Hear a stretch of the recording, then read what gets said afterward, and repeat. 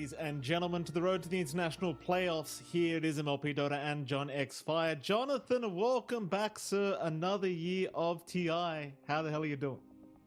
Doing great. You know, we've had a big build-up into this moment for the road to the international playoffs. And this year brings a lot of interesting new things, right? Like we have a lot of freshmen coming in to TI, a lot of newcomers with some of our fresher teams, especially in Southeast Asia. We see some of those Cinderella runs in those qualifiers kicking in. We've got pretty strong momentum from a lot of the bigger teams coming in, so there's some expectations to meet and perhaps to be broken by some of these newer teams. And again, we have a new format here for the playoffs, for the road to TI playoffs. So it's going to be interesting to see how all of these elements play together, and should lead to a pretty good time here, Mike. It should lead to a pretty good time indeed. I mean, you mentioned the format as well. We've got a Swiss format going on, which always gets you very, very excited, Jonathan. You know, just the amount of things that could happen here, and as we are looking at the format and the bracket in general here for the road to the international playoffs, Jonathan. Of course, we're in round one right now. We're on the first day of the international, so we can't get too excited. But as you can see, there's plenty of different outcomes that can occur based on what happens today, Jonathan. Very exciting stuff. Yeah, and that's the beauty of this format for the Swiss, right? We're at round one, teams are 0-0, but as you move on to further rounds, you know, you start to get 1-0 teams, you get 0-1 teams. That's where, you know, you start to get much more even matchups. You can see here in round one, you have some matchups that you might not call very even. Team Spirit up against Wildcard, Falcons, and Nemesis. You know, the Southeast Asian teams have been all over their socials kind of crying about this. Liquid versus Boom. Not the easiest of times for a lot of these teams, but after that, again, you still have some shots. Every single series counts because you are limited to about 5 series played total. Maybe 4 minimum, right, if you lose everything. So the threshold is like 4 wins in total, and 4 losses in total gets you eliminated. And again, it means every single series you play here in the road to TI matters so much for how long you have to play, which opponents you have to play, you know, how long can you hold up here as a team, especially for a lot of these newer teams. And it puts a lot of pressure as each series comes in. I think it's going to make for some very good games here. It should, and you know, you were talking about the SEA teams complaining about their matchup shot. I mean, look at Wildcard. I mean, poor old Wildcard. Of all teams they get first, they get Team Spirit. You know, like it's. I feel like the SEA teams shouldn't be complaining yet. Not quite yet, Jonathan. Here we are. We're looking at the format once again, and there's a bit of a breakdown about what you've already said. Elimination round, of course. We're gonna have the strongest team 1 versus weakest team 1. You get the point, Jonathan. There's a lot of things that can happen. Yeah, that there are. And of course, we've got our format for bracket. TI itself. Yeah, once we get into that live audience portion, it's very exciting. I think this format does breed a lot of excitement. We've seen it a lot in a lot of the PGL Walahias, which have always been pretty fun to start off. And that's what you should expect here. I think the fact that you start by qualifying 3 and eliminating 3 it leads to a lot of drama going to that final, into those last 10 teams remaining to cut it down to just 5, leaving 8 total for TI. Again, there's a lot of hopefuls there. You know, can Wildcard provide a surprise? Legitimately, I think if Wildcard manages to at least get 1 game off Spirit, they should be elated. If they can get like a 2-1, then that's it. That's the story of TI already. Think about all the fantasies they would ruin. If they could just win today against Team Spirit, that's like 90% fantasies ruined right there. Like the prediction just gone out the window. I guarantee 90% of the player base has Team Spirit as the undefeated team. So it would be pretty funny if your boy Speed could do something a little bit special here today, Jonathan. Of course, for you and I, though, here on our stream, we haven't got those boys. We've got Tundra up against Yakutou Brothers. And speaking of underdogs, I mean, Yakutou, they weren't even expecting to be here, John. It's a surprise for them. A pleasant surprise, might I add. That it is. The circumstances for that swap, of course, not the most compelling that we've talked about elsewhere. No. But for Yakutou, this first matchup's going to be really cool because these two teams, Tundra and Yakutou, Tundra maybe, again, had a better year overall. They've had some good placements here and there. They've managed to go far. They've went to more tournaments than Yakutou. But these two teams did play or stop their professional play at around the same time before taking a break. They both played in Clavision Snow Rui, and that ended up being, of course, a much better tournament overall for Tundra, going all the way to 2nd place there. And for Tundra and Yakutou, again, it's going to be an exciting one. Yakutou, they've had their ups and downs. Like you said, this team didn't expect to be here at TI, but they were right on the edge of qualifying in the Chinese qualifiers. This is a team that you and I have watched multiple times. They're a very talented roster. we were discussing on a podcast elsewhere, just having Emo in a TI is pretty darn exciting. Oh, yeah. If the question mark starts to come back in, if he rallies that energy of Emo from a few years back, it could lead to a lot of excitement here. And China has been on the upswing as well as the year has gone on. For Tundra, this is a team that, again, has been very solid, but there's a few caveats coming into this, right? You've got the hopeful for 33 to get his third TI. You've got the hopes for the team overall to just kind of carry through as well. But they don't have Whitemon. We've got Toby on hand subbing in. The mercenary Toby, as I've labeled him in my head, as he's also stood in for Liquid for a couple of tournaments while Insania was on a bit of a break. So the question now for Tundra is, can Toby fit in? Can he fill that void that Whitemon leaves behind? Is he going to be eating noodles in their downtime? Is he going to be bringing up the team by random singing? I don't think Toby fills the shoes in that way, but can he provide the in-game support that you'd expect here for Tundra in the same way that Whitemon does? I think, Liquid's a very different environment. Tundra's a very different environment. It's going to be interesting to see how Toby and Tundra adapt. And I think people underestimate how big of a loss it really is, like not having Whitemon. Not to underscore Toby, because obviously Toby is fantastic, Jonathan, but Whitemon, arguably one of the best POS 5s here in 2025, and maybe even last year. I don't know what to tell you. I think it's a big loss for Tundra. I think that makes our series more exciting, though, because we have a dark horse who weren't expecting to be here versus a team that's not even as 5 anymore. So it should be pretty interesting to see if maybe Yakutou Brothers could pull off a bit of an upset, Jonathan. Maybe. Yeah, and again, it's still feasible. I think there's also the factor that because Yakutou is replacing a team, maybe you're not fully prepared. There's like a few days lead time for that replacement, so teams were made aware. They could have adjusted, but whether or not they got enough scrim experience up against Yakutou specifically, who knows? Again, this is where Tundra might have the slight edge, having just played in China in that Clavision Snow Ruyi. So chances are, I don't think there's as much to worry about for Tundra in comparison to other teams that might face Yakutou, depending on these results. So again, it's a lot of excitement. I think we've seen the meta slowly shift as well. You and I were having a little bit of a talk before, like drafts have been changing. Marcy's been heavily emphasized in, I believe, Fisher Universe, along with Snow Ryu, with Naga Siren maintaining almost 100% contest rate since Wallachia as well. And, the buildup of like the Dominator build, we've seen a lot of carries start to go for, just for the durability, for the farm potential, and especially for the smoke breaking potential of just scouting around.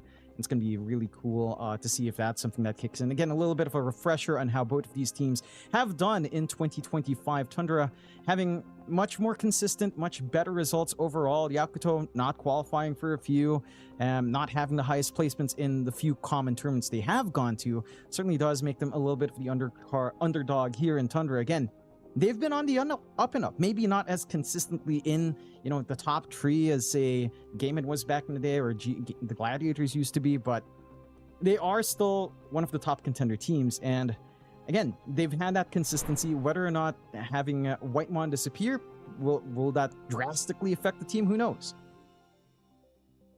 We'll see. We shall see. I mean, definitely based off the results you just saw. I mean, again, Tundra should be the heavy favorites going into this matchup, but I like to think at TI, Jonathan, the special things do tend to happen, so I'm not underestimating Yakutou. In fact, you could argue maybe do you think they've practiced enough? Do you think Yakutou have got the practice in? Is it enough time, Jonathan? Do they need that's it? the thing.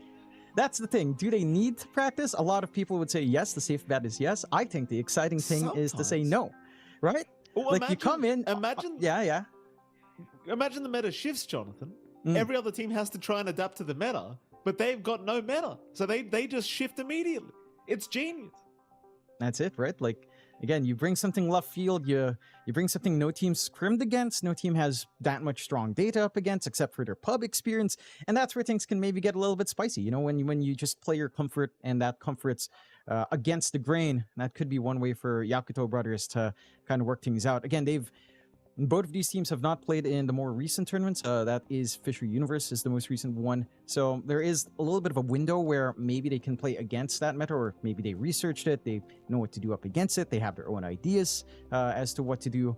But it does leave a lot of potential. And I think that's a more exciting bit for Yakutou Brothers. If, they've got some things cooked up that again, they probably didn't scrim as much into the build-up of TI as other teams have. They probably haven't played against a lot of these teams because they were not scrimming against them because they didn't think they'd be coming here. So there is that unknown factor for Yakutou, and that unknown factor with all of the experience Yakutou Brothers have. I believe I saw the stat on the mainstream coming up. The oldest team by average age is Yakutou Brothers. They do have that experience backing them. Not that Tundra is a young team either, but this is not like a, let's say if Shopify came in and Wildcard replaced Shopify at the same timeline. That's a very different story.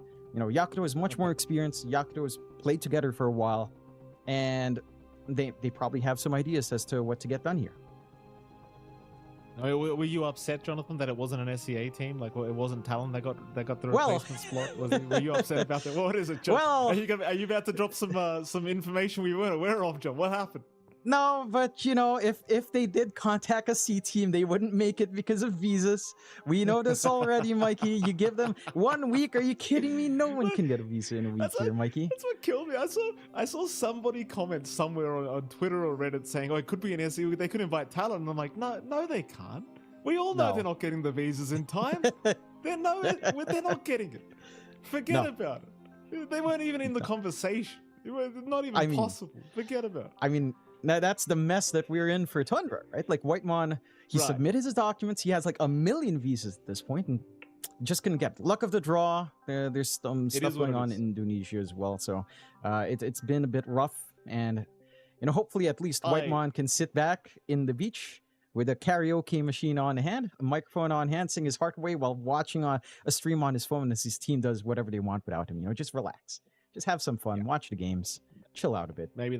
Maybe the office worker in the visa office just wasn't having a good day, John. That's just what tends to happen, Sometimes you're not having a good day. They messed up your coffee in the morning, Things happen, John. It happens. Not very nice. Not for Whitemon, sadly. But like you said, hopefully on a beach somewhere enjoying the games, and no stress for the poor man. No stress. Anyway, I know. Apart from that, Jonathan, what is it, John? You've got something to say? We've still got time. The game hasn't started, so if you want to talk about anything, John, yeah, it is your stage. I was just hoping, that Whitemon would bring back the noodles. When we talked to him in some of his more recent appearances, he's like, oh, he's not eating noodles anymore. He's not looking for his own food. He doesn't have his special plate of Whitemon noodles. He's back home. He's with his friends. We were talking as well, and again, this is all kind of off topic now somewhat, but we were talking about what he does when he's playing in Europe. He's like, I sit in Discord with my friends from Indonesia at like whatever odd time zone difference they have, and they just play. So he doesn't, he has some time for himself. He's been a busy man. It's been a hectic schedule for all of our teams, right? There's been a lot of tournaments. I'm sure this isn't the way Whitemon would want to take a break, but it's a forced break. Think of it that way. He was forced to take a break. Yeah, it happens. Which John. is fair. Happens to the best of us. It happens to us all the time, John. We're always forced to take a break. There's not much you can do about it. We understand, Whitemon. Trust me, it happens. Except ours is probably more performance-based than his situation, John, in fairness. Yeah, anyway. definitely so. We're talking about the one guy that's not even here between these two teams. John, my goodness. Do you anticipate 33 is going to start doing some real cheesy things at TI, John? I mean, I feel like ever since he won that TI, with the whole Wraith Pact situation, I feel like we've always just kind of assumed him to be that guy that's going to find the cheesiest possible way to win the games. Do you feel like it's going to be another one of those TIs, John? I mean, I'd want to see something cheesy, something different.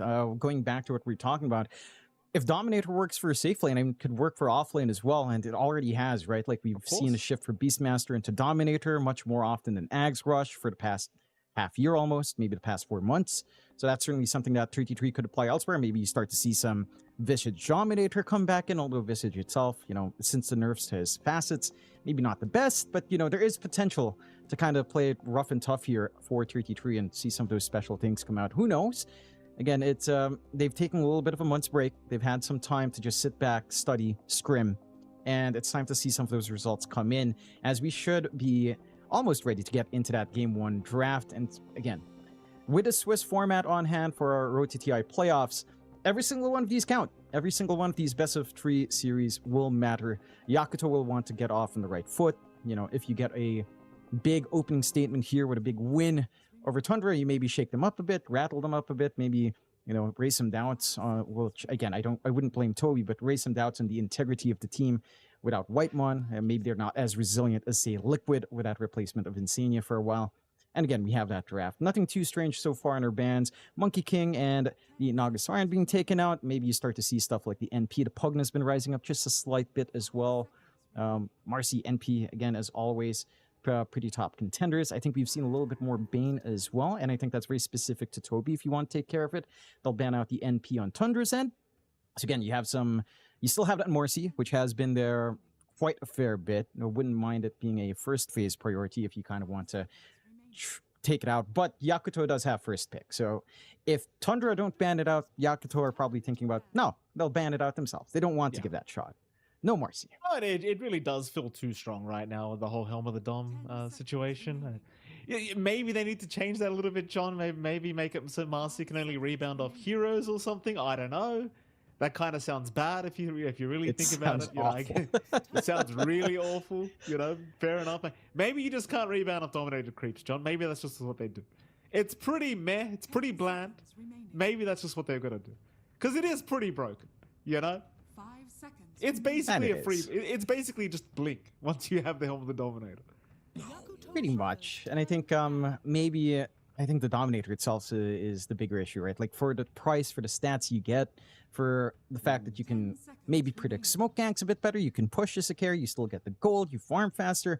The item does do quite a fair bit, as you were discussing with me earlier on, for all of those fine points that I believe you heard from Seb. Good old Seb and his analysis. Still shout out to seeing Seb. More bans. Yeah, Seb is a great guy. We had a lot of fun hanging out with him as well, just a side note. Oh, no need to show off, Jonathan.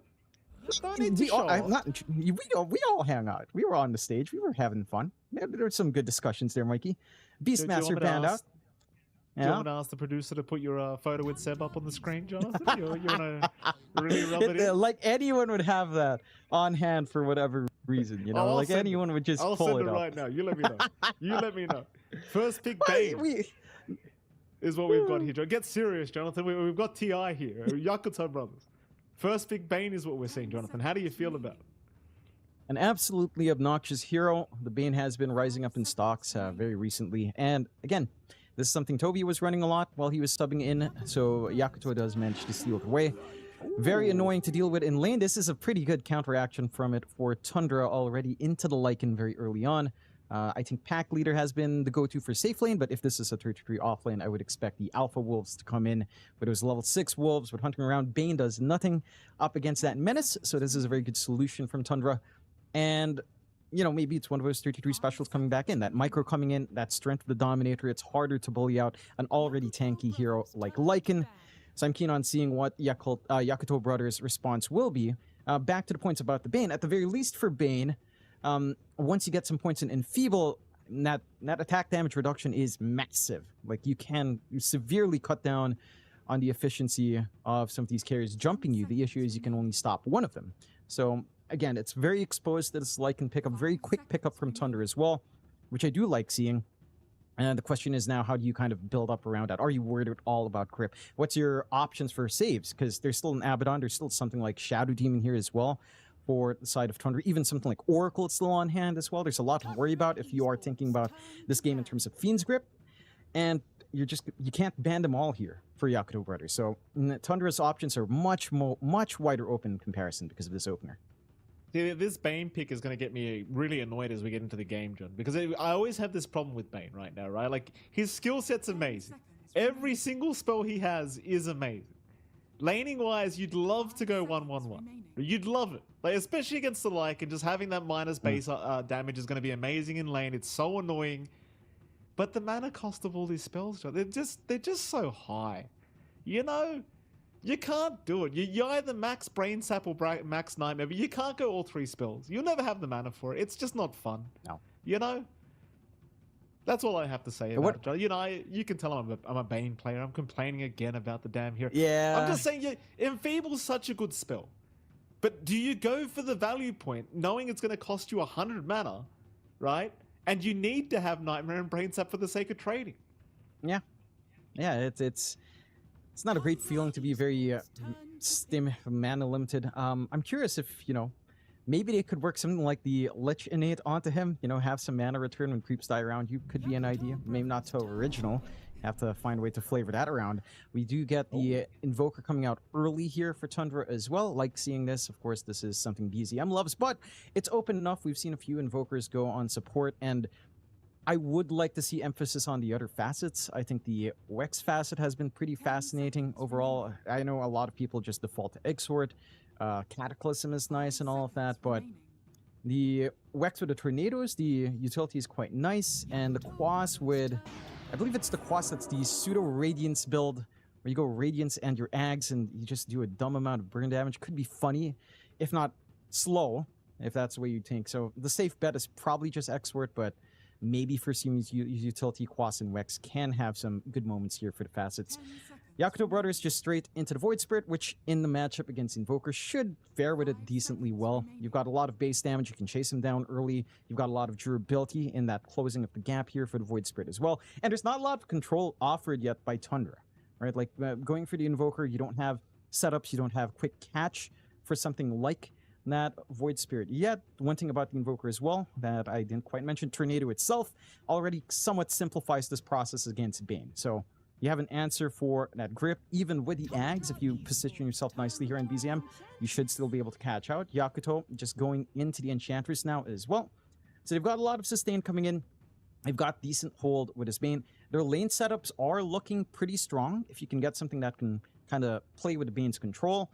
The Enchantress on 4 is going to be very hard to poke away, as you've seen, and has a lot of output as well. And you can kind of at least try to play tag around with the creeps here on Tundra, or at least if it's Alpha Wolves, you can try to steal an Alpha Wolf away as well. So that is one way to kind of deal with it. Enchantress as well doesn't get right-click down fast because of her ultimate. And the attack speed slow can be a little bit too much with Untouchable. So there are factors there that will now kind of make it a little bit harder to maximize that Lycan hunting down these softer supports. Well, I do like the Tusk pickup, of course, Jonathan. Lycan, Tusk, pretty disgusting combination if you do run it right. I do wonder whether you want to run the Ench Pos 5 instead in this case, just purely based off the fact that you can kind of annoy Lycan by enchanting those creeps away, but I'm not sure. We'll have to find out, as we are going to go into a silencer, so that should be the Pos 5 coming out from Tundra's end of things. Obviously, a fantastic counter towards Bane and Void Spirit, neither of which are going to enjoy themselves very much. And let me tell you, John, as a Bane player, like, these silencers make me so sick.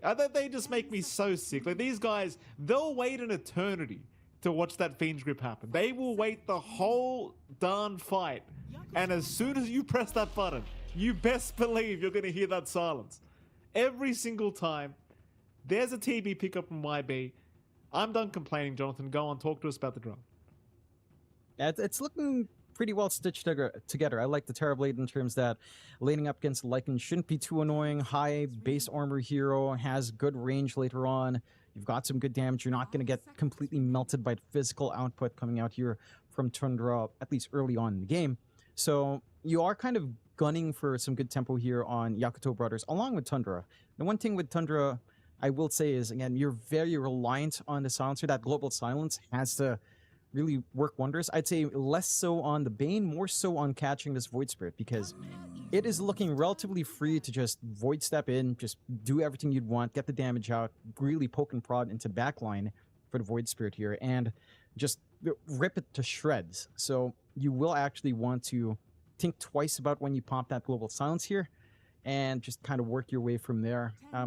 I will say, this Tusk pickup as well, like you mentioned, the strength with the Lycan lane, with tag team coming in, just having Snowball save I think is big up against the grip. So once you have this blink timing, again, that removes the necessity of global silence, and in canceling out Bane, you can fully focus your attention towards that Void Spirit and trying to control there. I am curious to see whether or not Tundra can get that quick game going, because of, again, just how annoying it is to jump these heroes, especially when you think of it in the context of, again, Lycan and Alpha Wolves, right? Running down Ench when she hits 6, not really going to yield you much. Bullying out to Terrorblade, not going to happen, has a lot of armor. Going for Bane maybe is your most feasible option, but he can stall with Nightmare. It's just not going to be a very simple thing for, say, Alpha Wolves Lycan in this kind of game. So I'm curious to see if that is still the mindset for Tundra, and for 33, if you'd still want that hero, you could still run safe lane Lycan with pack leader instead, just standard Lycan. Go for tempo, go for the Dominator still, and kind of scale a little bit more. Not that Alpha Wolves doesn't scale, but you have your other spells to kind of lead to better damage as the game goes on. We shall see. The last bans coming out. Yakutou Brothers do ban out the Sven. A little bit of AoE clear as well. That can kind of deal with these TB illusions. The side of Tundra are banning out some stable offlaners in the Centaur and the Pangolier, as they don't have any steady answers. Their hold here on Tundra, again, is not particularly amazing. So they will have to... They can't really play into all of these escape mechanisms and really mobile heroes. The Mars does come out for Yakutou. So you do have some pretty big setups here to play with. Again, you don't have the same area control coming out from the side of Tundra overall. You don't have that same way of just holding them down, getting some damage in. Now, for Yakutou, having Mars and Void Spirit is already pretty damn scary, setting up for a big Resonant Pulse, all that durability coming back in, this area control you provide. This could also provide you some coverage, a safety net to get a grip off for the Bane if you do go for the vision blocking facet of Mars. So you can't even stop you can't even stop the Bane, but this could be one way. We were talking about a lack of AoE control. Faces Void does kind of get that done. And you were talking about the potential of this hero. Do they do the build though, John? The Yatoro build? The Dominator build? Do they do it? Shout out to Seb again, Jonathan. I don't take any credit. I watched the video, Seb. Very nice video. Do they go the Dominator build, John? I think so. I mean, it makes sense. Yeah. It makes a lot of sense, I think, in terms of what it provides for Void outside of just faster farm. It also plays into this high tempo Lycan brings you, right? So double Dominator maybe doesn't sound the best when you're up against something like the Enchantress, but the pushing pace you have, the laning pressure you have from these two heroes playing at opposite side of the maps is massive, right? And you always have this global coverage coming in from Toby once Global Silence is up, and that you can actually work the map much wider, spread out net much wider than you normally would. In comparison to any other lineup. So I like the potential here for Tundra. It does just raise a big question. How well can you play this early game? You know, Faces Void, not the highest lane pressure hero. Yeah, you tend to go, what, 3-1-1 nowadays? Yeah, that value point in time dilation can be annoying, but you are up against Beyond's Mars. And that is something we've seen as a consistent figure in the offlane for a while here for Yakutou. And on paper, the matchup isn't too bad for Faces Void, but once you get a few more levels in, if you get a good spear back, you get some good slows off from Baboka, then you can really just run down. I think it all kind of boils down to the early game. If you can slow the game down here, at least get a very even time in lane for Tundra at worst, like the worst case scenario for Tundra, get an even lane, you're pretty happy. You get to sit back, you get to farm, you get this Dominator timing on potentially two heroes, and you can just play that farm game up. Of course, for BZM as well, having a Faceless Void means he can go for Agent of Galeron, the Exort facet, so Cataclysm is a consistent threat. And, you know, as the game goes on, that scaling is just quite terrifying from Tundra. Not that you don't scale in Yakutou, but just having this Chronosphere, having that Cataclysm on hand, and having this potential lane pressure coming in, it feels like the paths to success here for Tundra are easier to find. Whereas for Yakutou, it really hinges on having really strong lanes coming out with the supports you've picked and with the cores you've picked for these lanes. You have to have that solid start coming in here, and you have to prevent that potential timing for double Dominators to kick in. We'll find out. Game 1 is now officially underway, Jonathan. So we do have Yakutou and Tundra. Game 1 of a best of 3. Of course, every single series does matter quite a lot with this Swiss format, so very important to get off to a good start for either side. I do agree with your sentiment, by the way, John. I do have a bit more faith in Tundra's draft, just based off the fact that you kind of have a more straightforward game plan. You know, chances are Chrysalis is going to have a pretty darn good time this game on this Void as well. See what Yakutou can do about it, though. Not to write them off at all. I mean, it's not really that far of an outdraft, as I do believe that smoke was spotted by the wolf. Yeah, might have been seen just on the edge. We'll see if they still force it out. Again, there's some potential, depending on what you'd want here for Ollie. If you can maybe set up with a Nightmare Spear back, you could start to make some plays. They are going relatively deep. Some good vision set up by Tundra early on, if that smoke does pop at the wrong moment here. Well, they're going to find somebody. Chrysalis is spotted, but he does break the smoke. They've got vision there anyway, so pretty obvious here for Tundra. Not going to be any fight to really break out, apart from maybe Bot where 33's trying to swipe a bounty away, but it's going to be a pretty stock standard 2-for-2 trade. In fact, it looks like a 3-for-1 trade in the favor of Tundra Esports. So props to them, Jonathan. They get a bit of a bone. Yep, gonna be nice and happy to just have that extra gold, a few more resources to play with. Not the biggest loss for the side of Yakutou Brothers. They're managing to just, they don't take any losses. They kind of poke and prod. They didn't really commit on any spells. You still have the option on Ollie as well to keep Brain Sap and Nightmare options available. So there's no pressure to actually look for that early commitment yet. Are taking a look at that mid lane for Emo up against BZM. You have a lot of poke potential, of course, early for BZM with that X-Sword up. Overall, just going to have a little bit more to play with in terms of trades. And for Emo, it's going to be a little bit more annoying. You have to deal with just consistent range creep control here from BZM. Also, the poke potential coming in from these Forge Spirits early. The minus armor not to be underestimated. If you manage to get those hits in. First blood already, Jonathan. Fly going down to 33, and that was just based off the shards and the wolves being available. So not even a tag team up yet. Just a nice shards. It does kind of go back to just having Bane as a support up against Lycan, right? Like, you can't really do much about the wolves. Fly as well. I mean, you can't really spread much around. You can't stop them from whacking away. Baboka's repping their voice lines coming in. Sounds very cute. Coming back, and it is. Coming back in without the metamorphosis is not going to feel great for Fly. It's a pretty dead lane until you get maybe your level 2 up. Then you can kind of poke back with a Conjure Image or just a Reflection available to help poke back. But a nice set of blocks coming out. That is one thing, I suppose, that you don't think about too much. You do have shards plus wolves that can block you completely. So you can't just bully out Fly while Ollie just helplessly watches. And if you are nightmared up, you can have one of the wolves take out the Nightmare, go back to hitting, get that damage in. And again, you have a lot of armor in Fly. But if you give him enough time, I mean, these wolves do still have a lot of armor in Fly. But if you give him enough time, I mean, these wolves do still hit a decent amount. It is interesting to note as well. Again, 33 stuck to pack leader. Not going for Alpha Wolves. Not the best game for Alpha Wolves, considering the supports you have. So just going for pretty bog standard Lycan with that benefit of more shapeshift time and having your Feral Impulse and Howl at higher levels.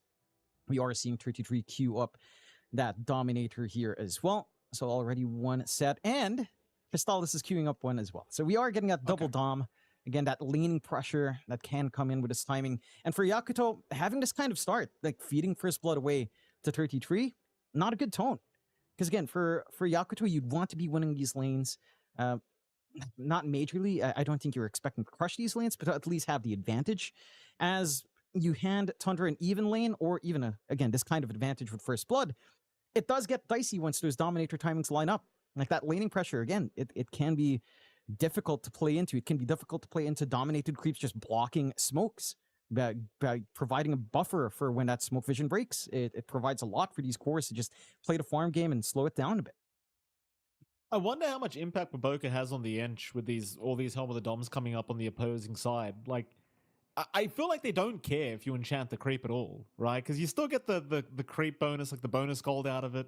It's a bit annoying, but overall, like you get the value out of the item, so it just feels like you don't even care about the Enchantress at all.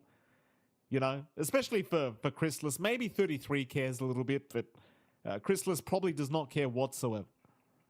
No, and he's happy enough as long as he gets a value to farm, and he gets the utility coming out in terms of vision, in terms of not getting slowed himself. That's already a pretty big deal. Just forcing enchant onto creep instead on someone that you can try to chase down. Down bot again, a little bit of pokes.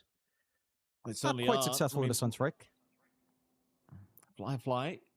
Getting low again. Only able to help out a little bit more this time, but the pressure does continue to be applied. And thing is with Saxa, I mean, all his cooldowns are very short, so he could go again whenever the hell he wants.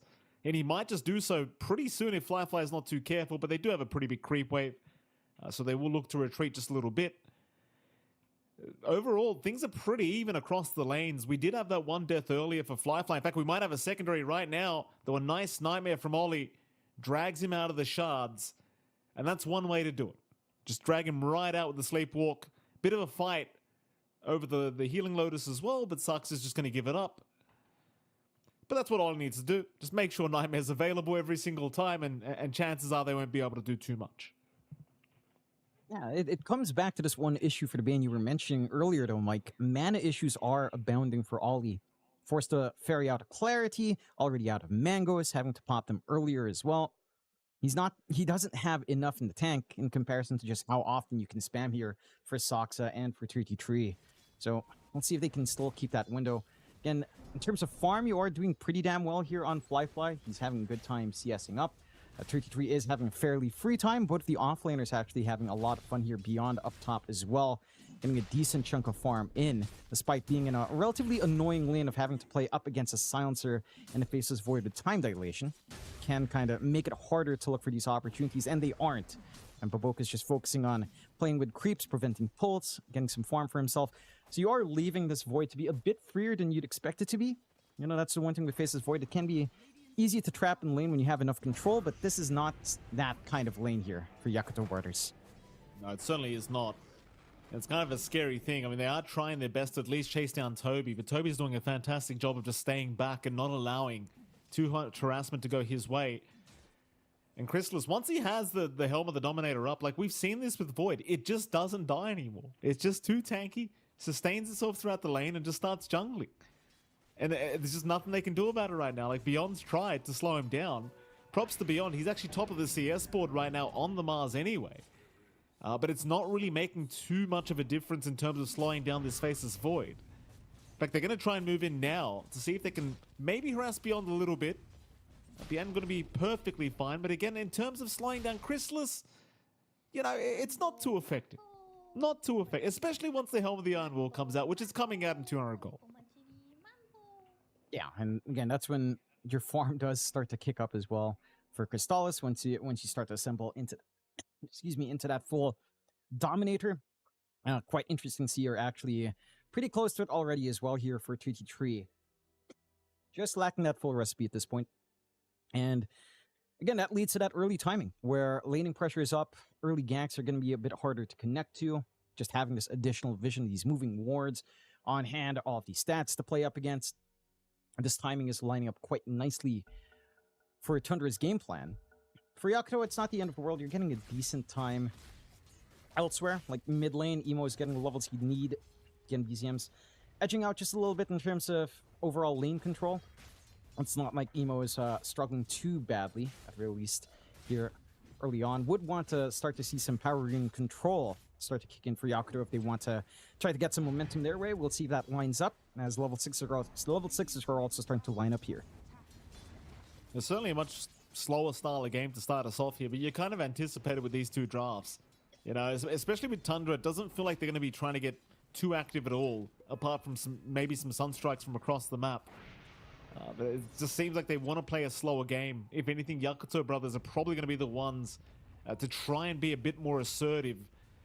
Though I say that, bottom lane, they have moved in again for Fly, but they do get a nice Nightmare roll. So Fly going to be perfectly fine. That has ensured that Ollie is down bottom, but so is Saxa. So it's really only the top room being contested right now. And it is going to be a regen. So they do get lucky here for Yakutou Brothers. In fact, they move in now onto BZM. The Spirit will land, but the rotations are here. And in fact, it's going to be Baboka that ends up going down off a very nice TP in from Saxa. Sadly, Emo could do nothing really about it. No, not much you can get done. A little bit late again for Ollie, considering he has to protect bot. I just noticed BCM's also going for a Dominator, Mike. Here we go. Oh, triple doms. Yeah. We talked about it. This is it. BZM, I mean, he's going to get jumps. We have plenty of time to talk about this jump. Helm of the Dominator Invoker now is what we're seeing as mid lane. They will at least be able to snipe the Bane. Ollie will go down. They'll try now for Emo, who has no Astral Step charges. He needs 4 seconds for Dissimulate. It's surely not enough time. In fact, it might be. He just walks out of there. Never mind. Emo didn't even flinch. But talk to me, John. Helm of the Dominator Invoker now. 3 Helm of the Doms. I mean, look, the Enchantress can only take care of one, right? Like, yeah, it's a nice counter to Lycan, sure, but if you have 3 Dominators, 3 different kind of creeps you have to worry about, that's overwhelming.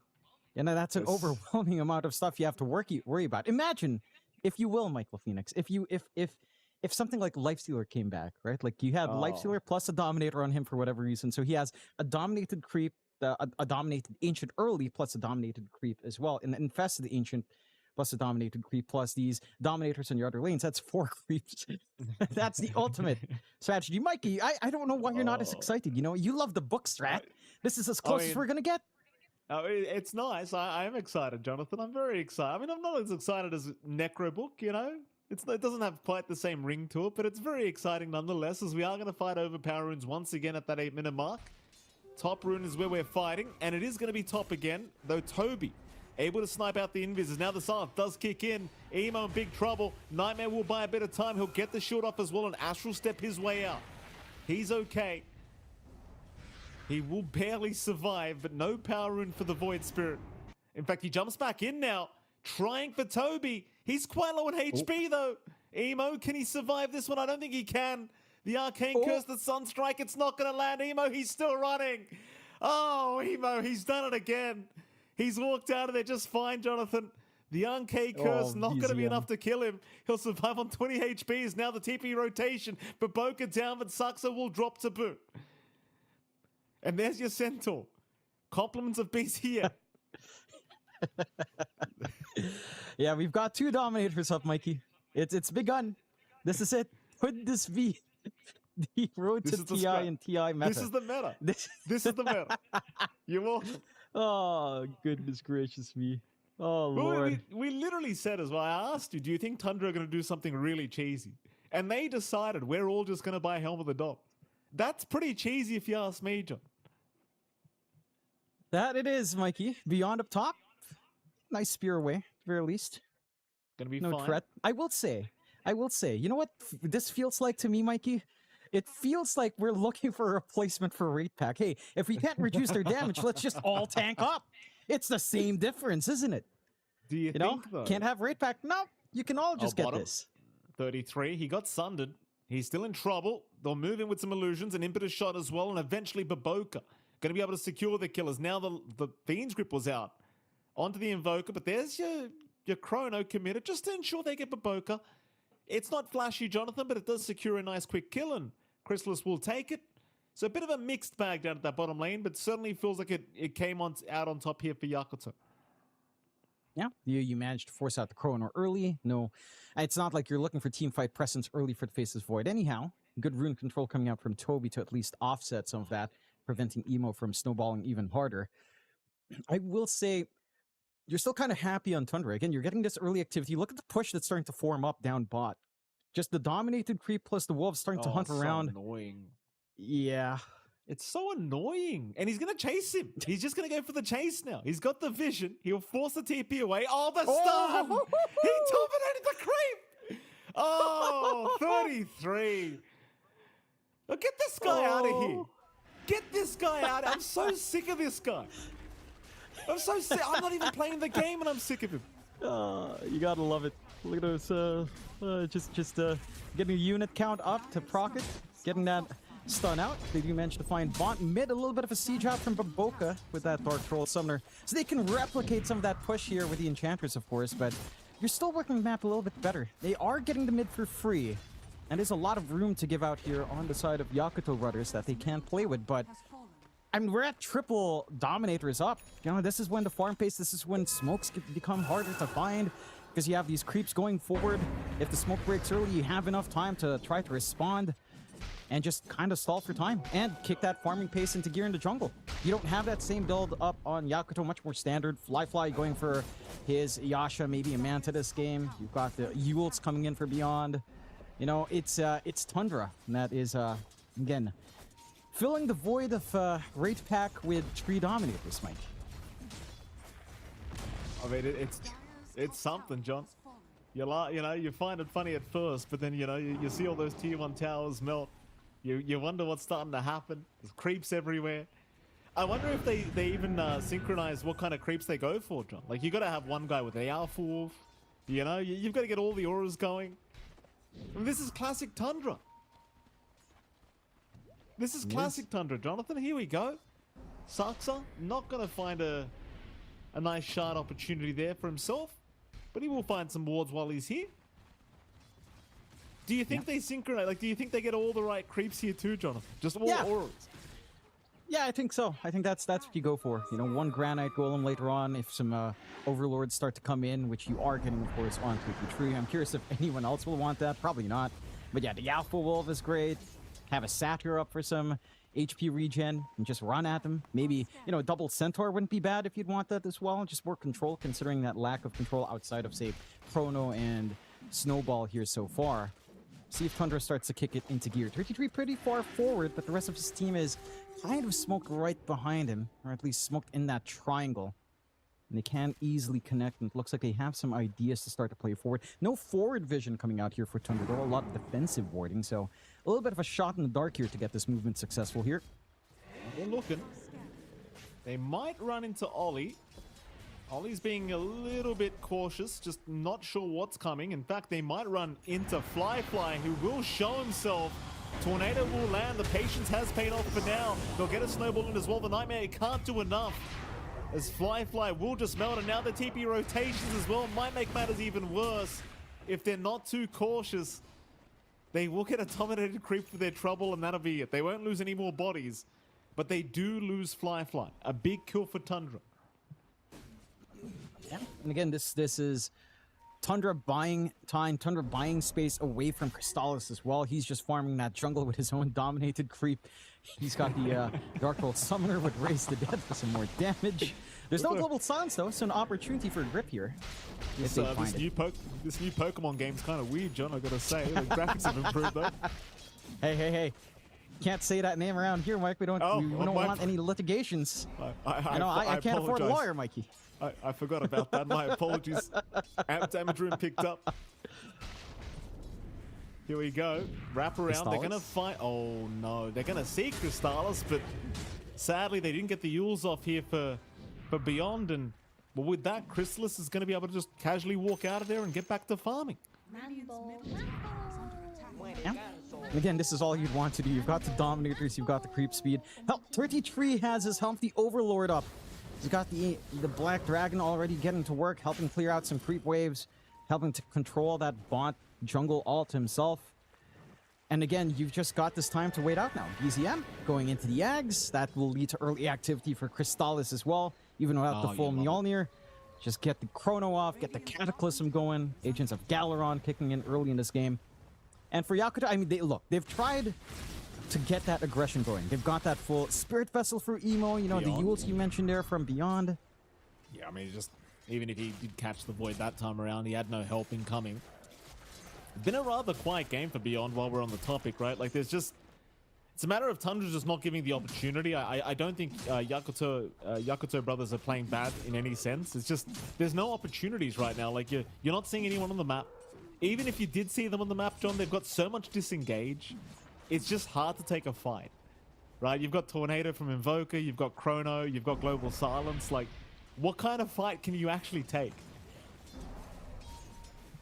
Not much. I mean, they had that opportunity with Global Silence down, and we did see Yakutou group up at that point. It's just they couldn't get the jump in.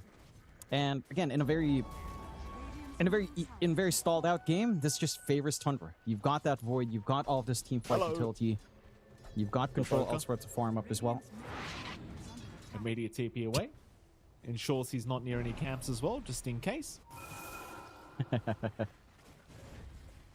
That is the one thing, I guess. You don't have stunts. Do you think that's why he sits the way he does, John? 33, you know, he's in that classic crab stance all the time. Like, he's just emulating back. Hold that thought, because mid lane, they are going to move in. Global Silence out. Fly is just getting deleted. John Xfire, absolutely deleted. As Beyond, he's trying to salvage something for his side, and he will get at least a task, but here comes the cavalry. It's a complete army coming in. 33, he'll get Fiends grouped up, but do they have the damage? I don't think they will. He's perfectly fine, and look at the creeps. They're just rushing in after Beyond.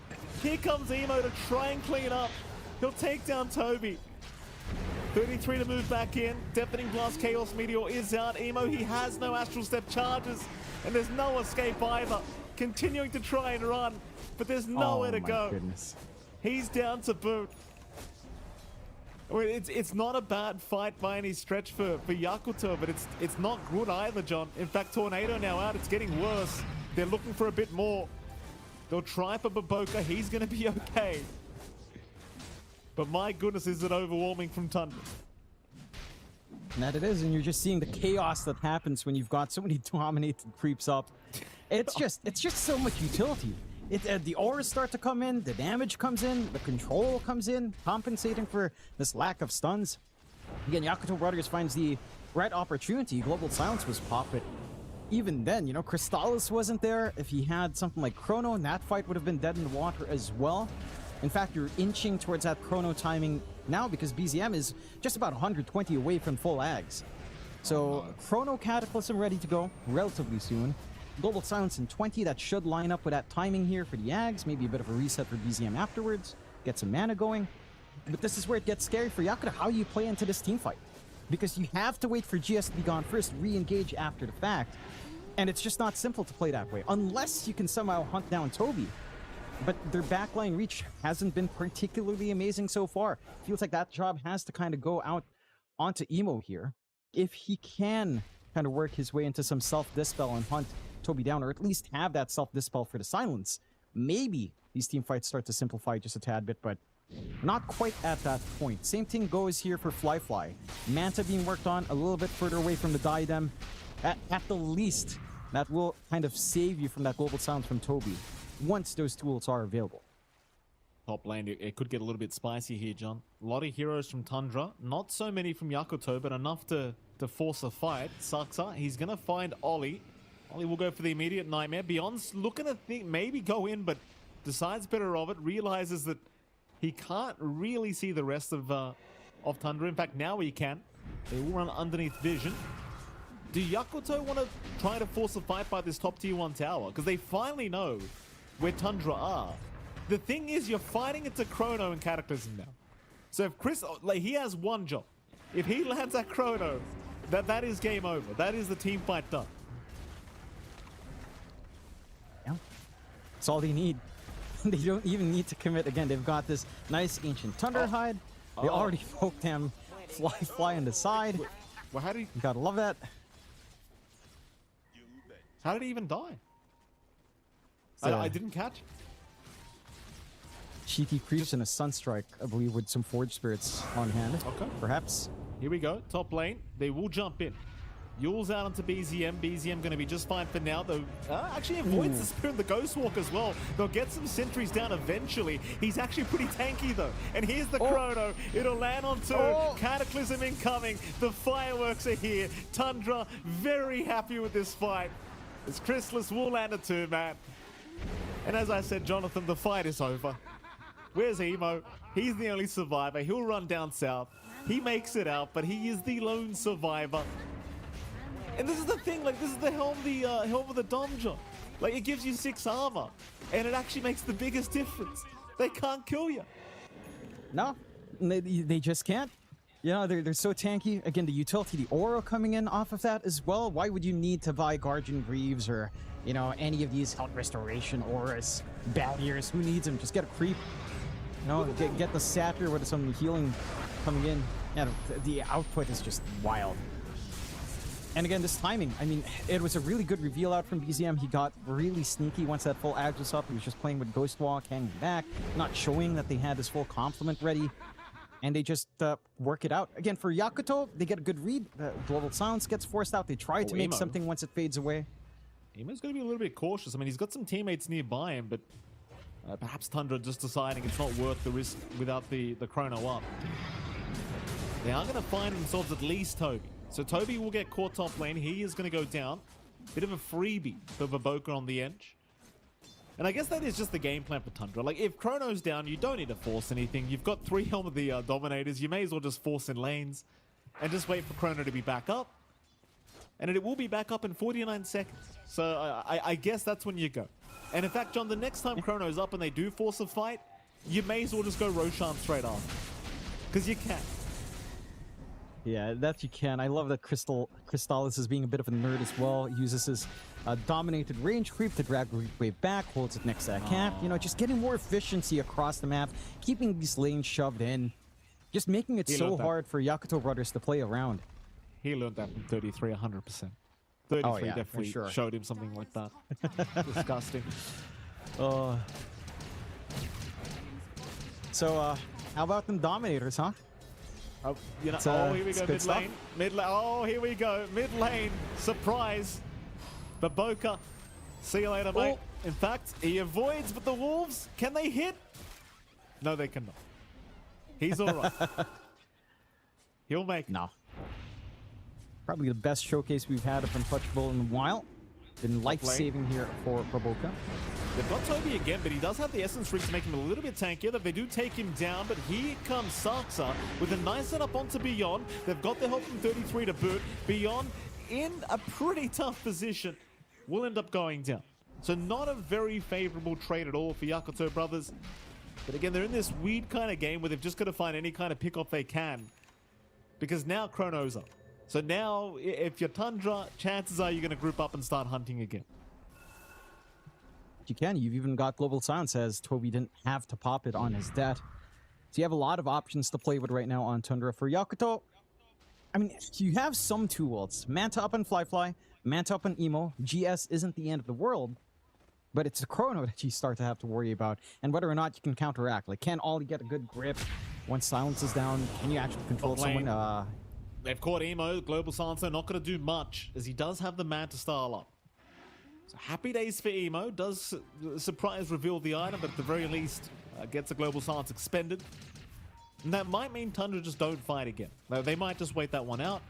I still think you're perfectly okay to force a team fight right now if you're Tundra, but they're not going to take the risk. They'd rather wait for all their utility to be back up. Meanwhile, mid lane, we are going to see a big smoke up. Hoping that they come to hunt down Baboka, and they are indeed coming.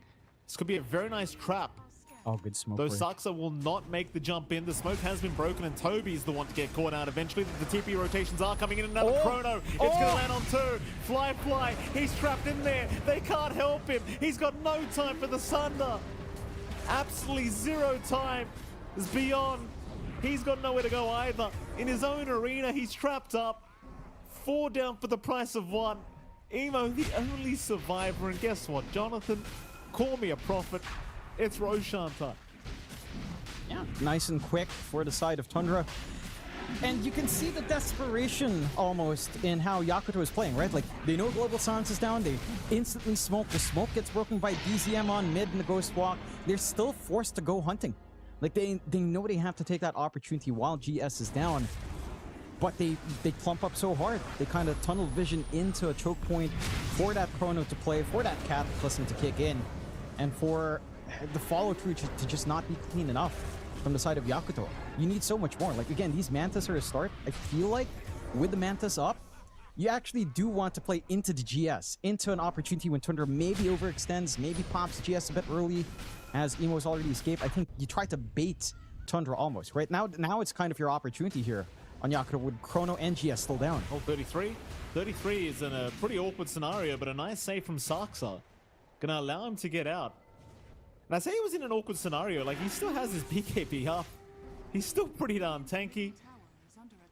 He's got Wolf Form up in 10 seconds as well, and he's got the Ancient Prowler Shaman, which is something you don't really want to have to play up against if you can avoid it. There's a Croaker coming in, Jonathan, here from BZM. Why even remember the hero names anymore, John? No. No, why even cast the heroes? Who cares? Look at this Croaker. Gone. Oh, that's a lot of damage for Boca. It is, but he's okay. Maybe not. Let's see. No, he's all right. He's going to make it. Can't say the same for this game 1 for Yakutou Brothers, though, Jonathan. It's not looking too flash hot. Chrono's back up in 15 seconds.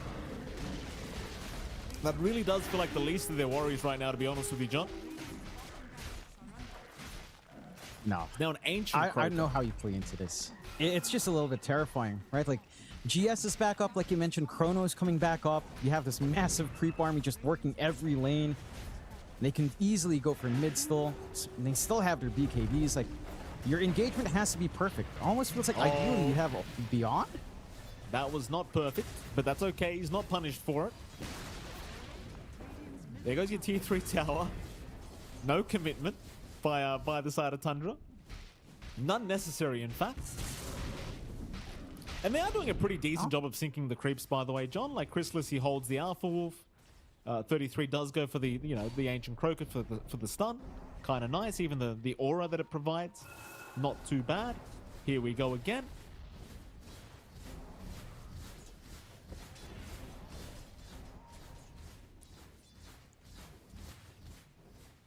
What if you, in fact, I want to bring this up, but I'm scared they're going to start a fight, John, but that Ancient Croaker aura needs to be in water for it to take effect, but it's pretty broken. Yeah. Like 16% outgoing damage and 16% movement speed. What if you just did Slider Lycan? Oh, Slider Helm of the Overlord, John. Think about it. Oh, just make a puddle. That's make the thing. a puddle and just let him sit there. We need it. Yeah, I would love to see it. You know, like we've already seen Dominator Slaughter before, but with this Croaker, you're thinking outside the box. This is what I like to see, Mike. This is the Michael Phoenix advice that has his team buy $5, Mikey. You're back. It's a library spell. Yeah. The librarian is back, John. That's what they used to call me.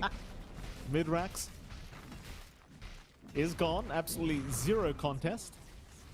And in all fairness, Did you just get Brothers, Megas like this?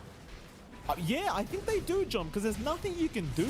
If you group up and force the fight, and they are going to try now, how do you actually kill anyone? The answer is you just don't. You don't kill anyone because you're global silenced up. Here comes the wolf form. Poor old Beyond doesn't know which way to look. He'll end up going down, and nothing's changed. Except you've got less of a chance now of winning. Because Tundra have one of the most disgusting drafts I've ever seen. Because they will lose the Aegis on Chrysalis. The creeps are still just doing all the work here, John. Nothing's really changed at all. Still Chrono is up. Buyback is there from Beyond. They're going to retreat just for a little bit.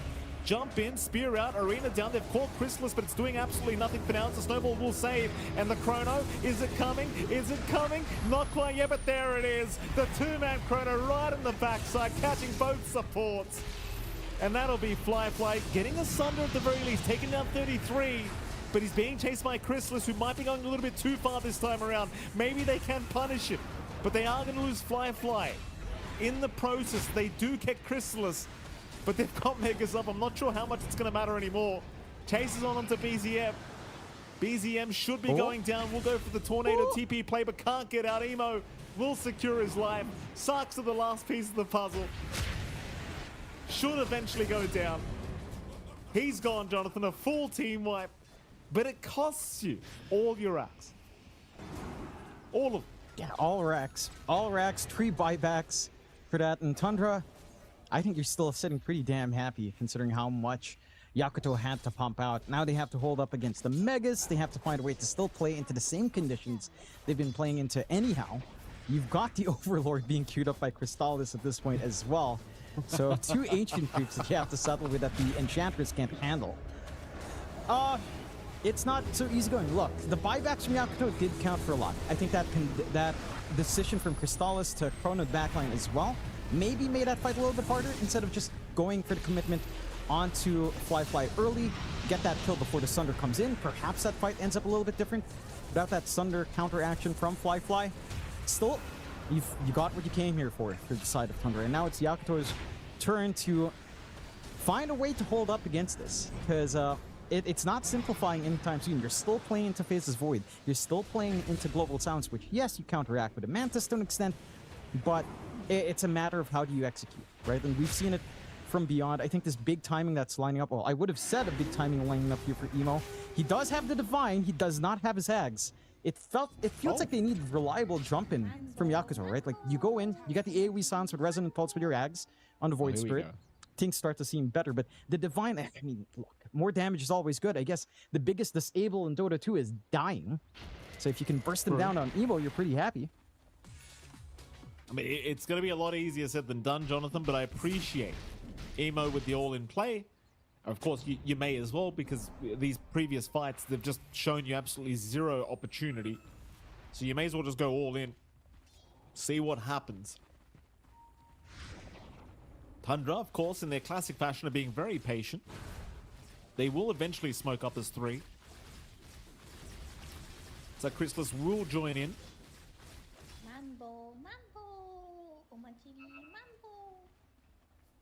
Be very afraid, by the way, John, if that Hellbear Smasher does die. Not going to be too fun for the side of Yakutou Brothers if that Void does get that bonus.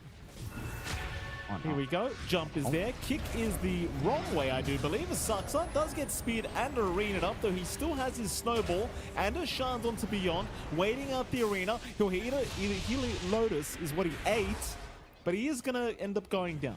So I think he just kind of missed kick there. Fair enough. It happens. That does. I believe they did get a glimpse of that Divine fully up on Emo at this point, so they should be aware. This is the target they'd have to go for. And if you catch Emo out in Chrono, probably is just game over, but see if they find an angle. You want to play aggressive on Yakutou. You've got the numbers advantage. There is still Chrono and GS, but it's kind of all in at this point. Just need to take these opportunities. See what Emo can do. He's just posturing aggressively. BZM's going to break his smoke. In that Ghost Walk, chasing him down. It will land it. No, will not land the Tornado. A nice juke out with the Dissimulate. They will wait out Saxa. He's 5 seconds away from respawning. Again, Tundra, not one of the teams to take unnecessary risk. But here we go. They have started the fight a little bit earlier than anticipated, but they are onto Baboka, who's completely alone. And Baboka will drop without buyback. That's a great start for Tundra. They look to put a lid on this game. Ollie, he just gets deleted by 33. And they're on the T4 towers. It's 3 versus 5. There's a Chrono up. How do you force this fight? Emo, I mean, he's looking. There's your Spear out. They've caught the Void. They can try to burst down Chrysalis, but he's fine. It's now the Chrono. It does come in. It caught both targets. They've lost Fly. And Emo, he can do nothing. GG is called. In game 1, will confidently go the way of Tundra. And I almost feel kind of bad for Yakutou here, John. It's like, what were they really meant to do?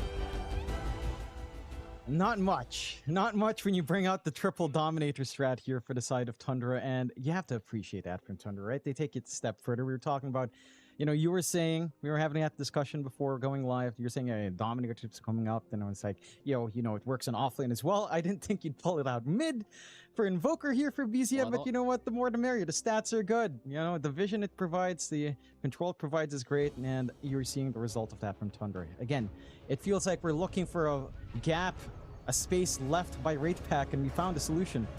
Hump the Dominator in every hero, so we do have our highlights playing as well. And again, to be fair to Yakutou Brothers, there were some good moments there. This is, I believe, the first Ags reveal coming out from BZM, though. And you already saw the impact of that for that combination on the Chrono, but they were pretty smart in Yakutou. They were taking these fights when Global Silence was down, they were trying to find these openings, they were forcing out smokes. It's just the heroes, the cores were all just too tanking. This was the big one, that choke point chasing down Toby. After the smoke broke from BZM, they knew, Tundra knew where Yakutou was, but you could sense that Yakutou just felt like they had to do something under all that pressure here. Very tough game, because there's just no point in the game where I think Yakutou thought they were stronger. And there really wasn't any point of the game where Yakutou were truly stronger in terms of drafts. And again, I think this is one of those classic Tundra drafts where it's just, they bring something you're not anticipating. And when they do show you what it does, it's pretty devastating. For game 1, Yakutou, I don't know what you do to try and fix things up for game 2, because I don't think they played a bad game, John. I just don't think they were playing Dota. It didn't feel like Tundra was playing normal Dota, which is a pretty classic thing to say when you're casting Tundra. Yeah, that's certainly not very standard. It's going to be standard soon in mind, as I do feel like this is going to spread everywhere once people start to get the gist of it.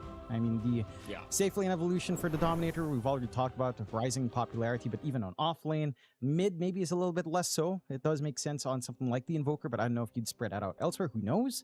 Again, Tundra take a lot of strong control here in this game 1. In our opening salvo in the Road to TI playoffs, it's so hard for me to call as well who comes out as the MVP. I mean, by the stats, you look at BZM, you're like, yeah, it's the BZM show, but it feels like everyone did their part so damn well on the side of Tundra. All of them just played to the strengths of their heroes, hit this timing well, controlled their lanes extra well on top of all of it. But of course, you know, you gotta give it to BZM. He did show off. His mid matchup was not one-sided, but he was getting a lot out of it. Emo couldn't really do much up against BZM. He got this timing on the Dominator and started to be really active on the map. And, you know, he got the rotations nicely onto his mid. When those rotations were coming in from Yakutou, the response from Tundra to play with BZM was strong as well. And it just kind of snowballed from there. We were talking about it from the draft, Mikey. You know, you hit this timing with the theoretical double Dominator. They got hit with the triple Dominator, and Yakutou just had no responses. Look, the Mars last pick was a smart idea. The Enchantress pick was a smart idea in trying to stop the Swarm from coming in. It's just not enough. Yeah, I think they kind of underestimated just how much they were willing to invest in this item. And as you said, Jonathan, smart ideas, but not quite enough ideas, I think, is the issue here. But game 2, of course, will be coming up. We are going to head to a short break, and right after that break, we'll be back with game 2 between Tundra and Yakutou Brothers.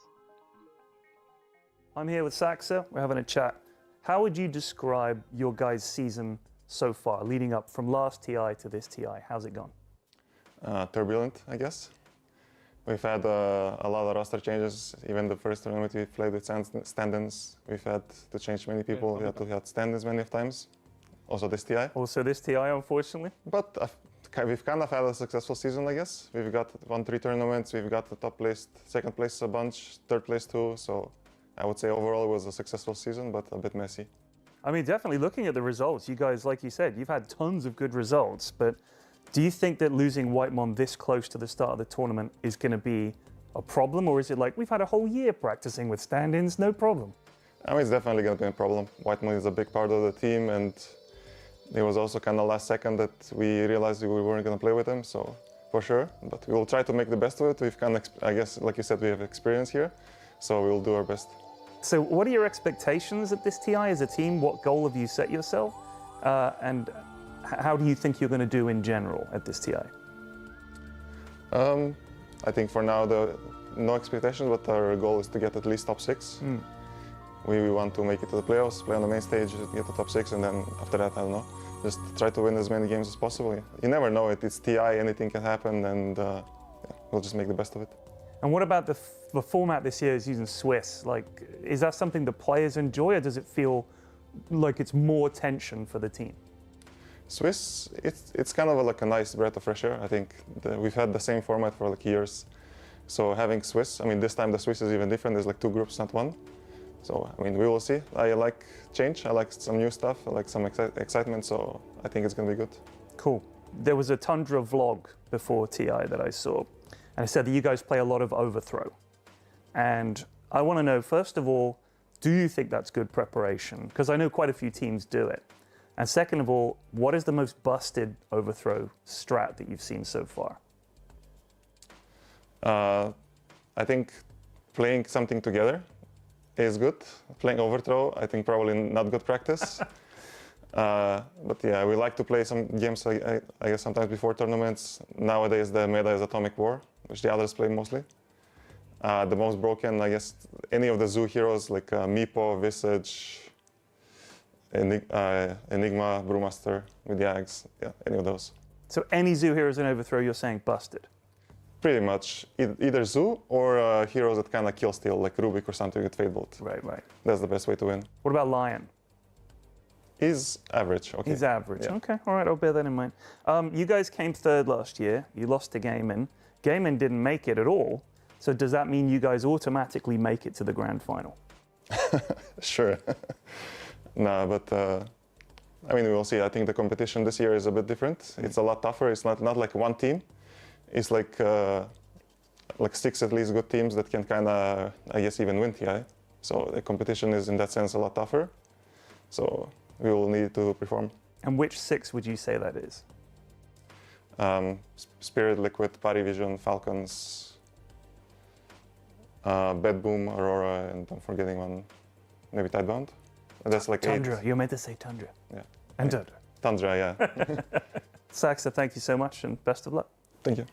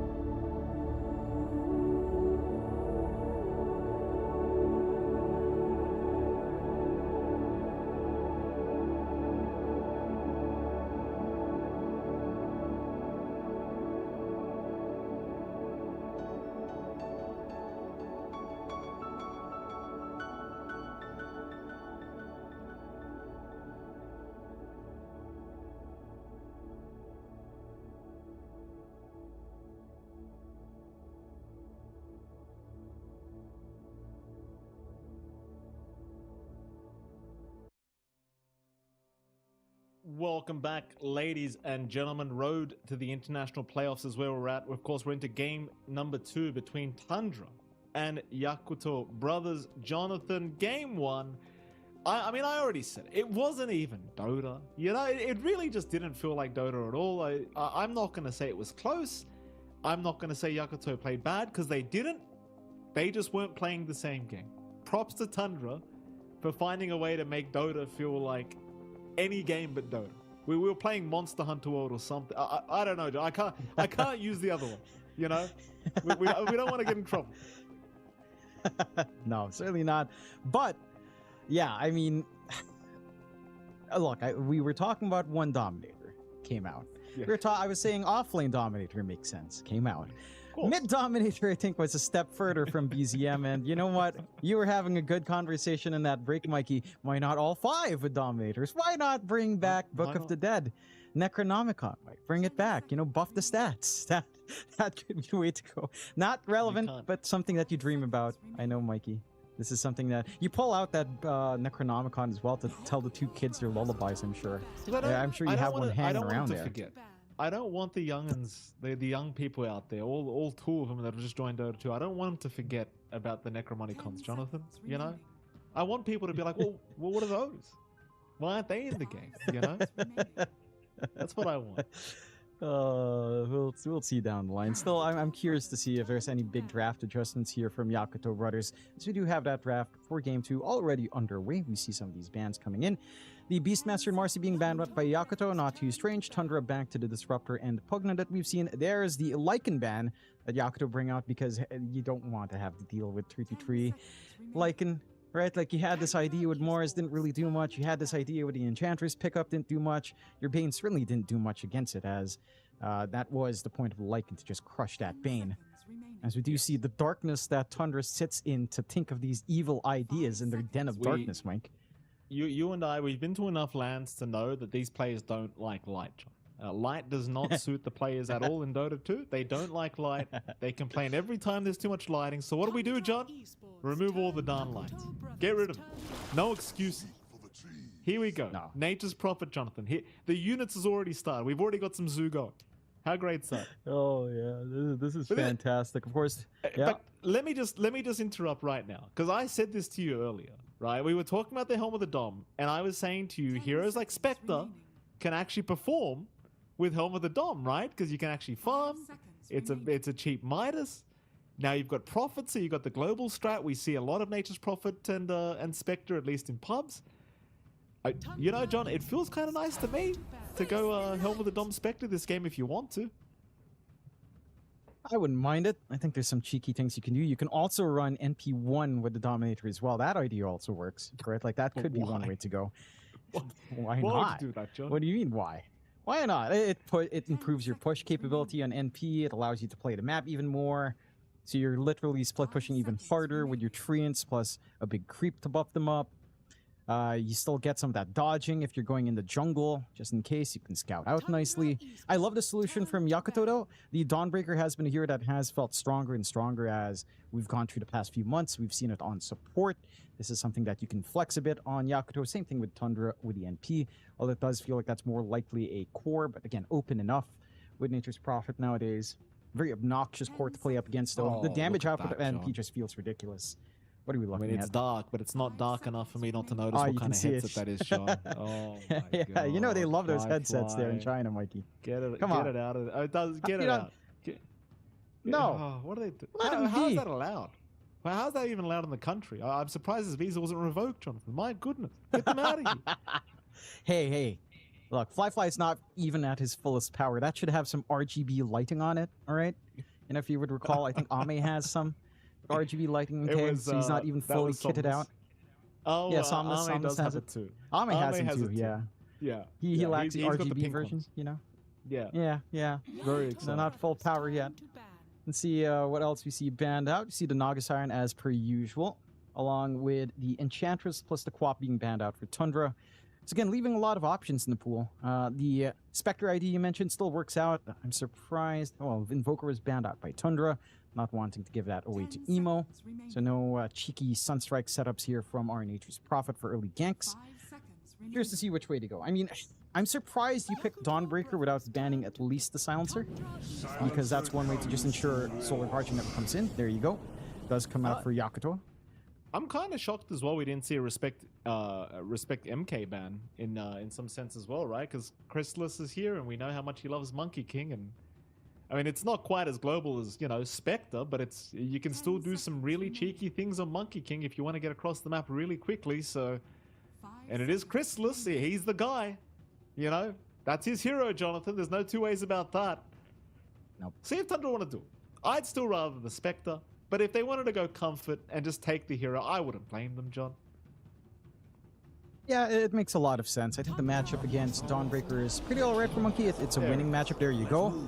There's the Prophet, Michael Phoenix once again. Michael Prophet, as the initials stand for. It's never specified in your box. That's why they pay me to be here, John. That it is. That it is, Mikey.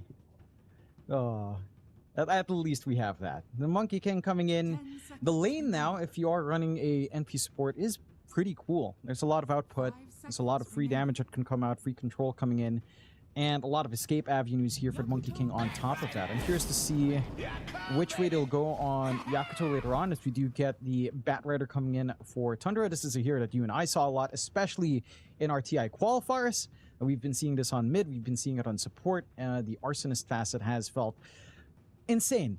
Just straight up insane. Mind you, I'm now thinking about Dominators on all of these heroes, and it doesn't look bad. That's the sad part. It doesn't look bad. Like a Monkey King Dominator actually sounds fine. Bat Rider right-click with a Dominator, sure, it sounds dumb, but it also somehow, I feel like, could work quite fine. Maybe a bit of a stretch in that one, but, you know, you could make it work. Storm does come out, so you get an emo special at least, Mikey. I feel like this game we won't see the Dominators, John. I want to say that this game we won't see them, as we are going to see the Tusk popping up. Unsurprisingly, of course, Saxa having a rather... Yakutou Brothers going to take it. Saxa having a fantastic game, number one. Tundra, how do you want to respond? You got another support to pick up here with the Bat Rider. Arguably a POS 5 to come, but Bat Rider POS 5 also completely viable if they want it. 5 seconds remaining.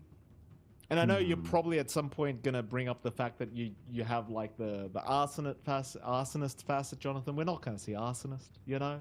I feel like we only saw that one time with the support Bat Rider. I'm pretty sure. Who was it? It was an SCA player too. Was it Jing? I think Jing did it. I want to say, I'm not sure if we saw Whitemon play it in one of the lands as well. I feel like he did, but I'm not 100%. I know we saw Jing play it in the qualifiers. See the Shaker coming in. This is here you love to talk about when it's TI time, Mikey, because Shaker always rolls back in. And this is, mind you, not the easiest Shaker game in the world. You've got Snowball saves to deal with. You've got Global Silencer that can cancel as you blink in. It's not the steadiest hold for something like Storm. It can kind of set up from the shadows at the very least. So do you have that? It's going to be interesting to see which way Tundra wants to run this now and how they kind of want to work this draft out. You could still ship Shaker to support. As you were mentioning, expecting a support pick, you could run that mid for BZM, although the matchup against Storm is terrible for the most part. Not the best of times there. So we shall see. I'm still expecting BZM here to come out. I think Yakutou has tied their draft in quite nicely. I mean, they basically steal the supports used from Tundra last game. Right? Like they just steal that silencer and the Tusk back their way. And they've got a relatively free Storm game lining up here, as it doesn't feel like any matchup's going to be too bad. And overall, the game is solid for the Storm. I'm curious to see how Tundra kind of want to adapt. Seeing some of the last bans from Yakutou, doomed just to prevent, again, any sort of nuisance onto the Storm, any instant control. I'm wondering if Tundra could somehow work a Nyx pick in here. Counteracts the Dawnbreaker, can pick off the Silencer at the back, can hunt down the Storm, kind of provide some control for the Storm as well. Maybe not the easiest game to kind of get that done. Relatively greedy as well for a Nyx game. But it could be a solution. It's just, it's hard to see it fit in. Right? Like if you do pick a Nyx, what does that spell? Like safe lane Monkey, maybe a mid-bat or mid-shaker, kind of flexed. NP and Nyx support, it does not sound great. So you're probably not thinking about it. It just feels like that could be one way for Tundra to exploit it, but probably not something we'll be seeing anytime soon. It seems it's just so open for Tundra though. Like they've already got the setup here with this draft. Just something, another active kind of hero in the mid lane is all you really require. One more ban to come. Seems like Yakutou Brothers anticipating perhaps a 33 hero to come, so maybe assuming we might see a mid MK or a mid Nature's Prophet 10 seconds is certainly remaining. possible. I mean, in fairness, Prophet isn't necessarily a hero you think about when you think of 33. You tend to think of, maybe tankier heroes that just like to stand in lane forever. That's fair. I like it though. I mean, offlane Prophet still seems perfectly fine to me here. I don't see a problem with it. No, I think it works out if they'd want to run it that way. It's just a matter of how do you flex? Because again, the positions for Tundra are very open. Like, we could be seeing a BZM bat, although that sounds like the least likely outcome here. But we have seen Bat Rider into Storm matchups in lane be quite okay for Bat, even though theoretically that should be a pretty decent lane for Storm because you can't just Firefly in and chase him down. You can just play with Sticky Napalm and poke quite hard with Flame Break. See the Faceless Void being banned out as well by Tundra, just in case something sneaky comes in, as you do have this potential team fight on Yakutou Brothers with the Global Silence and the Solar Guardian. Now it's just a matter of locking in your positions here for Tundra. What do you want? Is it a BZM hero? Is it a 33 hero? Yakutou, it seems to be expecting, like you said, a 33 hero to come in. And there are still quite a few options. Again, maybe a Mars if you'd want that. A Centaur could be annoying, considering that it will cancel off the benefits of Solar Guardian. If you manage to time that before, say, Global Silence comes out, we'll go with the X instead. And this hero has felt fantastic. We saw it, again, a lot in the qualifiers. We saw it in a lot of lands. It did get touched down a bit in the sub-patch, but they didn't nerf Battle Hunger. And I think that's the biggest part. Axe is still really, really strong because Battle Hunger is still really, really obnoxious at level 1. Like that, it just does so much. Your shard is insane, stacking all of that up. You have really good team fight now coming out from Tundra. The big caveat is there are some saves, right? Like there's Global Silence to break it up. There's a Snowball that can come in, especially when your blink timing's up here for Baboka.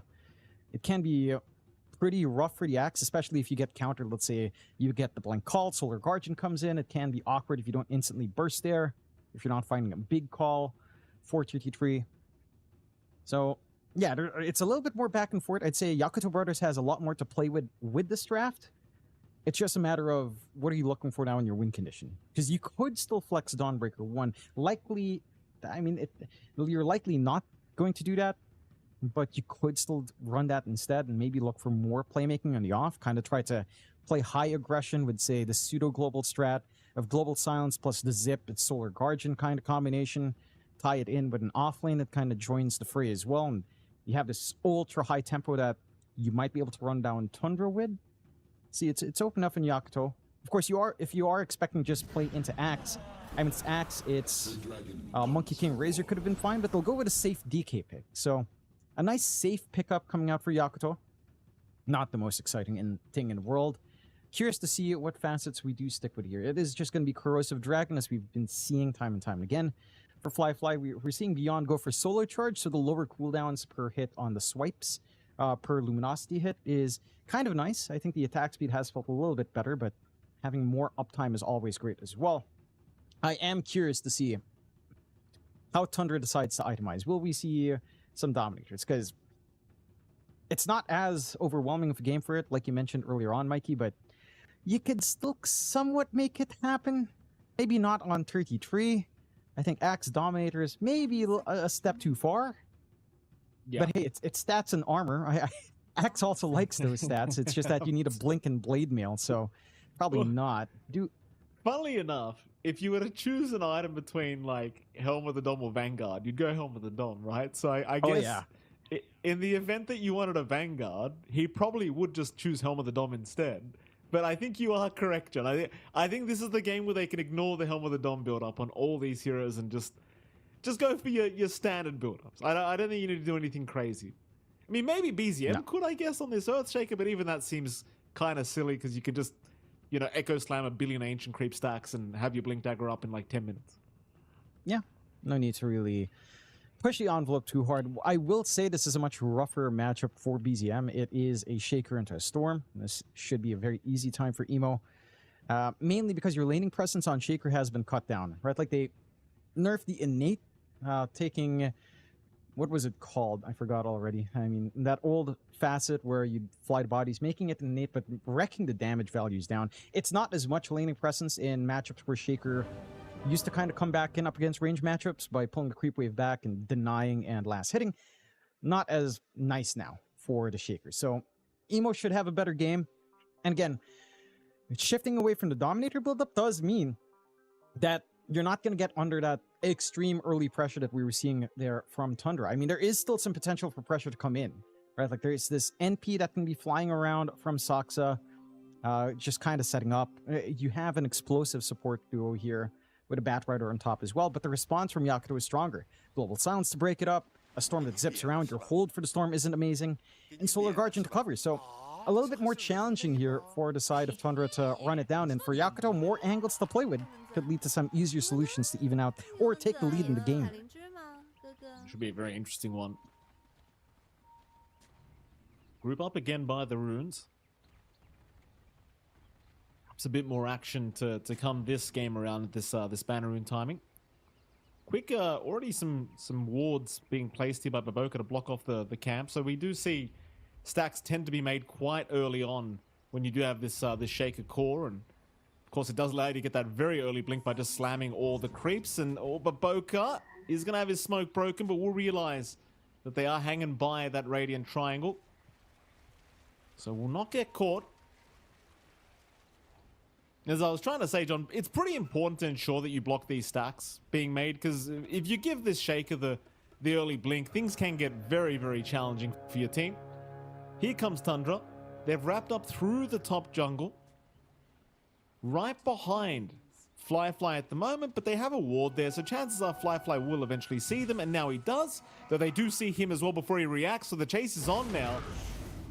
Flamebreakers want to knock him back, but he's got help nearby, a 3-man Arcane Curse, and now a shard on a Saxa. Nowhere he can go. That should be first blood, and it will be. Ollie to take it on the Silencer. You'll be feeling good to already start with a little bit of extra int. Not the biggest thing in the world, of course, but always feels nice for your Silencer to kind of get that done.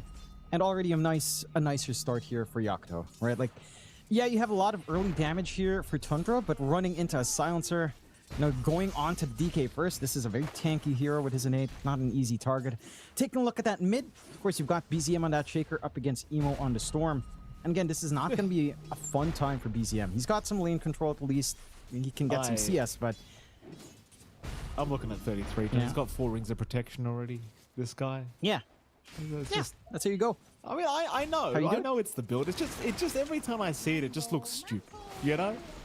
I mean, I realize it's the way to play it, but it just doesn't feel right, does it? As we chase him down a little bit. No. Not like you can do any damage to him, though, to be fair. You know? He's got +8 armor. No regen necessary. He's a happy boy. Yeah. Sits back, farms. It's also very good. I can kind of counteract that Corrosive Dragon anyhow. So the minus armor is just kind of try to even out this early durability 33 is providing to himself and kind of play the lane. And this lane is still relatively easy for Fly though. Maybe there's a threat at, say, level 4 with a 1-1-2 build, but even then, DK is just way too tanky. Mid, you're seeing the issues here align for BZM. Again, this matchup is just not good for Shaker, especially with a nerf the Slugger as an innate. It's just not as good as it used to be. You don't have that presence to deal with Emo. Because a lot of pressure is going to be applied here for Tundra to try and secure these power runes. I mean, it's going to be a long way away, mind you, but very, very important for Tundra to not allow Emo those free power runes at the 6-minute mark. Apart from that, though, like, yeah, the mid lane is a bit of a wash Emo's way, but CS-wise, at least the Shaker is still finding some farm. Bottom lane, it's pretty slow for Chrysalis at the moment on the MK, but he's gone for a big creep pool. Doesn't really seem like he wants to go for the direct matchup here against the Tusk and the Dawnbreaker, of course, because it's quite a devastating combination. So he will just kind of keep his distance. I think that's showing a lot of respect. We've seen the power of this combination for Dawnbreaker as well with the Tusk. 33. As we are still seeing... Oh. He's surviving. In fact, he'll turn around for a quick battle hunger out. And the damage is just kind of dumb as Toby is going to die down bottom lane. So they do finally find a kill down at the bottom. But man, it's just kind of ridiculous how much damage poor old Ollie had to take from that one battle hunger. Yeah, it's just, I mean, you're really stacking up the armor now for 3-3. Has that chainmail up, so even more armor to add damage, plus 18 or plus 15 damage on battle hunger when you apply it. So that's what, 27 damage per second. Not an insignificant amount. That's almost twice the damage at level 1 for free from items that you're going to buy anyway on the axe. So you're feeling great. The bot lane's still a little bit of a mess for the side of Tundra.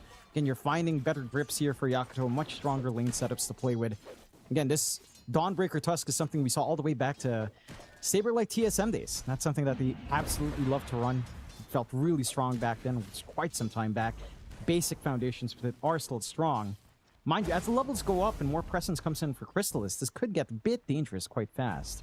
Yeah, I mean, Chase is on now, but they there. haven't really got the slow or the movement speed to keep up with Baboka. So no really anything to happen here for Tundra down bottom. Top lane, a bit of a chase onto 33 again, but with all this armor, it's really hard to actually kill him. Last word and Arcane Curse will be thrown out. It will probably not be enough, and there you go. Not even close. And he doesn't really care. Like, even without regen, he might have to hang around a little bit, but overall, he's just going to stay in the lane. Yep. Just sit back, soak some EXP up. Oh. TP's incoming from Saxa to try and help BZM, though no, he does end up cancelling it off as BZM's still in big trouble. Eats the water rune. Here comes Saxa now, but he might be the food they're looking for. But no, they don't have the jump. Emo's still level 5, can't go too much further, but already applying that pressure here to BZM in the mid lane. It's almost the preemptive warning before that level 6 does come up here for Emo. And that's where the big threat comes in. You don't have the easy hold. They're still hanging around. They're going. They don't need the level 6. They want him now. A nice Fisher, though, going to ensure BZM does have the space to back off. But they will force him back, and that will allow Emo a bit more space to try and hit that level 6 early, as they are going to go again. This time they'll find Saxa, and this is definitely going to be a free kill. Ollie will take it for himself. Might have been happier if you managed to give that to Emo, but they'll take what you can get. 0-3 so far. A great start again for Yakutou, having all this early pressing. No, I mean, that's a problem. I was about to say, John, there's 0 stacks being made in the Radiant Triangle as well, because they've done such a great job of just blocking the camps every time. As top lane, they are going to move in, trying to take down 33. 33, the big call out, but it's not going to make the difference. Here comes Saxa trying to at least get something for their trouble. He will find Baboka and does find a TP away. Still a very nice trade for Yakutou Brothers. But I was going to say, John, about that mid-kill, BZM doesn't have any catch-up fun. There's no stacks that were made because the camps kept getting blocked. But that kill on Emo, it doesn't make up for it, but it does kind of give him a recovery point. Now he gets the power in at 6 minutes. That's denied from Emo, who just hit level 6. And that kill, it could come back to haunt them. And it could. You have a little bit of an early start for BZM. No real opportunities yet to try to play with that slam, unfortunately. And again, because you don't have stacks. Beyond and looking like he's in a bit of trouble, but sticky napalm stacks not really landing. They do end up getting him out of there just fine. Keep in mind, the good news for Yakutou is this whole time, Flyfly's basically been free farming. While 33's been impossible to kill, he's not actually doing much towards the DK either. Just stacking armor at the moment. I mean, you might as well be playing Clockwork at this point with Chainmail, wouldn't you? Emo? Don't tempt him, John. Saxa, they're going to move in. They'll try to force the fight. Emo, he's trying to zip out of there and does successfully do so, but the Echo Slam, BZM, he was right there. They will still find the BZM kill. Baboka will go down. They do find Ollie as well. They will miss out on Emo, but it's a nice set of trades here for Tundra. They will. Unfortunate that you don't have BZM kind of around to soak up. And he didn't manage to pop the Arcane to have that lower cooldown slam as well, but maybe he'll find an opportunity to use it just in terms of building up some farm. And they have managed to secure control in the triangle once more. And again, they even out the game 4-5. Beyond, still not 6. Yeah, he just used his Celestial Hammer as well, so there's no real escape route for him. He is going to die rather quickly, and Chrysalis will pick up his 3rd kill of the game now as top lane. They're going to chase down 33 once again. Yes, he's got armor, but at some point, it doesn't really feel like it's making a difference, as 33 will end up going down. And honestly, for Yakutou Brothers, I'd say that's a pretty nice trade. Because at least with the Dawnbreaker, even without the blink or anything like that, you can still get involved and have fights. But as the Axe, you are pretty reliant on having some kind of initiation. You are. And I like how Yakutou are playing still. Emo goes into the triangle to clear out some stacks. They still have their cheeky obs. They're going to get the blocks off again. They're wasting so many resources the Tundra has to counteract. And they're keeping the game really nicely tied up. You know, you're getting that farming pace you'd want on your DK. You're eventually going to hit 6 on Beyond, and you can start to tie that into this Zip Solar Guardian kind of combination that you're looking for to keep that momentum up still on Yakutou. For Tundra, this recovery process is the worrying bit. Right, like 33, he's got his phase boots up, he's going for the blade mail, and eventually just once you hit this double blink timing with Shaker Axe, the game can kind of simplify. But that is still a ways off. Right? Again, it's down to how well Yakutou has been working that triangle.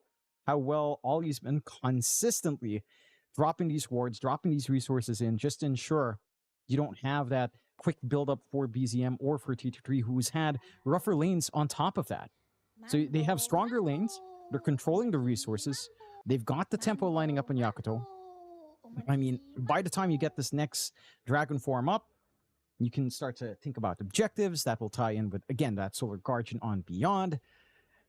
You are still slightly away from only having that full global silence, but you hit that point where you get these levels up in these supports as well.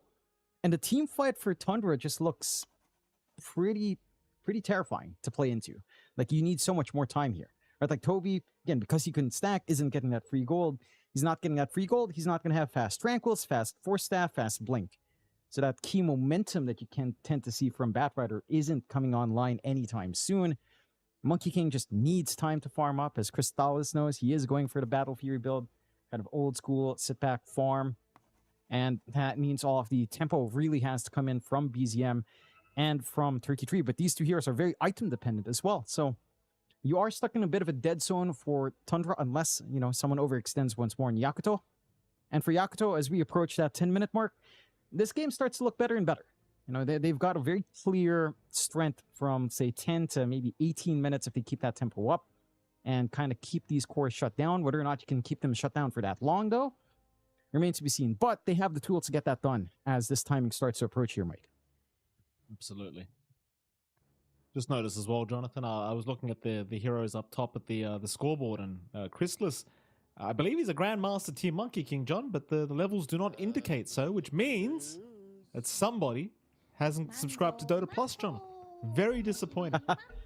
Very You know what disappointing. it is? You know, Crystallis is, he knows his predictions are going to be in the top percentiles. He's going to get some free Dota Plus, you know? That's it. He's playing the smart game, Mikey. He knows he's going to get some good points this year. He knows That it. is clever. That is clever. I will admit. You know what? You ever think about it? If you were a pro player, I've never talked to any pro about this. If they do play the predictions, do they just put their own team in? It's not something I ever thought about. You know put they the don't. actual statistically strong ones. Yeah, you know they don't. Yeah, they might act like they believe in the team huddles, John, but they know, you know, they know sometimes they're just screwed. You know. Yeah, but, you know, Crystallis comes across the guy who does believe in his team, you know? Remco, he's the kind of guy who'll be like, yeah, you know what? I put all Tundra, you know? We're strong. I know we can do it, you know? I wasn't referring to Tundra, John. You know, they're probably one of the teams that actually believe in themselves. You know, I'll give you that, yeah. Jonathan. Yeah, I know what you were thinking about, and I can easily see any of the cuckoos saying, nope.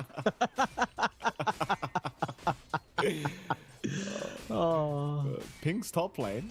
But they want to try for Fly, but Emo's actually here. In fact, Emo's the one jumping in, but a very nice taunt out from 33 with the call, but the drag back here with the Vortex onto 33. He just cannot sustain it, surely. But here comes BZM. The Echo's in. He caught two of them, but Emo's perfectly fine. It'll be 33 for Beyond, but now the chase is on for more. Fly with a great tree chop. Buying himself a little bit of time, but the chase continues. The lasso is up. The drag back is there. Eventually, surely Fly will die, and they've got him. Double kill for Chrysalis. They'll jump in for more, but the Wukong's command was still available. Boundless strike out from Chrysalis, trying for a bit more. but it is going to get shards blocked here by Baboka. Who does that even favor, Jonathan? Who won the team fight? I'd say it's slightly better for Yakutou. Yes, you lose Fly. You have to commit most of your spells, but you're taking these fights without global silences. One, you are having Emo soak up all of these free galvanized and have some good activity. And the storm is really the key thing that gets a little bit scary from Yakutou as the game scales up, as they're going for more. I mean, Emo's out of mana. He could be a freebie, but he's got help around him. Saxa's trying to do the work from the backside, but BZM is gone. Saxa still trying to cut him off. Crystal's going to jump in with the balance, does secure a very nice kill, but here comes the cavalry. Nothing comes for free. And Saxa will be the payment that is made to Yakutou Brothers. Smoke is there from Toby, though. Toby maybe looking to move in as now 33 does show his face. A two-man call is there. He might find one. In fact, not quite yet, as 33 now going to go down. Crystal is still trying, but they will land with the stun. Chase on for Baboka. They will be able to secure, but now Fly looking for the chase does go on to Toby. But Toby casually running his way out of there should be just fine. So they are out of range for the stun here with the Dragon Tail. Very messy engagements up the top lane, as even mid now, BZM not catching a break. And keep in mind, John, he wanted his blink like 3 minutes ago. He's just not catching a break at all. So they will try for the silencer. The urn is not going to be enough. He'll survive on 20 HP. But you've got to love how much they've shut down BZM this game. Yeah, they've put a big target on his back. And again, the matchup just is rough for BZM. And having no stacks is just slowing down his game. And they've really exploited this weakness in Yakutou Brothers quite nicely. Right? Like, they understand what they can do. They respawn, they take the re-engage because they have that global silence. Ollie just hits level 6 right then. And it goes back to all those talking points, right? Like, this team fight potential coming out from Yakutou is massive. Your control for the storm is not. And they are still set to go. Baboka has the punch. You've got a little bit more mana on Emo. No one's showing top, very least, so there's no one to punish. And for Tundra, they do manage to start to open up that triangle area now, getting some stacks in. But now you have to share that farm kind of with 33 as well, because he is a long ways off from being really comfy in this Axe game. Like, he has the blade mail recipe flying in, but he needs, he still, yeah, he has to take it, right? Like, you need that blink. You need that Lotus to be up. You need so much. Oh, bottom Chrysalis. That's a big streak to give away. Emo with the amp damage rune able to secure the wicked 6 streak of Chrysalis. It's about 1k gold going around to the bank account of Emo. He's having a very good game this game too. And Chrysalis, I mean, he's the guy you don't really want to see dying right now, considering the rest of the team is somewhat struggling. But that is how the cookie crumbles. Is I thought BZM would have enough gold after those Ancients, but he's still trying to get it. The poor guy. There you go. He's got it up now. His game's finally alive. Yeah, it's the start. Slam is still a ways off because he had to clear out. So they're going to have to kind of wait and see. But Yakutou, I don't know if you're that concerned about it. As long as you take a glimpse, like the first time, the blink might surprise you, although... Zip in mid lane, BZM, he just got the blink up. No surprises, has already died, as they are going to move right up to Toby now. And Toby not going to make it either. Appreciate the fact as well that Emo ended up going for the Sanj instead of the Kaya first, just to have that added bit of survivability against these heroes. And it just, I mean, they can barely kill him as it is now in this storm. It really does start to feel like it's just the freest storm game. Because you don't have the blink on Axe. You don't have a blink on the Bat Rider. You know, you've only got BZM. And that's it. And again, that's the big weakness coming in for Tundra in this raft. They leave that Storm Spirit option. They go for this kind of build-up. They don't have hard control. They don't get that early ball rolling as well with the aggression that you were maybe expecting from laning from Nature's Prophet working the map. It's just no opportunities presented. The lanes didn't feel strong at all from Tundra in the early game here. Maybe Crystallis' lane, you could argue, was a little bit better, but they weren't getting some kill action because of how well Yakutou Brothers could fight back on top of that. And it's just a matter of, can they find a way back in? Because Yakutou are in complete control right now. They're trying to play around up top. They've got the smoke. There is vision here as well from Yakutou. And one thing as well, these kinds of moves are high risk on the side of Tundra. There's a global silence. There's, oh, it's still on cooldown, but there's a Solar Guardian at the very least that covers you as well. So bodies can instantly come in to back up. And Yakutou, they're the ones that'll go hunting. Full Kaya Sanj done on Emo. The damage is starting to ramp up a little bit more. Scary, scary. Smoke is broken as well here for Tundra and BZM. He's going to get spotted, but a nice blink away. Emo, though, does he give up the kill? I don't think they will. They see him. He randomly the vision. They know exactly where BZM went. And there's nothing. I repeat, I believe there's nothing that BZM can do to survive. He will drop. He's just a very... I don't want to say unlucky, because Yakutou have been doing fantastic work here in this game too, John. But it's just he can't catch a break. Even just trying to get away, there's an observer ward watching him in the top lane. Yeah, and again, it's just down to how well Yakutou has rallied back. I mean, they're playing an actual match of Dota, right? Like, they're not having to play a mini RTS here. So, they have their timing still beyond, maybe a bit forward. Global Silence immediately out there on the TPs to come in just in case they need it. Although, TP cancelled, they might go again. Toby, oh, he doesn't have a blink up though, John. Nothing to really play with. You're kind of just struggling for farm right now between these heroes of Tundra. Like, you really want to maybe prioritize Toby's blink, I dare say, because you do have 33 going for a Lotus Orb instead of the blink rush.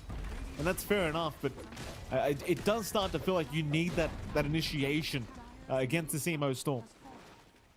That you do. You need some way of catching that hero out. Once again, you don't have a lot of options here. Even the call I don't think goes out fast enough for a Storm.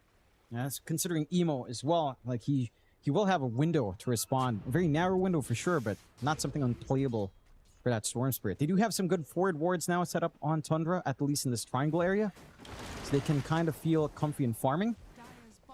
The key issue is still that there's no aggression that can come in. Right, like that, they have no easy openings. Maybe you get lucky and get a good slam setup coming out from BZM. But the best you can hope for now in Tundra is just a farming recovery game. Mind you, on Yakutou, you do not want to let Tundra farm back into relevancy. And let's say the blink timings come in, that's a start. If BKBs can be formed up, you start to lose that tempo on Yakutou. Yeah, you still don't have easy answers for the Storm, sure, outside of these blinks. But just having a way of removing that global silence and being able to fight into this big window that Yakutou can set up on these fights, it starts to make the game even out quite a fair bit more, especially considering how much space is being given out to Crystallis with that Battle Fury he farmed up earlier. And he's had not the greatest game of his life. He has had a lot of activity coming out, but the past few fights haven't really panned out. With Simeon Stride, he's working the map so fast, he's already just a recipe away from that full BKB we're talking about here.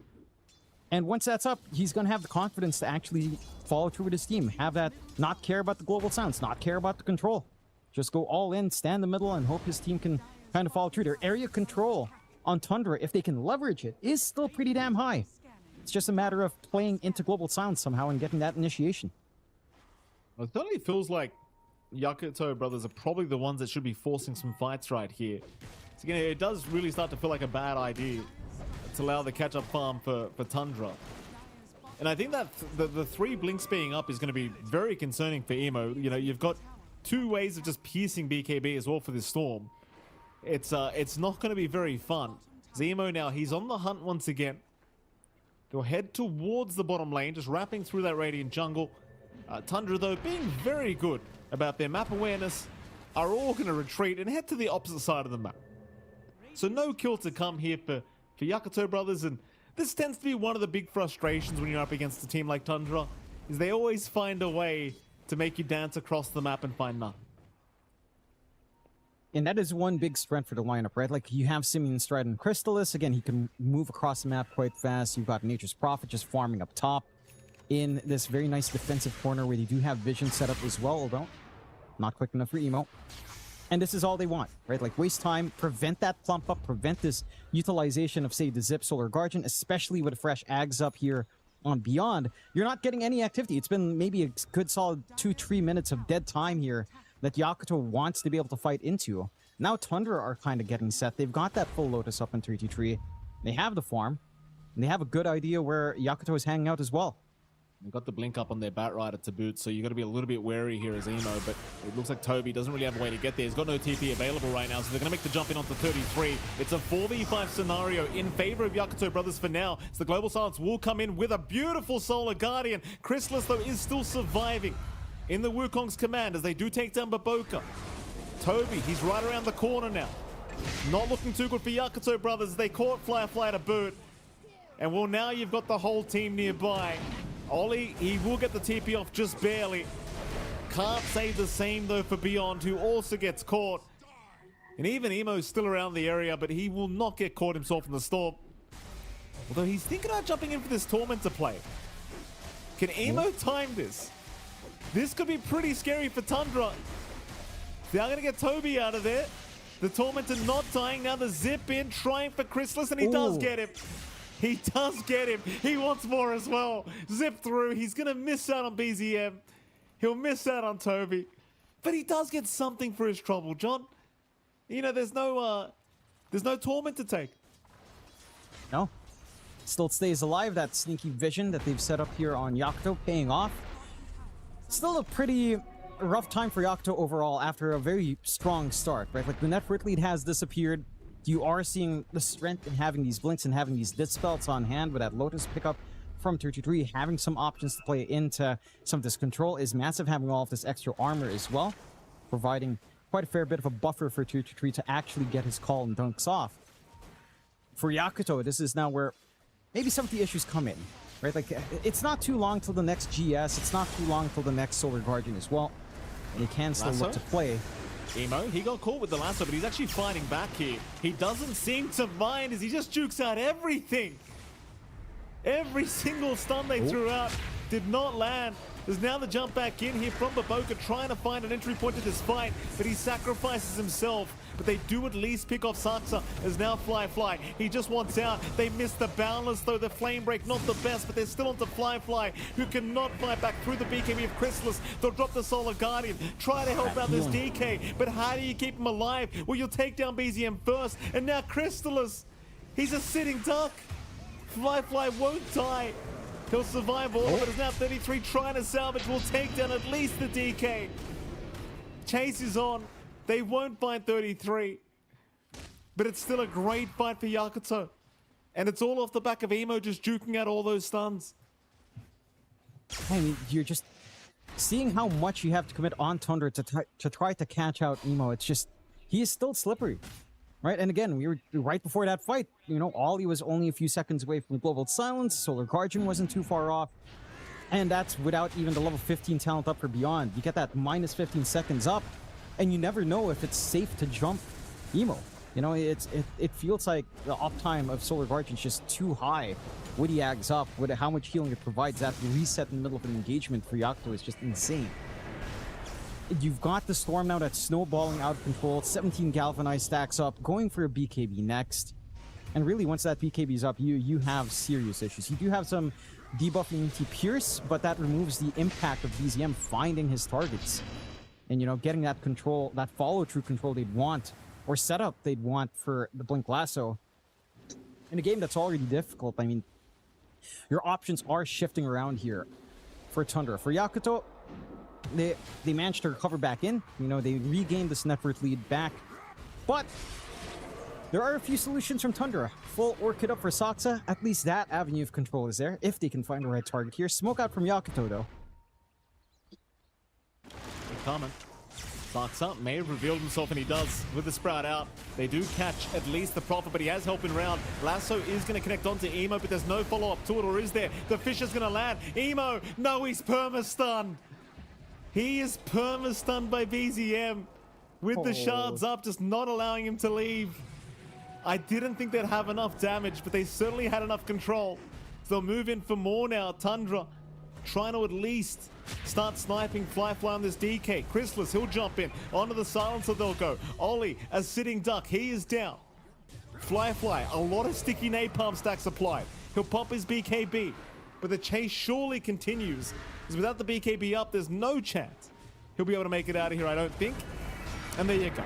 They're just bullying it. But the Solar Guardian, it will come through. They'll re-engage, but the three-man call. 33 locks them all down. Fly's gone. 33 dunking another. Triple kill for 33. Well, I found out what the 3 stands for, John. My goodness. Yeah, he certainly can count up to that number quite nicely here with old 33. For Yakutou Brothers, again, maybe just not the way you'd want to kind of take those engagements. And yes, there's a lot of sustained through. Not having global silence this time around certainly did cost him. So you would want that counter control. And even that fight for Tundra was slightly awkward. Right, like that chase for Crystallis, he couldn't get the gap closing in faster because Toby cut his 3. With a Firefly by accident. And further on, you get that forward jump in again, coming out, and the chain control kicking in for Emo before he can kind of pop anything like, doesn't even have that BKB. Maybe with a BKB it becomes a little bit easier, but it certainly is just, you're seeing the very specific angles you have to take for Tundra. And just never finding the opportunity for Ollie to actually get a good global silence off certainly does hurt. I think that's what you have to be so cautious about for Yakutou. Yes, you have this really good hit and run. You have these really good avenues that you can take. But that recovery process has fully happened for Tundra. And they've got the lead. They had it a while ago with that fight that they were taking near top. And with the game evening out, and there's still a lot of fight in Tundra that Yakutou can fight back into, but they kind of have to be smart about how they take these engagements. Like it almost felt like they were funneling in one by one, almost. Not quite, but it felt like they were trying to bait them into a position where they could fight back in. It just didn't feel like there was enough, especially if Emo is still not back up on that re-engage.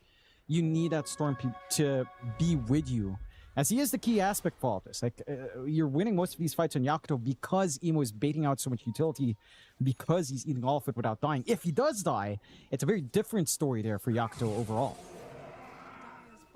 Smoke up in the mid lane. 33 is going to reveal that he is smoked up there, and of course with the shards up, he can just kill all the creeps of the battle hunger is being applied. Love the fact that he even goes for the greedy enchantment on his neutral item, because he doesn't care about the right click, John. Why not? Nope. Bit more gold never hurts. Counter smoke now from Yakutou Brothers. They will hang around their Dire jungle for now. Roshan, of course, is still available. Looking to head into that Radiant Triangle. 33 is around the area. And he might just break the smoke of Emo if he's not too cautious. Emo backing off at the right moment as Baboka continues to search. They might run into Toby, and in fact, it looks like they will. Toby will get caught, but Christus with a beautiful balance strike, buying a bit of time, but they have got the Bat Rider at the very least to start. The Fisher does lock down at least Baboka. That's one down. A 1-for-1 trade. Because now 33 will come in. And here's the problem. You can't really move with these battle hungers applied, as Emo will also try and jump in to help out as Chrysalis. He's dropping low, but the BKB is going to be fine as now 33 being jumped to boot. He will die on the axe, but now the lasso out from Toby. But where's your follow-up damage? It's not going to be there. They'll jump Beyond instead. Beyond will go down. And overall, I mean, it's not a bad fight for Yakutou. They do at least force out a buyback out from Toby, but it still looks perfectly fine here for Tundra, who are making a slow comeback in this game too. That they are. Again, they're keeping even. Ollie. Scary. Emo gonna jump in. They're still just trying to snipe Ollie while they can. And it looks like they might have him, but the Snowball buys a bit of time. Problem is Toby's gonna die back for them. Here comes Chrysalis. Emo's very low on mana. A beautiful Fisher landing on both of them. They'll opt for Baboka instead of trying to chase down Emo though. They'll get what they came for. And it seems like Tundra, they've hit a level now where they can start to play aggressive themselves. I mean, they've been at that point for a while, it feels like. For Yakutou, it's not that this game is in a bad state, but losing your advantage like that certainly doesn't feel good.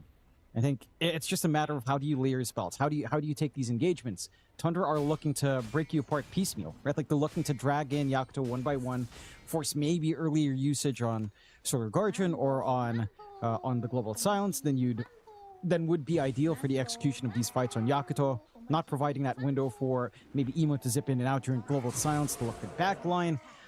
It does feel like there's a little bit of damage drop-off as well coming in for Yakutou, considering what they're playing up against. This is a Shaker that starts to get a little bit tanky as the game goes on, a Monkey and an Axe that gets very tanky as the game goes on as well.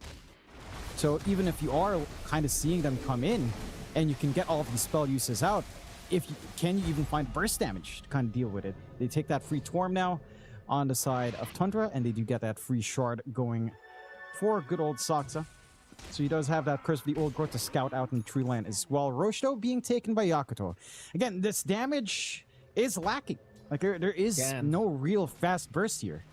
And they know what's happening. They scanned it. This could be a pretty awkward Roshan attempt because there's still time for them to get there and try to pick up a few stragglers. They'll scan again. Roshan still going down. They've got time to try and jump in. 33. They're moving on to Flyfly as they do try to secure Roshan in the meantime. But Flyfly, he's being left behind. They'll force-staff him out eventually. But the chase is on. Lasso is going to catch Toby. Will drag him back. Emo now with the Solar Guardian jumping in, trying to help out. They've taken down BZM and Toby. Tundra, have they gone too far? They'll keep going. But it's only Chrysalis now on Saxa versus the world. And Chrysalis, he's losing this fight, though he's still trying to man up here up against the Dawnbreaker. But it's not enough. They've taken him down.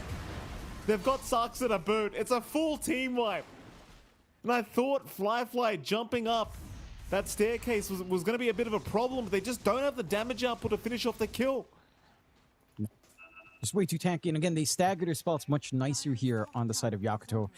Getting a really good Solar Guardian afterwards, getting the Global Silence off first to kind of break up that engagement, force the BKBs, and kind of layering all of their spells nicely here on the side of Yakutou. It just, yeah, I mean, we were talking about damage issues coming out for the Yakutou Brothers. You also have some output issues right now for Tundra, considering that, you know, you've got the Scotty build with Crystallis. He doesn't have that fast burst, no Daedalus up yet. You can only do so much as well on the Axe for 33. He doesn't have the highest HP pool. He does have a lot of armor, but there's a significant amount of magic damage just flying into this Axe as well. And again, they had to pop those BKBs a little bit early in that engagement, just making it a lot tougher to counteract all of that. Yakutou maintain a 4K lead. Again, this game is a lot more back and forth. It has looked better perhaps for Yakutou for the majority of the game, or a bigger majority of the game than it did for Tundra. And they are starting to build in. Right now, you're looking at damage coming out for Flyfly. He's got Daedalus being built up as well. He's got the Crystallis set to fly out for himself. And yeah, it's just a matter of how do you start these fights on both sides. With more utility coming in for Yakutou, with this full Ags and Baboka, with the kickback, things can go from bad to really bad for Tundra if you're not too careful. Again, the tools you have here for Yakutou is just high. Well, that's pretty bad right there. BZM getting caught out. Not gonna make Tundra feel very comfy. Nice pick off for Yakutou Brothers once again. You're reaching that stage as well where Flyfly is really starting to dish out the damage on this DK. It is starting to hurt, and he'll have a Daedalus up rather soon. Now, Tundra, I mean, they're experts at these kind of games, you know, buying unlimited time and just pushing out creep waves over and over again, so it's not like they haven't been here before. But this does feel like one of those games where it could take a little bit longer than anticipated for them to see a comeback happening for themselves. Especially again, because Flyfly, he's mostly just been tanking for the team every team fight. Yeah. Like, he hasn't really been the damage dealer. But once that Daedalus is up, you start to get a little bit concerned. That you do. Again, it's just down to how do you counter fight in Tundra, it feels like, or initiate, right? Because if you are initiating, you're only catching one, as we've seen multiple times. If you are counter initiating, you can kind of pick and choose, and I think 33's had the tendency to look for the back line, looking for Baboka and for Ollie first. But that just leaves open avenues for Flyfly, for Emo, for Beyond to just kind of get some damage out.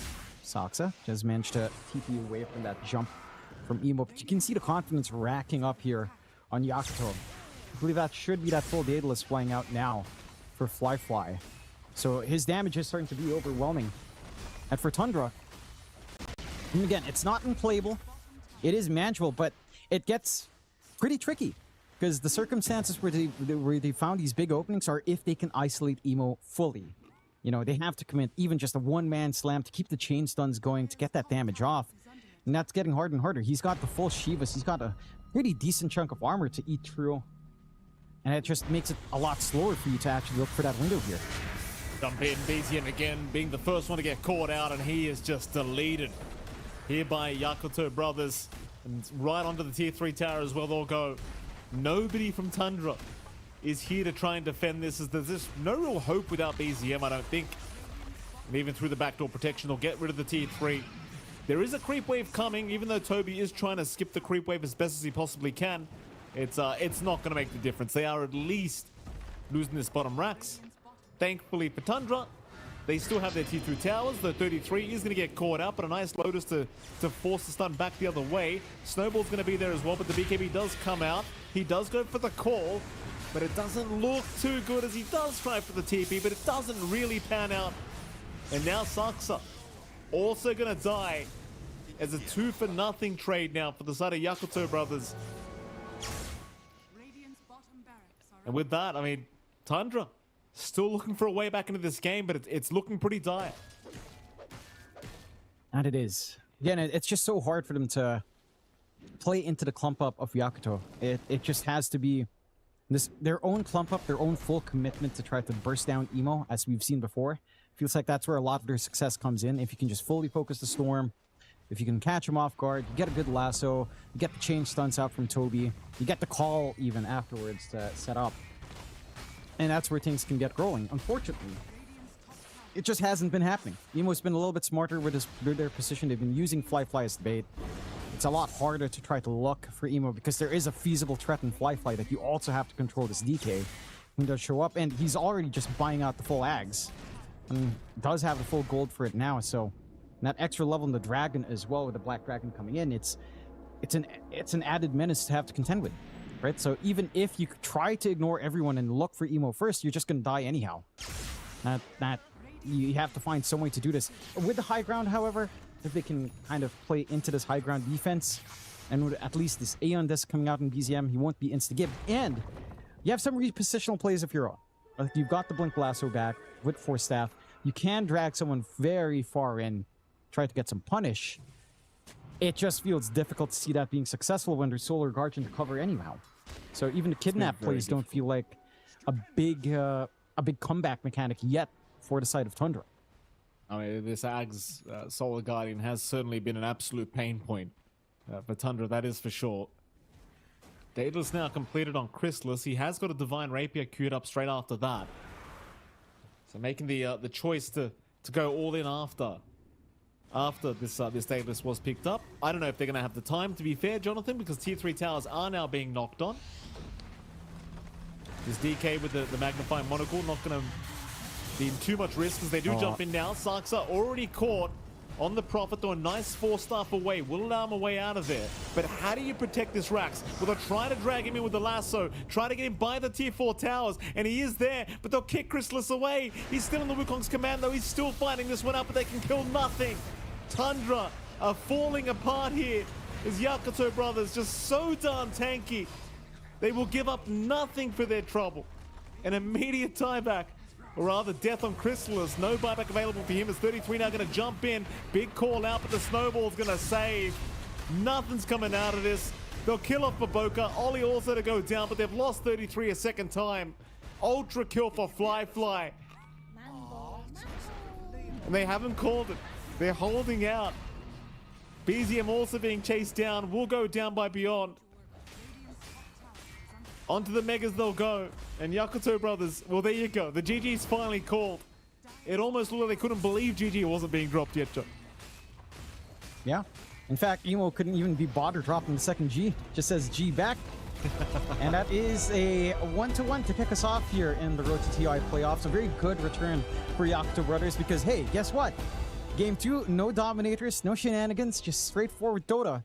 And Yakutou Brothers shows that, you know, when you draft like this, when you don't have anything to counteract a Storm and you leave it open for Emo, and you give him a very good matchup, of course, that's still an Emo Storm that you have to respect. And I think that's something Tundra will now remember in their drafts. Is Emo, it feels like this entire game was on him, right? Like he had the freest lane of his life. His supports really set that matchup to be as good as possible with all of this blocking they did in the triangle.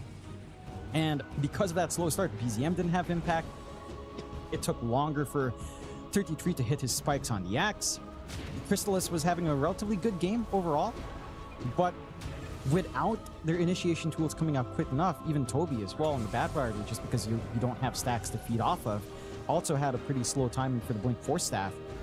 You didn't have that many opportunities to engage. This is one of the few good fights that came out for Tundra. Again, it came down to just controlling Emo super hard, having this really weird staggering use of Solar Guardian and not having Global Talents come in. And they broke Yakutou apart quite nicely in this engagement here for the side of Tundra, but they couldn't find this often enough. And again, as this game scaled on, it's like, yeah, you're trying to ignore Fly as much as possible. You want Emo in the back, but Fly is just not something you could ignore. Once the Ags was up, once the Daedalus was up, it's just, you can't just let that DK play its game. You have to handle it as well. And there's only so much you can handle here for Tundra. A bit too much here. Yakutou Brothers proving not to be underestimated here in this series. Game number 2, going their way in quite a convincing fashion. And Tundra maybe back to the drawing board for them to try and figure out what went wrong here. Well, we're into a game 3 now between these two teams, and as you'll probably hear me repeat a lot, John, over these next few days, this Swiss format, every game does matter. Every single series, it really does matter in your placements. So you don't really want to drop any if you can avoid it. And well, I wasn't anticipating Yakutou Brothers were going to force us to a game 3, quite frankly, John, considering they are kind of the dark horses of the whole tournament now. But well, here we are. They're looking pretty good. They are. Again, maybe game 1 looked a little bit rough, but you can't really fault Yakutou for that, considering they weren't playing Dota. No, they weren't playing Dota. This time they played Dota, and I mean, they play Dota well. They get some specialties out. Again, the Emo Storm is just something that I don't think any team should really give away unless you have a very good matchup up against Storm and can bully him out. And Tundra didn't. I think Yakutou, very good read in the draft, very good shake-up, and stealing away these supports as well from Tundra, getting the Silencer, getting the Tusk on their side, also helped them play a lot better than in comparison to game 1, a lot more playmaking that came out here. And for Tundra, I think they have to be careful with something like the Shaker pick early, right? If they don't have last pick, they can't figure out whether or not they can flex it well. Just forcing BZM onto it in the lane matchup that just does not work nowadays because of that lack of old Facet Slugger, now Innate Slugger. You don't have anything you can really do to Emo, and it just becomes a very free game for the Storm.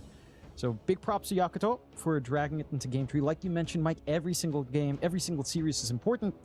So Yakutou gets to hang on to their hopes for a 1-0 start here in our Road to TI Swiss playoffs. And our standout player is going to be Fly by the stats. I mean, he did his job, right? He was farming stably up top. He knew when to initiate. He knew when to back up Emo. He knew when to get everything done. And he just became a menace. And it's just a reminder that DK is still a very scary core in the right hands. It still has a lot of scaling. It still has really good power spikes as well. And yeah, it's just... There's only so much you can ban. I mean, you're forced to always ban the first phase, take care of Naga, take care of Marcy, take care of Disruptor, the Pugna as well. These teams to be key in getting access to the NP. Felt like it could have been good for Tundra. Didn't feel like we saw that maximization here that we tend to see from Saxa. He was getting some good counter kills back, but it's not like he was finding bonuses. He was finding ways to even out. And I don't think that's where the Nature's Prophet feels good. So this does leave me very excited for that game 3 here, though, Mike. Oh, it does. Game 3 is what we're getting here for our first series of the Road to the International Playoffs for our stream. Jonathan, very exciting stuff. We'll head to a break, and right after that break, we'll be back with Game 3 between Yakutou Brothers and, of course, Tundra Esports. I'm here with 33, captain of Tundra. 33, how are you doing? I'm doing good. You're doing good. Okay. You guys were obviously direct invites this year, but how would you describe your season overall as a team and as a player? I guess as a team, we started off very, very strong, I think, and then we were not really able to keep up the same level, which is, I think, reasonable. You can't like with the start of the season that we had, I think it's unrealistic to keep this level like forever, pretty much. But yeah, I think now things are kind of looking up for us. I feel like we made a lot of progress in the Chinese tournament we played, and also, I mean, in the bootcamp, even though we were missing one player, we still, I think, made some good progress. And as a player, I feel like I had pretty good form at some point in the year and then dipped a little bit, and now I think I'm doing a bit better. So yeah, hopefully I'll be able to keep it up. I mean, so talking of the standing, you've got Toby, who's obviously, he's had a great year himself. So it must be good, even though you've lost White One. Is Toby like the replacement? You're like, at least we got Toby, that's good. No, it was really nice that we had him kind of show up out of nowhere. Like, you know, we pretty much figured out the visa stuff is not happening, and I sent him a message on Steam like, hey, you want to play TI? He's like, sure. I'm like, hey, can you scrim in 50 minutes and fly to bootcamp tonight? He's like, yeah. Oh, wow. And then, you know. So he was just ready to go. Yeah, really, really happy we were able to get him on such short notice. And how much, in terms of preparation, how much time have you guys had to boot camp and prepare with Toby? I think we've had maybe like 5 days. Wow. Pretty short, but I would say it was pretty productive. So it's fine. Sometimes you have really long boot camps, and you know, because it's long, people maybe don't give the role. Maybe you don't like are fully focused. But yeah, coming into it knowing we only have like a few days, I think everyone took the games very seriously, and we made a lot of good conclusions. Let's talk about your expectations. First of all, what goal have you set yourself as a team? But also, what are you hoping for at this TI? For me, it's always the same. Like, obviously, you're hoping to win, but winning is like a byproduct of like playing the best that you can and just being the best team that you can. So that's what we are aiming for. You know, if it's meant to happen, you know, it will happen. So talk to me about the current meta of Dota. What do you think it is? Does it suit you? How do you think it's going to play out? Not really sure. Honestly, the game has been pretty much the same for the last few years. You can do like, I guess, a lot of different things. You don't have to play in a certain way. There's some teams that really try to play for like tempo and 5-manning, and they can find a lot of success. And then there's teams that play a bit slower, a little bit more like Team Spirit or like we used to play. And I think it's nice that there's a balance, and you can kind of do it both ways. I don't know, in the last few weeks, everyone is like spamming Helm of Dominator all the time. Ever since Yakutou started buying it on Void, I think people have been experimenting with it on a lot of different heroes, which is pretty nice. We'll see if it's gonna stick, or if it's, you know, maybe the first few days of TI, everyone is buying it, and then they realize it's kind of overrated, it's kind of bad.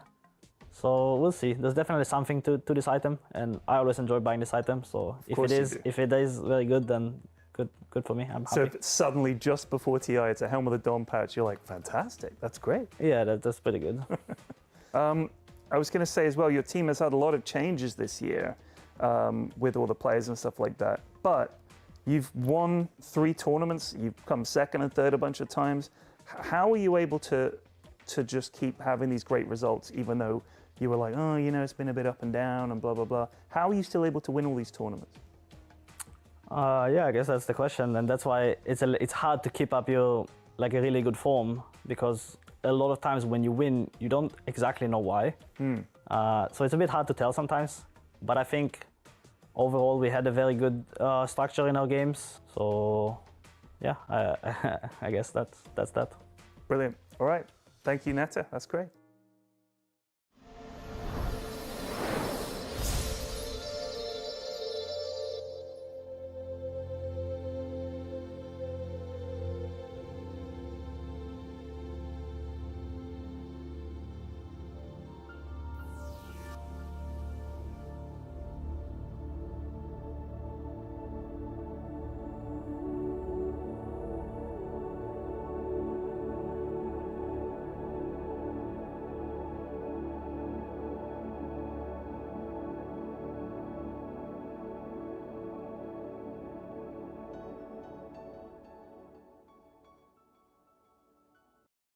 Welcome back, ladies and gentlemen. We are going into our game number 3 between Tundra and Yakutou. Boys and Jonathan.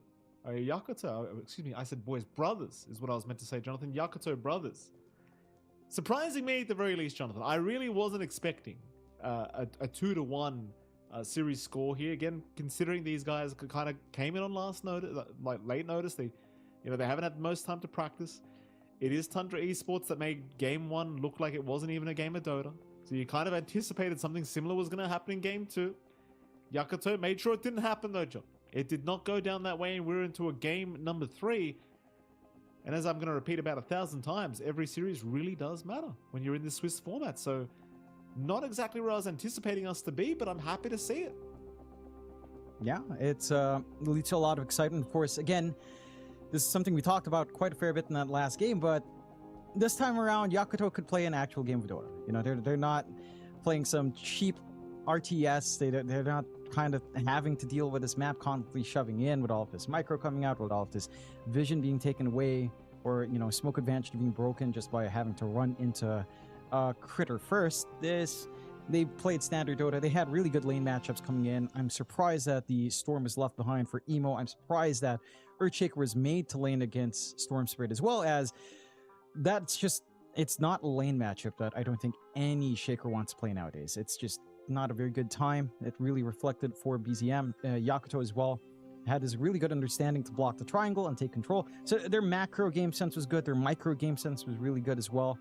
And I think I'm keen on seeing what Tundra changes up as we go into a game 3, because I was watching that content piece with Period Flax just a while ago, just a bit, and we heard those rumblings of a Dominator. You know, 2T2's like, yeah, if it's a Dominator patch, I'm happy. He didn't pick Dominator in the last game. He didn't have a hero that could really use it. Axe Dominator sounds very avant-garde, I think is the kindest way I can put it. Very avant-garde. Yeah, maybe too avant-garde, but, you know, it's like, it is something that you can kind of consider. Can you get away with a hero that has Dominator? Can you get away with triple Dominator game again? Is that something that comes in? Will you have to ban out something like the Tusk and Silencer? Because that support duo, it won game 1, it won game 2 for Yakutou, maybe game 3. You know, someone's going to be looking to try to pick up these two heroes again and kind of run it from there. I think just these strong lane combinations as well for Yakutou certainly played a big part. Just having Dawnbreaker Tusk being a constant threat, not giving Crystallis openings to be aggressive on his Monkey King, and always having the response out was massive. Still, we'll see how the game changes here, as we should have game 3 coming into the draft relatively soon, and we'll see what changes come in. You know, I don't expect the bans to really shift.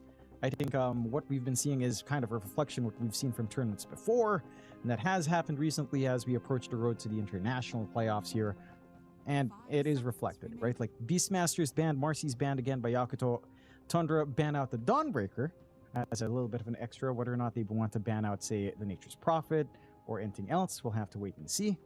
But again, looking pretty standard so far. It is kind of funny how I think a mainstay for bans for the longest time this year was something like the TA, and it's just faded into obscurity once more after the sub patch. There's the NP ban that we were mentioning, and the Lycan being banned for Yakutou, just not giving 33 his straightforward Dominator hero. So you do have that, but again, there's still the opportunity for something else. We'll see. I'm sure Tundra might be thinking, you know, game 1 looked pretty good. Let's go triple Doms here, guys. So let's just shut this one out. Have a good day. Go 1-0 and go next. As the Naga Siren as well being banned. Nothing too special here from Yakutou outside of that. Lycan, Tundra for their part, I don't know. Like they've got this opportunity to try to snag something on first pick. You would want to try to keep it flexible, but again, you might be thinking, you know, just go with something that can dominate her. You don't have the Beastmaster again. You don't have Lycan, but Faces Void. Faces Void first pick does sound pretty atrocious, to be fair, but could be done. Maybe Enigma first pick, which also sounds atrocious, and you'll go Invoker first pick. Why not? Give BZM his comfort. Doesn't really lose too many mid matchups anyhow, and can go Dominator. So there you go. It's a start. Is not a sentence I think I thought I'd be hearing, Jonathan. Is Invoker can go Dominator, but here we are. It can indeed. Build into Dominator. No two ways about that. By the way, Mikey, Yeah. you know, you were talking about the surprise of getting a 2-1 game this series. I think, and this is a little bit off topic, because we do get the Void Spirit coming out for your Yakutou Brothers, just trying to replicate that matchup. There was another surprise with Falcons and Nemesis going 1-1 right now. Spoiler alert, that series is still going on. It also is, yes, Nemesis did take a game. So I'm very worried for my prediction. Oh, my prediction. You should be worried about your prediction as well, Mikey. It could get ruined here. Day 1. Not my predictions, please. Now, what would really ruin everyone's predictions is Wildcard putting off a couple wins. Jonathan. That would. Oh, maybe down the line. Who knows? You know. How can you ever bet against Speed and RCY, the Filipino prodigy, the last Filipino in NA? How could you bet against that, Mike? You can't. You had me at speed. You can't. You had me at speed, Jonathan. Oh, still, what a day of surprises already. I'm sure some of the Southeast Asian fans there are very happy so far, or somewhat happy that, you know, they get to see a game 3. We're happy here too with our game 3 going on as the draft is continuing. Disruptor was left in the pool, surprisingly, being a consistent ban the past few weeks, and now you have the strong team fight opportunity coming out here from Yakutou. Just so much control coming out from this hero. The kinetic fence, as you and I have seen, has been highly effective in just zoning out heroes quite nicely here. So I do like seeing this for Yakutou. Tundra did opt to ban out the Puck along with the Silencer and Pugna, while we do get the Axe being banned out by Yakutou Brothers along with that Naga earlier on. So at the very least, you don't have to deal with, say, a Silencer Tusk kind of combo lane. I don't know if that's something that, or a combination of sports. I don't know if that's still something you'd want anyhow. On Tundra, there are some big choices here. The Bane that we saw Yakutou bring out in Game 1 is available for Tundra here as well. It's still not the easiest of time into Disruptor to try to get a grip though, but they will pick it up anyhow on Tundra. And Toby has enjoyed this hero.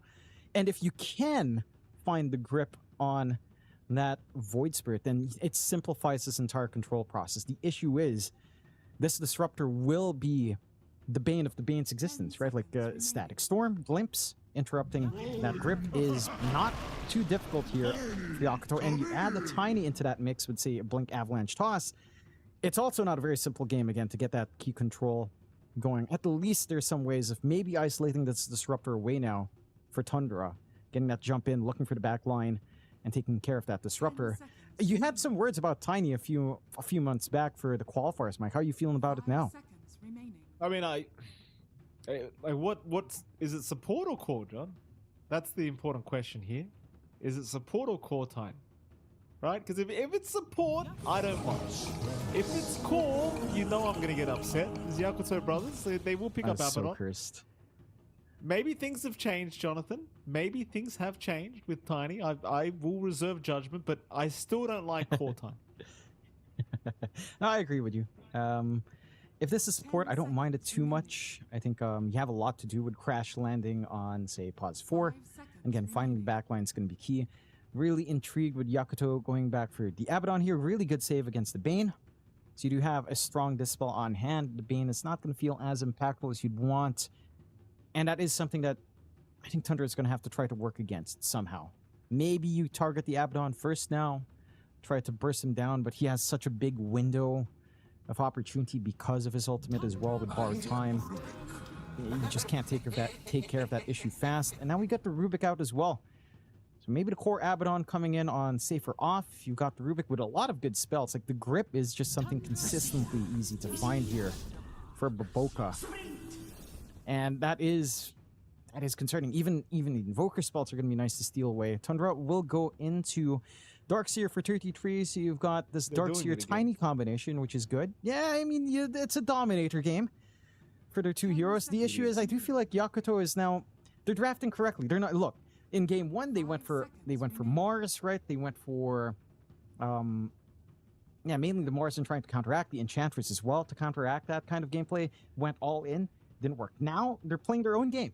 They've got the save for the Bane, that's it with the Abaddon. They've got a Rubik that can steal some spells. The kinetic fence can still be annoying to kind of run into and try to run all these creeps down. There's a good way to block it off here from the Disruptor. So I'd say your drafting on Yakutou has adjusted really well in comparison to game 1. Again, we saw that a little bit in game 2, but going up against, say, potentially triple Dom again, I don't think it's as concerning this time around for Yakutou. We'll see, John. We shall see. You know those little combinations as well now, right? Like you dominated creep with Iron Shell, toss it in, you know, maybe pick a Centaur so just you can stun as soon as it's tossed into the enemy. Perfect setup. Got these things, Jonathan. It's Tundra Esports we're talking about. Yakutou. I imagine are still looking for a position 1 ban out here for themselves. I hope they're still looking for a position 1 ban. Yakutou Brothers, that is, because it means we're probably going to have to watch POS 1 Tiny if it's not the case, John, and God forbid we have to do that this early on in the road to TI playoffs. Oh, goodness gracious me. Imagine if we would. I guess that would be the greatest comeback for Yakutou. Just, that would be a gift, I suppose, for themselves if they'd see that. And, you know, you'd be a very happy man going to the next series, Mike. You'd have a really strong talking point about Tiny. I would. And how great he is. I would. But hopefully not this time, John. We are going to see one more ban. Seems like Tundra believe there's a position 1 to come. I still, you know, Tundra obviously need their own carry here, Jonathan. Do you see something you like? Something that tickles your fancy here for this Tundra side? It really depends where this Abaddon lanes. We're talking about laning. Jug is pretty fine.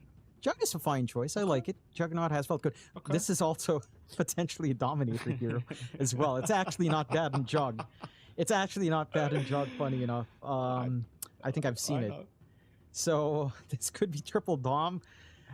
It's pretty nice. You don't have hard control for Jug, especially if he goes Manta afterwards. So you can just kind of spin and win and disappear. And yeah, I mean, maybe he's going to be annoyed by Abaddon with borrowed time, but overall, he doesn't really care too much. I like this coming out from Tundra. I think fits their draft quite nicely. And for Yakutou, it's just time to find a win condition. I'm hoping we see the Beyond Abaddon here and something else on safe. Scaling Abaddon, just, it doesn't feel amazing. It can be good in the games where you're snowballing hard, but it feels like if you're snowballing that hard, any carry would be good. And they go for the Morphling. That's a much better win condition coming out. The direct matchup of Morphling into Jug does feel... It can be 50-50 depending on how you kind of angle in here for Crystallis, but overall it should be a little bit better for Fly. And he does have some good forms to turn into, right? Like there's a lot of utility to turn into 33 or Saxa. Even turning to Crystallis with a spin is quite nice. So you have a lot of options here. Going into Invoker for some utility as well with some of his spells can be nice if you time it right. And we'll say again, this draft is looking a little bit more even. Mind you, Tundra does have that fallback of not playing Dota and playing a mini RTS game instead.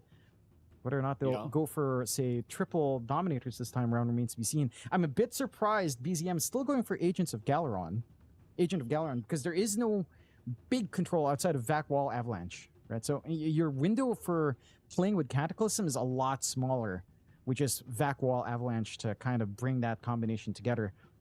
But if they can hit that timing off of these potential Dominators that come in, that can still line up. I'm curious to see how much Yakutou has learned and whether or not these adjustments in draft is enough to counteract that high tempo that we were seeing from Tundra last time around here, Mike. So this should be a very exciting game number 3.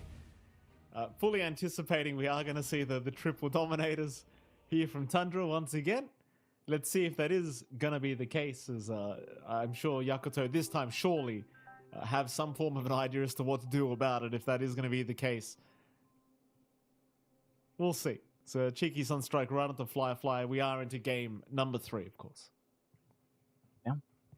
Again, I just love it that we're getting some surprises coming in here to the first day of the Road to TI playoffs, right? Like again, on the other series, you've got a 1-1. We've got a 1-1 here as we are ready to get into the game.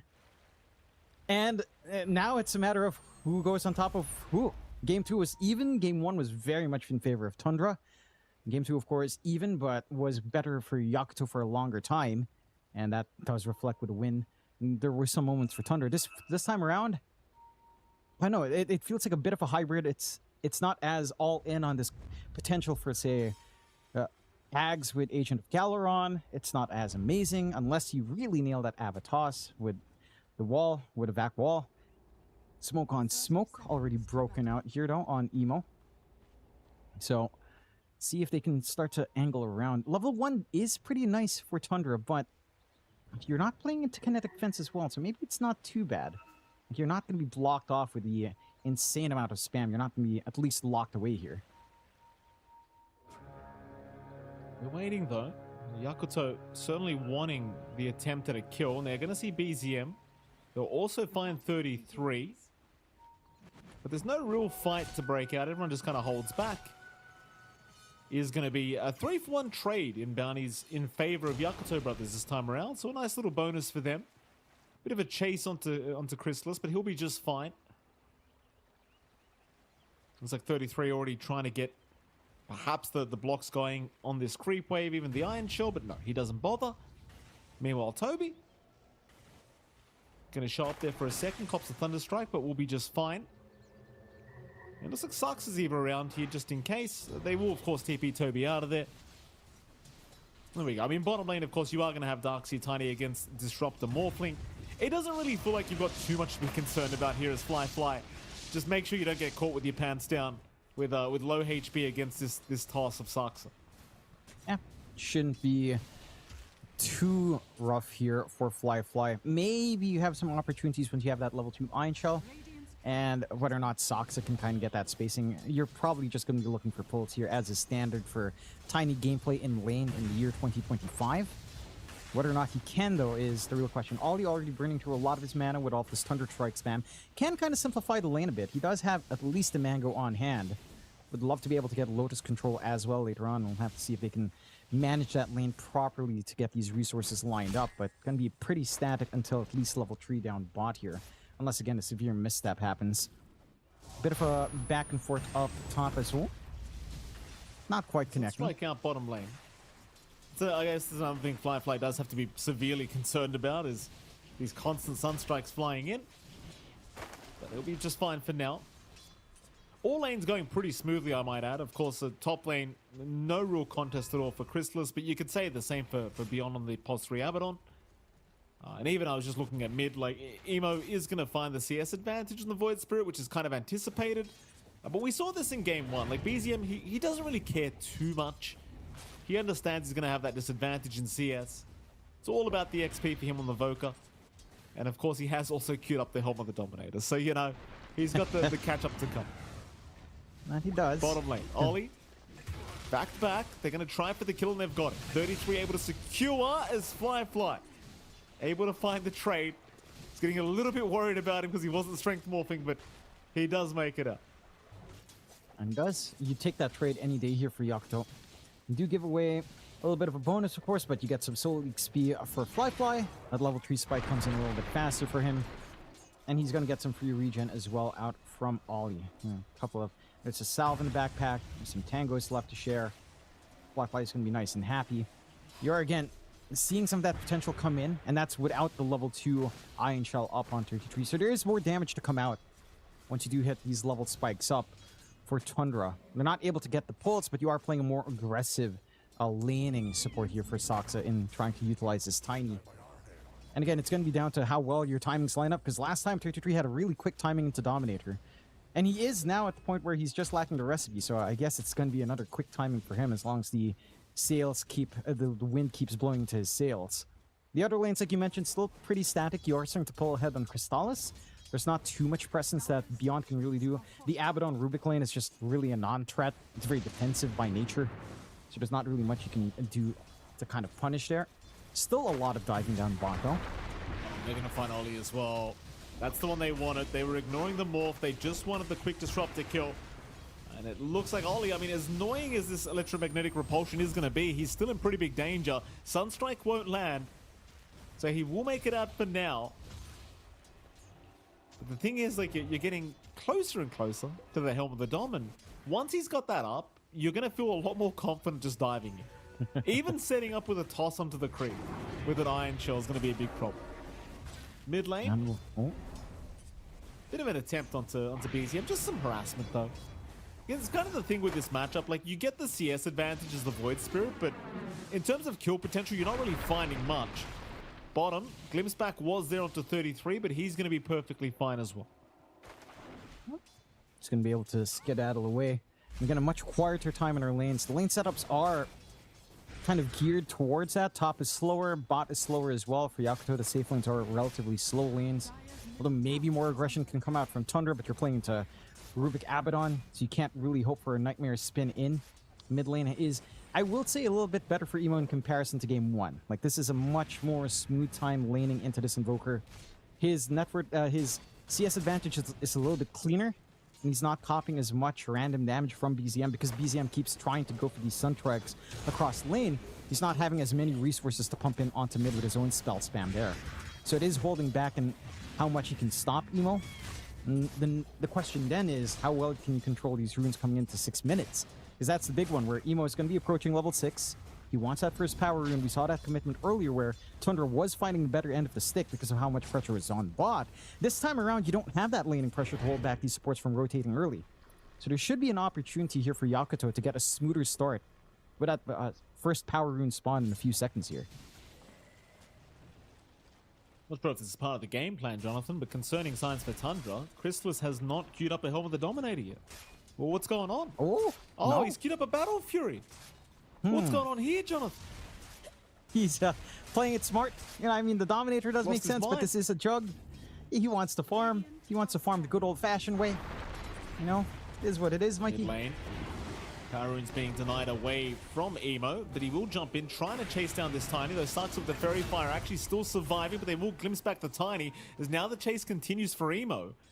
But you aren't going to have the follow-up, so Emo's going to be perfectly fine. They will not secure a power rune here for the Void Spirit, but they get something even better, which is a quick support kill. I think you're happy enough to just get some more gold flowing onto Emo. Still gets a top up from the bounty rune at the very least. Not the most. 33, pretty deep dive here. Sunstrike's gonna fly in though. Oh, it hurts me to watch that, Jonathan. I'll be honest. It's a bit of a shame, isn't it? It's like you don't anticipate it to be that much damage, but it certainly is, Jonathan. It certainly is. And it is. Just very deep commitment from Fly.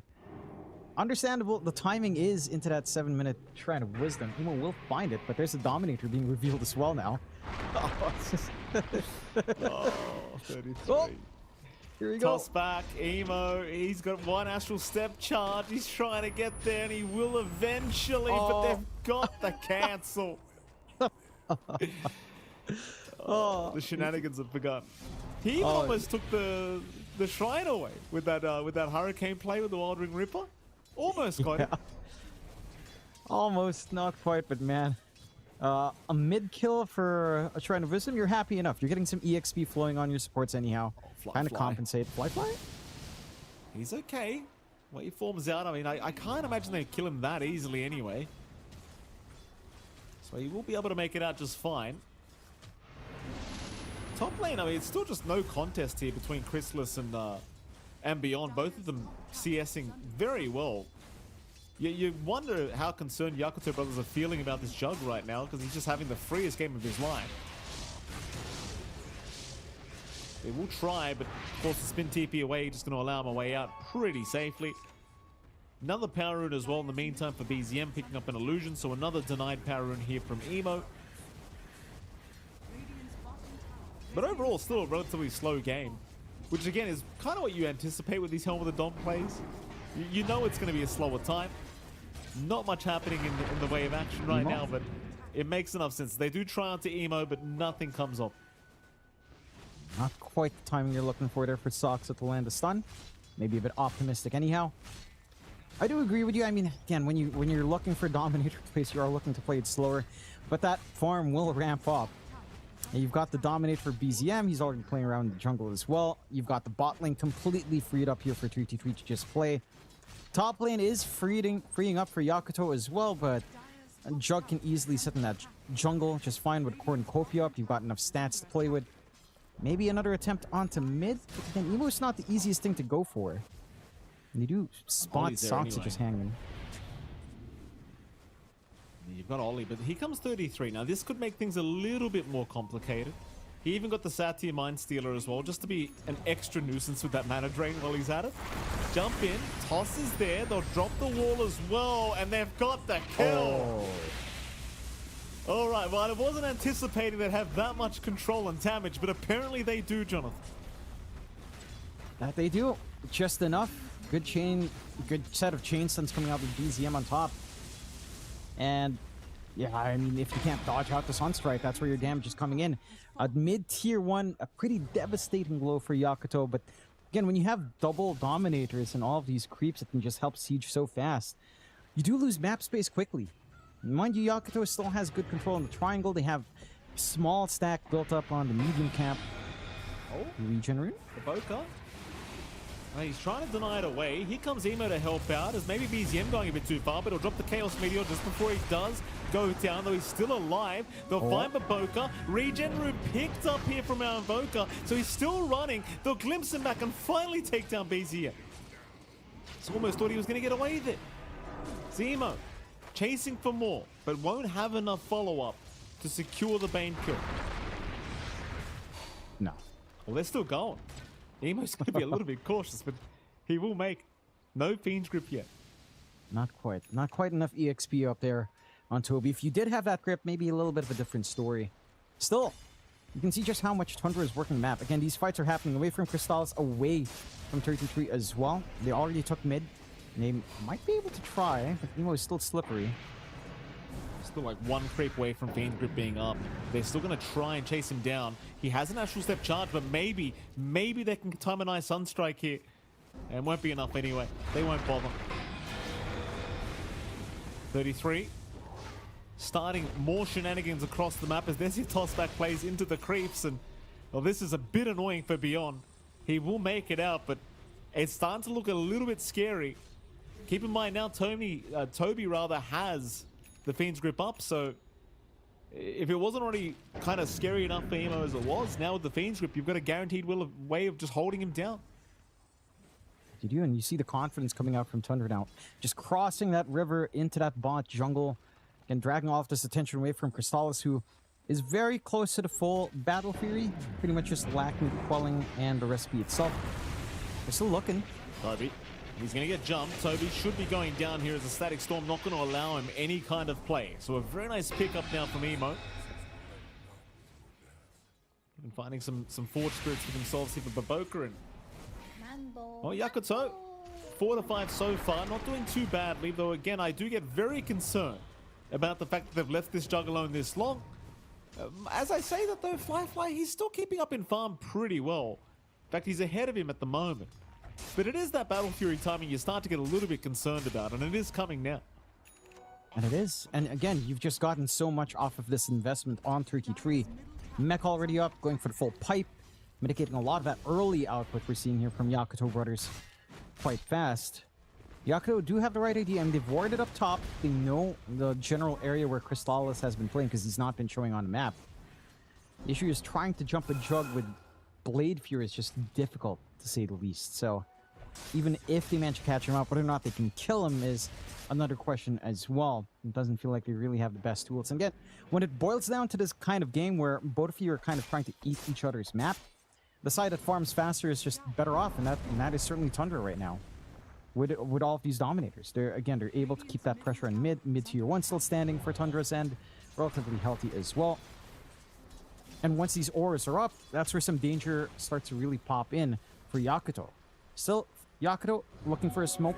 They've got the haste being popped or expiring here for Emo to play with, and he is rushing the Ags. Fine, Toby. Poor old Toby can do nothing about it, but he will at least break the smoke for his side. In the meantime, the mid tier 2, or rather bottom tier 2 tower was being focused down. They won't stick around for it. So they know the rotations were incoming from Yakutou Brothers, but they still get a substantial amount of damage out. Meanwhile, Fly forced to back away from the top lane. So rotation was there from BZM. I guess it still feels like it favors Tundra. But again, Yakutou Brothers, they are not really far behind the net worth at all. It's just a 1k advantage so far for Tundra Esports. Like Fly, happy to just bully away Crystallis every chance he gets. Yep. Again, it's that threat of the output on Fly. He does. And just kind of pressure. I mean, Portal would have been safe lanes are just farming up top, so they're trying to equalize in terms of being effective on the map and setting up some safe zones, considering how scary bot is with these forays coming out from Tundra. Bit of a smoke out. Again, they still have the grip. We haven't seen that commitment yet from Toby. You are still a ways off from your next key items in something like the Ags on BZM. They do have enough control to just snipe one here. We're going to find Ollie, but a quick Static Storm down going to ensure that Toby can't really follow up with anything. He's still safe for now. Here comes the Morph. Fly trying to find himself a target, but the Fiend's Grip is going to lock him down. It is cancelled though. Emo saving the day for this Morphling, as it seems like Tundra will need to retreat. And they will do so. It's Yakutou, they're happy to continue this fight. The Tundra are the ones not looking to keep it going. And still, it still proves to be a hard game for Toby. You know, he finds a nice Fiend's Grip, but it just doesn't last long enough in the end. No. I mean, there are just so many ways to cancel it off. Right? Like, you've got a lot of saves coming in. You've got the lift, kind of break up with a stun. You've got Void Spirit. You've got the Static Storm that's been very good from Ollie, breaking up these smokes and just instantly dropping Static Storm, stalling out this movement out from Tundra it off. Right? That they're still holding on to this mid-tier 1 somehow. Right, is out onto Baboka. They're going to try and at least burst down the Rubik quickly. And they should have him, as Crystallis does show himself to boot. Emo going to be fine to step his way out. That was a full 5-man committal here in this mid lane, though, in absolute fairness. So, Yakutou Brothers, they might call that a bit of a win. They will look to retreat now on the side of Tundra. But that tier 1 tower, I mean, it's standing on nothing at this point. They'll come back for it eventually. Yeah, I think the key issue for Yakutou is that they have to come back. I think that's the key thing. They can't use these wards effectively. They can't try to sneak around with a smoke from mid into that top jungle because of the mid tier 1 still standing. And they got on to Beyond, but it's just a bit of chip damage right now, trying to proc that borrowed time. Sunstrike not going to land. A nice little juke out from Beyond. No borrowed time to be expended. Meanwhile, top lane, they are going to find Toby. They love finding this Bane because it just makes them feel so much safer on the map. It'll be another quick one here for Flyfly. It would be, and again, it's a very even game, but I would say it's looking a lot better now for Yakutou, considering how much you're getting out from Flyfly. This investment in 323, yeah, it's been good. The pipe's coming out relatively soon, but it doesn't feel like you're really seeing the connections as we saw in game 1 with this kind of idea on the strategy, right? Like, you need so much more to come in for Crystallis first. He's not ready to really fully commit on the Juggernaut yet. You are 2 parts away from the Ags of BZM on the Invoker, but it's banking heavily on this big vac wall avalanche idea from 33. I don't know if you're going to be finding that. Maybe if you're just going for a solo pickoff, double Sunstrike on 1 is nice. You have enough control to at least guarantee that, but going through for a wider team fight doesn't feel as feasible at the moment for Tundra. And Yakutou are just feeling stronger and stronger as this game goes on. Like, Manta up on Flyfly, Dragonlance next, already has his Vlads earlier on for the farm as well. Their own Ags timing with Emo is still a little bit further away on that Void Spirit, bottom network core, but once you do hit that Ags, that's, again, a very dangerous timing here for Tundra. It's not like you're going to be farming quick BKBs anytime soon either. And that timing for the Ags should still be better than any preemptive BKB that may be queued up. So you have a big window for Emo anyhow. That's 7-6. Still a very quiet game in comparison, but you do feel the stakes, right? And it does feel like both of these teams understand just how much is at stake with this best of 3 here as Flyfly. Punch up the Morphling. Not an easy target. Comes back onto Saxa. They will Fiend grip him up though. He's now stuck. He needs some help, but it's not coming. So maybe just not anticipating that many numbers to come in. They'll lose the Morphling. And this is huge from Tundra. They'll find a secondary and they might even just start pushing through the bottom lane. Why the hell not? About the opportunity to take a free tier 2. Already got some gate usage out from Sox up top, just to even out the lane a tad bit as well, and start to set up perhaps for that Tormentor with his timing. Some very good timings overall lining up here. Saxa will be on. They're going to find Beyond. Beyond's still sticking around, but he's going to be a little bit wary of Saxa having a toss target. Here comes the cavalry, but Saxa's got the help. This all looks like bait right now, as they do jump in for the Tiny, but the pipe will keep him alive a little bit longer. Nightmare out into Beyond as well. Here comes BZM to boot, as Saxa somehow still alive. Now the Vac into the healing ward to keep the Tiny going. Is Yakutou rather, they're still going for more.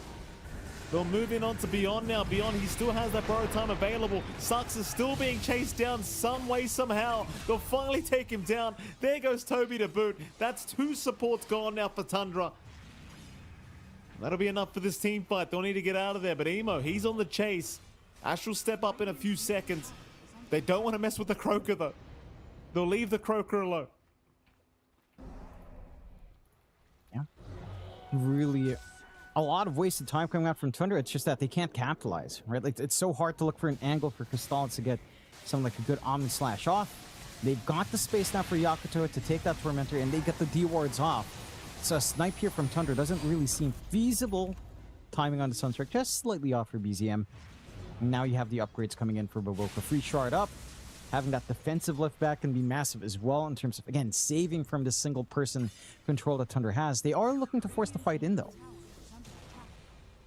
Why not? They know they're weak right now. Or perhaps weak. 33.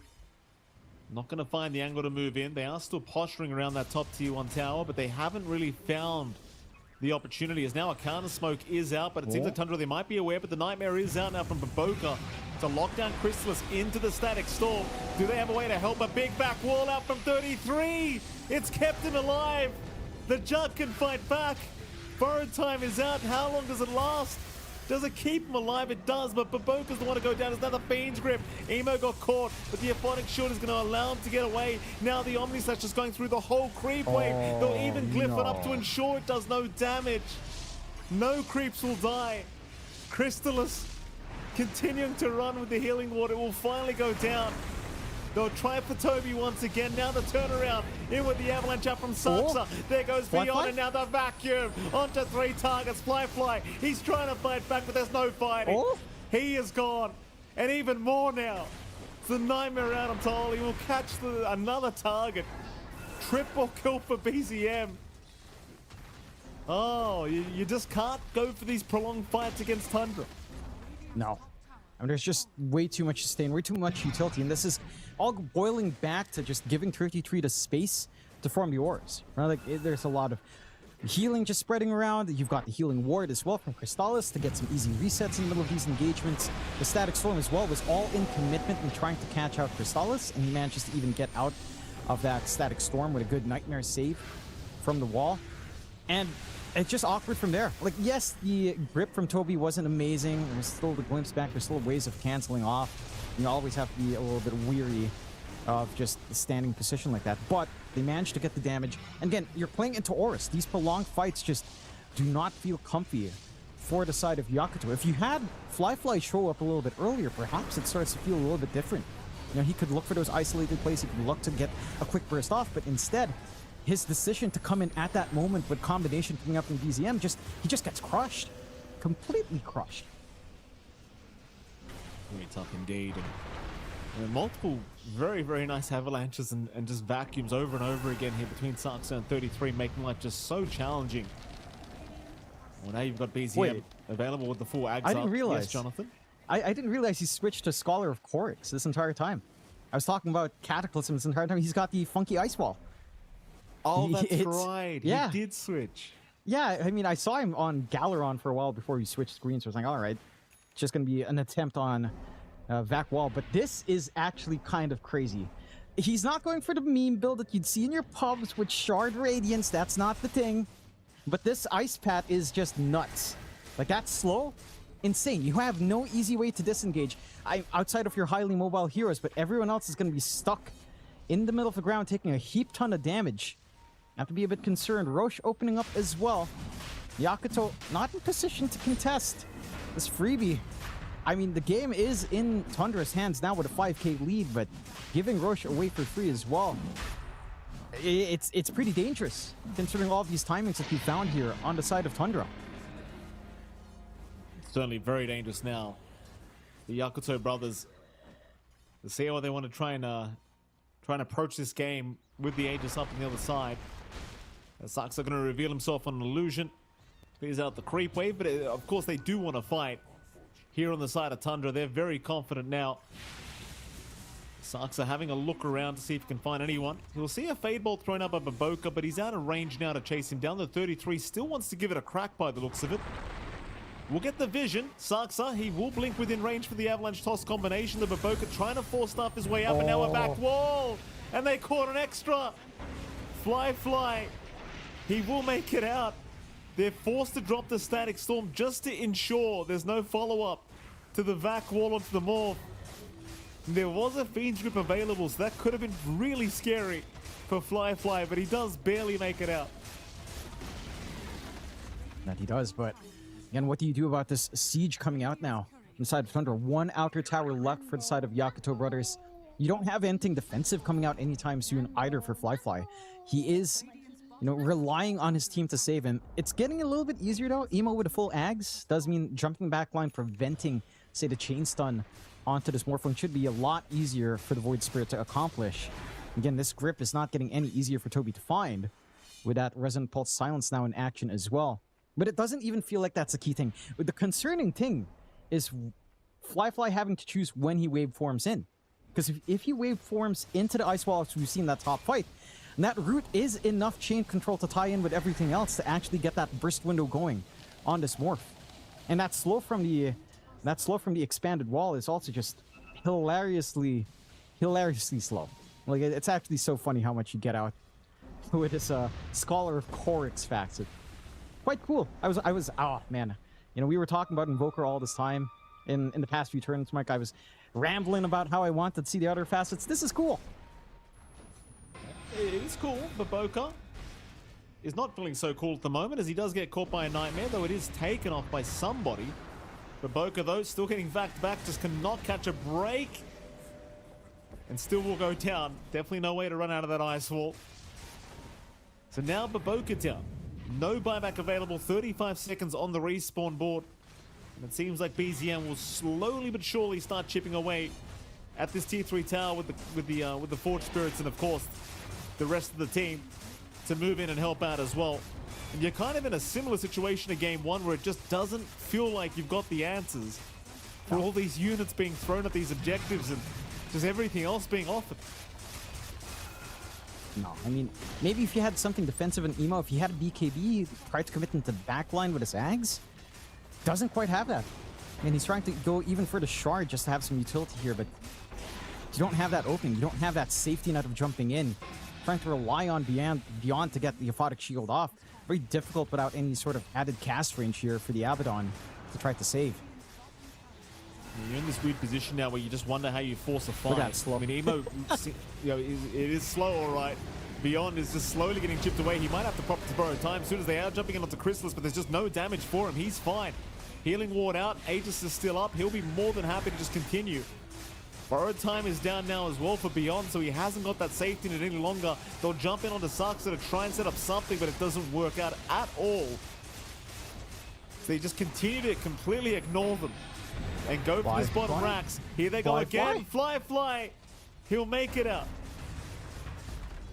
But the bot racks, Jonathan, continuing to go down. As Saxa now with the toss back on Emo into the Fiend's grip. Locked down. Nothing he can do about it. He's gone. Even Saxa with another nice avalanche onto 3 targets.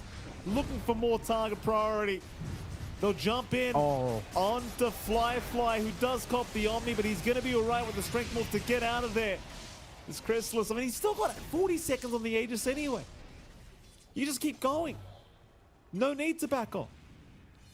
No. Just head straight to top. Try and cut off the creeps, so 2 lanes are going to be shoving in. 20 seconds without Emo. This is your key factor in the fights. This is your backline jump. Here we go again. Jump is out. Beyond. He's got borrowed time in 5 seconds. It'll be just enough time to allow him a way out as they are going to toss back 33, but he's a very tanky target right now. You are not killing him that quickly. Back again onto 2 targets. They found themselves Beyond and Baboka, and Baboka's already down. Beyond is out of time with that borrowed time. He's probably set to fall as the ice wall does end up dropping, and there is nowhere to move.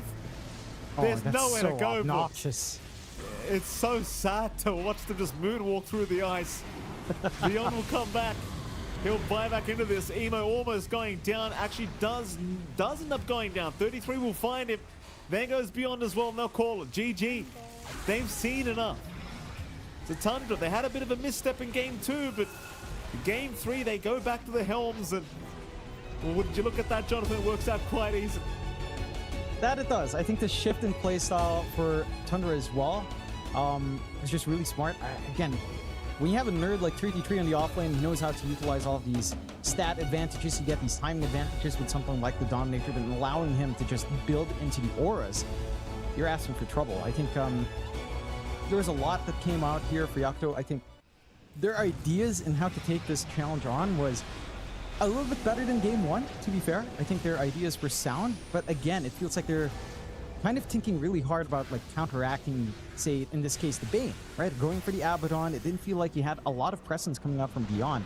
And that puts so much responsibility on Emo and on Ollie to provide all that team fight.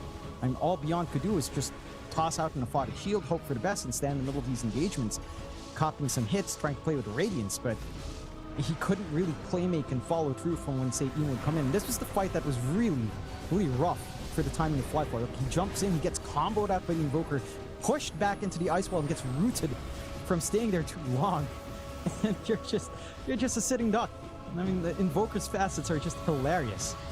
It's cool to see BZM pulling out another, but for Yakutou, I think that I feel like the key issue here was really, again, they had better ideas in how to counteract the Dominator. They were looking to play their own game.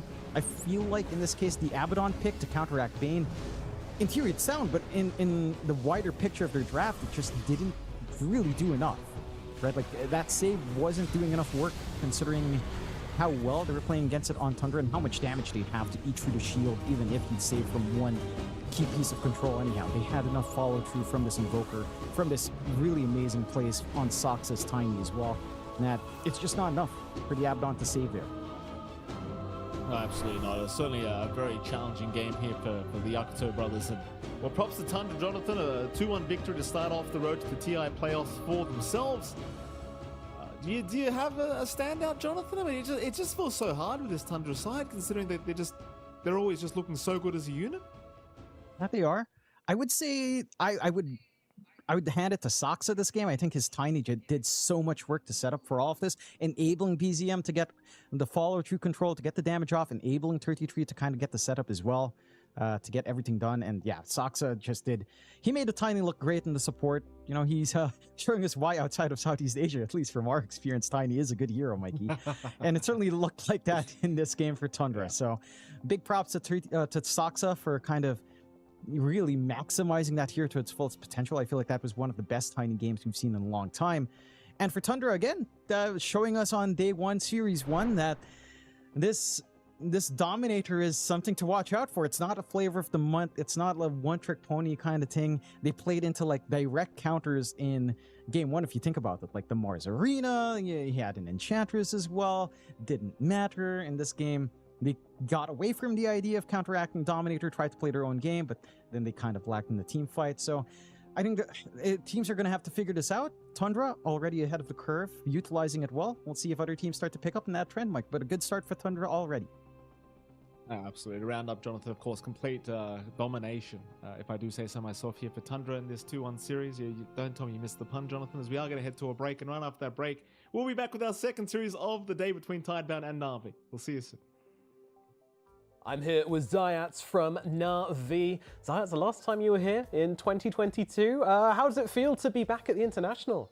Yeah, it's amazing because, you know, International for me it's like coolest drug because I can't live without that feeling to play top tier tournaments. And yeah. And how different is it this time around? You know, back then with Secret, this time you're the captain, you're the drafter of this young squad. What's that like? Yeah, it feels different because, you know, I was in TIS at 19, I was young with Na'Vi, and 2022 I was with Secret, and I was like just a player. But now I become a captain, so I'm leader of the team, and my team is kind of young, so I guess it's maybe youngest team. What do you think the advantages are to having such a young team?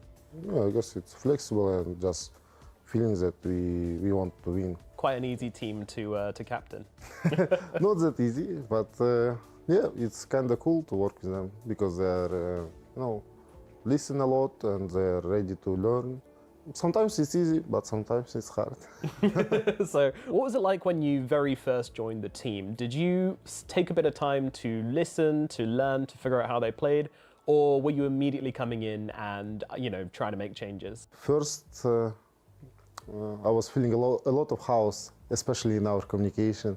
You know, they're young, everyone talking and spamming, and yeah, it was about house. And the second one, it was about how they really want to win and how they learning fast.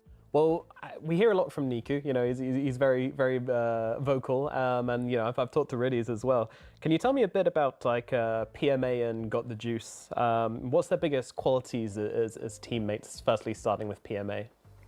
PMA, it's like strong guy. He, you know, it's hard to break him. You know, he's like, it's hard to break his mentality. Yeah, he's, you know. You can trust him because, you know, post 3, position 3, it's you need to be like strong guy who going first, sometimes initiation, sometimes just a tank, you know, so yeah. What do you think would be a good result for you here at this international? What are you aiming for? For me, it's to play in main stage, you know, it's gonna be like good enough. Okay, and What do you think that would be like for the players who haven't played in front of a huge crowd before? Yeah, that's why I like that, to give our boys that experience. And also I love to play in arena with fans. A long time ago I played it, and I want to feel it again. Excellent, Zayat. Thank you so much for coming to talk to me. Good luck at this international. I'm looking forward to seeing you play. Thank you.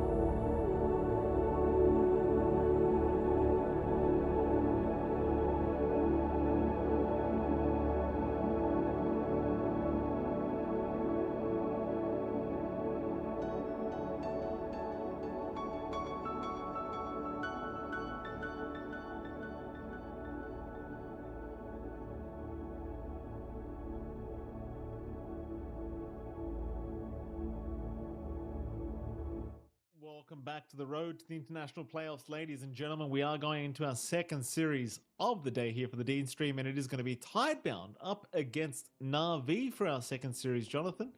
But before all that, how the hell are you feeling?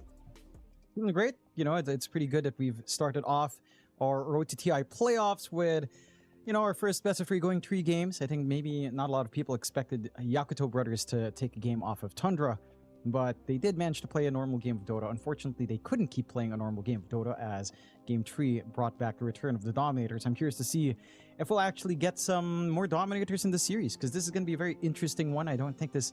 looking up the numbers, on paper, at very least from what I can find, this is not a matchup that's happened recently at all. Na'Vi up against Tidebound, as in the tournaments these two teams have been together, I don't think they've managed to face off against each other. So this is going to be a very interesting test again of a clash of styles, because Tidebound is a very experienced team. These players have all been to the highest level of Dota across the prolonged careers that they've had in Dota 2. And, they are a team that has been very consistent coming out of China as well, or at least top performing for China for some time now. And they have been carrying that flag of hope along with Xtreme Gaming for most of this year, and every now and again Yakutou Brothers, depending on how the qualifier scores up.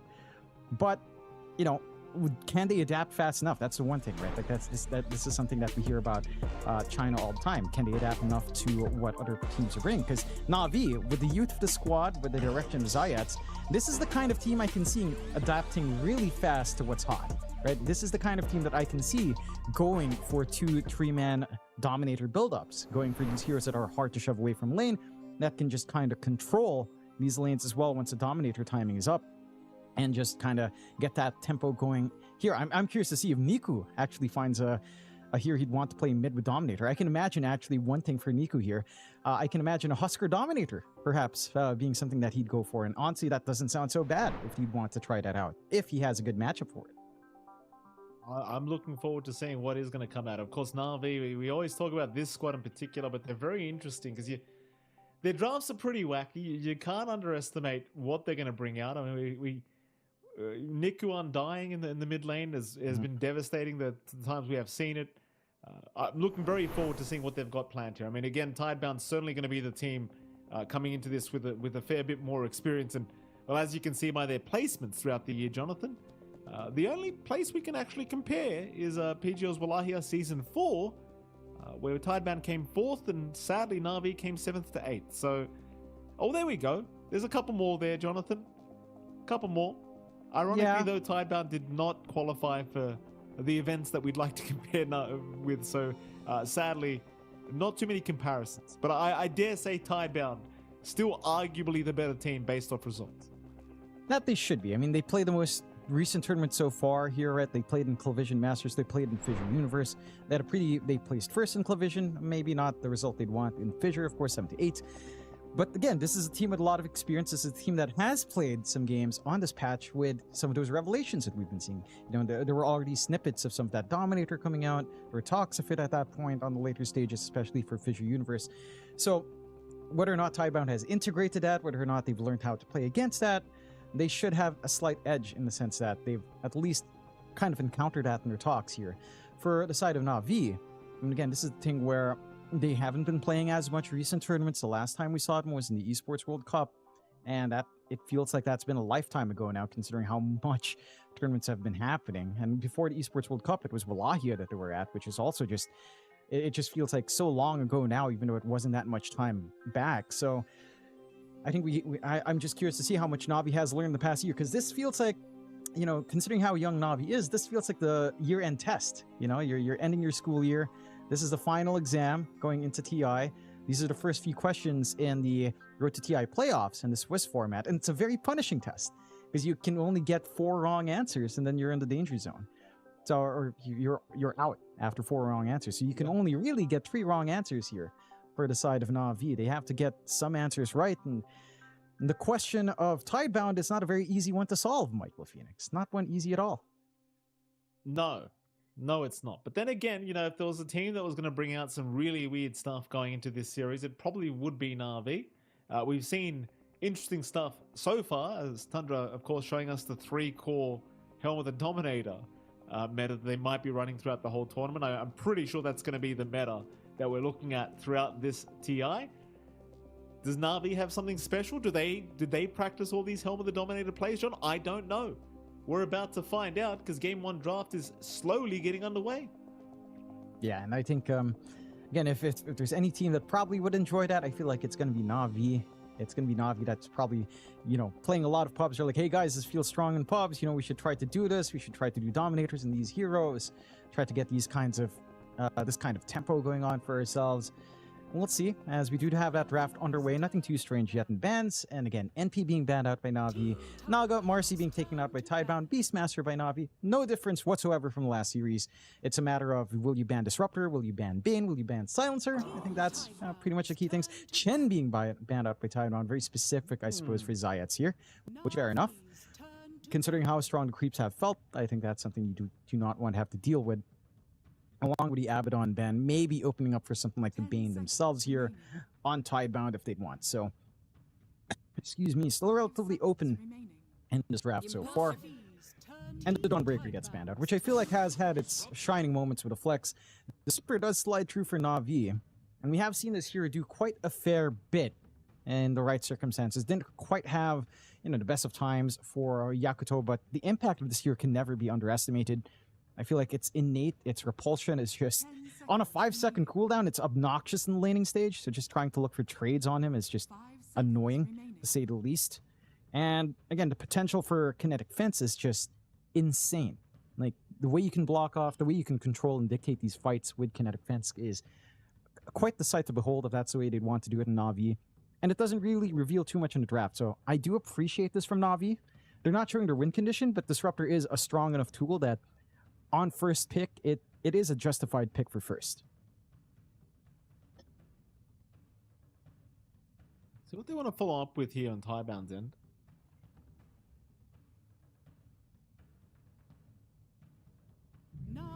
priority pick is going to be. And they are going down the Shaker route straight off the bat, which, in fairness, I mean, Shaker has already proven to be strong, but in this kind of meta where you are dealing with a lot of Zoo, it does make enough sense that Shaker is proving to be one of the big meta heroes for this TI. And I guess it wouldn't be TI without the Earthshaker being in meta. So there you go, John. There he is. It's fair enough. I like the rationale behind it. If there is a lot of dominators, a lot of creeps on the map, this is one way to counteract. It also makes it awkward for something like the not Disruptor. Who's the Conehead? Why am I blanking out? Who's Mr. Conehead again, Mikey? Darkseer, John? Darkseer. I don't know why I was thinking of something else. Darkseer. Yeah, it kind of makes it awkward to pick the Darkseer up. I feel like Tidebound should be banning out some mids, though. If they are looking to run this on NTS, which they have historically run very recently, mainly Shaker on Nothing to Say, then it would be a rough time. There is a lot of flex. Likelihood is you pick it opener here, first pick overall. You are gunning for it to be a flex, maybe onto Pause 4, which Pause 4 Shaker hasn't felt too bad. Laning weaknesses are still there, but the hero can come online and have a lot of impact.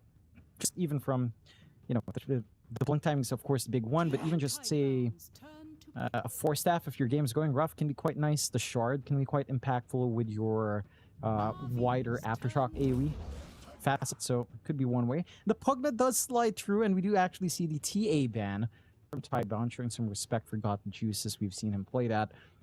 Pugna coming in, this is something that we were talking about as well, being higher priority in the more recent tournaments that have been playing before the road to TI.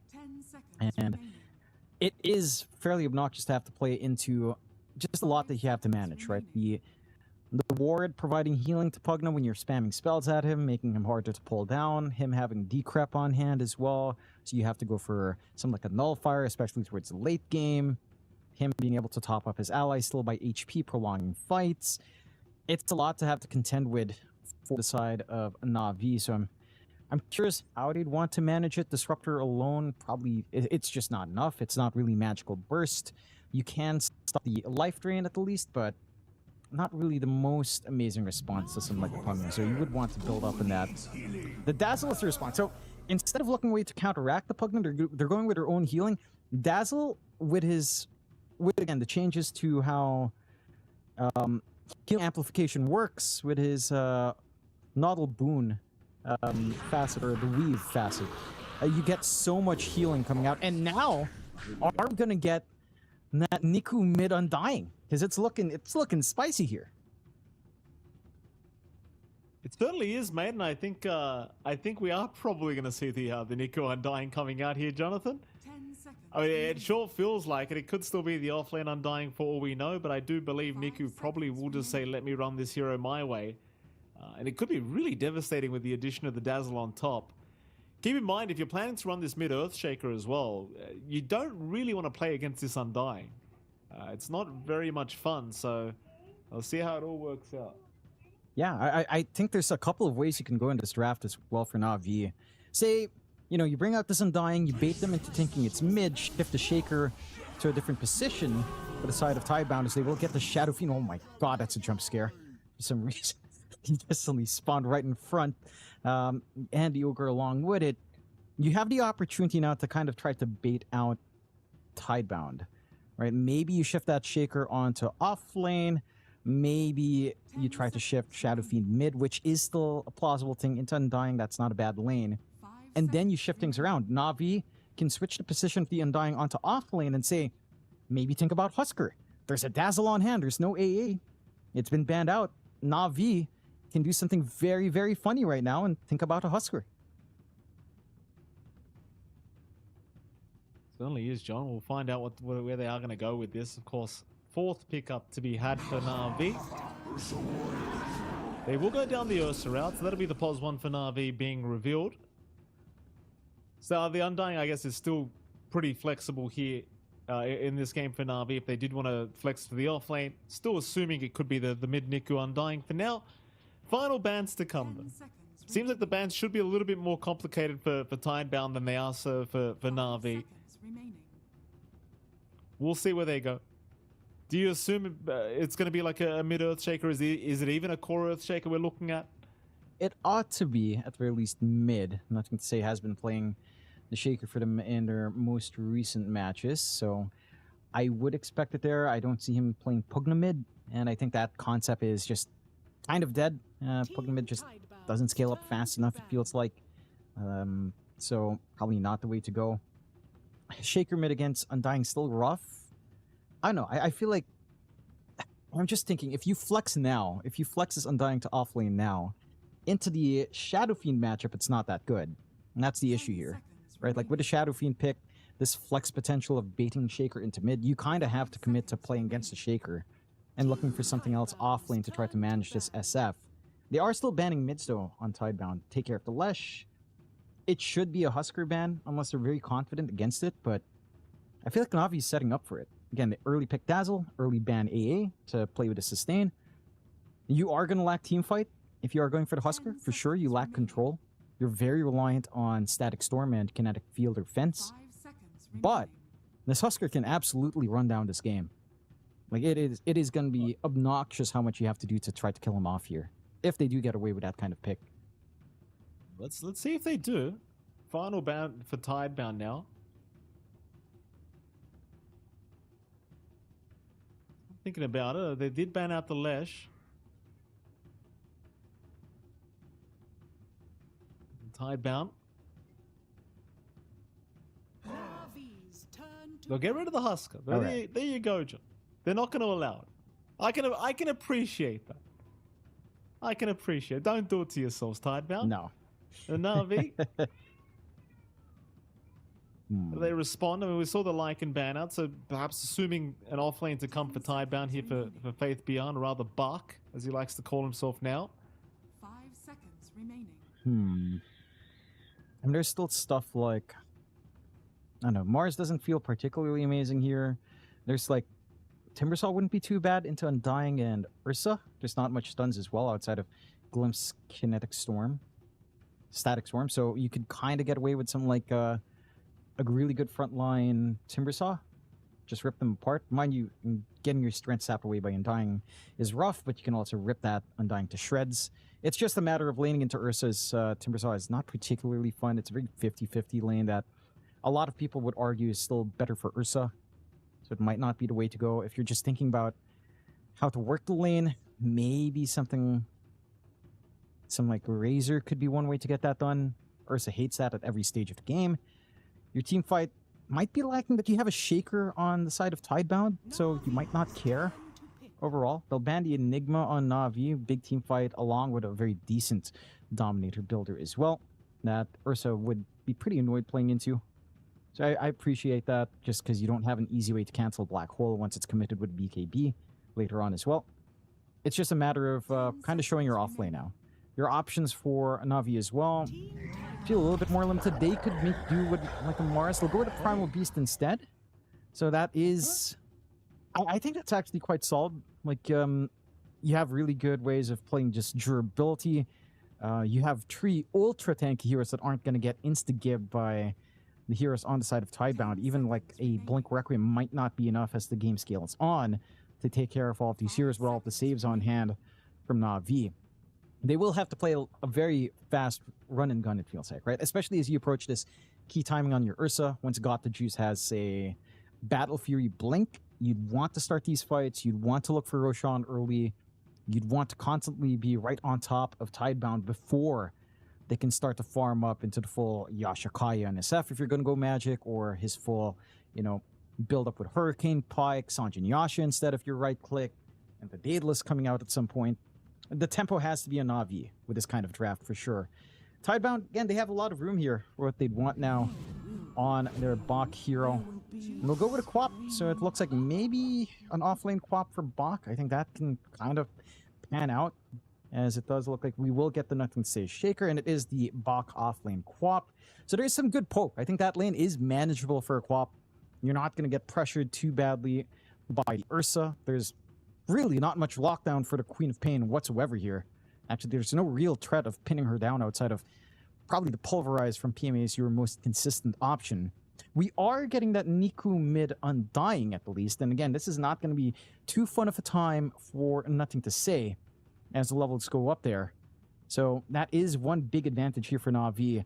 Niku has to utilize this hero advantage he has to really shut down NTS, because if NTS gets away with an even lane up against the Undying, and he has access to his triangle, camps get stacked up on Dire's side, it's very easy, of course, to leave this Quap alone in the Ursa matchup with no stuns, then the Shaker is just going to be online a lot quicker than you'd want it to be, and becomes a major threat in kind of enabling the side of Tidebound to play into this tempo that Na'Vi would want to build up. Draft-wise, I would say both sides did get away with what they'd want. It might be easier to execute to an extent for Na'Vi. I think it's very forgiving to have a Dazzle plus Undying with, you know, 2 other tanky heroes as well that you can just spam heal on, drop a Shallow Grave. You know you're going to probably find a kill, especially if you save Got the Juice and he's not pinned down long enough.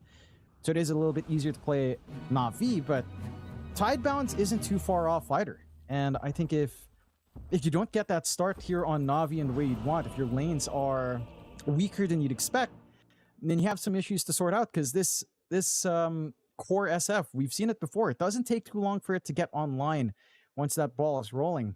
And, you know, you are going with a classic right-click SF here, as you aren't, you know, you're sticking with Lasting Presence as your facet for Shiro. It should just be a straightforward build-up. Nothing to Say has the Filipino Wamba X combo lines lined up, which was a bit of a jump scare. That caught me by surprise. I didn't expect that from Nothing to Say, Nice. of course, but Very nice indeed. We are into yeah. game one. Of course, we do have a quick pause. We are having, I believe, some microphone issues for one of the players, but I'm sure that'll get resolved very, very quickly. Draft-wise, John, I mean, I know you've already kind of gone over it. Do you have a preferred draft? Is there a draft you'd put your bet on if you were a betting man, Jonathan? Well, what are you thinking? so hard to say. I think this window where you're strong for Na'Vi isn't that wide, but it's also not that narrow when you compare it to like Tidebound. I think Tidebound have around the same timing and tempo. Maybe it's a bit quicker for Na'Vi.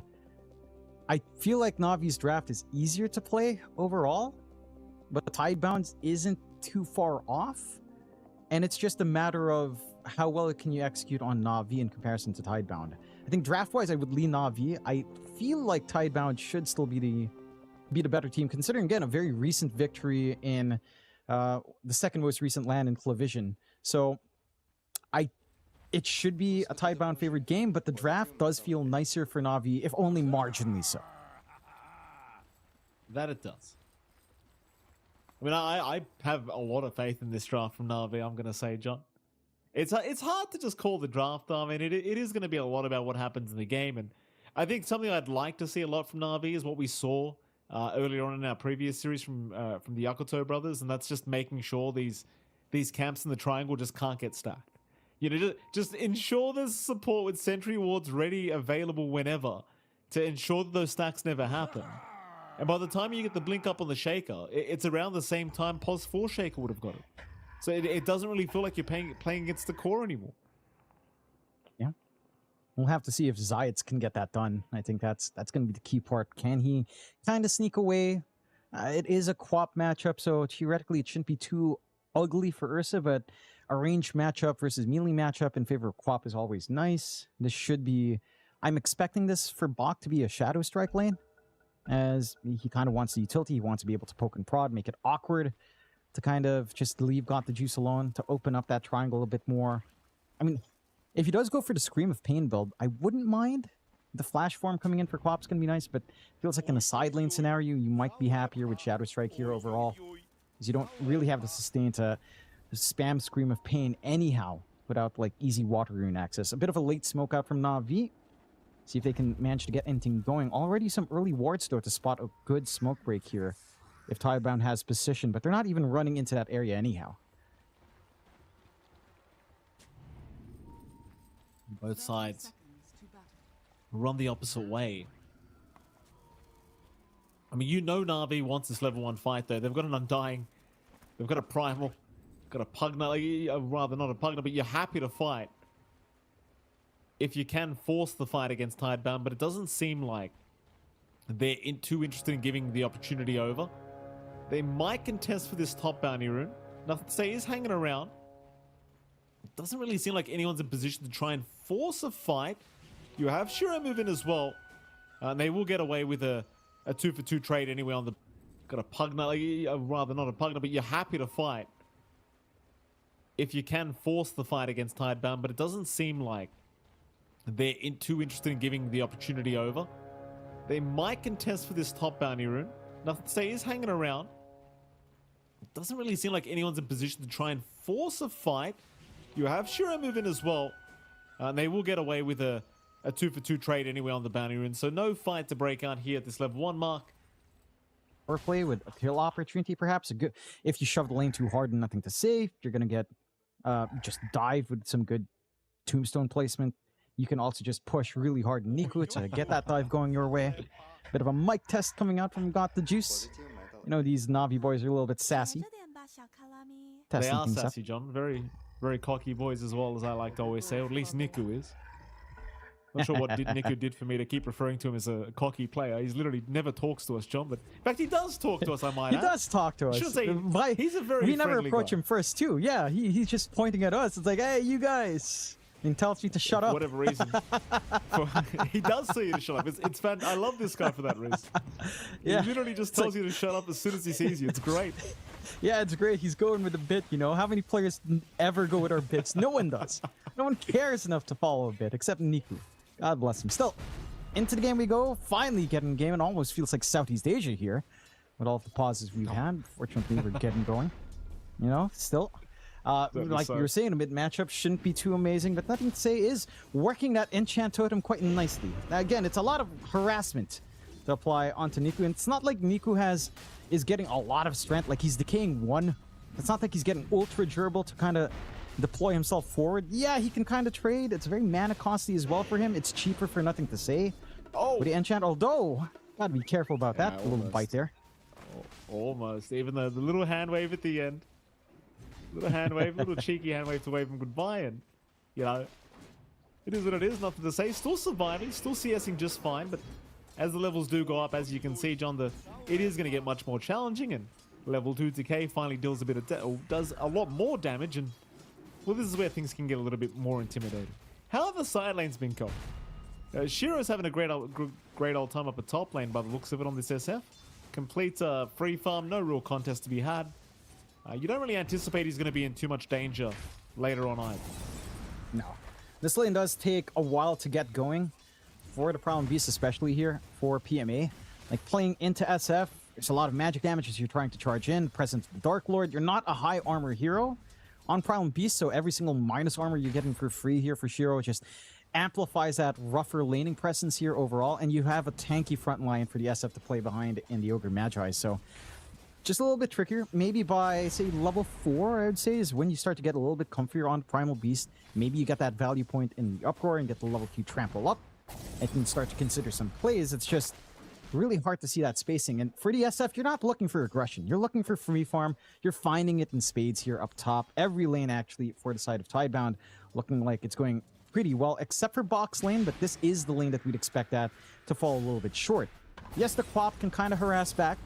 You can hold the Ursa back from aggression, but the dagger doesn't really stop him from farming. You have a Pugna to back you up as well. There's no real big kill threat to slow down, and you don't have a farming pace without that Scream of Pain up because you are forced to go for a 3-1-1 build by 5 here for Bach. So you aren't going to be farming up too quick. You are slowing down the Ursa quite nicely, but Got the Juice is still finding that farm. The one big thing is that you are still open in your triangle. Zayat isn't able to block out the medium camp at least. The Ancient's blocked off, can still hurt, but you don't even have the time for Planet to stack. Because of how high pressure that lane is for the Quap, you can't even just sit back and try to build stack for the Shaker. So that is something to be cautious about on the side of Tidebound. You would want those stacks, as you mentioned. They are starting now, at the least on that camp, and that is the easy access one for Planet anyhow. So even just the large medium camp being stacked up, gonna be a big boon if you can find that here for nothing to say for free. Still no kills across the map yet. Has been some close calls in the mid lane, but not quite close enough. Props to nothing to say, by the way, John. He's actually ahead in CS. He's been doing a very good job of just securing with Fisher whenever he has the chance, and Oh, it has been working out for him. Niku has been trying to amp up the damage a little bit and the harassment a little bit, but it's kind of just low on mana at the moment, so nothing to say. Still able to secure the farm he's been looking for. No rotations to come in either. They're just allowing the mid lane to go the way it is. So I guess Na'Vi not concerned about the even style of matchup that has happened. You don't really have those kind of supports to rotate anyway, I suppose, with the Disrupted Dazzle. So No. it's just one of the... It's kind of just low mana at the moment, so nothing to say. Still able to secure those things. Just a very stale kind of laning stage right now between these two sides. And it is. I think with that staleness, though, you really would want to get a little bit more from these side lanes. Again, PMA has been having a pretty slow start. Got the Juice has been ramping up a little bit more, which is good to see. This Ursa timing into at least the phase boots and some components of Battle Fury should be pretty much on par. Again, not much you can expect from Bach in slowing that down. It's just a matter of, have you done enough on Niku and Minute? It just doesn't feel like he has. Again, there is still space here for nothing to say, just playing with Enchant Totem and playing with the Aftershock. Like, this is something we've seen from a lot of mid-shakers now, just maxing out Aftershock versus 113 is the build-up we've seen in the past day. And it is doing quite a fair bit when you do walk up and try to decay and try to apply that pressure. It makes it a little bit more difficult to go for that full commitment in.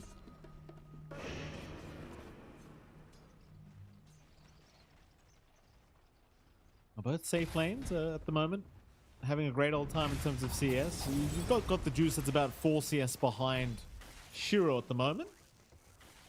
To be expected though. I mean, it's an SF with literally no contest here up this top lane. Just being an absolute nuisance here is Shiro. PMA, of course, nothing he can really do about it until the levels do come up on this Primal Beast. And that is kind of the thing with this draft of Na'Vi, right? Like, it does start to really feel strong around, say, the 15-minute mark. And it's just... Till then, you're just not really... You don't have much to play with. No.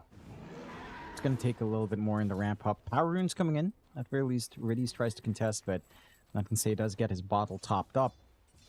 A nice little sneaky invis as well. Doesn't quite have 6 tried to play just yet, though.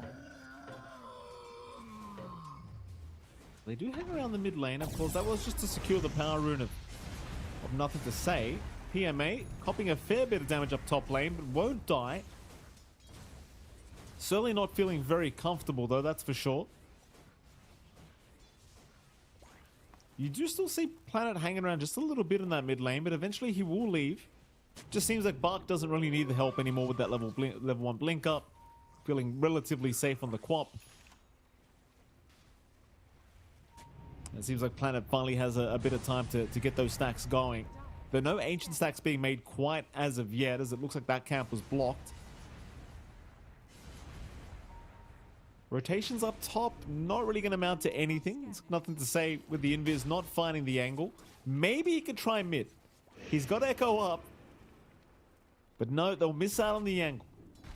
Niku probably would have been slightly too tanky anyway to really hope for that kill. Be just a tad bit optimistic. The static state of game does heavily favor Tidebound, though. Again, you were mentioning this later timing coming out for Na'Vi. I feel like they want that to be a bit faster. You know, normally with Primal Beast, you want to have a very aggressive lane. Maybe this is the start. No, they don't commit on to Y either, though. No. No, it's a very, very quiet start again. They are just very static, and both sides know that they can't actually initiate. Like, both offlaners can do nothing against the safe lanes right now. You're seeing PMA just trying to retreat. He may get caught out here by Y, but no. Not within range for the Fire Blast. You're not concerned, though. I mean, Shiro's just having the freest game of his life right now. No contest for this SF. And that is a pretty scary kind of pacing here in the farm department for Shiro. That it is. He's already sieging on that top tier 1 by himself. PMA can't run up. Like, again, he has no points in Uproar. He has no armor. He's -1 with a tower buff on him, which is not great for that Primal Beast. At least, again, a kill opportunity for Shiro. Can't really show up either. And the side of Tidebound, they're happy enough to just sit back and farm. They already cleared out the big stacks here with nothing to say with a slam.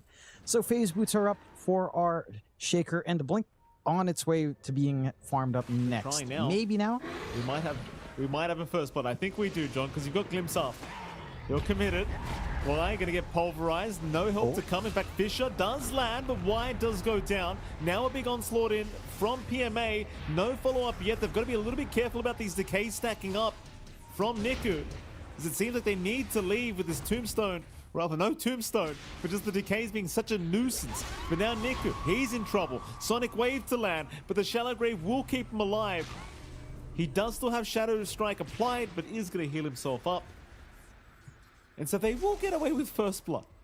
Surprisingly enough, that's all they found.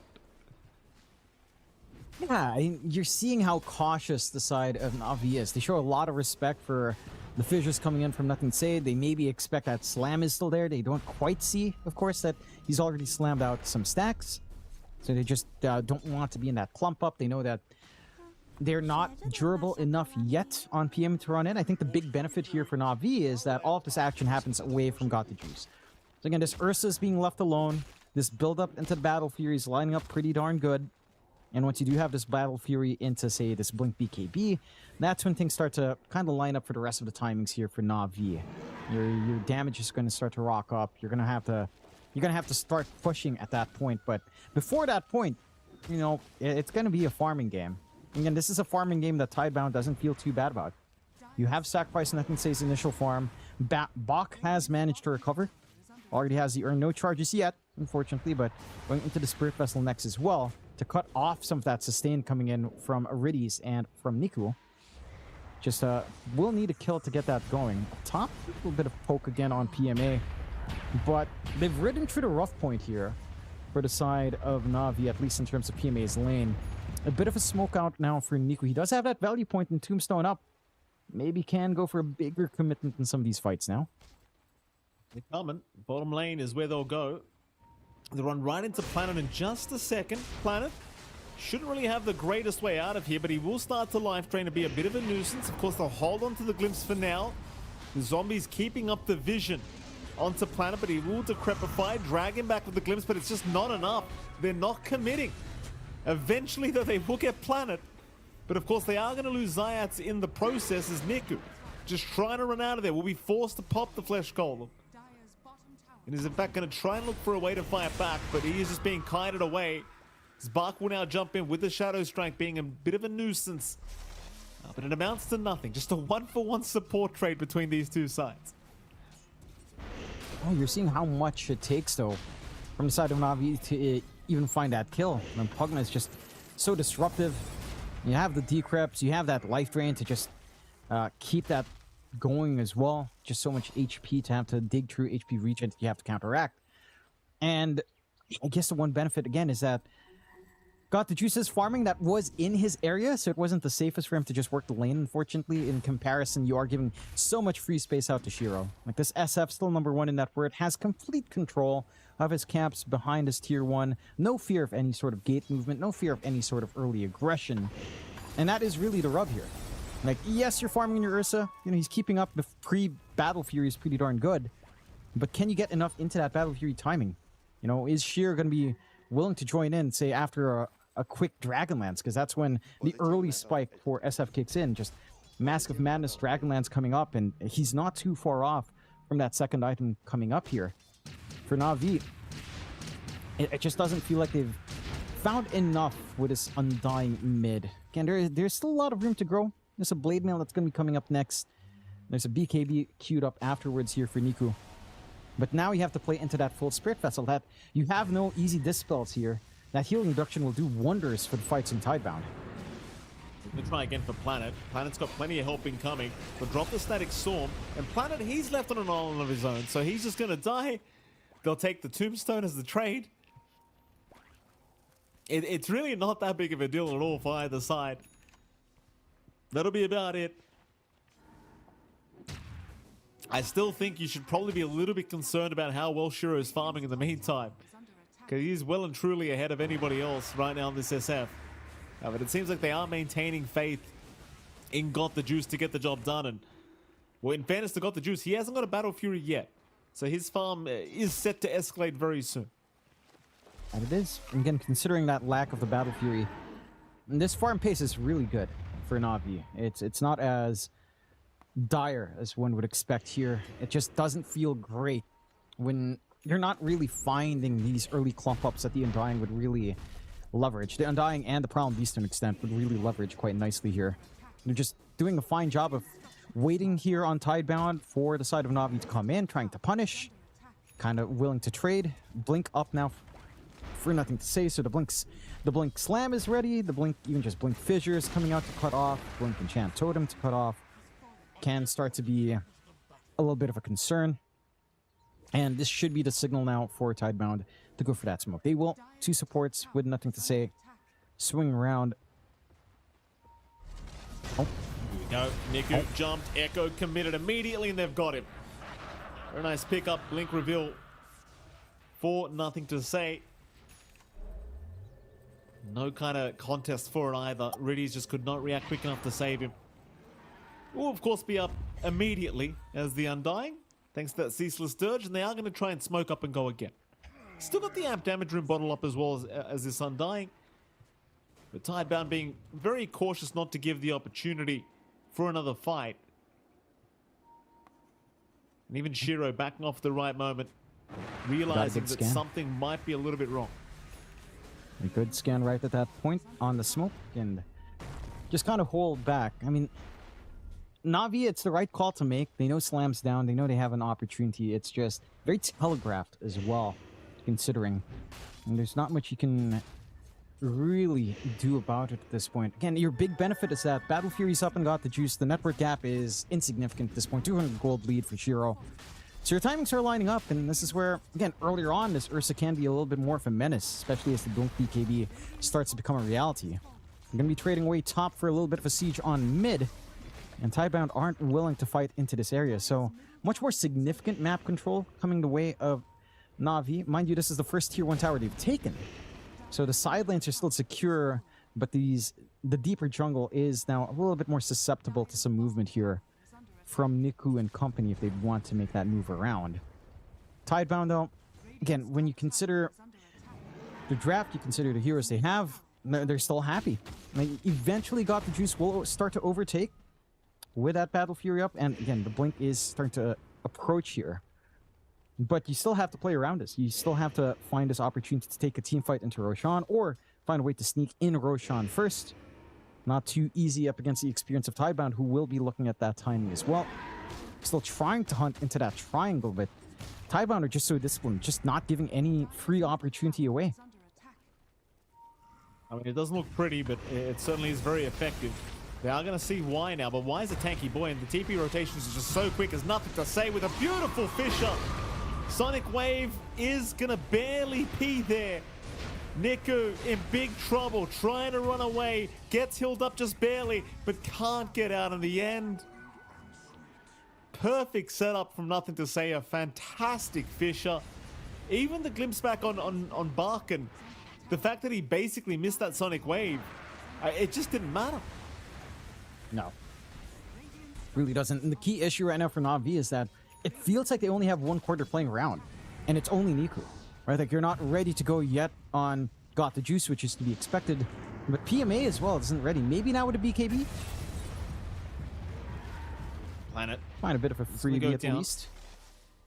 They do get something, but it's always just Planet on that Pos 5 Pugner, and it's rather Pos 4 Pugner. It's not really meaning too much in the end. It feels like Tidebound is still relatively happy. One concerning point maybe is this Ursa now. Got the juices starting to overtake. That he is. And again, the farm pace kicks in with this Battle Fury Blink up.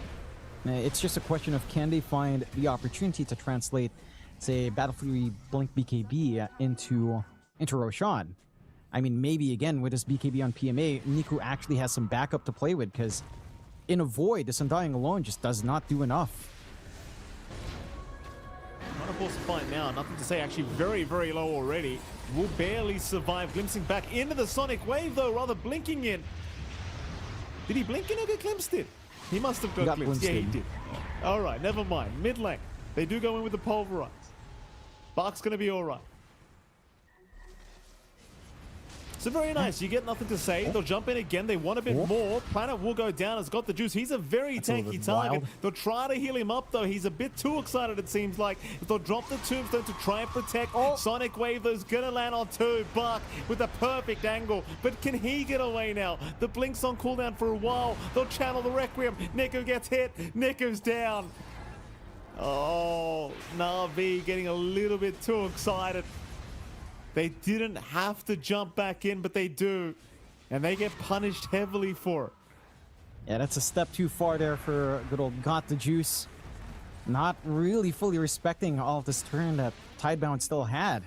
I mean, they commit so much to just chase one. They didn't have enough in the tank to try to get the saves going on the re-engage, on the retreat at the very least. And that's a massive win for Shiro. I mean, he's getting free Necromastery stacks beyond 20 now. He's got his BKB up. His timings are starting to be online. He's number 1 off the back of that kind of trade. And for the side of Na'Vi, I'd say this is where, again, maybe some of that youth is showing, right? Like, they're much more willing to take these risks. They're much more willing to play it hard and fast, but sometimes you just have to relax. You take the win where you can find it. You go back, reset, keep building that lead up. Now you have to deal with an SF that is just absolutely loaded. With the BKB up, the only thing that can counteract that is PMA and his own BKB. And whether or not PMA can actually charge into Shiro remains to be seen. He's been very disciplined in this match. He's been hanging back. He's been letting the rest of his team show up first, and he's hanging around looking for a Requiem opportunity. You know, looking for an angle in where he's not under fire. Free Tormentor taken as well for Tidebound. A nice protective shard to come in from Y. That Fire Shield can buy them some time in, you know, getting an opportunity back and getting some saves out for themselves. It gets risky for Na'Vi. 6-9, very nice scoreline with a 4K lead up for Tidebound. Na'Vi. And the BKB forgot the juice is still lining up, but it's looking harder and harder for them to find that teamfight win into a quick rush. It feels like that timing's slowly slipping away from them. And it feels like if you don't find that initial tempo from the Ursa pick with these objective takes, then you really miss a lot of your power. It makes it harder to look for those opportunities later on here. No, you're going to see an easy target, and Riddy's getting spotted and taken down very quickly here thanks to Shiro, and of course the setup of Nothing to Say. And of course that tier 2 top tower not going to be lasting very long. Slowly but surely they'll get it done. Like you said, Na'Vi not quite in a position to force the fight. They will not try at all to defend. But you are at risk now of losing this first Roshan attempt if Tidebound really want to commit. But it seems like Tidebound, no, in fact, they are committing. It seems like they will start to prep around the area. But you do have Na'Vi around as well. They're not going to let this go for free. Netherwood was dropped preemptively just in case. A bit of a smoke as well from Na'Vi. They'll wrap around through to the mid lane. Nothing to Say would be a very nice target though. He's got Echo. They've got to be a little bit careful. So they'll wrap around through the mid lane. They are underneath Vision as we speak. Buck's going to move in and try to bait them in. Kinetic Field going to give the Vision. Arcane Rune somehow picked up by Shiro in the middle of all this. And now the Fisher! Onto 3 again! Oh, it just keeps happening. It just keeps happening over and over again. Nothing to Say. The perfect angle every time. What are you going to do against that, John? I mean, you've got to be a little bit more disciplined. I think, again, it's that matter of experience versus relative inexperience coming in. You know, they're getting hasty and Na'Vi. They get enveloped quite nicely. They get funneled in. The slam wasn't even perfect. Like, the angle, your AoE's wide enough from Nothing to Say that he could hang back. I don't think you get the full echoes coming in. And he's still getting the work done, getting that damage in for his team. Roshan, as you mentioned, with that fight loss, easy rush to take for Tidebound. This is something that's devastating for Na'Vi's draft. With his Ursa not having access to first Rosh, it just feels like that tempo has kind of slipped away, right? Like, you didn't see Niku dominate the mid matchup. Nothing to Say was very smart with a Shaker. They still had access to their large medium camp in the triangle as well. And now is the point where you get a little bit scared. You do have, again, the BKB up on Got the Juice, BKB up on PMA, and eventually a BKB for Niku. But I don't think that matters when Shiro is going to be right-clicking so hard. Has the Crystallis up, has the Daedalus coming in next. This SF is ultra farmed at this point in the game, and you are not going to be sustaining into that physical output of Shiro anytime soon. Like, there is no easy answer for this guy unless he's completely isolated in a vacuum away, somehow, all by himself. Well, D2 tower now going to be targeted and taken by Tidebound. No contest whatsoever. Something tells me we'll probably see a shaker ban next game around. Wouldn't quite blame them for that. I mean, this was against that mid Undying as well to make matters worse. And nothing to say, he won the lane. I mean, you sure he was abusing Fisher from a range to secure creeps, but he won the lane, John. He found a way. Oh, yeah. Didn't look that hard. Smoke up. Pretty obvious smoke, to be fair, but it won't matter too much. They just want to hide behind Shiro. Shiro will get all the work done that's required. So they are going to find Niku to start with. Fisher is going to land, and already half his HP is gone. BKB also popped preemptively from PMA, but he's found nothing. Pulverize eventually out, but the Aeon Disc is going to save nothing to say. He had it. He just got it, in fact. So nothing working out. That's one BKB down at the very least, and Tombstone's gone to boot. Sonic Wave is out, almost killing off Riddies in the meantime. Does he even make it back to the fountain? He does. But it's just so tough to try and find a way to defend this bottom racks. Shiro's the last of your worries. He's not even trying to hit them. At least you've still got a tier 2 top mid tower to defend with. So you don't have to be worried about that mid racks going down nor the top for now. No. I mean, it's still early days, 25 minutes in, a good siege coming out from Tidebound. They still have that Aegis for a good 2.5 minutes as well. Like, Na'Vi, I mean, I appreciate their attempts, but it's so costly. BKBs, at the very least, half a minute away. Not too bad. You are just going to be losing these tier 2s at this point. And there's still, again, a huge window for Tidebound to just re-engage. They have not expended anything. Requiem can come out in 40 seconds. Next BKB uses as well, lining up with Na'Vi's own BKBs. Slam still ready. On nothing to say. How do you stop this? It just doesn't feel like you have the answers for Na'Vi. They needed to be winning earlier. And this position is just almost untenable for them to kind of hold their ground here. Yeah, very, very tough position now. And again, like, you just Shiro frontlining like this. He's not the target you want to start with. You want to find the back. You want to find this ES or this quad, but Shiro's the man standing in your way, and he's still got a minute and a half on the Aegis, so he might just commit for the Megas, knowing they can't really stop him as long as his team is standing right behind him. But they will look to retreat. So the top wave was forced out anyway, so they won't take the risk of trying to force the top tier 3 tower without a creep wave coming in. But they do look to cut off perhaps PMA. But he was not. Oh, in fact, he's jumping in. With the BKB out, he's going to try and jump in and force the fight. There's the damage. It's not going to be enough yet. Is it a lot of damage, though? Here comes the Ursa now taking down Buck. Planet down a boot. It looks like the setup does actually end up working out now as Y does go down, but they'll move in into Got the Juice. Got the Juice. Can he keep it going? It looks like he can. Nothing to say is down, but now the Sonic Wave is out taking down the Ursa. The PMA. I mean, it was a fantastic start to the fight, all things being said and done. But it's still not really quite enough. No, I love that read as well from Tidebound. Going for more, but buying back on tree to hold that position. And you get some value from that fresh null. You still have buyback here for Got the Juice, but with no BKBs. Yeah, Nico looking pretty dead to me. Does have the Ceaseless Dirge, though. He's fine to come back. No buyback gold available here for Nico. Aegis about to expire in 10, though, so they'll look for the reset on Tidebound. Glimpsed him back, however. The timing's very nice. Still 3 seconds to go. They're just waiting. There's the life drain. Here comes Got the Juice. Big onslaught out as well from PMA. On a 4 targets. There goes Shiro. They found the big one. And now they can go for more. Y is down. Bark will blink out of there. So they'll take the SF. They'll take the Ogre. There's not Mega Creeps up yet. They've got 1 Rax left standing here for Na'Vi. Yeah, they're hanging in. They managed to get die back at the very least.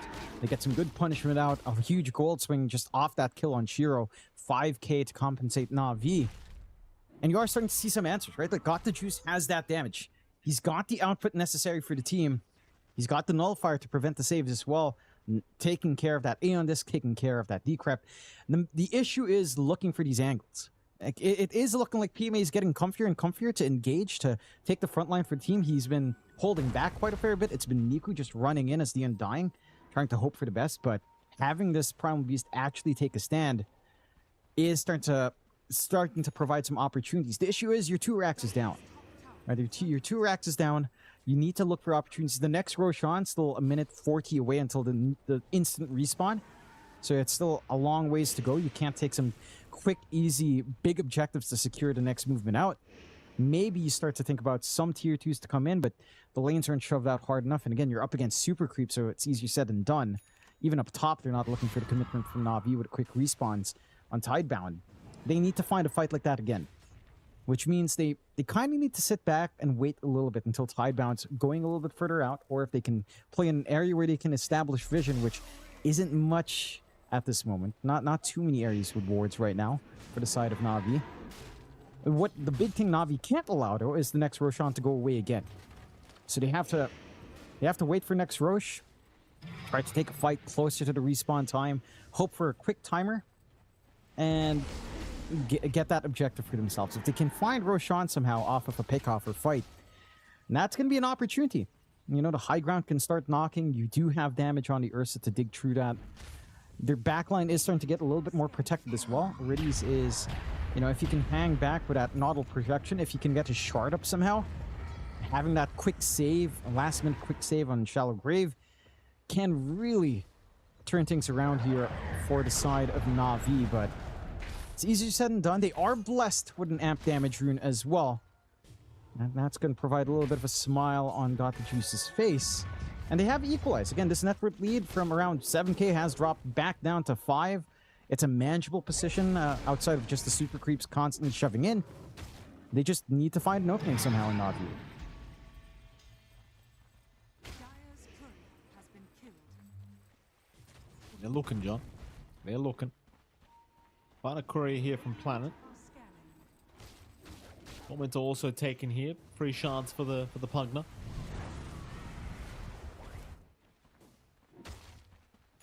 I wonder how Tidebound are feeling now. Like, might be maybe a little bit concerned about the comeback potential that is available here. There's now nothing to say has a full refreshable orb up, but so does PMA. So you do have one on either side now, and of course we did see this Primal Beast proving to be an absolute menace if you can get the right initiation in. Roshan is going to be available. It doesn't seem like Na'Vi are going to be quite in a position to try and contest if Tidebound do get it started. See if they can make it there in time. They have to. The side of Tidebound as well is waiting for Na'Vi to come in. They've got a really good position on the high ground. Na'Vi has to fight into this area. Niku's not even there. Keep in mind, Niku's just pushing out the top wave, so you're missing your Undying to begin with to boot. And come, jump is there, Pulverize is out. They caught Shiro on the SF. They have the refresh as well, so they go a secondary time. Can they save him? Shiro, he's still alive, just barely. With the Decrepify, he kept him alive, but no! The onslaught is enough. Shiro is down. So is your wife, Ogre, as they do pop a big sonic wave from Buck, but it's still not proving to be quite enough as they're continuing to try and deal with this Ursa. He'll get the heals out, the Tombstone even from Niku, buying a bit of time here for this Ursa as the Echo Slam, nothing to say. Taking down Niku, taking down Riddies and PMA. And guess what, John? There's still one man left standing. And that's going to be your Ursa. Got the Juices down, and so is Zayat. And he still has nothing to say here, John. No words being spoken. No words necessary. You know, this build-up, this quick refresh, him getting angled out, finding that TP in, not really being pressured on mid, still having the chance to jump back into that fight, makes a difference. You have 2.5 minutes without buyback here for Got the Juice. He is just, there's nothing to save you for the next minute and a half. You've got a quicker respawn coming in for Shiro, and the racks are not going to last long. You've got damage with nothing to say. This is a ugly spot for Na'Vi. They forced that fight hard. It looked decent to start with, but not decent enough. I mean, they had to commit everything just to kill one on Shiro. That leaves a window for Nothing to Say, that leaves a window for Bach, and you had to cop a lot of damage. That healing coming out from Mask of Madness from Shiro was massive. Like, he almost just lived through if they didn't have enough control there. And now Roshan's open. With no Ursa for 50, you can just easily take the Rosh, get the banner, look for the end game onto the tier 4's Na'Vi. They have to play their cards right in the next game. It's just hard to see how much more you can hope for, right? Because they got the perfect opening. They isolated Shiro, they got the double pulverize on him, but it just takes a little bit too long. Even the Basher kind of kicking in at the right time there from Got the Juice, and it just didn't feel like they had an opportunity to jump elsewhere quick enough. Here we go again. Now you're up against Mega Creeps with the Aegis up on Shiro. And now the game certainly in a position where it starts to feel pretty impossible for Na'Vi. It's certainly... They're not out of it yet. They can make the comeback happen. We've seen it before, but... A little bit too long. Even the Basher kind of kicking in at the right time there from Got the Juice, and it just didn't feel like they had an opportunity to jump elsewhere quick enough. Base. Pick up some items. Come back another time. Yeah. And there's no pressure. They've found all the objectives. They're in a happy spot. They know there's some fight left in Na'Vi. Like, the siege onto the high ground can go badly if they don't find the right targets. And again, if Shiro's isolated away somehow. They do have enough control. In fact, you might actually manage to get the farm and Got the Juice to get the full Abyssal Blade up as well for additional control to help follow through. It's just a matter of, will he want to bypass buyback, which is in 10 seconds. It's a high risk. He's only 200 gold off once that's up, and I don't know. Even with the buyback, though, will he have enough? Niku! Oh boy, no. Well, that's one way to start it. Nothing to say. Immediately getting rid of the Undying. Cease the Sturge, though, was there. He's still 140 gold short of buyback gold here for the Undying, though, so he needs to be a little bit on the cautious side for Niku. But he's going to find a way to protect these tier 4 towers. And in they go. Fire Blast out. Look at the HP removal coming in. He'll barely survive for now, but the jump is there again. The Sonic Wave not going to quite do enough. Meanwhile, in the back, they're trying to jump. At least the SF, but they've gone onto the Shaker instead. They'll try for Nothing to Say. He's going to refresh Orb up. He'll commit it immediately. Meanwhile, PMA trying now for Buck instead, but he can't do it. Not as his own. It seems like this Ursa Got the Juice. He's got to run out of there. He's out of HP. So they'll drop Niku another time. And GG is called. It's a Tidebound. Making game one look pretty easy. And props to Na'Vi, John. There was a couple moments where it felt like they were going to make a pretty big comeback. But, well, Nothing to Say, he was just not having it. No. Certainly wasn't. And Nothing to Say played this game perfectly.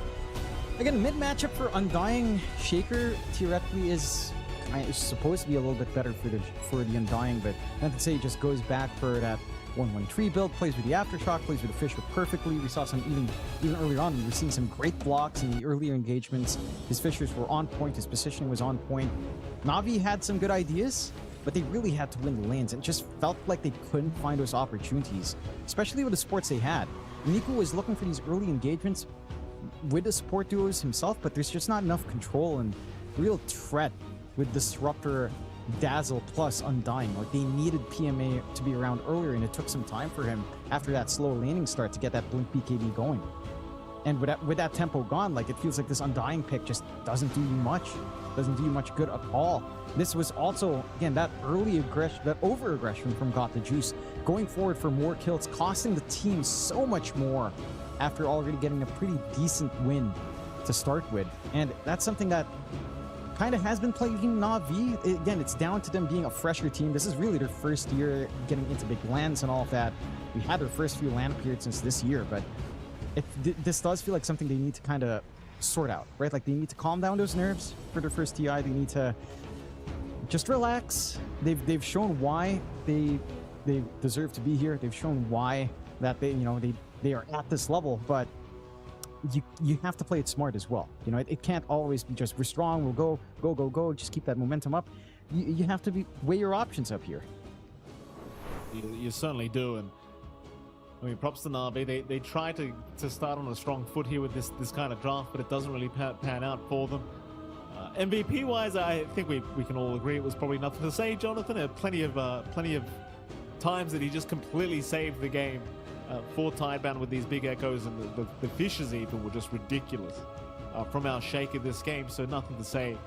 I think is definitely the standout player of this game, number one, with no real questions about that. And I wonder what Na'Vi do in game two, because again, they look pretty solid here, Tidebound. I mean, they didn't really look like they flinched at all here in this game one.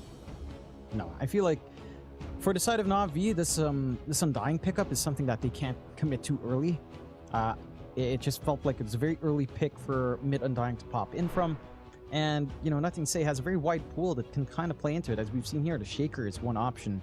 And I guess they were trying to bait out with the Undying, go back for the Husker, but it was very telegraphed with the early Dazzle pick as well. So they kind of need to rethink their draft process just a bit. It's very hard to catch a very experienced team like Tidebound off guard. I think that's where some of the solutions have to come in. Look for stronger lanes in the side lanes instead of this combination that they were gunning for with a pocket Husker, which just didn't come out. Just look for stronger lanes and kind of build from there. Okay, well with that, John, we do head to a break, and of course right after that break we'll be back with game two between Na'Vi and the side of Tidebound. We'll see you soon.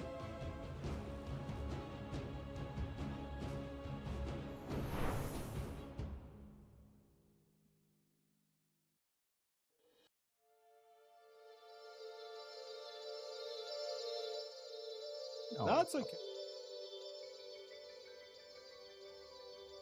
Buck is back and he's playing for Team Tidebound here at the International. Buck, firstly, congratulations, you got your first LAN win as Team Tidebound recently. How was that experience for you in China? 非常好。在中国比赛就很难得，然后在中国赢，是一个很好的体验。然后粉丝都非常热情，然后对我们队伍来说，在 TI 之前能赢得这个冠军也非常有意义。 Excellent stuff. And yeah, you mentioned the fans there. Did you get to meet a lot of them? And have they given you a bit more energy coming into this international? 对，在中国那个场馆，因为每次入场都会有一个和粉丝的出场仪式，所以说在路上可以碰到很多粉丝，然后每个人都给我们很大的鼓励。So what did you figure out in going into that event which allowed you to win it? 当时我们对那个比赛版本的英雄理解更好一点，然后我们找到了一些我们特别擅长的英雄，然后在一些和对手的英雄应对上做得比较好。All right. After that LAN, you played a smaller online event, and it didn't go as well. Do you think that was overconfidence, or was there another issue? 这个线上比赛我们确实发挥不是很好，也是因为我们在赢了那次比赛之后，想要调整一些英雄，然后想找一些新的风格，然后再加上确实就是每个人状态也都不是很好，所以输了。对。When you're playing the offlane, do you always feel like you can have a big impact on how the game's going, or not always? 对我来说，我觉得取决于当时我们阵容的风格。有一些队伍，比如说像 Tundra，他们3号位33，然后他们的打法就是一直以他为核心，然后那他就是每把游戏都会有一个，对游戏进程有很大的影响。然后像雪碧，有时候他可能更多的是就是帮助大哥去创造输出环境，然后那这种相比之下就影响就会小一些。然后我们就是对我来说的话，就是两种都会有吧。对。Excellent. And we've recently brought in Niu as a coach as well. I'm interested in what that's been like and how he's fitting into the team. 对，牛哥队伍加入之后，首先我们的队伍氛围得到改善吧，大家都很喜欢牛哥，然后大家聊天也就是很欢乐，然后牛哥会给我们看一些线上的细节或者是一些团战的细节吧，然后对我，因为他是打3号位的，所以说对我3号位也是很有帮助。Excellent. Yeah, I can imagine you two have pretty long, complex conversations about the offlane, right? So, of course, you first won the international with Wings, a first-time team back then. When you're looking at the other underdogs at this event, do you see any of like your former team in them? Specifically mentioning like Nemesis or Wildcard or even maybe Na'Vi. 因为我们要填那个预测嘛，然后我会看到那个所有的队伍列表，确实感觉比较难填谁是那个淘汰的队伍，因为我感觉大家都蛮有实力的，像你提到的 Wildcard、Nemesis， 我们跟他们训练，感觉他们也是打得挺不错的。我觉得这次 TI 还是大家都没有弱队吧，就是在这个平台上面大家都是比较平等的。So would you say this could be the closest TI ever? Yeah. All right. So finally, I mean, you know, you've won TI, you've come second at TI before. Where do you think you're coming this time around? 当然我们是冲着冠军来的，得到什么名次就看大家最近的状态，然后还有运气吧。All right. And any word for your Chinese fans out there? 非常感谢粉丝们对我们的支持，然后希望大家看这个 TI 看得开心。Excellent stuff, Buck. Thank you so much for coming to talk to me, and best of luck at the international. Thank you.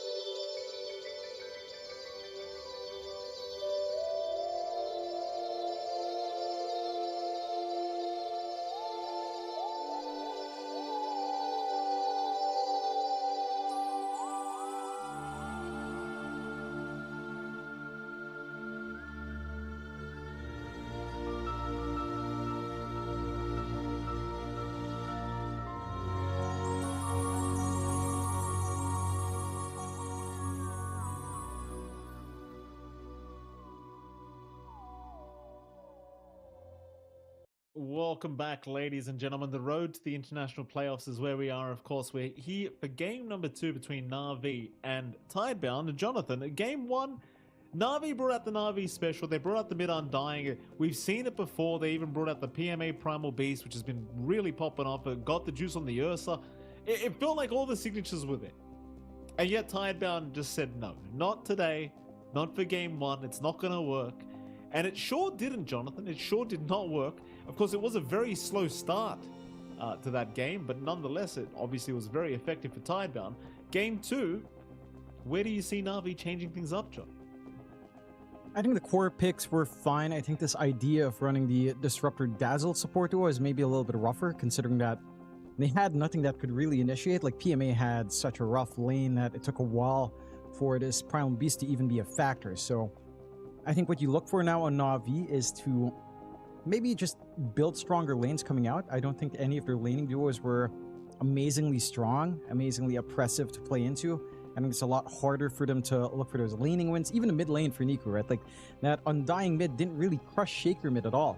Nothing to say, knew what to do, stood back, went for a 1-1-3 build, played with Fissure quite nicely, and it just became a little bit rougher for Na'Vi to look for that win. We do have some nice stats here, the hero pool from this patch for both sides, and their most common heroes being, surprisingly enough, that Undying, probably more on support for the side of Tidebound, of course. but a lot of those being banned out as well, right? Like the Disruptor has been a top tier ban, although not quite so often. The Shaman has kind of faded away a little bit here, and more in line with the meta, it does feel like, is what you have on Tidebound for their more common heroes, right? Like Bane. You've got the Bane, you've got the Pugna, you've got the Lycan on hand, no common Lycan games with Na'Vi. And all of these heroes feel like they're certainly in line with what you're looking for in this patch. Even the NP, although that tends to be first phase banned anyway. So I think when it comes down to that as well, looking at the hero pools that both teams have available, it feels more in line with a meta for Tidebound. And for Na'Vi, it's a little bit more left field, but they have to figure out what works best with their offbeat approach. Right? Again, this Ursa pick didn't feel like it was that bad. You were seeing some good moments for Got the Juice, but it just felt like the early game, yeah, his lane was fine. It wasn't a bad lane by any means, but it just felt really hard to utilize this early spike on the Ursa with that Blink Battle Fury timing, all right? Like, because PMA had a hard time. They need to find a way to balance these things out, find some stronger early presence here to fight up against that patience from Tidebound, because if you're stuck in a position where you're playing a farming game up against Tidebound with a draft that needs to be online, obviously you're not going to have a good time of it.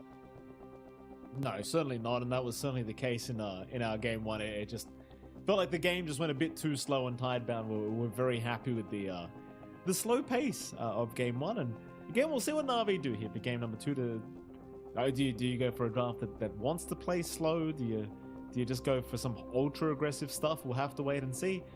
I guess if I was to be a little bit critical, like support wise, you didn't really have any heroes that could rotate mid, which was a little bit problematic, I think, for Niku, considering that he still didn't win the lane matchup against Nothing to Say.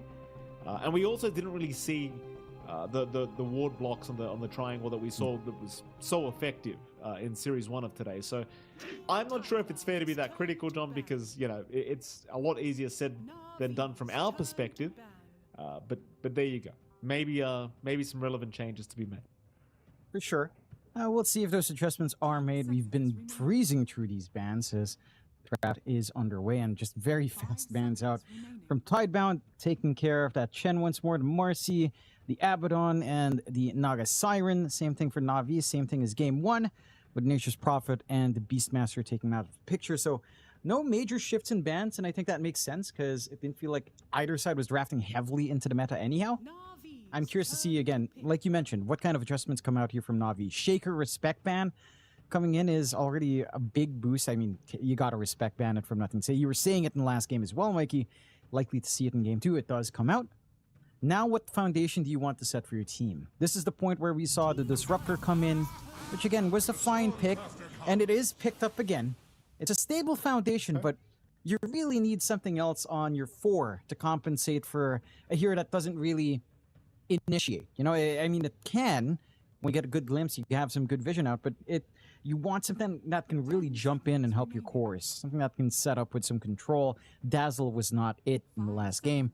So you see what Na'Vi will build off of that. And for Tidebound, I mean, if they're going to try to replicate game one's draft here from Na'Vi, I think Tidebound can easily just replicate their game one draft as well.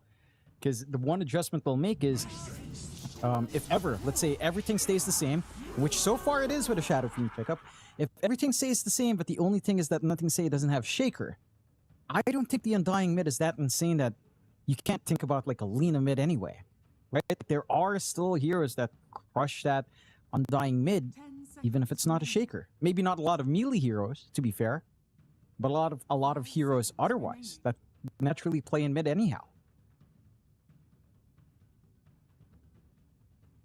We'll see what they choose to ban out here in RV.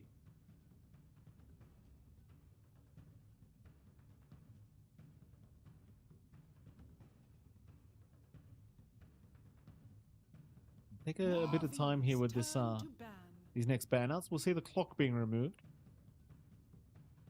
And at this point, I really hope they don't intend on going back for the core Undying. I'll tell you, John, it's seems like Tidebound have arguably figured it out already. So probably not the most advised option to go for is Na'Vi. Still considering this final ban of theirs. Team Tidebound's turn to ban. Silencer is where we're going. That makes sense. We've seen the impact of that silencer already in the past day. And that first series was a heavily contested support. I think they just want to ensure that they can get stuff going. Like, if they are looking for Primal Beast again, silencer would be a good way to ruin it. They could still go back into, again, that same idea later on. We'll have to see. Tidebound now looking for demand. I would say the Primal Beast, well, it did have a game afterwards. PMA just did not have a lane. If they were to pick Primal Beast into the SF again, I don't think you care. They'll ban out the puck. They'll take the Bane out this time for the side of Tidebound. So a little bit of a save with Nightmare and some pretty good setup for, say, a good Requiem early on for Shiro if they'd want to play that style. Look pretty good for Tidebound. With the silencer ban from Na'Vi as well, it just enabled this Bane pickup. There's no concerns here. 10 seconds Absolutely not. Well, I was going to say you have Abaddon, but that's even banned out as well, so you don't have that counter towards the Fiend's Grip. Concerning signs already for Na'Vi. You never want to have to be up against the game when it's a free Bane game, and Na'Vi, they're going to go for the Snapfire pickup for themselves. It's not really revealing too much as of yet, but it's right into the mag after that. That's an interesting way to go about it here for Na'Vi. I think there's some potential, there's some flex that you can run with a Snapfire. This could just be our Zayat's here, it could be Niku's here. For some reason, I'm thinking more that it will be Niku, even though mid-snap has been severely nerfed, right? Like, the changes to Little Shredder down to 5 attacks it's an ugly feeling for, like, that right-click snap, but Magical Snap is actually still pretty good if you would want to go that direction. And it's not completely locked in anyhow, and this does fix some issues for Na'Vi. You've got some good follow-through, you've got some good team fight control, you've got some good damage that's going to come in. What Tidebound's bringing out, though, has me a little bit worried. Now you've got the Mars with easy setup from Bane. You can kind of, for the Wind Ranger, or use the Wind Ranger setup for the Spear as well. There's some flexibility to have nothing to say run the Wind Ranger mid if need be. It kind of clears out that control. From Na'Vi, sure, you can drop a Static Storm on top of the arena, but can make it a little bit awkward to pick and choose how you want to use the Static Storm offensively or defensively. And that pacing here from Tidebound's amazing. Like, the synergies coming in. You've got a lot of good circles here. I mean, you have good circles on Na'Vi as well with Static Storm, RP, and Kisses, but Arena Requiem is just... that combination alone is terrifying. Especially once BKBs are up. You're going to have to really line up for these RPs to interrupt here from our Magnus on Na'Vi if they want to put a stop to it somehow. Very, very scary indeed. And Na'Vi using that reserve time again for their 4th pick. 2 more calls to come, I assume. Na'Vi, they'll have a think about it. Already the draft of Tidebound looking a little bit on the intimidating side. I assume this should just be the offlane mag for PMA. It's Na'Vi. They do go ahead and pick up the Doom, and I wonder where they intend on putting that. It's open enough, right? Like, we were seeing a lot of safe lane Doom start to come back in sometime back, like a few weeks back, or maybe a month or 2 back. Safe lane Doom was becoming a thing again. I think that could be a feasible option here for Got the Juice. Laning into Mars is kind of fine. There's some early pressure you can get done if you don't get chain stunned here. Chase down potential of Doom and Disruptor is pretty good as well. So I wouldn't mind that. I think it's a pretty good solution. We have not seen too much Doom, though, overall. Like, the hero, even after coming back in a little bit on, say, that safe lane, has not been the most popular in recent time, at the very least. So I'm curious to see how effective this Doom pickup really is. But it does leave the draft open for a bit of flex, right? You can still run Doom off lane. You can do something weird. Doom off, Magnus 1, snap. Mid is the weirdest way I can think of. But the likelihood is you're flexing the Doom Magnus instead and just keeping the Snapfire locked in as support. So you are, keeping options open. Tidebound do expect a harder mid to come in. Just no shenanigans. Doom safe, Magnus off probably. Or flipped around with some Niku here to close out.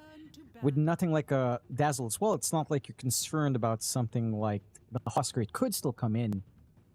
But I don't know if you feel too secure here on Na'Vi without that sort of healing save on hand, especially into something like the Bane that can hold you down forever anyhow. 10 seconds remaining. quickly with the one more ban. Looking to ban out the mid heroes of nothing to say. Not going to be worried about the Shaker this time, at least.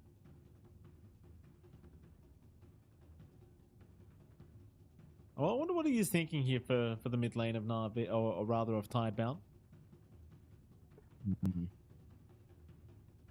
I mean, there's a lot of good options. It feels like still. Lina kind of faded away on mid. I mean, it's only really a few players that play it, but too bad. Wind Ranger probably just going to go support now with all of these bans. See the Medusa ban and the Venge pickup from Na'Vi. Interesting. That is a way to kind of save from grip. It's a way to save from all of the single target control. Even in arena, it gives you a way to peek into the arena with the terror wave of terror, and you can just kind of save as well. So I like it. It feeds off of Magnus with the right-click facet, with the attacks are counted as melee facet quite nicely, although it's a little bit strange, like it's a splash kind of thing. That's weird. But you get a lot of good damage coming in. Question is, what position you're running everything? Is this a safe lane Venge, an off lane Venge? More than likely now, off lane Venge, mid mag, safe lane Doom is probably the most safe bet to run it. There's potential for mid Venge, but it doesn't feel particularly amazing. I don't think you win a lot of matchups overall as a Venge there. You could, but it feels like the Magnus gets a little bit more out of it. So, again, something left field from Na'Vi. This draft does feel stitched for aggression. Like, there is a lot of aggressive plays that can happen here. Hitting level 6 is going to be... You have a lot of saves from the Bane, from the Mars. Even something like, say, a Snapfire Ags in this game is going to be impactful. Gobble up to save from Grip is massive, if you can kind of work that farm with a Blink. So you have some good solutions. It's just a matter now of... Can you execute to the strengths of your draft? Tidebound, see a pretty free Pango game, pick up the Pangolier.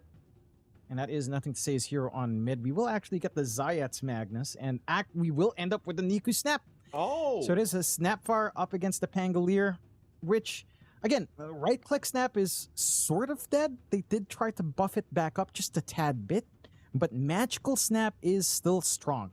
And this full bore up against a Pangolier is going to feel pretty darn good for Niku. So that's the one thing I want to watch, like whether or not Niku can actually get a big win on the mid, whether or not he can start popping off, you know, get a Travels maybe, start to rotate with his team, play with some skewer backs, or play with the RP into kisses. That's the tempo we need to see from Na'Vi. And to be fair, Niku was trying on his Undying. It's just a harder hero to pop off on when you don't have connections. This time around, a Snapfire can easily connect with his supports. You have a lot that you can get out from a Magnus support and Disruptor. So I like their chances here in Na'Vi. I still feel like Tidebound's draft is really well stitched together, though. Like, their lanes aren't bad. They're pretty strong lanes overall. You don't have an easy way to stop Nothing to Say once he does get the roll. So you have to watch that. I think if Na'Vi managed to find a way to actually play this, 10 to 15 minute aggression that your lineup really wants to bring out, they've got a solid shot into forcing it into game 3. But if we still see that same weakness for the first 10 to 15 here, Mikey, I think Tidebound has the same recipe to sit back, farm, avoid, and just kind of win the game through scaling up. But it feels like we'll get into it, though. Game 2 now, Tidebound against Na'Vi. Na'Vi backs against the wall here, looking for a game 2 victory to try and get us to a third game, as we are seeing a lot of tips. Right to Nothing to Say. Everyone just giving it to the Pang. Here we go. I'm surprised you're not complaining about the Pangolier pickup, Mikey. You love to talk about seeing this hero. It's been a while. It is a good Pangolier game, John. I can't always critique these heroes. I've got to relax a little bit sometimes. Yeah. There you go. Just chill Not out for a long bit. though, John. I'll find a new hero during this TI. Don't you worry. I'll find. No. I'm pretty sure all you'll be saying is at some point, Helm the Dominator. And stuff like, I wish we could ban items in the game. At some point. Eventually. Maybe that's actually a pretty good kind of like idea. Just you get item bans before the game starts. Imagine everyone banned BKB, Lincoln's, and I don't know if you ban Aeon this because you just build Nullifier anyway, but you'd ban Lincoln's BKB in the game. It's like unplayable, dude. Oh, Nick, be amazing. Big wraparound. They have found Y, but they don't really seem to have the control for the Bane, so Y is going to be perfectly fine here. Body blocks perhaps to come from Na'Vi down in this bottom lane. There is some rotations coming though. Planet's also going to be there with Shiro and Y, so they're not going to allow these body blocks to happen for free. In fact, they could lead to kills if the side of Na'Vi aren't too careful. They're trying to jump Y here, but it's going to be the Venge going down first. The first blood coming out for Shiro. And to make matters worse, they don't block anything. No. So they gave first blood to the SF and nothing's been blocked. No, that is not a good feeling. Free Necromastery stacks +3 to get into the lane. Not insignificant. You know, it sounds funny, but that's an easier time to CS. It's more right-click trades that takes less time to ramp into. And that is just not what you want to see here for Na'Vi. I appreciate, again, that they're looking for this aggression. That they feel like they've got the lineup for it, but it's a step too far once more. Not quite respecting that plump up back from Tidebound. And Shiro's going to be laughing his way to the bank. He's got a very free lane up against Venge. There's not much you can do. Mid lane, though, a different story as Niku, again, with that full bore Scatter Blast, has a lot of damage to pump into Nothing to Say if he oversteps. Level 3 is really the key timing here. Niku's got to find an angle to play with a cookie into a good blast while Nothing to Say is low before, hopefully, you know, potentially before the bottle comes in.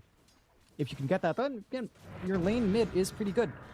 This is a little bit harder to finagle for Nothing to Say, as he does have the range disadvantage instead of parity. So Niku should be able to get away with a little bit more. If nothing else, he will at least find some level advantage here. And that can be massive with the threat of kisses early on. Pace is on from PMA, just trying to harass Y here in this laning stage. Y going to be perfectly okay. You are seeing a lot of pulls here from Zayat. He's getting away with them though. There's no real contest for it, though they have left PMA behind. And with the razors up, this could be a little bit awkward for PMA. Though he's going to try for the TP play out. Oh, and they haven't got it. They have not got the damage, though he has TP'd all the way back to the fountain. So a bit of a walk of shame here for PMA, and it's not going to feel too good for him. No, certainly not. He does have a creep wave pulled back, like you mentioned, though. So at the least, it's kind of stalled out where it will meet next. Or at least, though, you would want it in the next wave, but you are just instead ending up with a little bit of a shove-in. You're happy enough for PME. He's going to be able to soak up, still hit some level spikes. It is free farm once more for Shiro, though. Right? Like, again, this SF is going to be left unchecked. And one big change has been that mid. The top lane has been going pretty all-right for Got the Juice as well. I mean, he's finding farm. You're also finding farm on Bach. There is a threat, a feasible threat on either side to make a move. It does feel maybe a little bit stronger out from the side of Tidebound once you get some levels up, right? Like you get the shackle up, you can start to set up. If you can get away without the shackle, just get a good spear, get some constant poke out from onto Got the Juice. Can be a little bit awkward for that Doom, but so far, just a stable farming lane altogether. And again, a very good difference here for Na'Vi's end in comparison to Game 1. They are actually finding parity, if not a little bit more extra farm on their cores. This mid lane for Niku, it's been outstanding. Again, it's just good old Snapfire mid against melee. Not much you can really do here for NTS outside of just wait for the mana to melt and kind of dance around afterwards. I love what Sayats has done down to this bottom lane, John. Just look at this. PMA's actually level 3, Shiro's stuck at level 2. And that's because they denied away like 3 creep waves. He just kept pulling them and denying his own creeps over and over again. And so Shiro's actually behind the Venge now, believe it or not. It's just, that's how it's worked out. And Zayat, he's still trying to do it. So Y is finally going to intervene and not allow it to happen this freely, but I mean, it feels like they've already kind of done the damage. Yeah, they have. Still, I don't think you're feeling too bad on Shiro. Right? Like, They do catch PMA. They do get the long rays first, though. Shiro not wanting to get too close. Just doing a crap ton of damage with his right clicks, however. And now the next nightmare, once it is up, you are in dangerous territory as the side of Na'Vi, because those razors, they are going to start to hurt quite a bit. They will. Planet in danger, should be set to fall eventually, and they do get it. Got the Juice able to secure with that Scorched Earth damage. And you're seeing what a major difference for Na'Vi having strong laning presence heroes on hand with supports that can actually back them up. I think top lane's been going pretty darn well. Forgot the juice. Bot lane's been pretty good with the avoidance that they're doing and the enablement of that avoidance for Zayats with these pulls. Oh, they've got a Getting to mag. just soak up, although. Zayats has been caught. No escape this time. YBL will be able to finally find the pesky mag. And Zayats was trying to find a way to sneak back in for those creep waves again, but this time he does get punished. Top lane, bit of a chase onto Bark. Glimpse is not available though for Riddy, so there's no real follow-up to it. But they are just trying to ensure that Tidebound, they do not feel confident up this top lane. Just and trying to get as much as they can from this early tempo that Got the Juice does have. They even dragging Niku to walk down. Does hit level 6 now, so the kisses are available for any sort of rotation.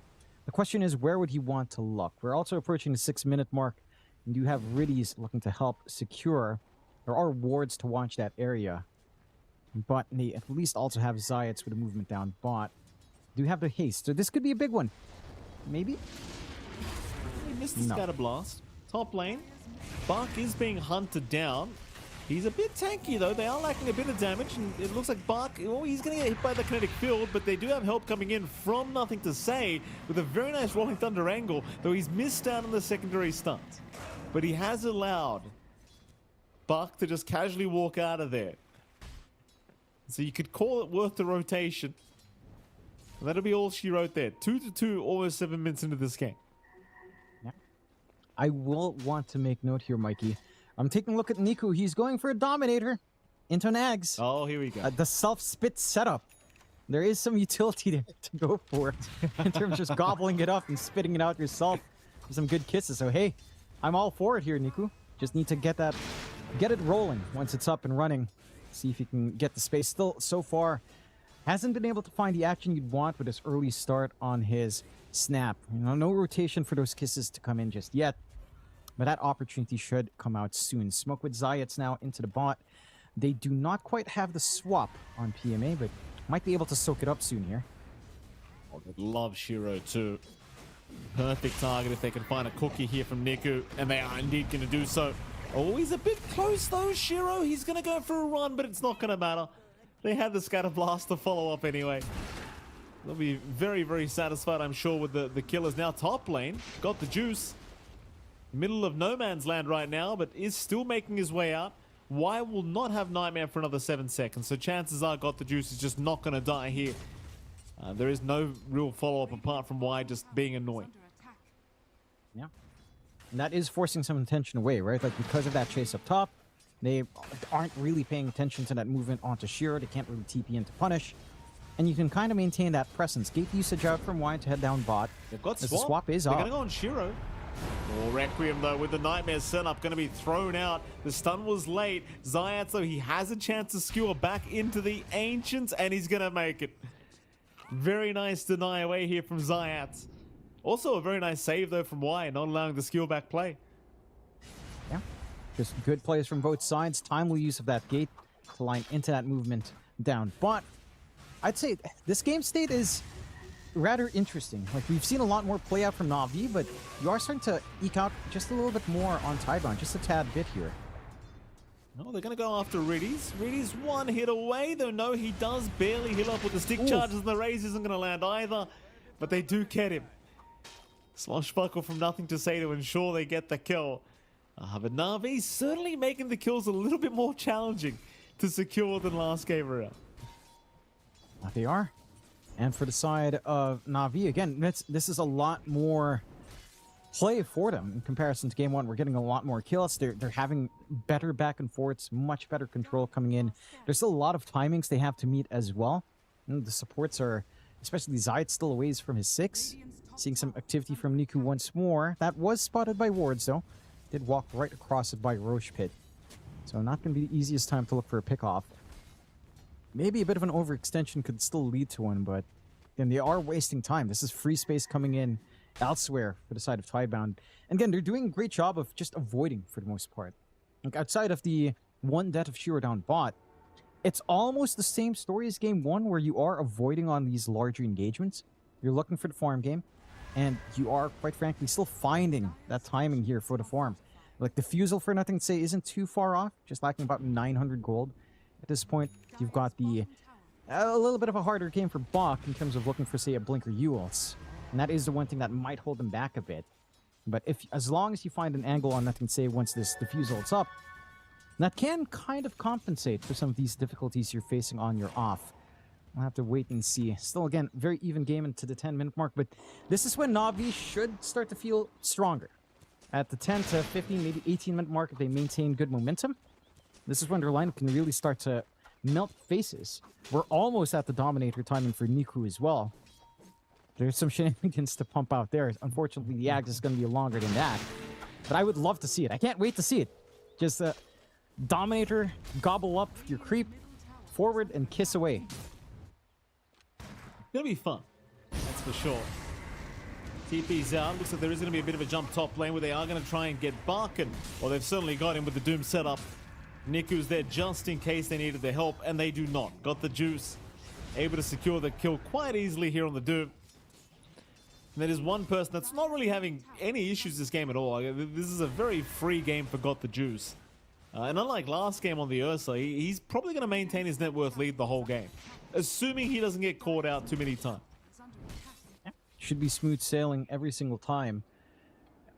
It is considering that Chiro is lagging behind, but that is a Doom you're playing up against with Midas. So, all things considered, this net worth lead is mandatory for Got the Juice anyhow. A bit of a rotation down bot here.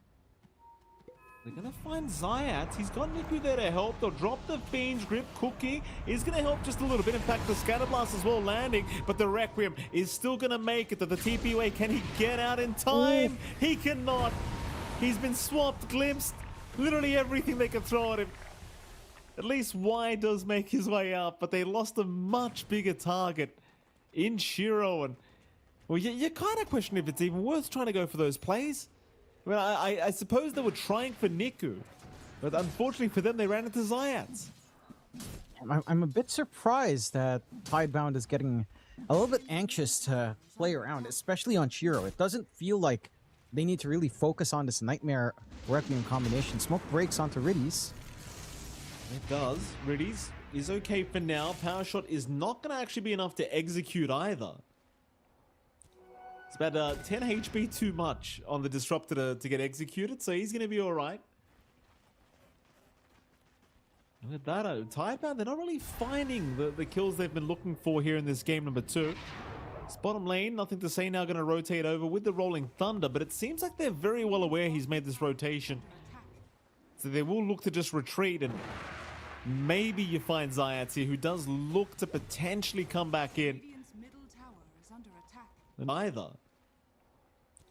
It's about 10 HP too much on the Disruptly Fine to just skewer out of there.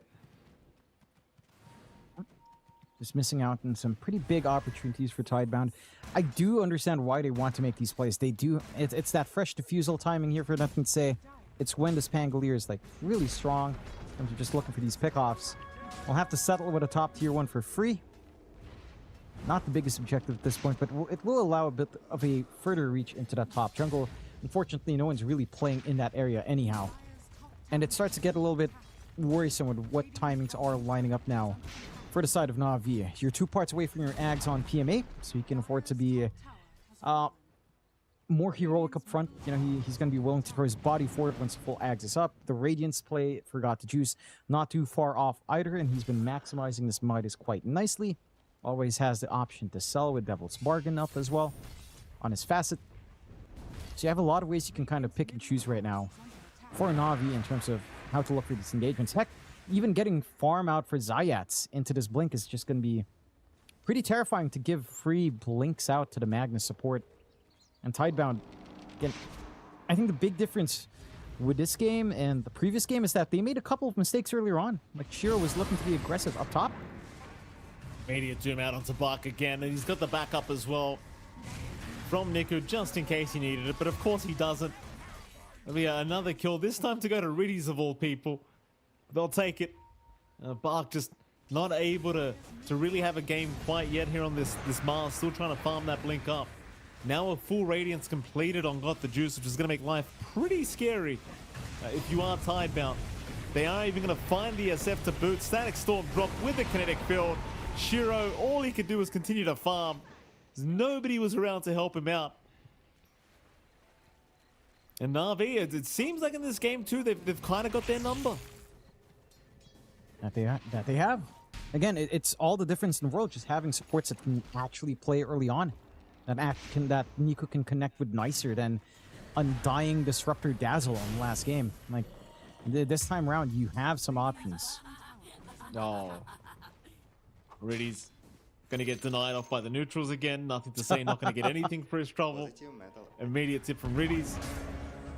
Oh, jump in, Buck. He's gonna find himself a big target on Niku. And Niku does get executed. And by the way, John, his Helm of the Dominator wasn't being used. It's a passive Dominator. No. He's gonna use it when he has the Ags. Trust in that one. But the gold, John. That's gold. true. It's not efficient. Good old Niku. It's not efficient. No. Inefficiency from Niku. Nah, it's a strange one too. Niku's been a pretty efficient player. Missing out on some gold there, it does hurt. Like it sounds like we're memeing, but that is the point of this pick: that you get the gold, you get a creep that defends you, you get faster farm. You need to maximize this, otherwise you're really not getting the value, or you're not getting the point of that pickup. Why? He's trying to be a nuisance here. Nightmare's away. They actually dropped the Static Storm on him just to try and surely get the kill. Glimpse back will do it though. Riddies will pick up a nice one for himself. Thing is, Tidebound, they're in that same position we saw in game 1. They don't seem to really want to fight. It just seems like almost a repeat of game 1 in that sense, except this time Na'Vi's off to the better start. But they are being very patient here on the side of Tidebound, and maybe with this blink coming out on Bark, maybe now they try to make the plays happen. It should start to simplify. I will say, I think Tidebound actually did try to play a little bit more aggressive. Again, recall that move with Shiro, trying to play with Nightmare Requiem and getting punished. I think that's pretty much a big reason why Na'Vi is in the position they are, because of just that one overcommittal from Tidebound, giving them a window to kind of play around now for Na'Vi to get in this position of strength. About to get more utility out for Na'Vi as well off the back of all of this. Blink coming out for PMA next, so Blink swap starts to become a very real possibility here. And that does start to get a little bit scary with how much reach you have. Niku, his Ags, pretty much just one part away at this point. And he's still not utilizing that helm, sadly enough. But one would expect that he's either going to gobble up a creep later on or gobble up Zayats. It's just a matter of time. We'll have to see. Eventually. It's coming. There's certainly some big plays to be made here with this. Can you imagine? Wait, if he goes for a Overlord and gobbles up a Croaker, oh, that's the play. The ancient Croaker. That would be incredible, Jonathan. Now you're thinking. We'll see if it happens. I don't think he's going Overlord. That's a step too far, That's a lot of gold. It is. It is a lot of gold. But you never know. But it's fun. One would hope. Still, we are in that point where it's slowing down. Both sides want to farm up. Again, you are farming rather efficiently on Na'Vi. You're about to hit a BKB timing. Forgot the juice. Even the blink up. What's up, Mikey? What's wrong? Oh, you Still not. let the dominated creep die. You could have just dominated something else, Nick. What are you doing? Oh, the inefficiency. He gives plus 100 to the enemy side. Doesn't use it off cooldown. Oh, I'm going to go rewatch Seb's video, John, just so I can make sure I'm right about this. I know Seb would have my back if he was here, John. He would. Hey, at least he has a Croaker, not ancient. And that you guys are. That's true. Has had a lot of good conversations. We have a Croaker, at least, and Ags 100 gold away. I'm excited. Is it croaking time? Step back. He's about to croak. Is it? God, stop. I think you just go for the Zayats gobble up. Like, you just go for the Zayats gobble up here. Just do it. If they can find anything, take that smoke. It's a little bit risky because they're on the opposite side of the map for a big engagement. I don't know if they'll make it in time. There's some good lines of vision. No one's been playing mid for a quick siege onto the tier 1, so Tidebound should know something's up. No one's shoving in bot. They have to know. And I think Tidebound You know, a lot's hanging here for Na'Vi to get the smoke going. I mean, even the BKB's done now and got the juice. Maybe it is fight into Tormentor. That's where it'll break off. They're going. Well, it's perfect timing if they can get there. Tidebound, they're going to take the Tormentor before this fight is set to break out. Y will pick up a free shards. Probably, it's one of the worst shards, Jonathan, honestly, but doesn't matter. They've got the Tormentor down. Rotations incoming, though. Shiro, kinetic field. No, they're not going to see him. In fact, Park's the one to jump in. He found Zayat straight off the bat, so Zayat's going to get nothing off on this Magnus. They even took down Riddies. It's a horrible fight for Na'Vi. They're still trying to maybe deal with Shiro, but Shiro's going to BKB up. He's perfectly fine to just tank all the gobble up plays. And now the Fiend's Grip catching Got the Juice, who still has his Doom up. He never got it off. It's a 1-for-3 trade in the favor of Tidebound, and well, of course they're more than happy to just get out of it. Yeah, a little bit curious of that decision to move as they did on Na'Vi. Again, we didn't see the Zayat's gobble up. We actually saw a dominated creep gobble up. The Pine Cone, the Pine Warrior, was the one that was sent in. Not even looking for something like the Croaker before that fight. Like, and it was just a very awkward way to fight. I guess what they wanted was a smoke break, and no one could walk up and break smoke, but you don't want to risk Got the Juice even with a BKB. There's some stuff to go through. You don't want to risk it. You know, obviously, with your Disruptor, you want to sit back and Static Storm. So they wanted Zayats to march up with Riddies, but then you lose that impact of Gobble Up RP into Kisses. You know, you lose that wave playing. Someone else had to take the risk. I'd say Got the Juice should have been willing to put his body forward on Doom, but not quite the way it panned out. Very good coming out there from Tidebound, evening up the game 8-9. Net worth advantage, not really there, right? It's 1K, less than 1K, not the most impactful, but they have put a stop, at least early on, to this momentum that Na'Vi's looking to play with. Now they're aware that Gobble Up is there. They should be aware that BKB's up as well on Got the Juice, checking the inventory. And so now it's going to be harder to pull that same trick here for Na'Vi. And again, for Tidebound, like you were saying earlier here, Mike, they're just going to sit back, they're going to farm, they're going to scale. They've got the right click set to come in from Shiro. Arena's always useful. Rolling Thunder's always going to be useful as well, for nothing to say, especially with his Ags only being 300 gold off. Na'Vi, they've got to get things rolling somehow. They'll spry with Roshan. A pretty decent start, but the scan is telegraphing that for Tidebound. They are aware. The issue is they can't really go into that area just yet. See if Tidebound want to try. Like, they are grouping up. It is going to be probably too late, but they are hanging about in the mid lane right now. Roshan's still going.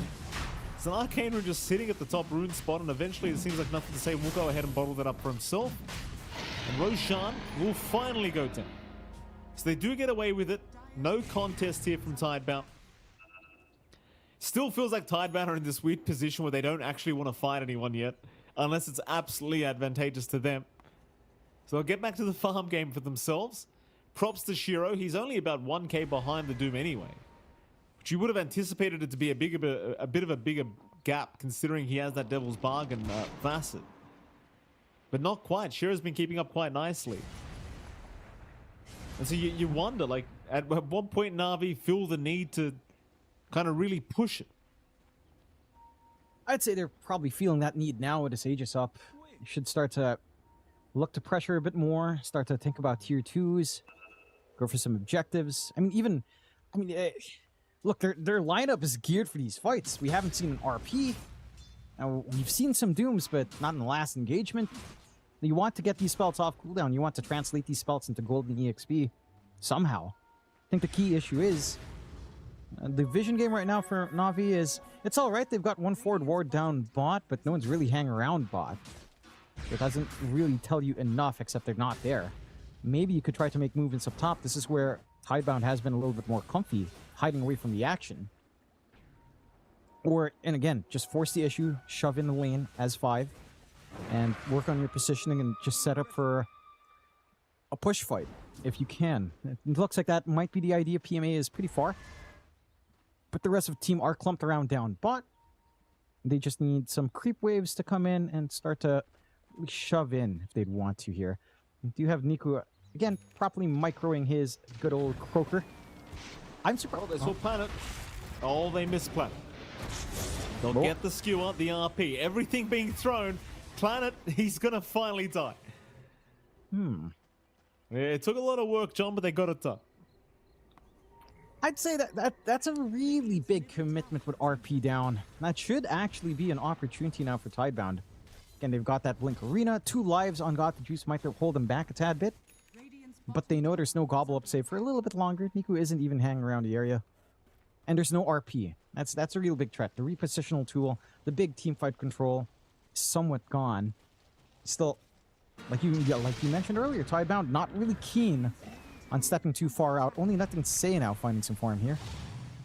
Well, nice gobble up into the Ogre Bruiser Ogre Smash. Almost getting go. Oh, no way. No. He didn't see him. He didn't see him in time. I think he actually had enough time to get it off too. But nevertheless, he doesn't get there. That's all right. No croaker necessary. Johnny wants the Ogre Smash them, apparently. I suppose. We go again. Niku. 4-man, make it a 5-man smoke. Who do they run into first? They do see Y. Y will look to retreat. They'll hang around their own vision by that Radiant jungle, but the cavalry's coming. PMA will jump straight on the Bane, takes down Y immediately as the rest of the squad look to just run away. Zayat's unable to really get within range for a skewer back, but they'll take what they can get here. It's just going to be a solo Bane kill for now. It looks like they're thinking about reinitiating, though. Shiro, he'll get his BKB off, but he's going to look to retreat again, I think. They don't really want to waste their time on the PMA Bane, or rather they do apparently on this Venge. Doom is out. They'll try to chase the SF, but he's going to be perfectly fine to get out of there. Nobody's really dying yet. Mortimer's kisses to fly in, but the TP up from the SF, but no, the glimpse! Oh, the glimpse from Riddies, ruining Shiro's day. They might still find PMA, and they will. And they'll even find the Aegis, but a nice RP into the skewer back on our 2 targets, and the Static Storm to be dropped will ensure the follow-up will not really make sense at all for Tidebound.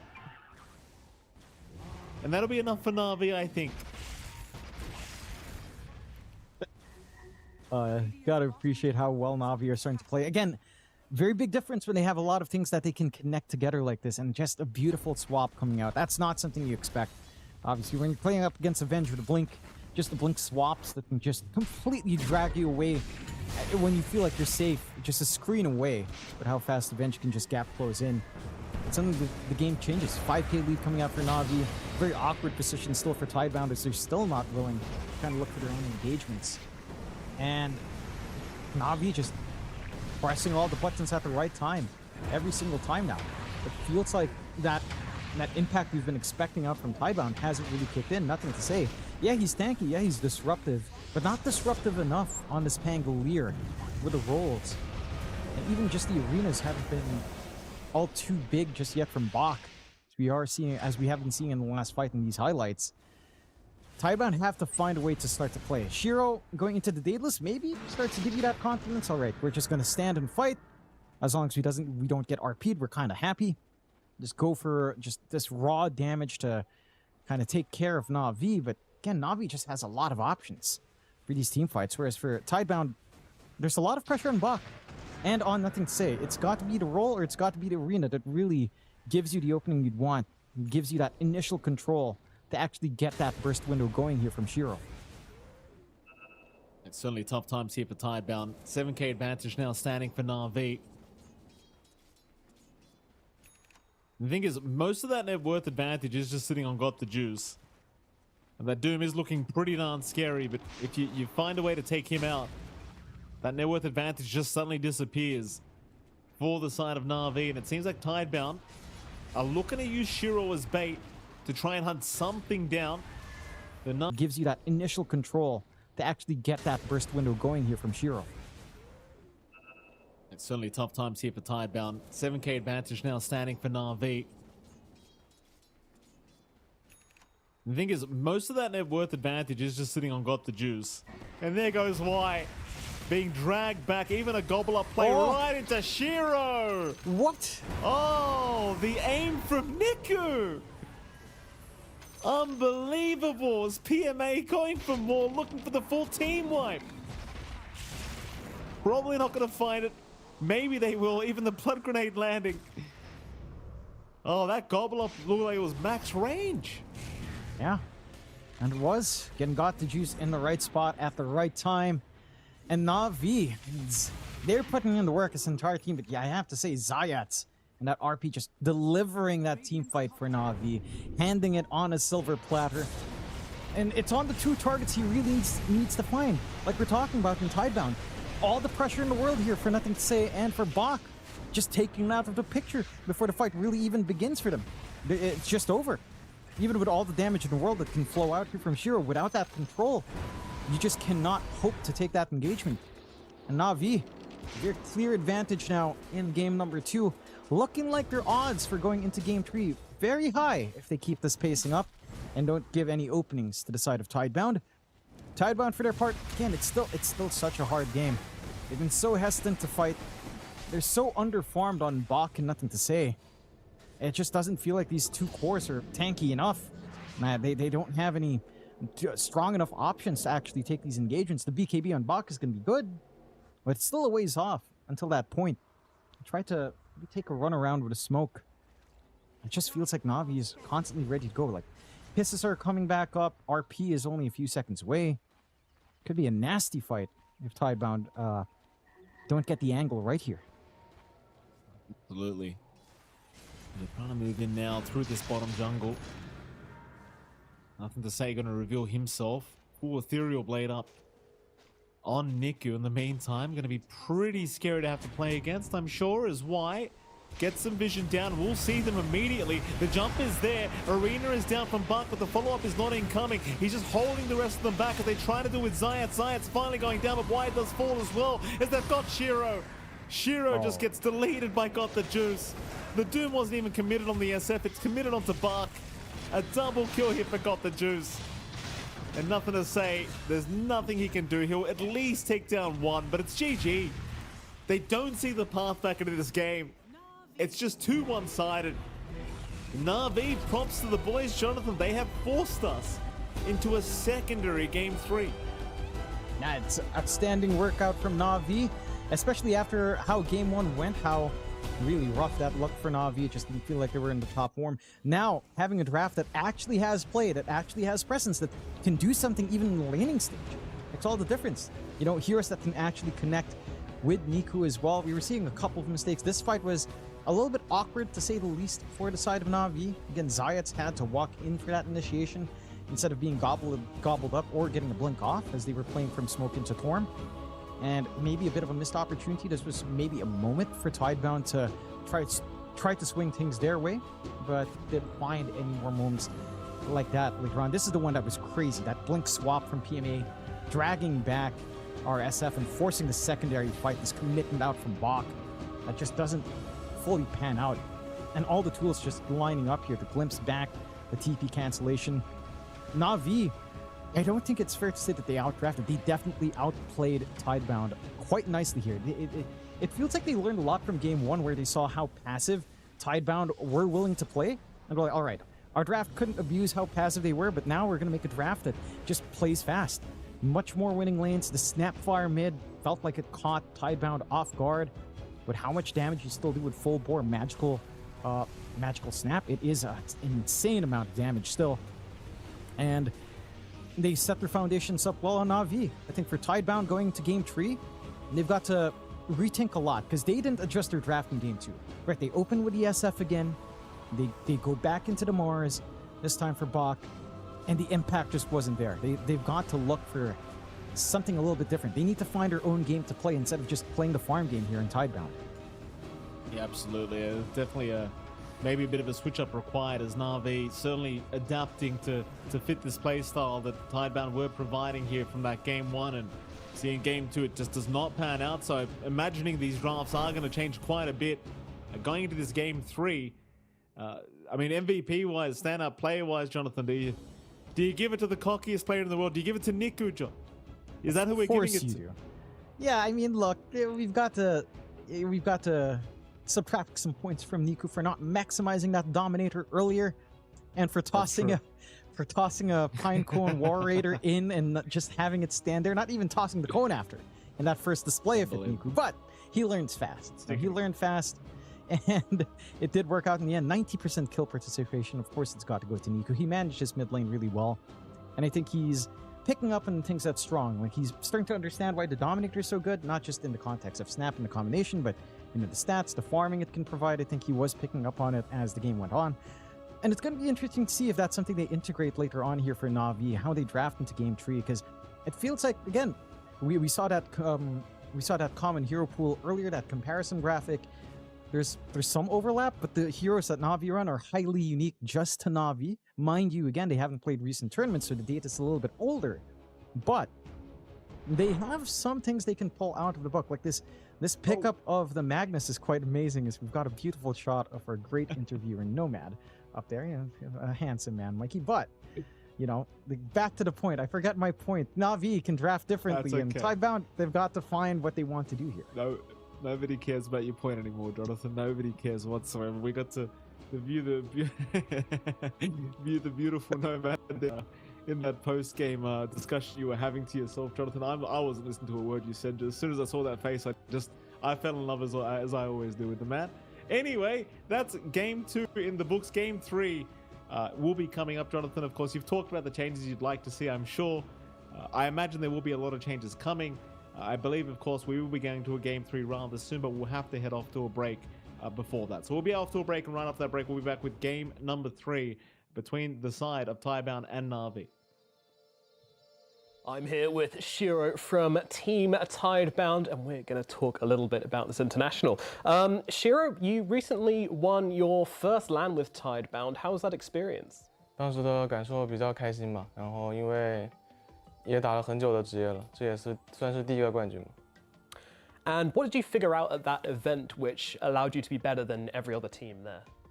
可能是在当时改变了自己的心态吧，就是有一种找回了初心的感觉。And you're going to be carrying that attitude into the international? 是的，我觉得这次可以击败所有的对手。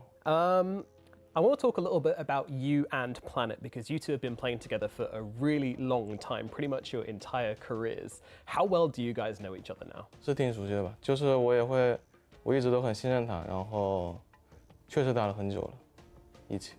And how does that affect the way in which you play the game? How do you communicate? 这个我也说不太清，但是就是我们各自的交流会更直接、更信任一点吧，就是执行的也比较高效的。Okay. Are you friends outside of the game then? 是关系很好的朋友。Excellent. What kind of things do you do together? 有时候会一起出去旅游吧。Good stuff. All right. So how do you feel about playing carry in this meta? What do you have to do to be successful? 我觉得现在的1号位属于那种比较多变一些的吧，就没有很固定的玩法。就其实现在各种强队的1号位其实玩法都挺不一样的。And who do you think has been at the front of this sort of more aggressive way of playing carry? Who have you been looking at personally? 个人肯定会更关注亚托尔一些，因为他一直以来都是最好的carry。Excellent stuff. And I know the answer, but what placement would you be happy with? 肯定是冠军，因为只有冠军才会不留遗憾吧。Jared, thank you so much for coming and talk to me, and best of luck at the international. Thank you.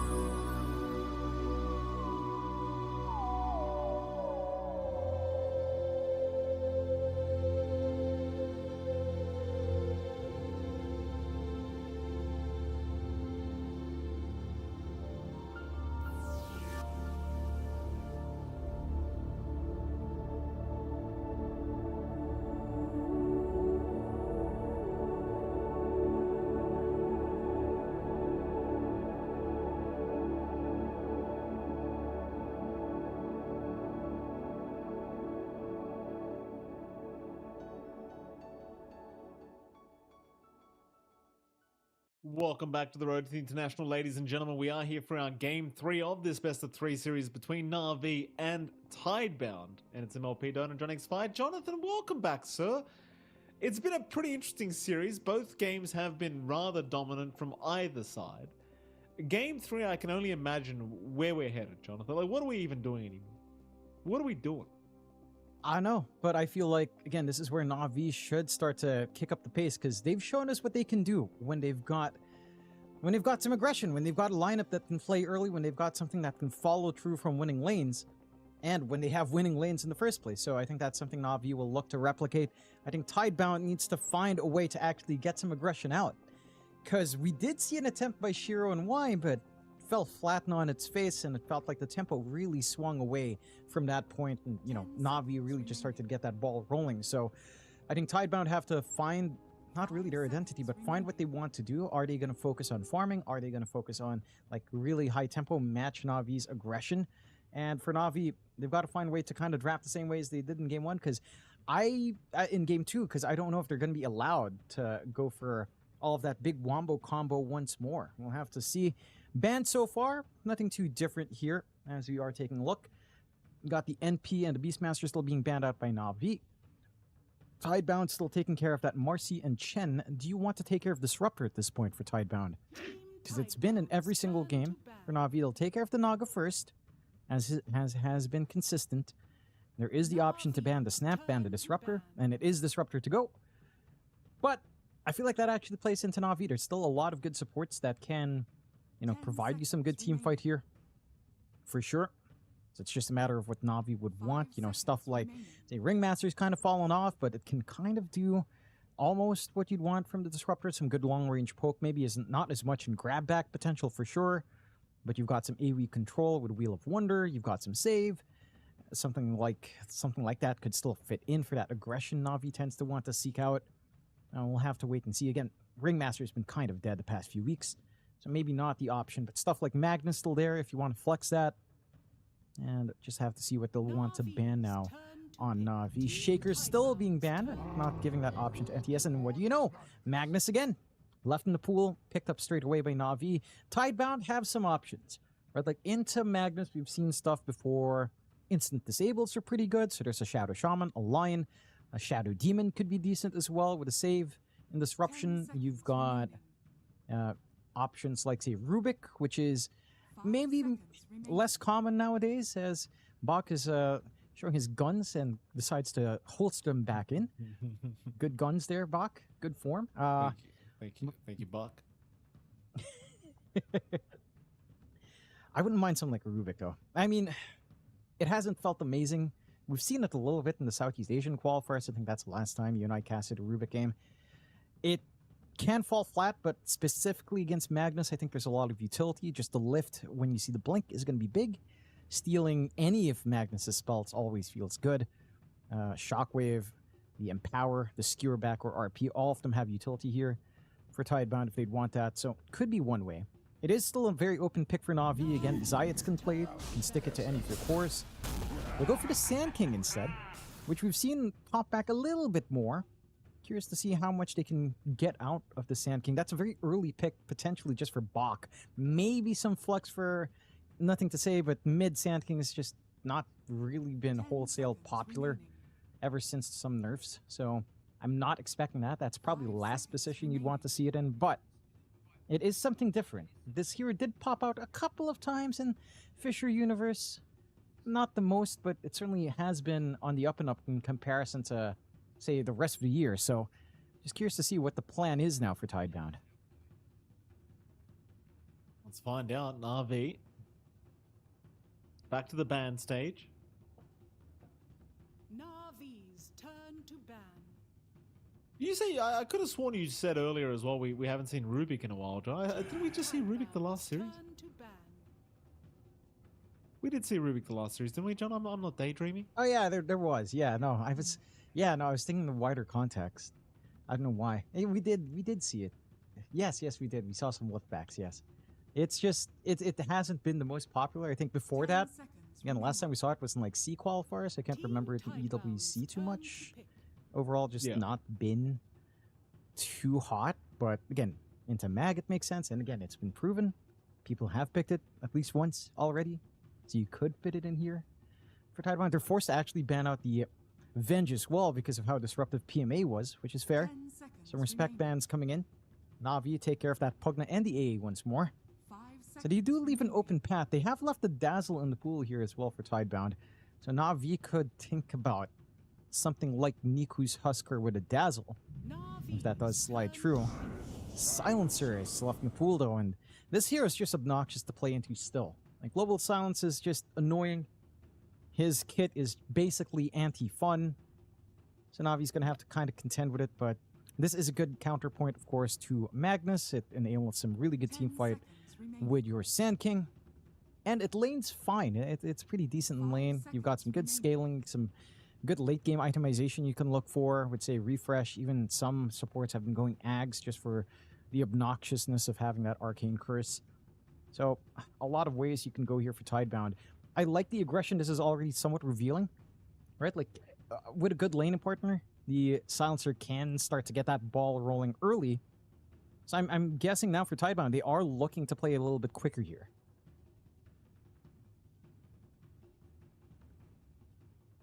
What they want to do, Na'Vi at the very least, looking for their next pickup.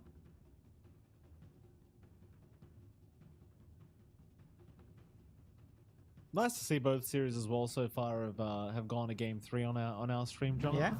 Very, very good news for us at the very least. Games are tighter than expected, as we are going to see a Grimstroke pickup. Wow. Not quite what I was anticipating.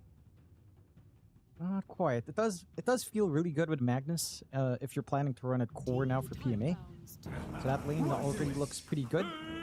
And they'll also snag away that Pangolier for themselves. These animations are just getting better and better every single time. Like, the Grimstroke one was great. The Shadow Fiend was a bit of a jump scare. And the Pangolier is going bowling. I love it.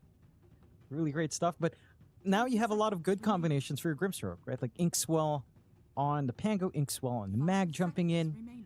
Really good stuff to kind of play into all of this, and just really great initiation. You don't have anything still that feels great into Silencer, but nothing feels good into that anyhow. So your best bet is 2 backline jumpers, which Pango and Magnus are. So I'm curious to see what Tidebound will want to do to kind of circumvent that. On your earlier topic as well about Game 3s, Mikey, did you know? Yeah. And this is good news for C fans. We're not getting 2-0 today, baby. It's 1-1 so far in that Boom series. So... Oh. What happened to Nemesis? Nemesis did go to Falcons 2-1. But we're not getting 2-0'd, Mike. We're not getting 2-0'd. Oh, good. Oh, good. Hey. Thank you, John. Hey, it's good news. It could have been worse. Could have been worse, Mike. We're all right. We're okay. Ever the optimist, John. Thank you for that. We appreciate the update. Here's our Centaur. Oh, look at that. Maybe he can carry the region, Jonathan. Maybe he can carry the region for us. So Tidebound is going to pick up Snapfire as well, John. Look at that. So just take it for themselves. Why not? I like this. It is looking like this is going to be a support snap this time around. So no Dominator Ags rush, but my goodness, if you could get an Ags this game, gobble up that Centaur, gobble up that Sand King. Oh boy. Some tasty treats for Mortimer right there to toss into the enemy team. But I'm liking what I'm seeing here. Again, it's a lot of aggression here from Tidebound. Much more active lanes coming in. The potential for, say, Centaur plus Snapfire is pretty darn good. Lots of damage, lots of stuns to play into. You've got the Sand King that is starting to look like more of a mid, maybe a support on the side of Tidebound as a 4. But I don't think you want to take that as a 4. Another jump scare. We have a lot of jump scare animations. Lifestealer. Ripping something to shreds. That's beautiful. This is great. It is. It is very nice, Jonathan. Do you like the Lifestealer pickup here in this draft? I mean, it does feel pretty nice into all these the kind of tanky kind of calls here from Team Tidebound, I want to say. 5 seconds remaining. Yeah, I like it. I think Gore Storm is amazing, because he will get to infest an Ancient Creep early. You can't forget that. And the damage you do when you jump out is just ridiculous. So I like this coming out for Got the Juice. I think this carry has proven itself to be pretty good in the right circumstances, and this is one of those circumstances that feel very good for the Lifestealer to come into. I'm wondering if we'll get Dominator here, but probably not, because you get free Overlord anyway, so why bother with a Dom? But the stats are good? Probably not, though. You mean, why not? Yeah, I mean, Why not, then? you know, yeah, imagine you Gore Storm an Ancient Creep, you already have a Dominated Creep, you run up, you get double stuns, jump out, and kill. It's like, that seems fun. It's genius. And the thing is as well, they might get confused. They might think you're invested in the Dominated Creep. You know? They'll have no idea it's coming to them. It's genius. That's true. Oh, we need to see it. See the Ember getting picked up as well to close out for Na'Vi. So you have a pretty good Empower target now as well for Na'Vi to play with. The classic Mag Ember. And you get the Jug coming out for Tidebound. So something a bit active for Shiro. And again, this draft from Tidebound is a lot more active. I think the biggest thing that I'm not the most confident in is the Sand King mid. I mean, it still works. Like, Sand King mid is a thing, especially into a melee matchup, but I don't know if it's as effective as before. Still, melee matchup should be workable here, and it is a Chain Gang Ember, so you're not going to get double impacted to death at the very least, but the utility of Niku later on is going to be big. I will say, like, the draft from Tidebound is solid, but I have to say, something about Navi's draft just has me a little bit more excited. You know, having this Pangolier in the off lane, having the Lifestealer up front, you have a lot of infest targets you can go into, right? You have a lot of combinations for the Inkswell jump in, now even with Niku, who can kind of just put his life forward, get some chain stuns off, get some good kills. The backline is not very safe here. From the side of Tidebound, Y is going to be a bit of a sitting duck if he gets jumped first, which I'd expect Na'Vi is going to paint a target on Y's back and just kind of run it down. I think for Tidebound, what we have to see from them is ways to play fast, right? Like, they've got to be able to get things rolling. They have to translate these lanes into win lanes, because look, Juggernaut Snap is a strong lane. Silencer Centaur is a decent lane as well. I think if you're going for Silencer Jug, that's not a good lane. You have to run it with a Snapfire. You have to get that cookie. You have to get that spin and the rundown. And for Tidebound, we need to see those strong lanes come in. I think we've seen Na'Vi, what they can do with an active lineup. This is still an active lineup. They can still win lanes. And if they win the lanes, they get that ball rolling. They don't stop. They don't stop for too long. So that is the concern here for Tidebound. Forgot about Lone Druid right now as they leave him unbanned. I think they're just setting up, okay, let's get already End Snare. That's a good start. Something that forces the Dispel, you know. Yeah, I guess our framing of things was kind of clearer post-draft and at the start of the game, because we very much framing it as last pick Lone Druid. They've seen this opening in the draft. They've found a really cool pick there for Ghost to play. But you have to think of that as the same as, like, you know, last pick Meepo, last pick Brood historically. Last pick. Cheese. Yeah, Huskar. Cheese. It's a bit of cheese. One of the delicate cheeses that exist in Dota. But yeah, you have to always be wary about different hero signature signature moves coming out towards the late stage of the pick phase. So what do we get? First, bans out, Io, Pugna, Earthshaker, Nature's Prophet, Monkey, Beastmaster, Marcy. So we get Nagasar in first pick, Puck, the response from Nigma Galaxy so far. Yeah. Let's see where things go. Puck is here that a lot of players have been happy playing into pretty much anything, and Shaker is already banned, which is one of the few matchups that Puck really struggles with. Overall, Puck is also a pretty free lane to lane into. It sounds weird to say it like that, but essentially, Puck will always do well pretty much, with a few exceptions, like Sniper and TA and Shaker are a few. Tiny can also be a bit problematic, but almost every hero will be happy going into Puck as well, other than like Queen.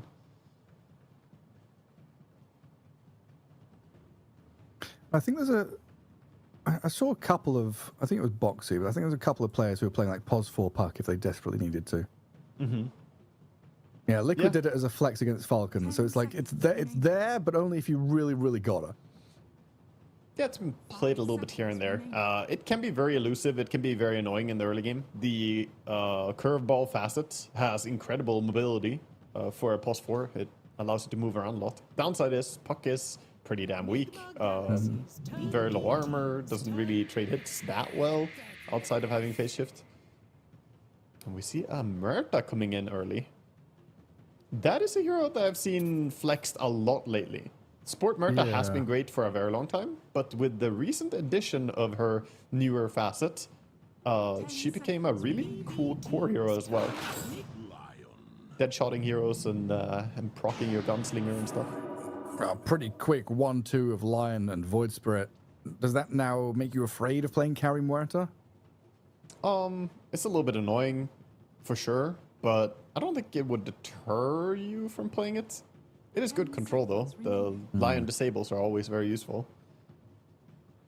5 seconds remaining. And they also offer you so much against the puck as well. Yeah. Also, his name is Ghost. What better carry hero? Oh, it's Muerta, isn't it? Yeah. I think this is one of the heroes in his wheelhouse for sure. Yeah. Just trying to think, is it a double pick core so early on seems a little rough.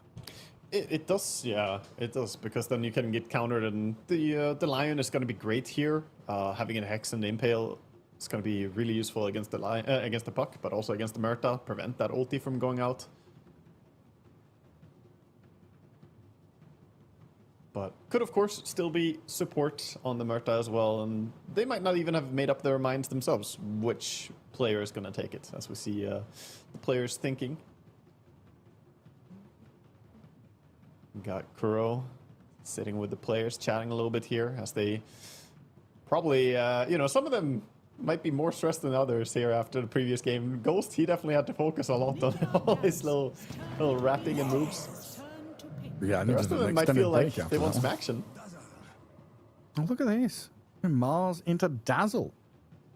That's an interesting looking draft, eh? Puck, Muerta, Mars, Dazzle. They've got some good catch, some circles, some team fight, but all in all, some pretty solid laners as well. 10 seconds remaining. Yeah. I mean, definitely. Dazzle is one of the best supports in the current meta. I like it a lot. The Hex can be good as well later on to add some catching power. You definitely have Chainstun. It doesn't look like the craziest Chainstun lineup, but when you look a little bit deeper and realize that, okay, if Mars uses someone, like we saw plenty of times coming out from Amar, some Yules into Spearback, into Hex, into Deadshot, into Silence from Puck. Suddenly it's really hard to do stuff. Even just like Void Spirit goes in, gets coiled and speared, right? That's a nasty thing to deal with. Yeah, Puck Void is one of those volatile matchups as well.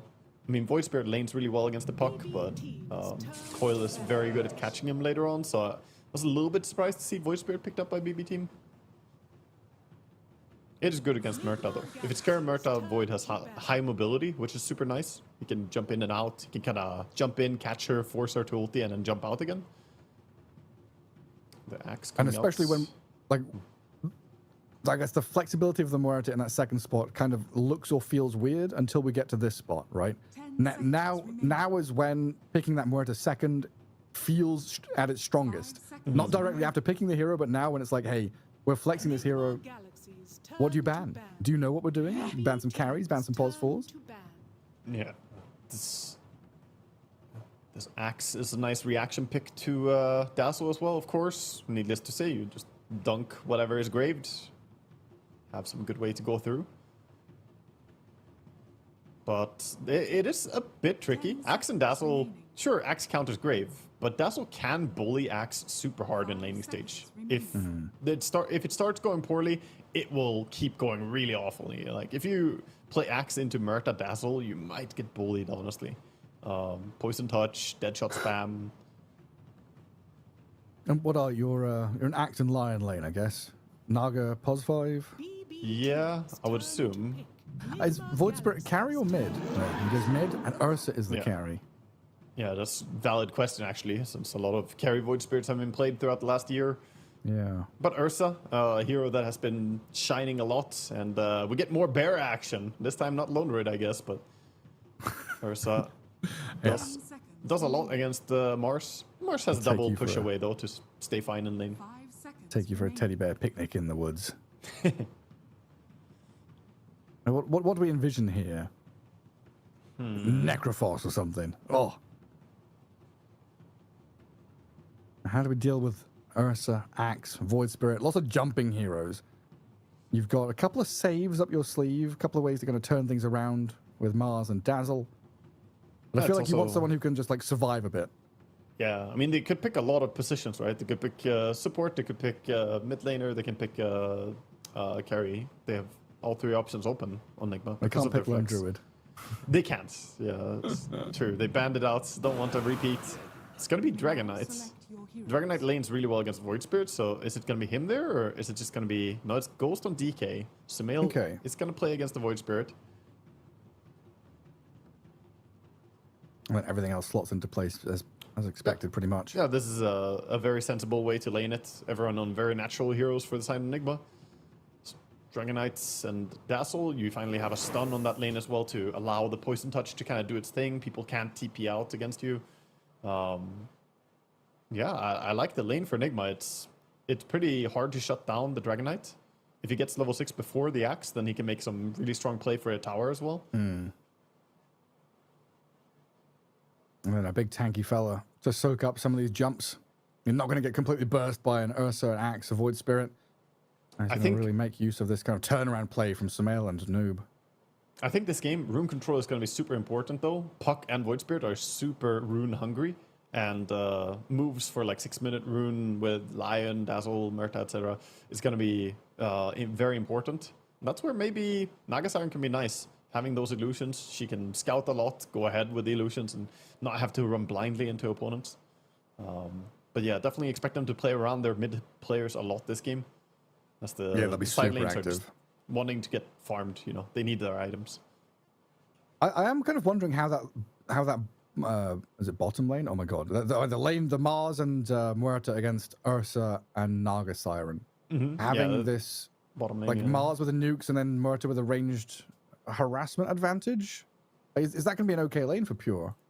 I think it's a little bit tricky. Yeah, it can be tricky. Save definitely has his work cut out for him. Harassing. The problem is anytime that he impales and wants to go on someone together with this Ursa, there's the chance that there's a quick fear away or a spear away. You know, so in one way or another, you're getting rid of that that bear. So we'll see how that lane plays out. I do think maybe you're right that there's a harass advantage for the Mars and Murta. We'll see how it goes though. And heading into game 2, Nigma Galaxy 1 game to the good. And we've already had some pretty extended games here.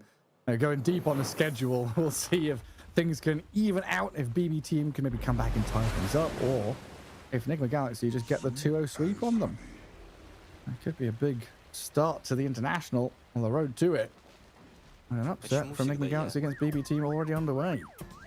Oh, very nice. I've done the thing again where I have the player point of view because I was watching Londred's player point of view from the previous game. So I can see the POVs of the players now. It's good. I've got, you know, the camera, the spectator. I've got all the info now. Yeah, more information is good, always. Honestly, yeah. When you're live spectating, I like being able to see what the players are looking at. Oh, late smoke from Nigma. I'm just waiting on top of the staircase, see who comes their way. 30 seconds to battle. And BB Team not really heading anywhere. A very shallow ward there from the Dire side as well on their side of the river. Watching top rune, watching mid. So a lot of protection here for the puck. Yeah, both It teams. just makes sense when there's a holding. lion on the enemy team. Like level 1 or 2 lion could cause you issues already. Yeah. Both teams see each other a little bit. Miss. The battle begins. Naga Illusion survives. Ghost and Omar fighting over top rune. And they grab it. So 2 for 2. Yeah, want a Pure. clean fight, a fair fight. Good start for both Balance. teams. In all things. Sort of Except have Lone Magic Druid, Stick and apparently. Fairy. Yeah, not Lone Druid. Screw that guy. Get banned. Get binned. Already this Ursa is readying himself, right? Fairy Fire and Magic Stick, knowing that the spell spam is about to begin. Oh yeah, for sure. He knows what's up, but he's gonna get harassed, and that's where Naga has to stay on the Murta a lot with illusions and himself. Just try and counter harass. And then Muerta equally tightening up, sitting with Noob. So they can run around from the illusions, do some damage back as much as possible. Look at that, Nice already fear and annoying. deny. Yeah. And with a wave arriving, He's also hanging back again as bottom network core once more. So a little bit touch and go for Bach overall, but as long as the rest of his team profits off of his space, and you're happy enough to get that done. Blink up now for nothing to say. They are setting up. They've got the smoke on hand. No global silence yet on Y, sadly. And that smoke was under a ward. So this is likely not going to lead to much. But again, this blink and nothing say, it's got to get going fast. Oh, This is out mid lane. They do miss a stun. Bit awkward. As Reedy's actually going to walk his way out just fine. And well, nothing to say. A bit of a rare error for him is he's going to try and go for the epicenter, and he does get it off in time. Just trying to escape, though, as everything's just gone wrong. And he will be able to do so. But now Zayats is on the chase. Doesn't really have any kind of way to close the gap, but he's chasing. And they are going to find eventually a target in Planet. So even commit the RP just in case. And Planet will indeed go down to Got the Juice. Yeah.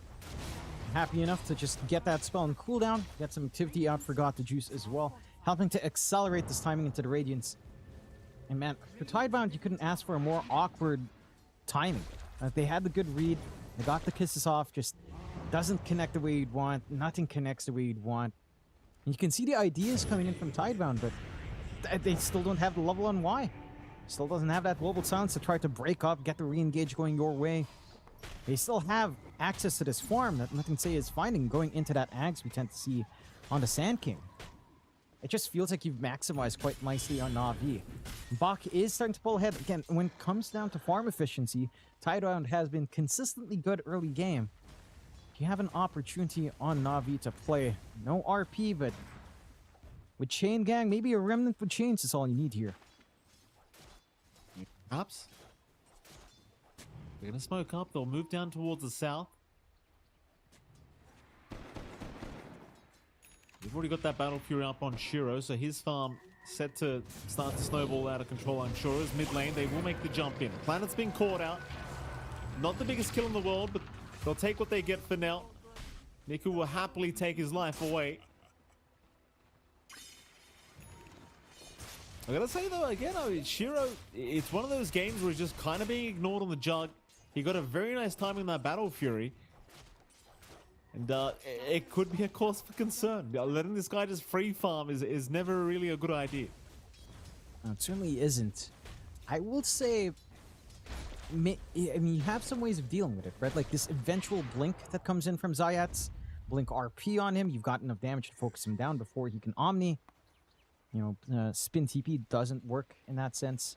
With that up, there is a big smoke from Tidebound, though, and this time they've got the global silence. Could be enough to pin someone like Niku down. Global silence committed. They are going to make the jump in onto Niku, and they've got him. A very important kill here for Tidebound. Because that opens up the tier 1 mid tower to pretty easily be taken out, I do think. No defense really setting up here from the side of Na'Vi. They are TPing heroes up top, maybe thinking about going after Bach once again. And Bach, well, he's going to get caught. He's got his Crimson Guard up to make life a little bit more challenging for them. In fact, the burrow and epicenter. Nothing to say is here. He's got the help this time around as the Stampede.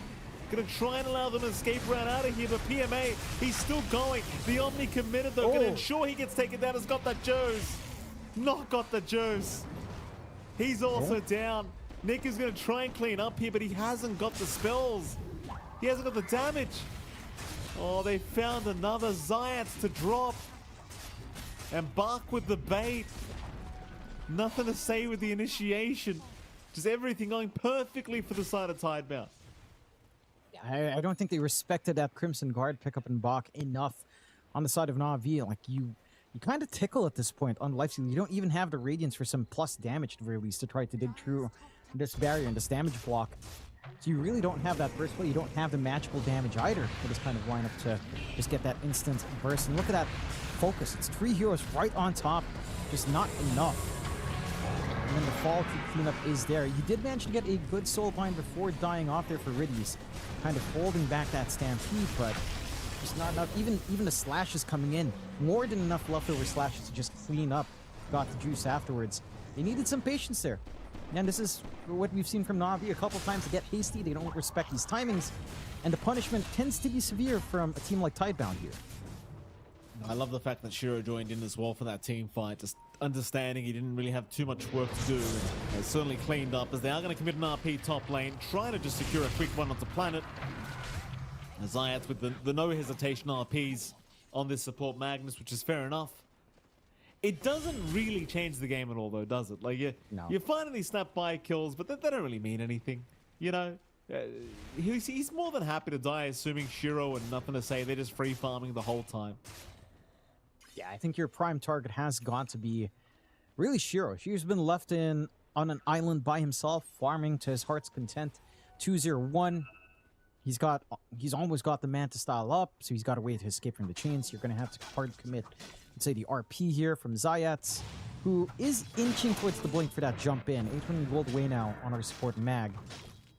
But you need that timing to be in. Radiance up and running now for Got the Juice. So a little bit more damage, a lot more presence out and Mischance flying in. But probably not enough to really fully up-end Tidebound and their timing at this point, right? Because it's just starting to pan out. The auras from Bach are starting to get built up. Pipe coming out next. Still, PMA. Bottom. They'll go again. They'll find PMA. And PMA, the highest net worth hero on the map for Na'Vi, but he's made really short work of here by nothing to say and why. Nothing he could do to get his way out of that one. That's another pretty bad sign for Na'Vi. Like, that's your highest net worth hero just getting deleted down at bottom lane on his own. It's not feeling like a good game right now for Na'Vi. And again, it's down to Tidebound having these options for aggression, having the safety net of Global Silence to prevent any sort of backup. They've always got Disengage, Re-engage, Stampede. Nothing to say actually has a game in comparison to his game 2 now. On to Sand King, Ags is up.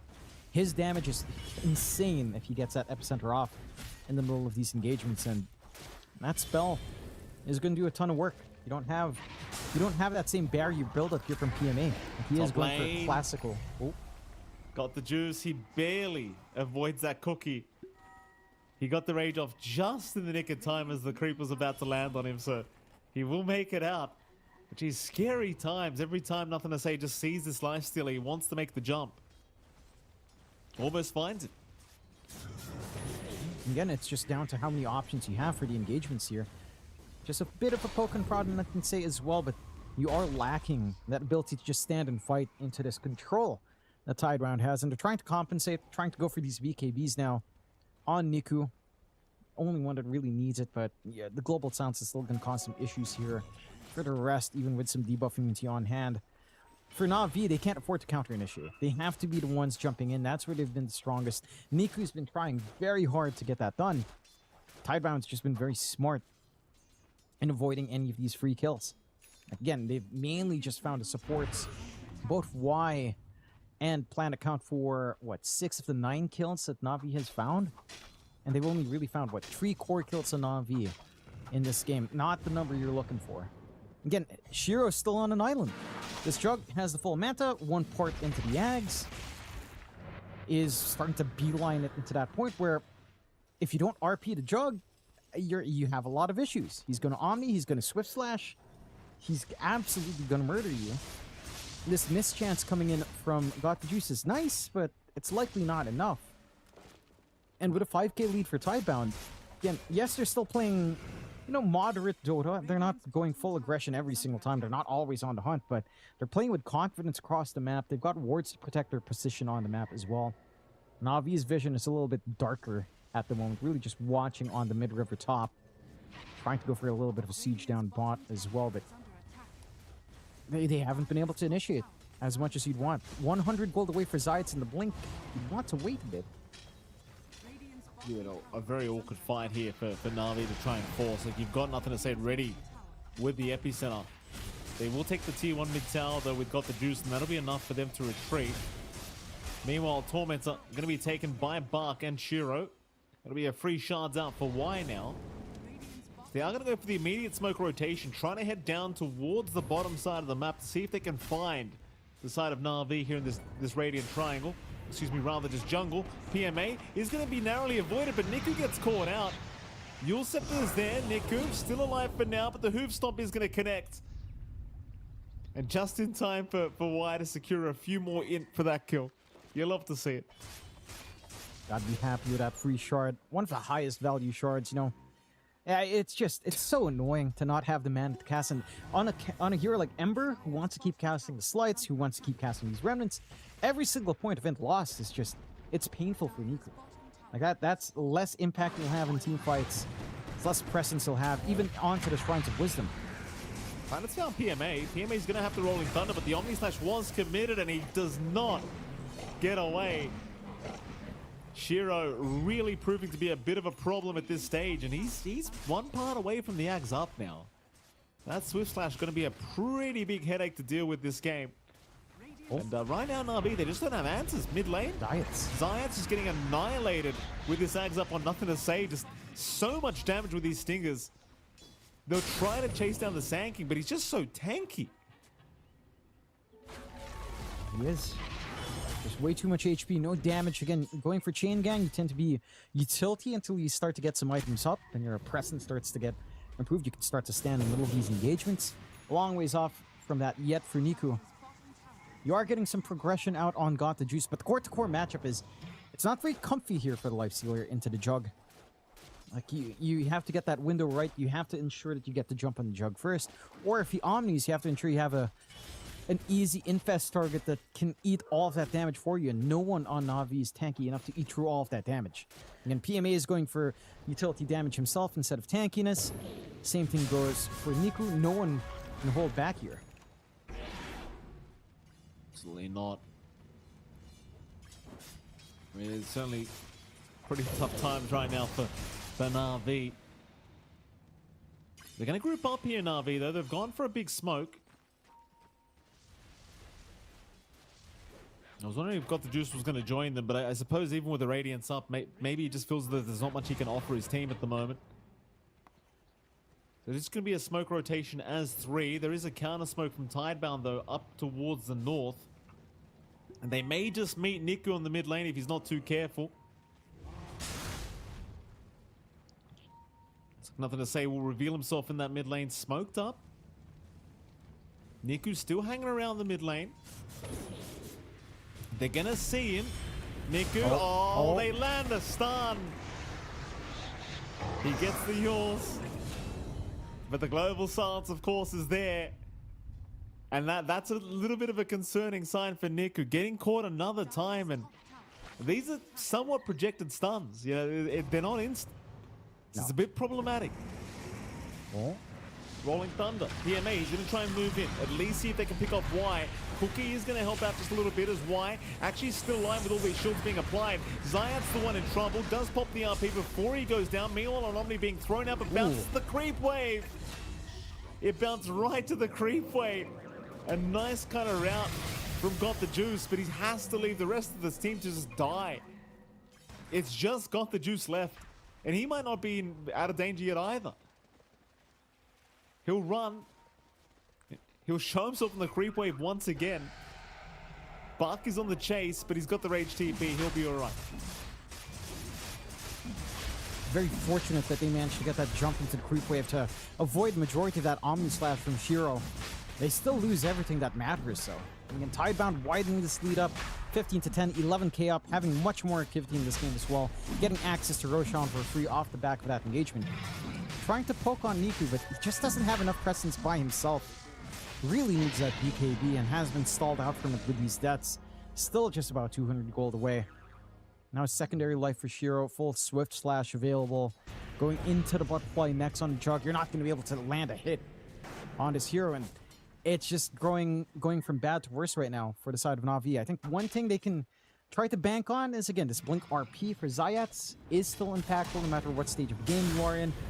And if you can somehow find some high value pickoffs and get the Ags, that could be big on your Grimstroke as they do miss the mark. PMA gets to slide away. Certainly does. It's still Na'Vi 12k behind now.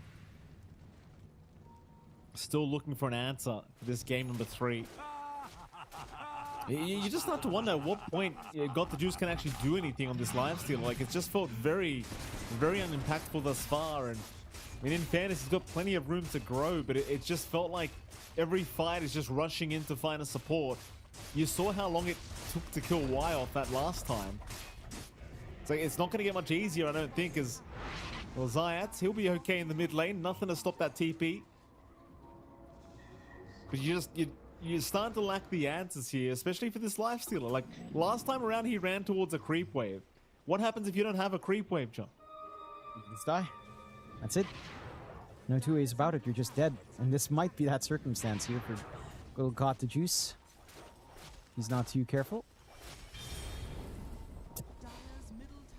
Bach just trying to bait out a bit. Oh, Rage is there. Global Silence will be committed. Immediate TP's away, though, and they are going to be all right. They are perfectly fine. But always on the edges, Na'Vi.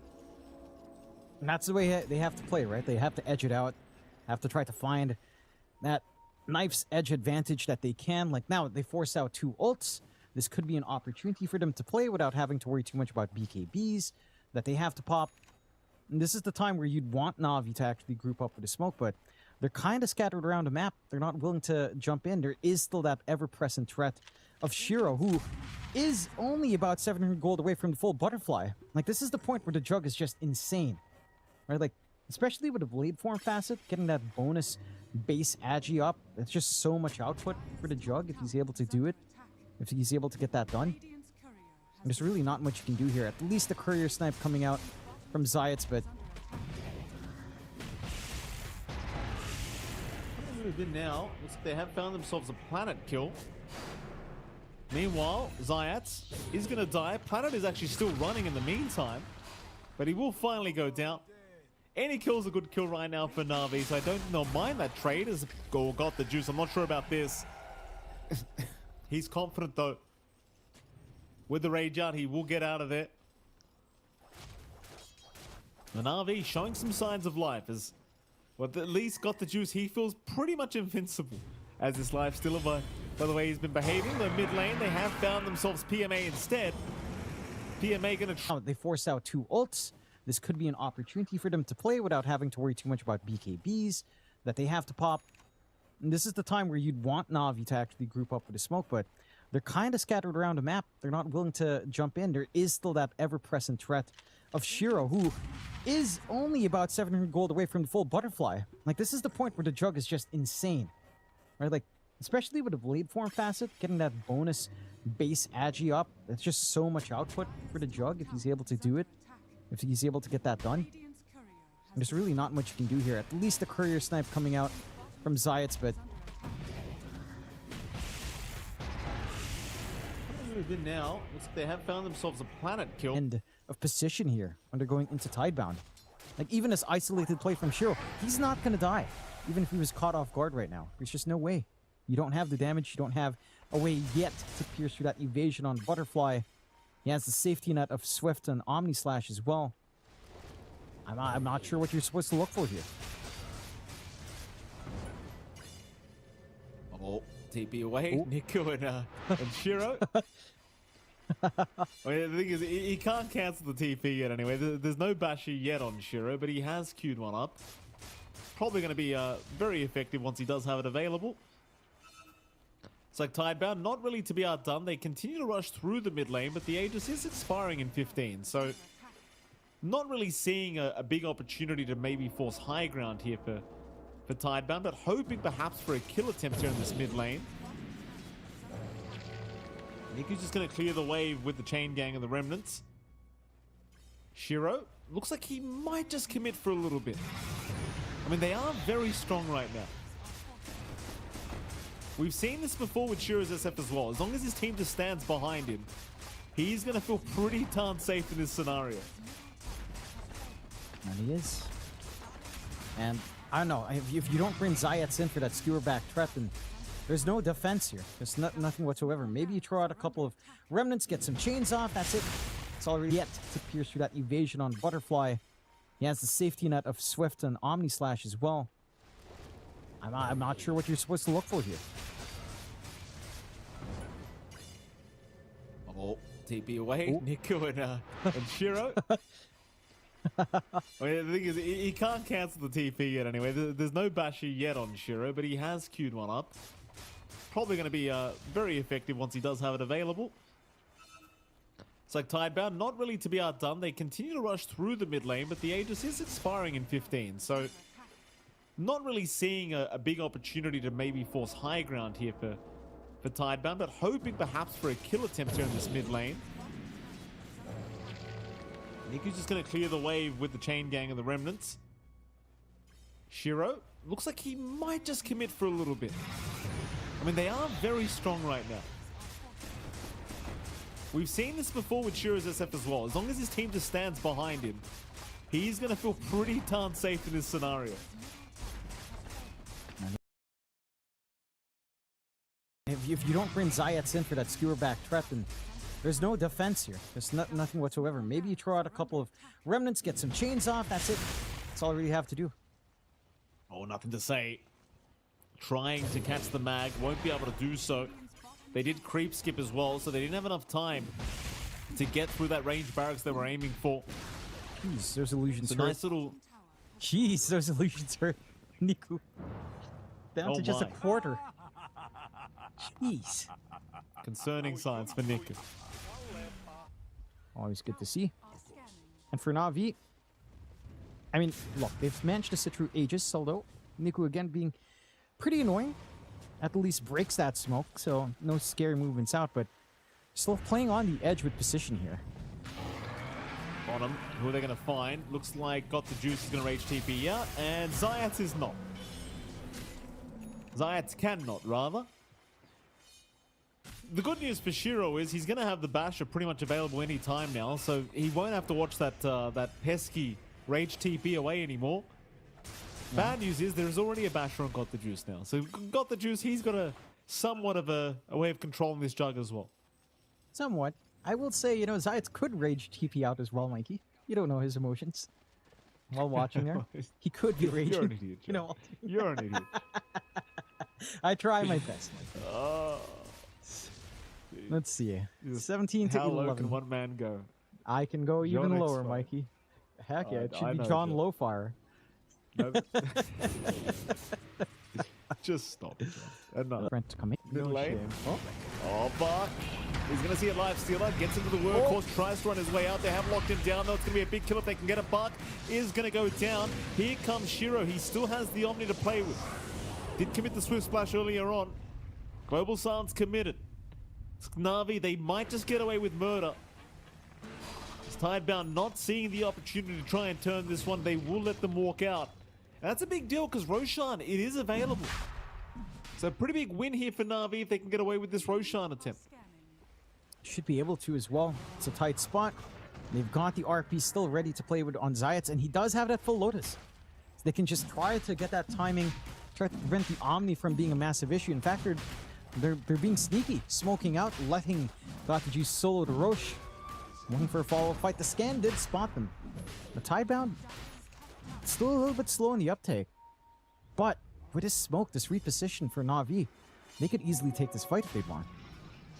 The thing is, they're playing without a Centaur here for Tidebound, so it could be a very scary initiation they're looking for. If they do find Zayats, but they miss the Burrow Strike. And that's going to be Roshan going down, and a consolation prize in the form of nothing to say, though Niku goes down. Well, how did Niku die? He was cutting them all off. That's the reason why they got the isolation. He came in, he broke the smoke in the back line, he was trying to play tag with Y, and he does sacrifice, but you get the bigger kill. That's a huge sweep and nothing to say. That's a lot of gold bleeding out to Got the Juice. And this lifestealer is starting to get a little bit scary. Secondary life up, has that BKB, still at the 8-second charge as well. Full Abyssal, not too far off, into Daedalus next. Not sure what you're going to have to toss out for that one, though, on the Daedalus, but we'll wait and see. Maybe just swap around to BKB as needed. And for Tidebound, they're still in control. Right, they're 8k up. This jug is massive, but they've not been able to find these opportunities. Na'Vi has managed to find a way to reel this game back to a playable state for themselves. And you know what? If you fall flat, if you falter here in Tidebound, let's say you're forced to defensively pop the Global Silence plus refresh, You know, Bach gets caught out in an awkward spot again, forced to use Stampede for a self-retreat, or the workhorse to not save a person, then that's opportunities you're handing back to the side of Na'Vi. And they've shown us time and time and again that this is a team that you can't fully count out once they've got some tools to play with here. No, absolutely not. Na'Vi proving to be back in this one as they're going to try and jump. Got the juice, but again, he's just proved... Oh, I don't want to say invincible. Maybe I shouldn't say invincible, but he does get pretty damn low. In they go. There's your Aegis down. That's one life gone. He's a bit of a sitting duck right now. Got the juice. They'll jump in again with the Omni. It's no problem. It is no problem this time around. Did I say comeback was happening, John? Nice move, Mikey. Good curse. You're welcome. No, good job on all both of us. The high fives all around for cursing Na'Vi. I was literally about to say this lifesteal is invincible, and it's well, I've got halfway there, John. He looks more invisible to me, Mikey. I don't see him. Oh, I think you know. Mid lane. Yeah, that's the second time he's died to that Abyssal Blade. But he's doing what he needs to do. It's not really that simple. Because they're going to lose a lot, John. There's no buybacks. He's got to try. That they do. Next creep wave is not too far off, at the very least, if backdoor kicks in. So you've got a big window here for Shiro. At the least, you still have the Blink RP ready on Zayats. So, you know, things can still happen, but 40 seconds without that Ember is a rough pill to swallow, for sure.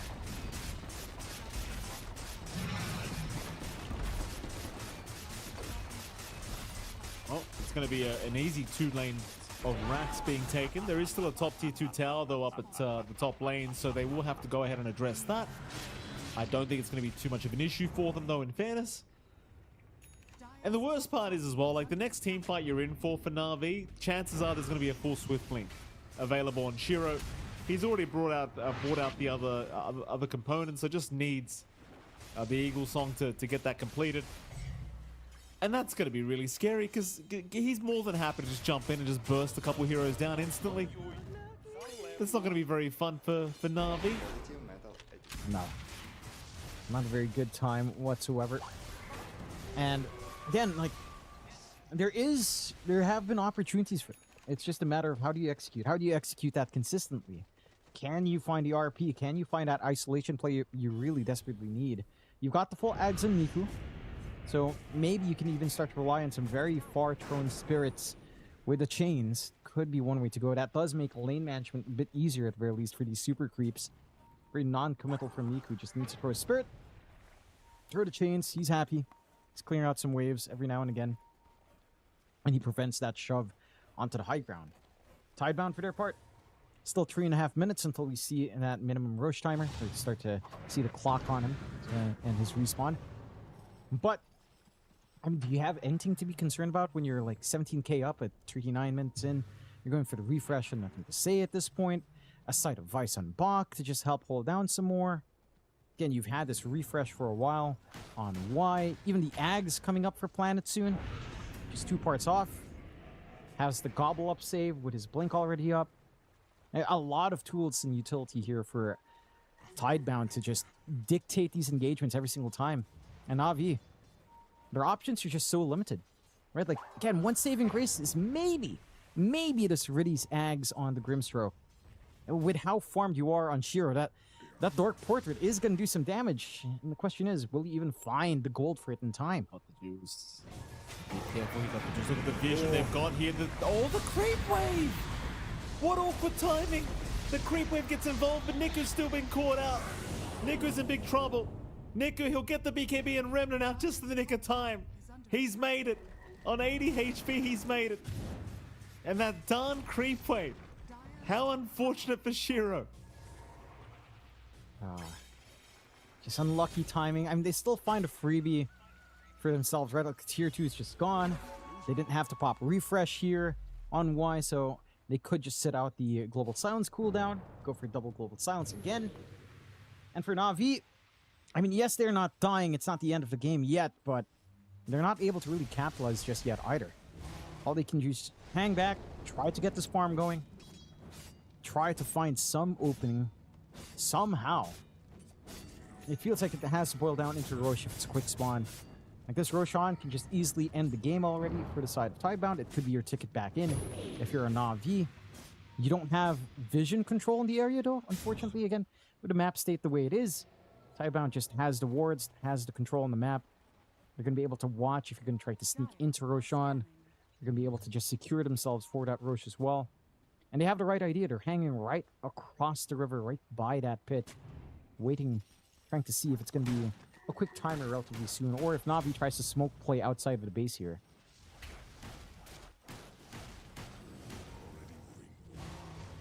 Gonna smoke up here, Tidebound. They're looking to move in through that mid lane. Got the Juice, always about to reveal himself too. This is very awkward timing for Got the Juice. They'll try to use him as bait. Got the Juice still trying to move away. Hoofstomp's not going to land though. Did he not see it? I don't think he did. Oh, and the Hex is out as well. Got the Juice and PMA both going down. Oh, nobody saw the Hoofstomp. He was within fog. No. Oh, it's so unfortunate. That is just rough. They do at least have the buyback on Got the Juice, but without that Penguin roll, I mean, you're asking for a lot now from Niku and Zayats to get that RP and the chains off just right here. Oh, Skewer's not going to land. A nice spin away from Shiro. They're still going to try and abuse this Dark Portrait. Rush it in, see if they can find themselves a target with it. It does some decent damage, but you don't really have the lockdown. And that'll be enough, it seems. They're not going to stick around for this top lane of Barracks. They're more than happy with the buyback committal from Got the Juice. And of course, you don't have Omni available. You don't have Stampede. You don't have Silence. They may as well just wait for that all those spells to be back up before they do go. And you also have the opportunity of Roshan coming up rather soon. So you may as well wait for that as well. Yeah, and again, they've got the vision set up here on the side of Tidebound. Roche easily ends this game at this point. Na'Vi are the ones that kind of have to counter Lucky Stars, right? Like, that's enough to dissuade them. They can wait for PMA to respawn. They can actually think about that Roche fight a little bit, because it's a position where they can get a lot of control. And Zayats, we've seen the isolation plays in Roche, quite nice, isolating nothing to say. And Niku cutting the rest of the team off with his chains. There are opportunities that can present itself around the pit. It's just a matter of finding them for Na'Vi and for Tidebound. And even if there are those opportunities, they're hard to find for Na'Vi. They are still in control for Tidebound. See Na'Vi though, try for a smoke. This could break the game though. If they get caught off guard with a smoke and they don't manage to find that kill, could easily just spell the end of their high ground. Certainly could. This could be the last fight for Na'Vi. Not really finding an opportunity. They're going to head up north. Nobody around from Tidebound though. Tidebound are just casually waiting for the next Roshan attempt. So unfortunately for Na'Vi, they're not going to find anything for their trouble. It's getting the idea now that the Roshan is what Tidebound's looking for. And there's your Roshan now available. They've got it up. They'll scout it out as well here with Planet.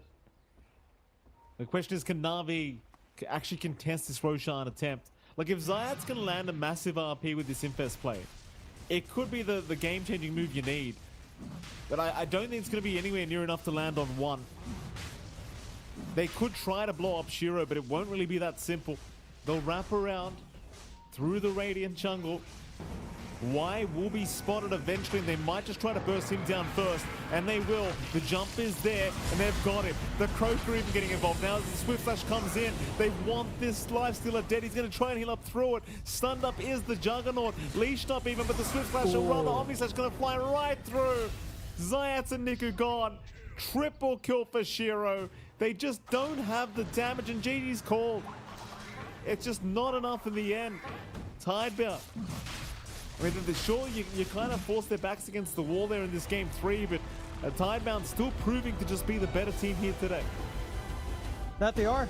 And again, for Na'Vi, a little bit of a tumble in game 1, a pretty good run in game 2, and for game 3, just pretty much outclassed here, I would have to say, by Tidebound. Like, Tidebound fixed some of those issues. Game 1 was a bit passive from them. Game 2 was passive as well. This game 3, not that passiveness you're looking for. All the lanes felt pretty winning.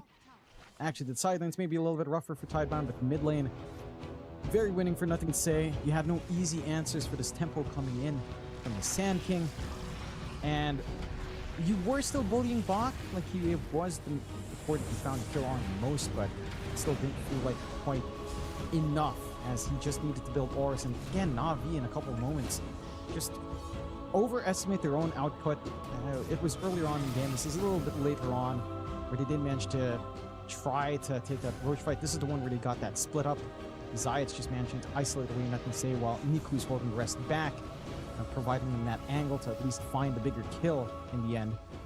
But opportunities like that were few and far between, and Tidebound didn't make any of those same mistakes as the game went on. As we're looking at one of the last few fights there, they were trying to get that control up, but the damage is just overwhelming. That Dark Porter Illusion was nice, it just doesn't do enough.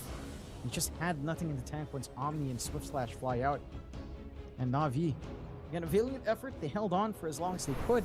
They had some ideas again with this draft. It's just, it fell flat in execution. And I have to say again, a couple of times where they get a little bit antsy to get things going early, and it just makes your game harder to play. I mean, still putting on a decent performance here up against Tidebound, but certainly just wasn't their day here today. MVP-wise, John, did you have someone that stood out to you here on the side of Tidebound? Ooh, hard to say. I want to say nothing to say. Felt like he really executed well. He did a lot of work in that game. Shiro just completely deathless on the jug is impressive, but it felt like it was the Sand King show, from nothing to say, right? Like his mid lane matchup against the Ember was perfection. Not much Niku could really do to punish that. And then the way he utilized his farm, how active he was, his positioning, him willing to take these risks for the team was massive. Shiro again did a lot of work on this jug as well. 12-0-3, like he had a perfect game. He was uncontested. Na'Vi just did not want to match up against this jug. And she's showing us why the jug might start to rise up a little bit more as this tournament goes on, as the road to TI starts to take shape. It just looks unkillable when the matchups just work out. And it certainly was here for Shiro. A good start for Tidebound, going 2-1, leading themselves into a 1-0 start here for the road to TI playoffs. Na'Vi, unfortunately, starting off 0-1, but again, they managed to take the game off Tidebound. We've seen some of their strengths. All they have to do on Na'Vi is just kind of reel it in every now and again, Mikey. Well, that's right. Well, with that, Jonathan, we have to reel it in too. We're going to have to head off to a break, and right after that break, we'll be back with some more Dota 2 action here for the road to TI playoffs. We'll see you soon.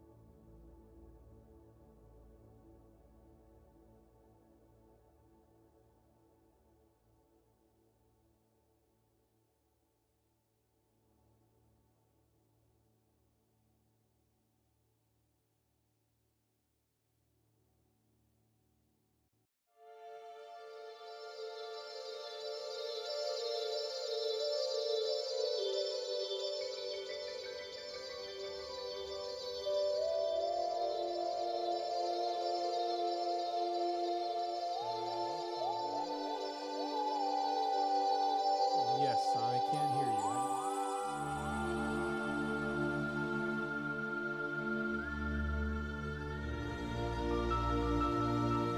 Can you boost your microphone just a little bit?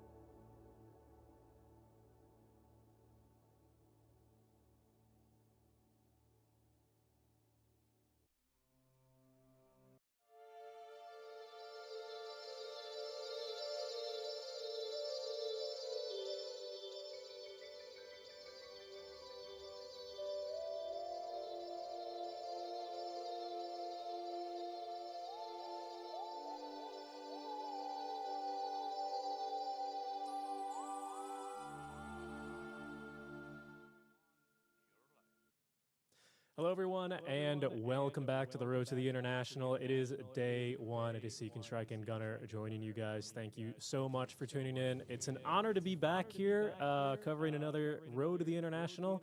Gunner, how you feeling? Good to see you. Good. I'm excited for these matches. I think I really like the format of TI. I like Swiss stage, so it's fun to watch these games. It is fun to watch these games. You know, we were chatting just a little bit before we went live here about some of the matches, some of the surprises, and honestly, a lot of long games that we're seeing so far. We'll see how teams continue to fight tooth and nail as we jump into what are now the 0 and 1 teams, right, for us today here, Gunner. Our first match will be between Yakutou Brothers and Team Nemesis. That draft will be starting shortly. So let's go ahead and get caught up with who's on Yakutou Brothers, how they've been doing, what's going on with this team, right, as group stage. A lot of action and a lot to keep up with. Yakutou, they lost to Tundra 1-2 here in their first round. I didn't get to watch that game earlier, but we can see here the hero shots of the lads. I think Tundra's a strong team, right? So it's not like too concerning, I would say, if you're a fan of them. And also, this is a team that was a last-minute invite, right, to TI. They weren't originally here, so I don't even know how much time they had to warm up. Probably what, a week? Yeah. If even? Maybe a little bit more, right? But yeah, around there to just get back into form. And I mean, and it's a team that's been competing throughout the entire year under a slightly different name, more yogurty. But here as Yakutou Brothers, and like you say, just kind of playing a little bit last minute. They've had a little bit of international practice, shall we say, especially when you compare it to their opponent, Team Nemesis, who has been one of these. You know, for the last few years in C, there's been 1 or 2 really good teams. It's been Talon, it's been Boom, and, well, it's Team Nemesis trying to also make a name for themselves and qualifying here to the Road to the International. Gunner, I've casted a lot of these guys over the years throughout DPC when we had that system, some of them appearing in majors, some of them playing a lot throughout EPT and EWC quals. I was a little bit surprised that they made it over Boom and Talon, but the fact that they're here and almost took a match off of Falcons shows that they are not to be trifled with. I think the mid and the carry of this team are the ones that kind of stand out to me the most. Like every time I've seen Akashi, I feel like he's the guy that my carry players will always like mention.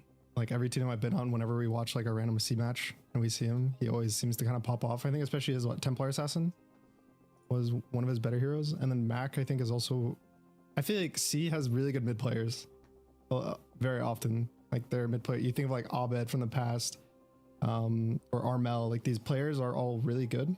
And so it's like, if the team's going to have success, I think it's off those 2 players. Yeah, indeed. Raven, you know, a legendary name as well. In the offlane role, right, had a bunch of really great TB games back in the day. What, TI6, TI7, kind of really making a name for the Philippines, especially during those days. I kind of remember speaking to him about that. But the team here, both teams actually finding themselves 0 and 1. It's a classic matchup, SEA versus China. You know, historically, I've always given a little bit of an edge towards the Southeast Asian teams. I'm not sure where I stand on that now, though, because China's looked overall fairly impressive early on in this Road to the International. Yeah, I think honestly, most of the teams and regions have looked fairly solid. Even obviously we're very early into this, but I think Wildcard had some decent showings, and then like even Southeast Asia, South America, like all the different regions have looked fairly good. A lot of the series has been close, so so far it looks pretty balanced.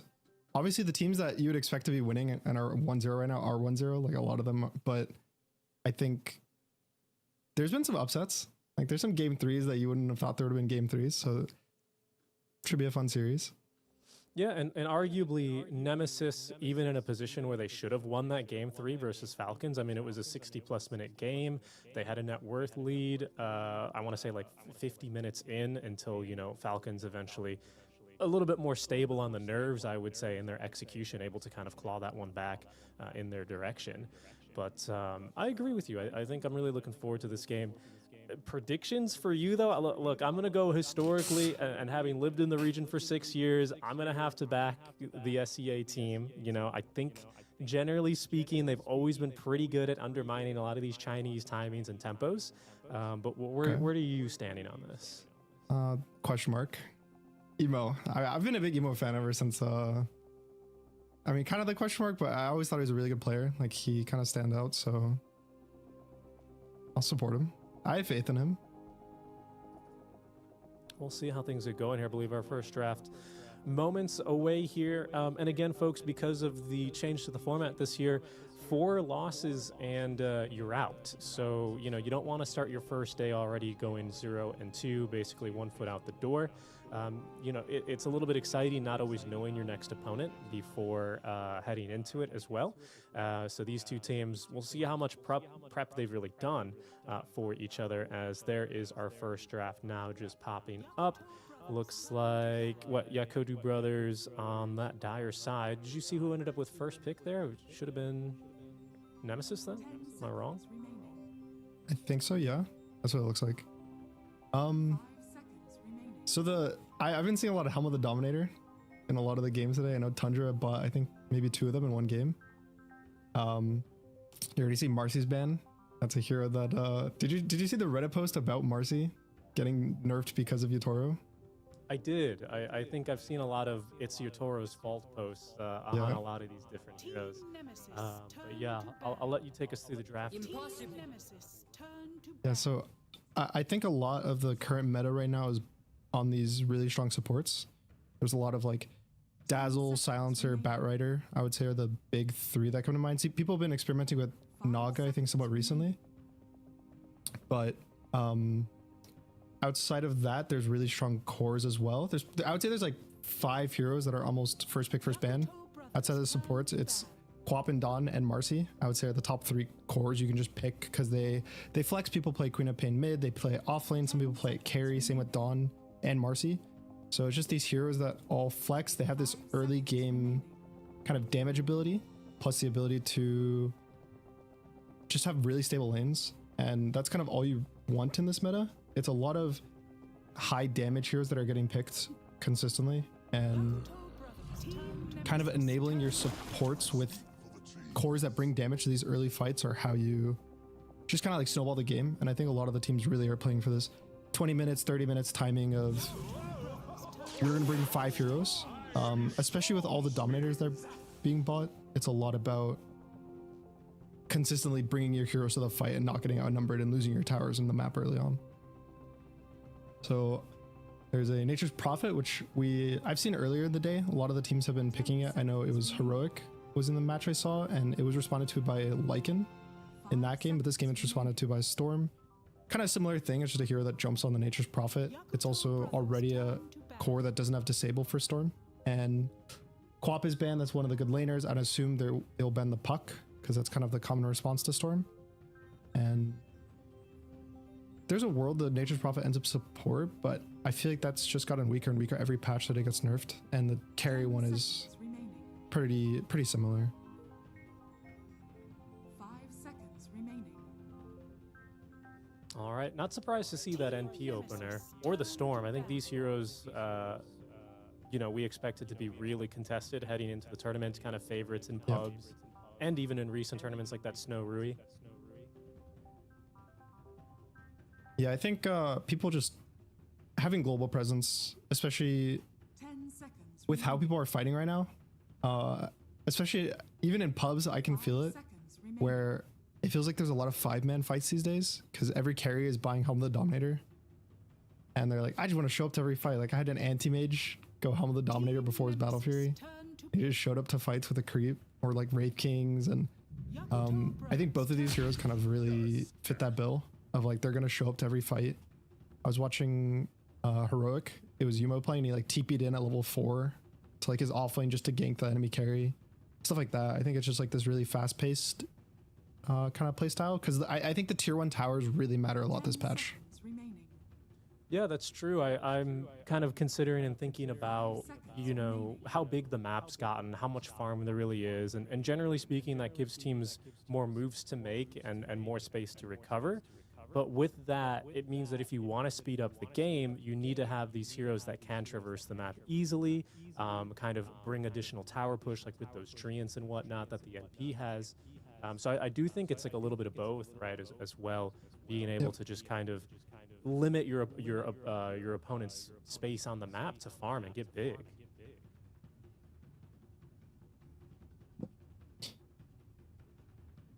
I don't know why, but I'm feeling like a Phoenix or a Wyvern for Yakutou. I think they're both good versus Tusk, but instead they go Bane Shaker. Have people been flexing the Shaker to support, or is it primarily just a mid? I think I've only seen a mid. I've definitely seen a preference for mid. Yeah. I would assume it's just the mid matchup for Storm, because they do see like Storm won't flex, so they just pick the Shaker. I think the Bane's a bit surprising, because I would say it's not that good of a hero versus Tusk, because he can save from the grip with Snowball. But it's probably just something they like, and I would assume the lane's good, because you can always just Nightmare the tag team. It's a bit surprising though, I would say. It's like they don't have the greatest follow-up. Like Shaker doesn't need the Nightmare setup, right, to get these kills.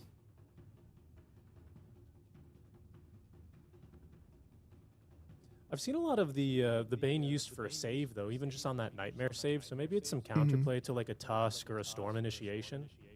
Yeah. I think the other big thing is kind of how the bans turned out, or that Bane is countered by very similar heroes to Nature's Prophet, which are these like zoo heroes that just kind of like get on top of you and kill you, because Bane doesn't deal with summons.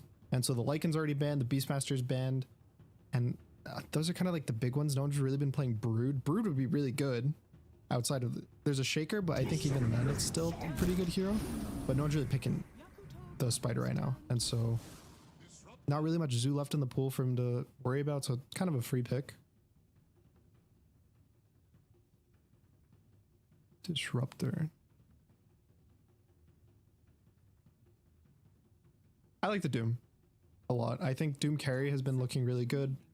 You can flex it to offlane too, so it's kind of, this last pick is really open. Anytime that you get this 1-3 flex, there's not many 1-3 flexes, especially that both.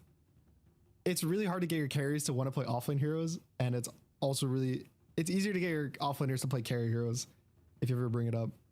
But Doom is one of the heroes that I think carries do like, because of how fast he farms and the ability to like sell items, buy your Midas, buy your Radiance. And also this patch, I think Radiance is really strong on safe lane heroes. I've been seeing like Void Spirit go Radiance. They go like Mage Slayer Radiance in pubs a lot recently. Doom's going Radiance. I've even seen like Lycan carries go Radiance in pubs. And I think it's just this like, again, this tanky team fight kind of big timing that you hit where you get Radiance, maybe +1 item, and you're just unkillable. And it just feels really strong in this patch to kind of get to that infinite damage scenario. Yeah, it scales nicely. You've got that Doom, which eventually, well, can mute. It feels maybe a little hopeful to talk about a level 25 talent, but it has a lot Hopefully of utility. we're not planning on that. Yeah, it's not really why you picked the hero, is it? Speaking of, 18th pick coming now from Yakutou Brothers, this Night Stalker hero. Very powerful solution, that AoE silence, getting on top of these backliners, trying to prevent that snowball save, trying to prevent a storm from zipping away, and overall just vision control, right? A lot of vision I see right now from Yakutou, trying to give them space to find the right engagement. I really like it versus Tusk, because it makes it, since it's like an AoE silence, it's so hard for him to actually get this good snowball off. Like he has to click it early and you have to be able to make it to him. I also think the laning stage is pretty good, especially now that I think it's most realistic that Doom is going to be carry. It's going to end up being like a Doom disruptor lane. And Night Stalker should be fine, especially with a good support counter pick. So should be a pretty solid lane for them. And for Nemesis, I don't really know what they need. They just need an offlaner that is good versus Nature's Prophet. I would like a Mars, maybe is good, but I would slightly worry about their damage, because they don't have like super high damage supports. 10 seconds remaining.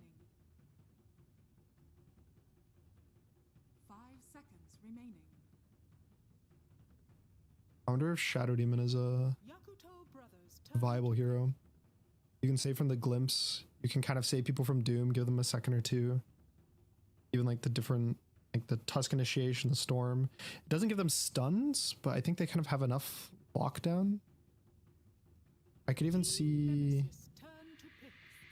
Okay.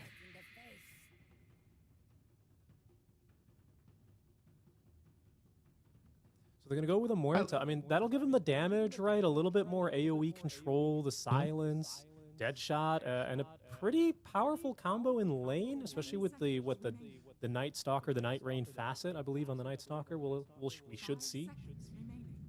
Yeah, they should have a really solid lane. I actually really like Muerta versus Storm because you can rush Atos on support, and then you have like root into stun into silence. Also, when you ult, the Storm can't do damage to you, Tusk can't do damage to you, Doom. They don't really have magic damage without right clicks, so the Muerta support's kind of invincible every time they pop ult. And the response is Enigma, which is it's like one of the last Zoo heroes left that is good, and that's kind of what I said they wanted versus Nature's Prophet and Bane. So it makes sense, and it's a good lane with Tusk. There is the grip to cancel the black hole, but I feel like black holes slowly become less and less important for Enigma, especially in the first 20-30 minutes. Like, even if it's a bad black hole game, as long as you can take your towers with your Eidolons, maybe he goes a Dominator. Who knows? I don't think he will, but he might. He might. And you just take every tower, you just get the map. It's a good. Item. Every single hero can buy that item and just make an excuse to why it's good. Basically, like a free Midas is how everyone's been using it these days. Gives you that tower pressure, like you said. Yep. Already that little bit of a Zoo hero. Can be scary when you play into the Shaker, the Echo Slam. But generally speaking, and the Wrath of Nature, actually, now that I look at it, but generally speaking, it's not the kind of hero that is going to be rushing a BKB blink and going for these, showstopper black holes. It is more about that early momentum, denying space on the map, keeping those waves pushed out, from a safe distance, right, which is using the summons. Is there a particular draft you're preferring here? Kind of just ignoring the players. One draft you'd prefer to be playing here, Gunnar? I think if I were playing, I'd prefer Nemesis's draft. I think it's obviously there's a lot of lockdown, but I think for having like Storm and Doom, it means that if your Storm just rushes a BKB and just starts a fight, it kind of enables your Doom to go in and do his own thing, and he can just be this tanky hero with Radiance. And at the same side, if Doom goes in first, then Storm gets a free kind of like initiation. So they kind of have these two heroes that play off each other, and there's always the threat of the black hole in the fights. Whereas I feel like for Yakutou Brothers, they have a way more aggressive draft, and they catch any hero, they stun him 6 times, he's dead over and over. But if they ever get initiated on, I think it's a lot harder for them to kind of claw back into the fight. Yeah, that's true. I'm thinking about how they want to start fights. I do like their poke. Like, I think that's what Yakutou have in spades, like just throwing out a fissure, kind of popping the Night Stalker ulti, gives you the 40 seconds, the duration to play with and really choose your fight. And you've got, a Muerta who can kind of stand out in front and not be super vulnerable if she can get off her spells. But I hear what you're saying. As far as like the team fight development, Nemesis, they have layers to kind of build on top of. That always tends to be preferred by these pro teams, right? Different ways of playing the fights and making it work. Yeah, I think it's one of those things where it feels way better when you can initiate and also get jumped and win a fight, which I feel like Nemesis kind of has the ability to do both. Obviously, you always want to be the one starting fights, right? But realistically, in Dota, you're going to make a mistake at some point. Like every single team will make mistakes. So that's why I usually like these drafts that can play both ways. Oh no, Raven.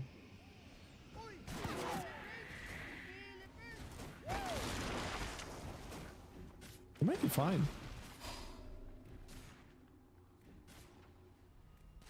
Tower region? Okay.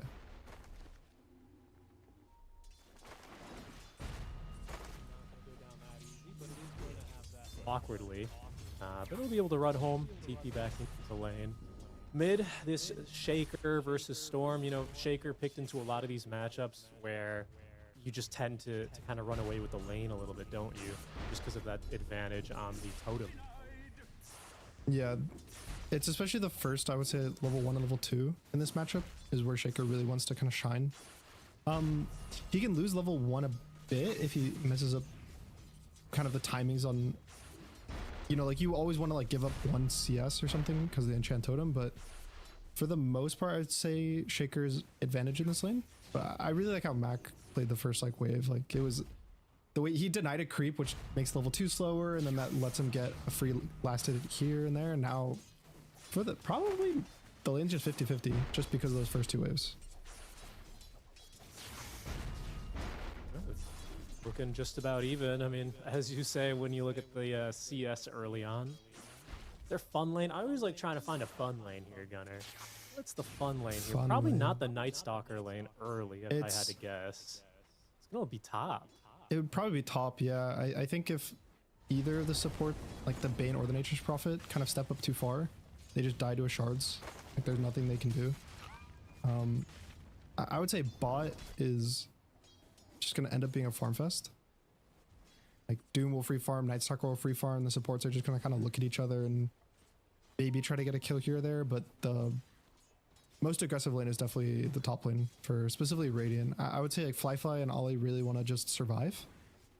If they end this lane with 0 deaths, that's like a win. Even if they're even with gold or whatever, they just need to not die.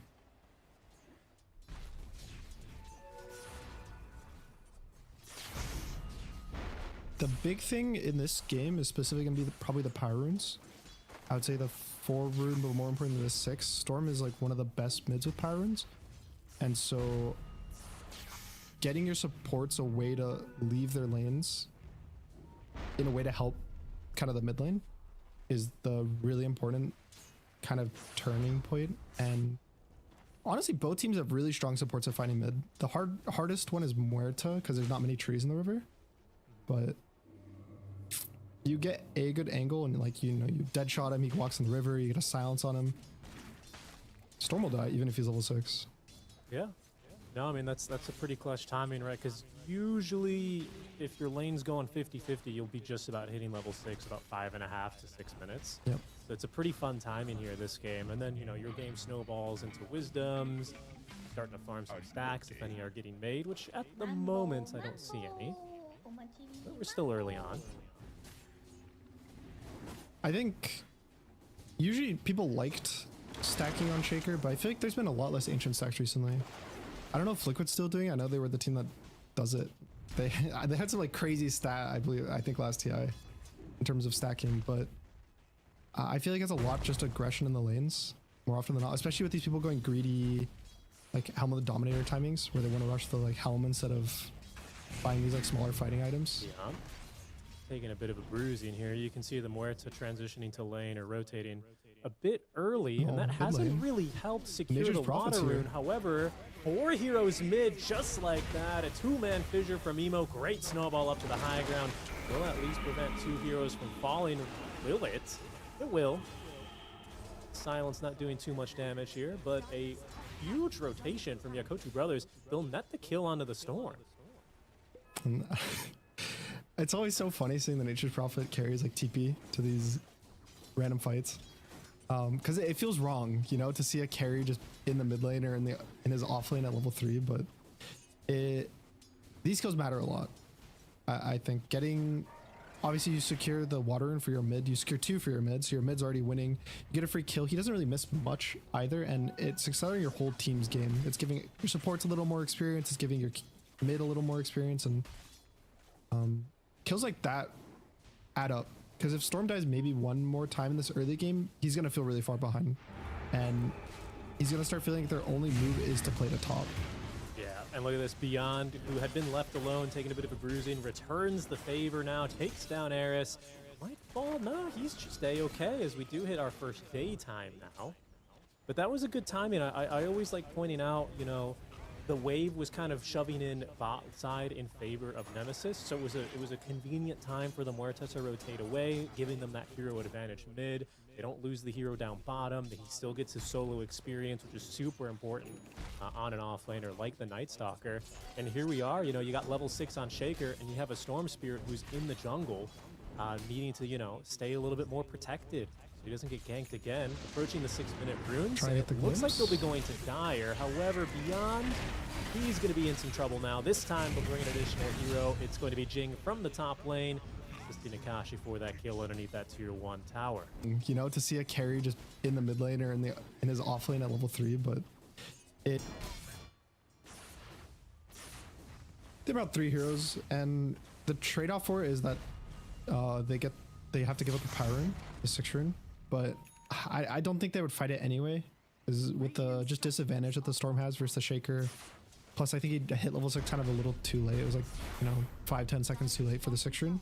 Yeah. So, worthwhile trade. If you're worried about fighting the rune and you can make a play to get a kill, it's always worth it. And now's the big timing. It's the 7 rune, or it's like the Wisdom Shrine, and Yeah, I see Tusk looking to, he's angling to make a move down bottom potentially. they want to Ward dive is- bot lane. Yeah, it looks like he's underneath a ward though, so that's a heads up ward in the Dire secret shot. Meanwhile, we actually see a smoke rotation. Ward planted down by Ollie. That's a sneaky one. Raven in Raven. trouble here. He's gonna break the smoke. Fissure is gonna get him on the other side. Still walks back for the Echo Slam, and Fly joins the fray. They've taken down Raven already. 3 versus 2 with Mac now showing up to fight. The Shrine already claimed though by Ollie. He'll be glimpsed back likely into his death here, Gunner, but the damage done. And in fact, with Emo looking to return, still playing with that double damage. Sorry, amplified damage. They're going to have to give it. Oh, and the Tusk is here. Okay, hold on. You shall not pass, he says. Built over those ice shards, blood grenades thrown in. Lots of auto attacks coming in. Fly, he will drop. Not enough damage on that enchant totem auto attack. So Jing, he's going to be able, no, cannot escape. But it's Raven to close the door. He will at least be able to take down Emo. Double kill then for the Disruptor. All said and done there. I don't know, two Wisdom Shrines still going the side of Yakutou. That's not so bad, but losing the mid laner and the carry, that's got to sting. I think it was fine. I think if they left instantly and didn't kind of have this thought of like, oh, maybe we can turn around to help the Bane. He's taking a long time to die. It would have been good, but yeah, even with getting both Wisdom Shrines, I don't know if that's worth it. The Storm getting kills as well for his innate ability, getting these like galvanized charges, getting more mana regen, scaling a bit more. That stuff adds up quickly, especially when his game wasn't the best and I shot up all the way. He's top net worth now. Even though that big gank mid like doesn't matter anymore. Sure, it's like Fly's game is okay still. Like his game is pretty good, but he's countered by the Storm. If there's any hero in the game that he's worried about, it's Storm having a good game. And I feel like they didn't really shut him down the way that they had to. Speaking of that Storm, he's got problems coming his way. Harris leading his mid laner on a little bit of a smoke maneuver. Fly behind the tower is going to run right into it. He's got Ollie nearby to try and buy him a bit of space and time, but Ollie does not have the grip, and he's got 2 enemy heroes to worry about on himself. Fly taking on down Ollie, being dove under his tier 1 tower. We'll make it a 2-for-none trade there, as Nemesis likely to take the tier 1 to boot with those drums online for Raven here. Had those in that last fight as well. And this is the matchup, right? Storm versus Nature's Prophet was basically their instant response to the hero, and She's dropping that dew, making sure that he can't get off that Dark Ascension. Careful here though, Fly eager to fight, and in fact, good pretty decent fissure onto 2. Good damage being dealt. They take down Jing. Beyond eventually still goes down as there's the Echo. That'll give the damage as Akashi's body is booted away into the laning stage. Mac, he's TP'd in here, and in fact, being able to pull back Fly here, that's good damage. Look at these Eidolons. They can't get an additional attack in, and that's going to do the damage. I don't believe it. The Eidolons chased him down there, Gunner. could he really not outrun them? I don't know if it didn't look like I it. feel like he probably had to be able to outrun them. I think he just kind of maybe didn't respect the amount of damage they were doing to him. Or the hero's just slow. Yeah, boots that NP? He's got his boots. Yeah, he's got treads. Yeah, I don't know. You're right. I think if the Nature Prophet didn't die, that would have been a really good fight for them. But kind of with him dying at the end and the Storm living there, it ends up being pretty even. Catching both supports Fly. He TPs directly in from the fountain. Good damage on Eris as Emo blink reveal on in. Takes down Eris. However, in trouble still here is Ali. Joining the fight as well from the side. There is no Doom, so they're a little bit more eager to fight, but they don't really have the spells here, Gunnar. All of a sudden, the black hole committed. Interrupted here immediately. Emo on a second fissure is going to catch all 3 heroes. That's the kill on the Raven. A 4-time streak as well as the Shaker able to blink away. Mac joins this fight a little bit too late to change things. It's a 3-for-1. Great fight from Yotoku there. I got worried. So the Nature Prophet TP'd in, and then I don't know if it was planned, but the Disruptor kind of held his glimpse, and he instantly glimpses the Nature Prophet back out of the fight, so they're just down to carry. And the black hole getting canceled, the Emo just kind of cleaning it up. I mean, this is kind of what I was talking about in the draft, is that a lot of the games end up being these like really quick 5v5s. Part of it's people buying Dominator, part of it's people picking all these like Aura heroes, these Nature's Prophets, the teleports, like Dawnbreaker is getting picked a lot, or there's like early game damage mids, like Shaker, Storm, Quap, and they're just kind of proving that it's just a numbers game. I think that kind of what Nemesis's biggest issue in these fights are that they're always like one hero down, or a hero's a bit like slow to the fight and they only show up after one hero's dead. Like in that fight, Mac was there pretty late, and then I think even the bot tier 1 defense, Mac was a bit late too. Like he only showed up at the last half. I think a lot of these times, if they're able to show up at the same speed as the Yakutou Brothers, then it'll end up a lot better than them. Yeah. No, I mean, I see that. I just, you know, Storm's got this kind of awkward early game hump to get over when he's still building his first item, right? That's always kind of been... He's like, that a holy locket? That is a holy locket. I was gonna say, that's a diadem and a holy locket recipe coming his way. All right, Akashi. In the meantime, I believe he's gonna consume an Echo Slam.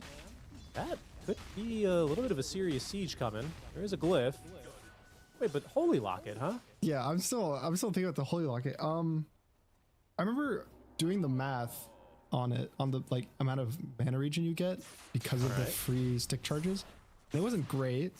I think it was like or it's like 2 mana per second ish, or like 1.8 mana, something around there. With the galvanize, with the soul ring and the tread swapping, I get. He's got the mystical enchantment. Kai would have to be better, no? Like Kai is definitely more mana regen and more damage because the spell. It probably scales better. I'll say that. Maybe he's just feeling like I need to be able to zip that much further. You know, I need to be able to have a little bit more reach for my team. The thing is I think the actual like active of it gives you the same amount of mana as a wand.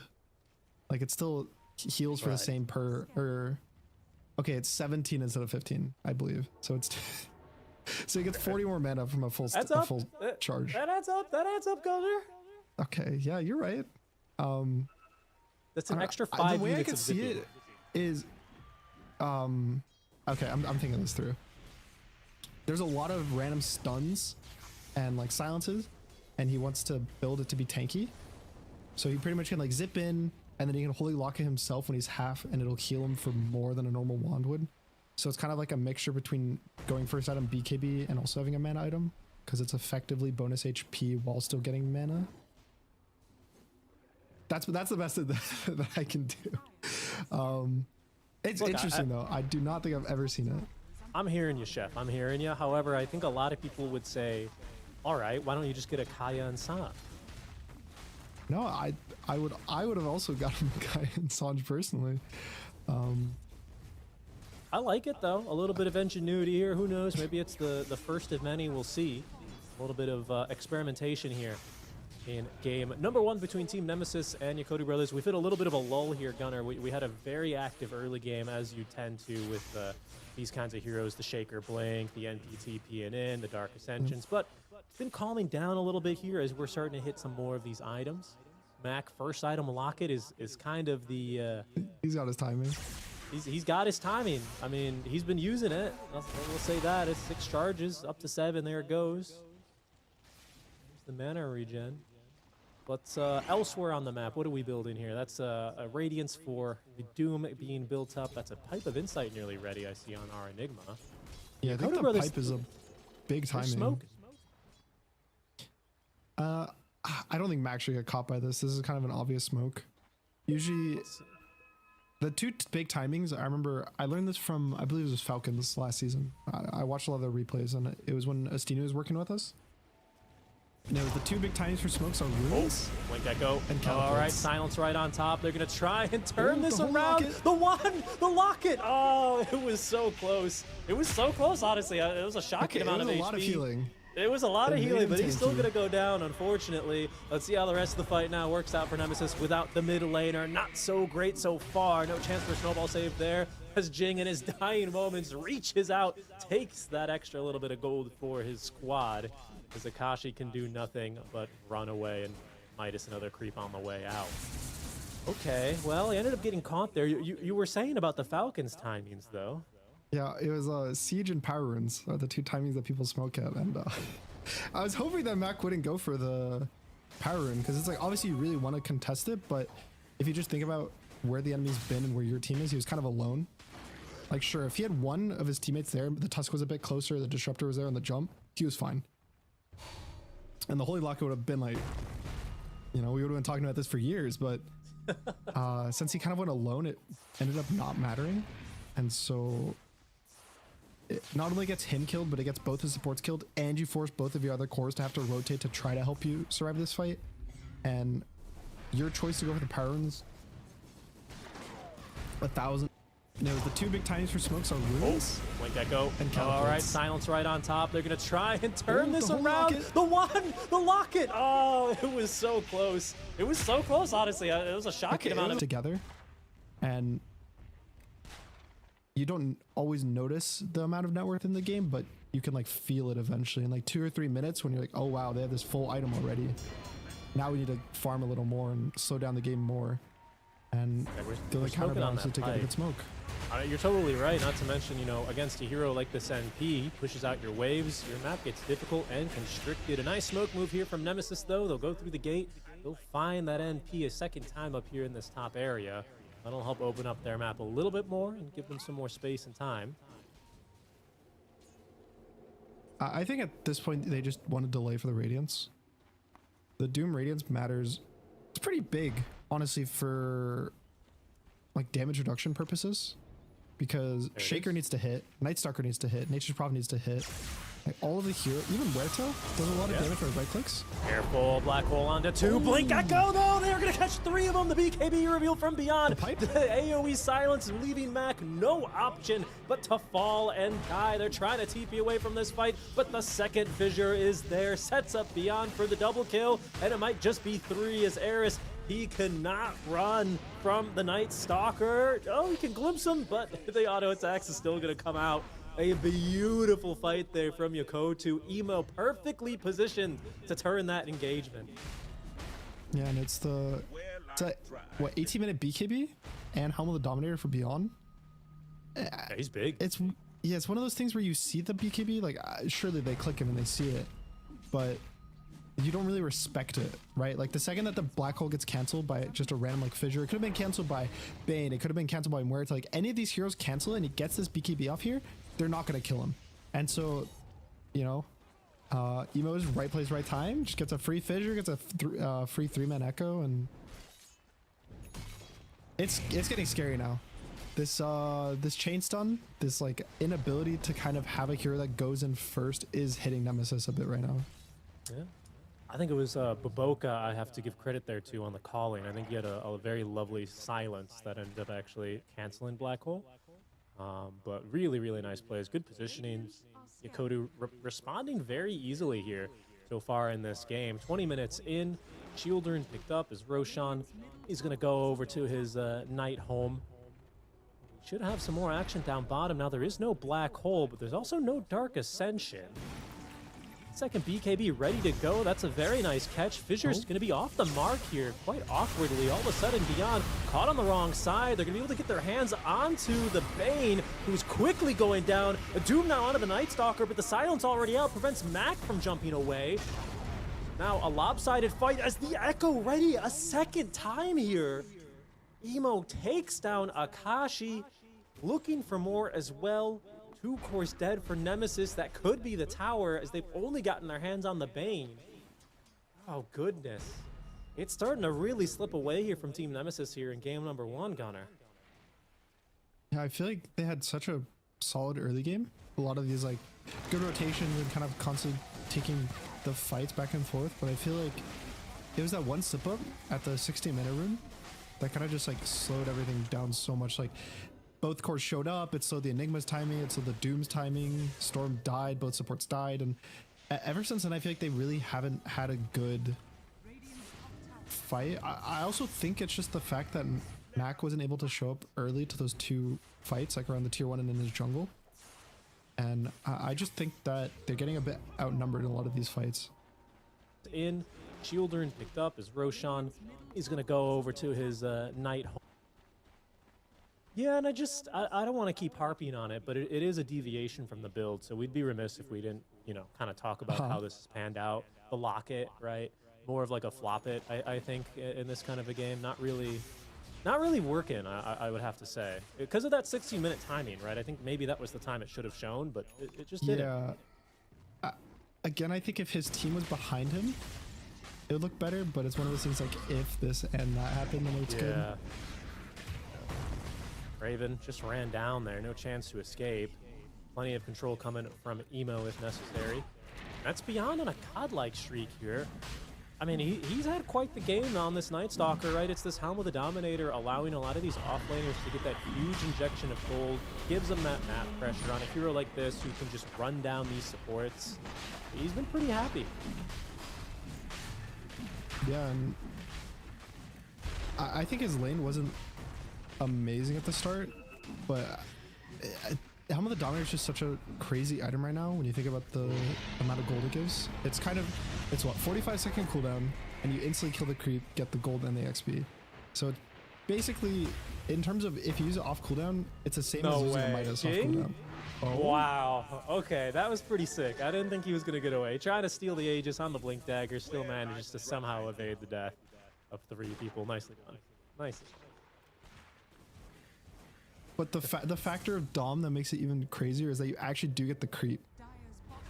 So you're farming faster because you have a creep. You're also farming, getting a free Midas. So it's a better Midas, which is why everyone just buys it. It also gives you the helm for the lane. So it makes your laning stage a lot more stable and solid. It's kind of similar to when people were going just Ring of Health on every offlaner.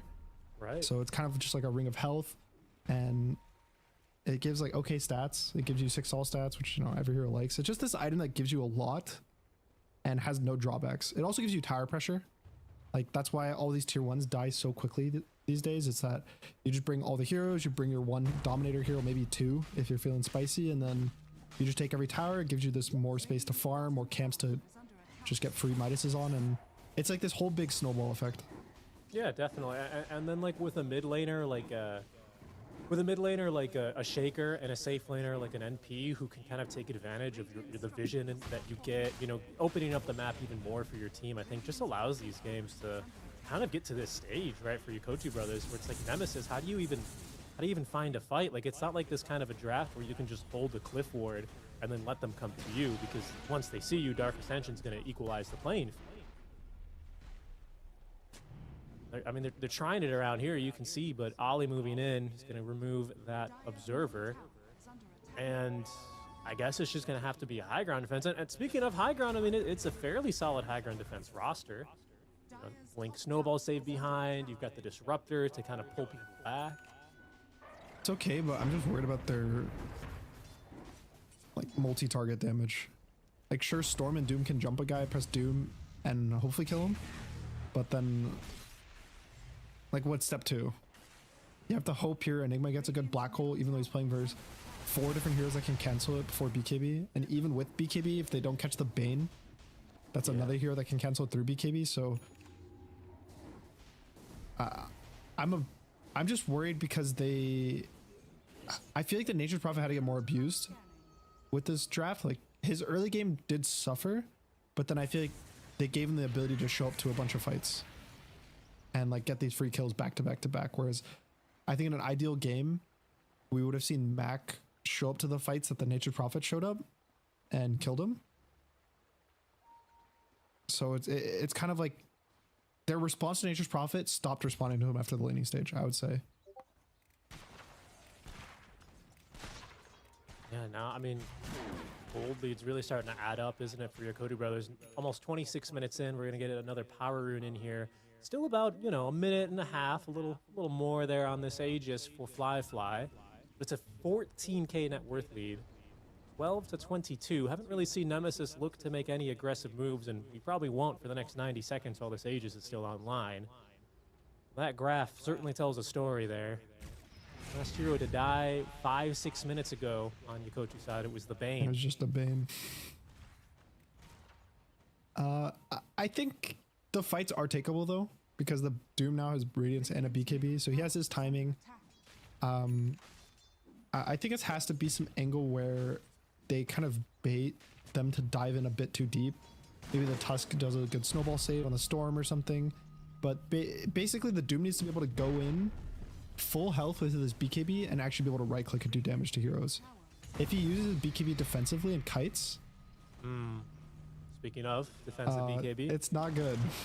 Yep. Unfortunately. That's not good. That wasn't the first step. Showed up and killed him. So it's kind of your formula. Well, who's he got to doom though? Like who's the important doom? Or is there any even this game? I think if he gets it on Shaker before Echo's used, like Shaker blinks in, he BKBs the like initial stun and then dooms the Shaker, or even Night Stalker, and they're able to actually 100 to 0 the Night Stalker with like a stun or two. So you just you have to kill one of those two. I don't think Nature's Prophet you can care too much about. He's been scouted here in the trees. He's in trouble there under the calling silence, rooted. He's A-okay, but the tower gone for free. Can they glimpse anyone back? There's serves, and we probably won't for the next 90 seconds while this Aegis is still online. That certainly gonna try. It's Fly. Low on HP with Aegis expiring in a second, but a beautiful Nightmare save. BKB active Mac. He thinks this is his time. Fly trying to TP away. There's nothing to cancel. The Fissure perfectly stopping a potential Walrus punch, but the fight still okay. Not great after that Echo Slam. That's going to be 3 dead by Nemesis. Beyond, he's gonna man up. BKB running them all down. Doom for what he says, as it's Beyond godlike with the double kill, and Raven, no opportunity here to escape, no opportunity for the Black Hole. He is the last to go as Fly rejoins the fight on full HP and is going to take down these barracks. I mean, a decent effort there on the expiration of the Aegis. Well timed by Nemesis, but just not enough. Just not enough there. I think they're just lacking the damage. The pipe on Enigma I think would have been good if the game continued to be even. Pipe is usually an item that the second you fall behind and it ends up not actually saving you from these fights, it feels really bad. You're just some guy, you walk in, you press pipe, and then you still see your whole team die in front of you, and you're like, oh, okay. Yeah. I guess this doesn't really do much. You know, ultimately, there was a BKB on Fly, so not much would have been different. But being able to Nightmare and Sleepwalk through a wall, you know, that's one heck of a Sleepwalker right there. Yeah. Even just using it on like Tusk shards. Yeah, it's true. It's pretty cool.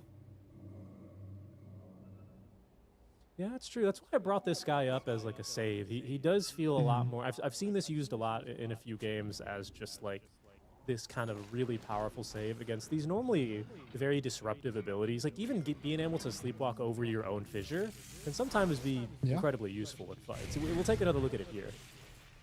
Just free. Yeah, if he didn't get moved just that little bit, he would have been stuck in the shard. So even if he got the BKB off after, he would get punched there and he would have died.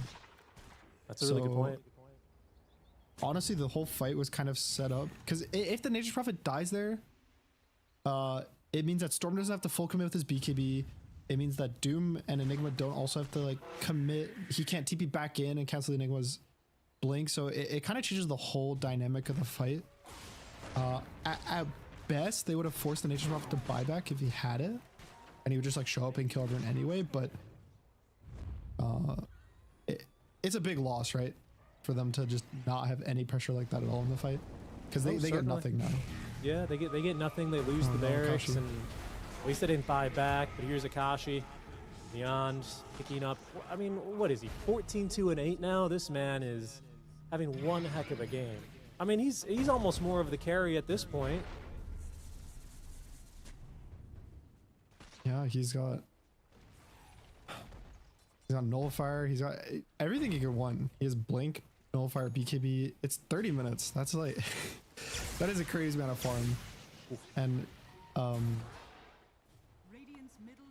don't even know what Nemesis can do at this point to just get damage. I'm not sure what items they can go that help them either start the fights successfully or have the damage to just win these like random engagements that are happening on the map.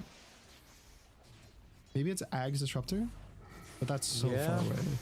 He hasn't even started working on it yet.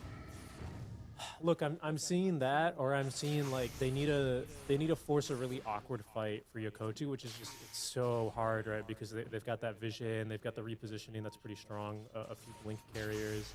Like maybe an Ags on this Tusk, kick someone like deeper into the base, and then you got a static storm and a kinetic field to prevent anyone from saving them. Like that's the kind of stage I'm seeing this game. I don't even know if they can take a fair fight around Roche. Normally that's not like a bad bet in games like this, but just because of the Dark Ascension vision, it's just up.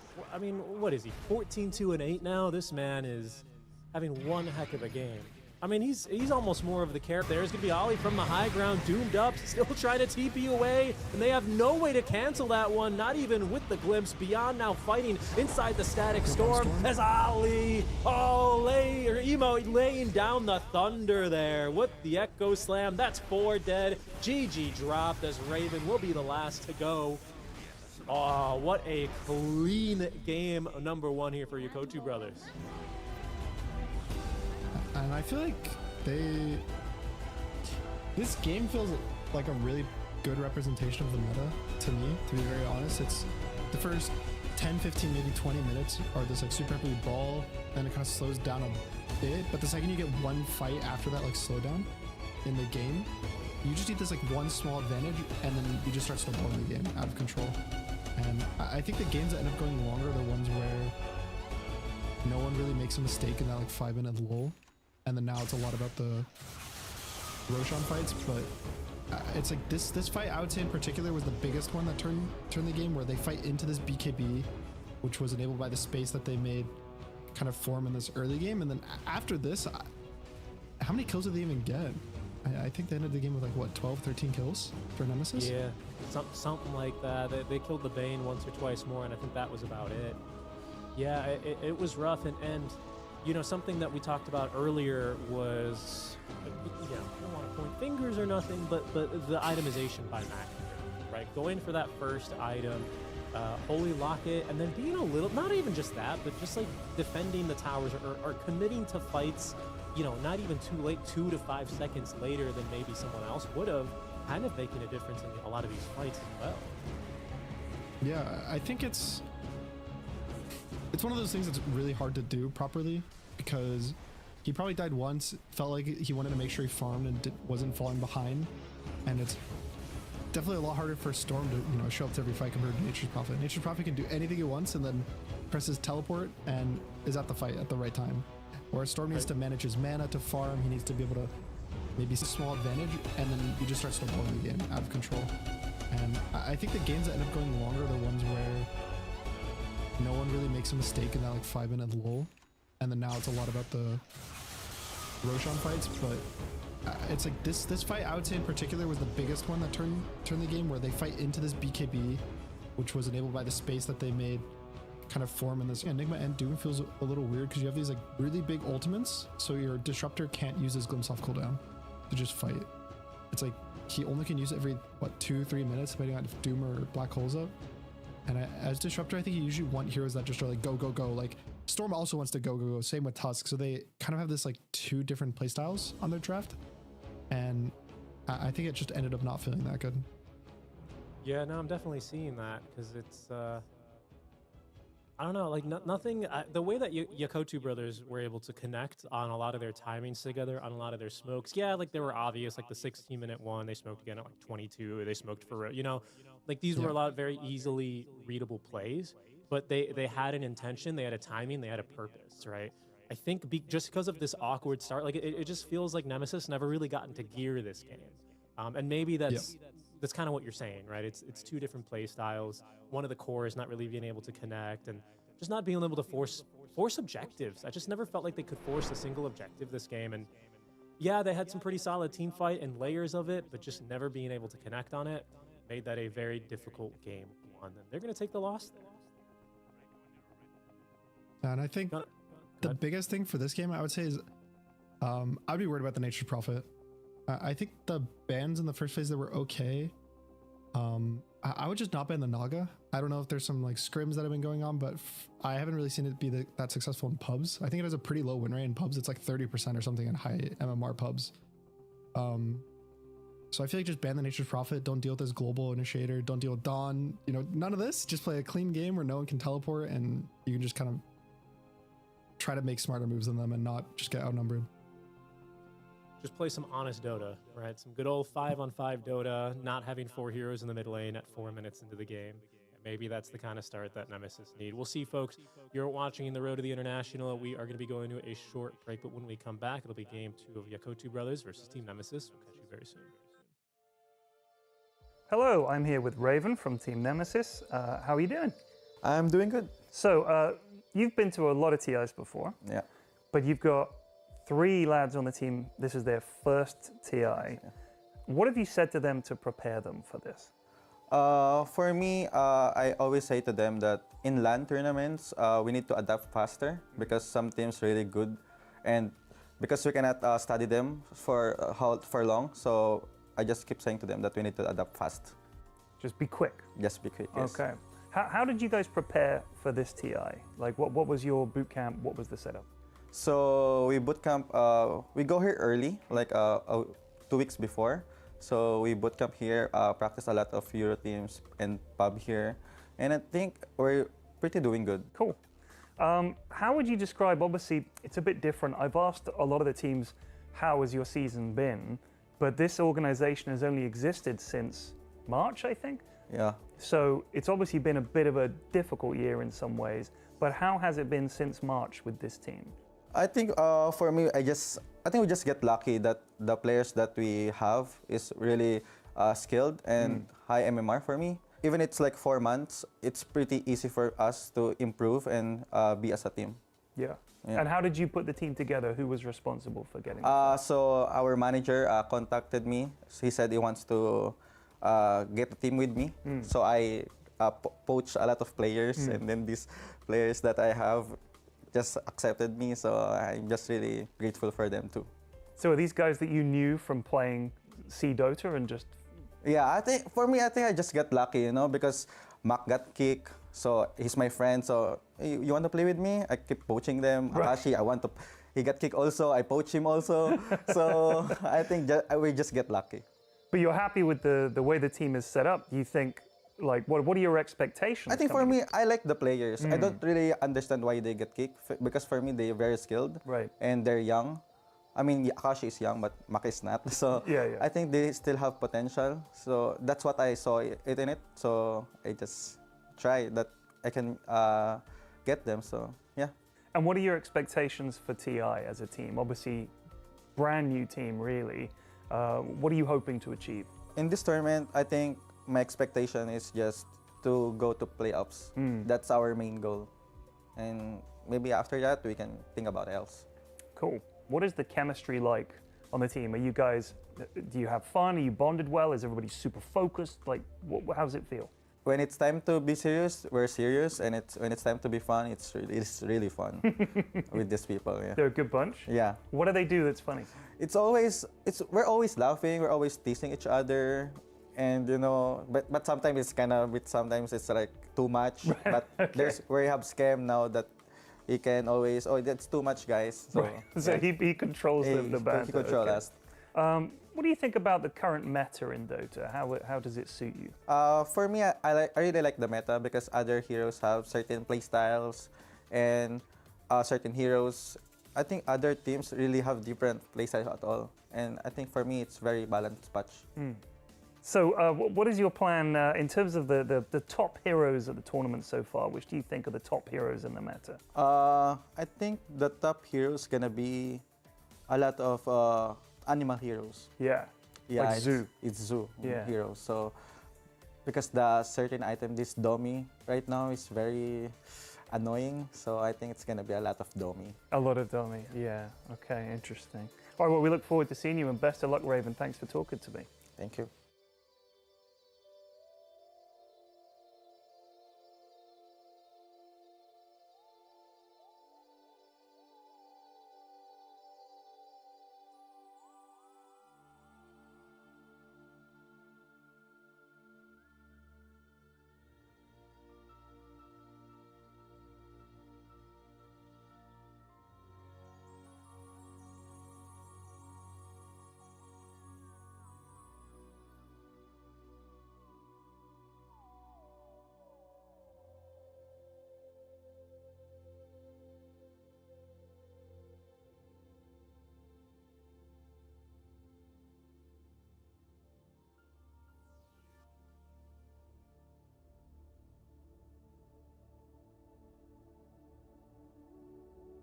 Caster yapping about Dota.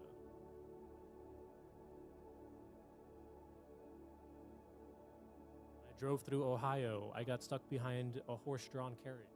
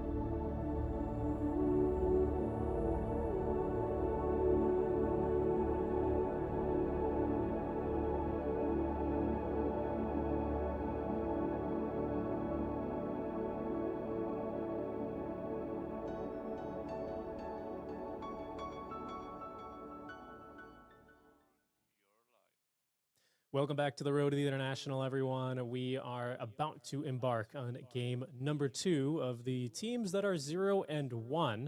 Thanks for joining here, myself, Seek and Strike, and of course, Gunner, giving us those nuggets of wisdom. Gunner, you were talking about how right now stocks for Holy Locket, Storm Spirit, buy, right? It's up. Stocks are up. Yeah. No. I think they're down. I think they're very down. Do not hold your stocks. Sell them all, please. Sell them yesterday before this game was played. Dump them. I don't think it'll be a repeat though. I'm hoping it won't be a repeat. I think the biggest things, again, I kind of said it before, is I would ban the Nature's Prophet, or go with something different than the Storm. I think we saw Lycan, and I think that was banned second phase. It wasn't banned first phase, so maybe something more just like in a 1-to-1 counter than Storm. Storm is easier to counter with, like, they just picked a bunch of stuns. They picked Shaker, they picked Nightstalker, they picked Bane, whereas a hero like Lycan, I think it's a lot harder to actually deal with, especially with Dominator being such a good item and it just being a standard item for the hero. So I would just prefer them to go. Personally, I would just prefer they ban the hero and just move on, and don't give Yakutou Brothers the ability to easily outmaneuver them on the map, because I think that's really what their biggest issue was. Yeah, I mean, sometimes when you're in an important match like this, and there's just not a lot of time to make big adjustments, right? As far as a team, Yeah. you don't have time to look at the tape and have a nuanced It's also like, discussion. if they haven't practiced Lycan, yeah, you can't just be like, oh, just pick Lycan. No, for sure. I saw But DM what I mean is just like, I'll just ban the NP. You know, like our strats Yeah, against exactly. it aren't working today. We'll watch the tape later. We'll have a team talk. Right now, just ban the hero, right? Just kind of move on. Yep. It's like slap a band-aid on it and get going. We'll see how they will adjust now as we're into the draft for game number 2. I should ban the Nature's Prophet Nemesis. Yakutou Brothers. I'm backing you. I'm backing you on that completely. Yeah. I think there's no need for them to have it in here. It's clearly just dangerous, I think.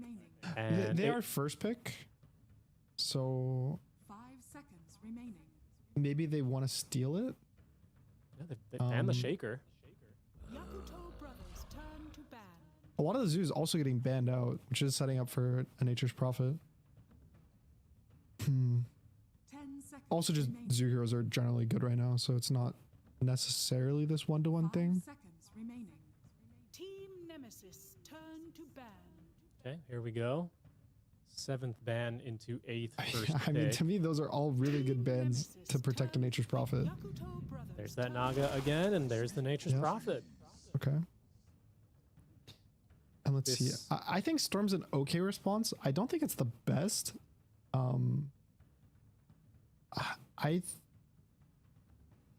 I don't know if Beyond plays it, and I don't even know if it's good in the meta, but I know Brood is super good versus Nature's Prophet, and Shaker's banned, which is good versus Brood. Dawn's banned, which is good versus Brood. Even Naga is pretty good, so maybe they can't pick it now, but setting up for it later and just picking some solid, even like a Queen of Pain. I think right now just picking this like random hero you just throw in the draft, you don't care, and giving him this later pick, because he popped off on Nightstalker, right? Like I want to give this guy a good game again, let him do his thing, and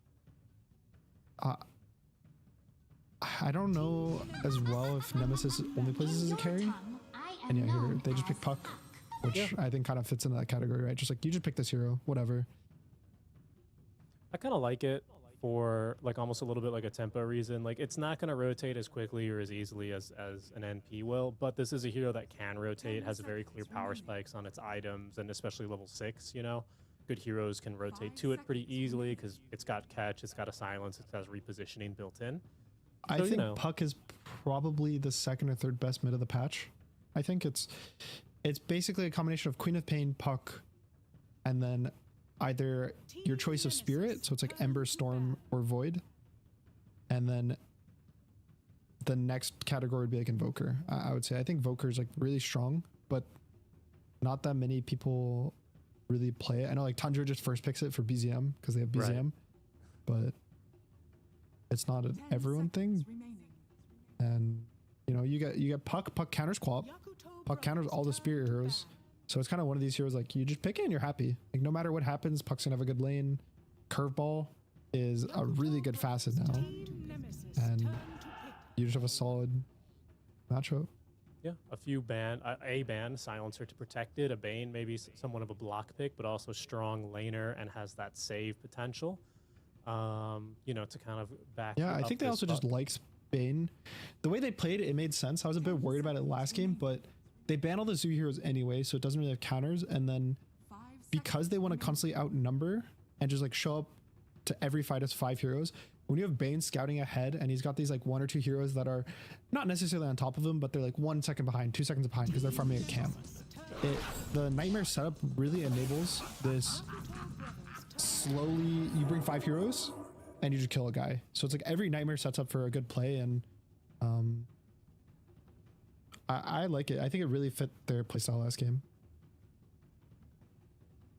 You said the Puck now we have counters Void the Spear, spirits. which is... There it is, the Void. This is the best Spear versus Puck.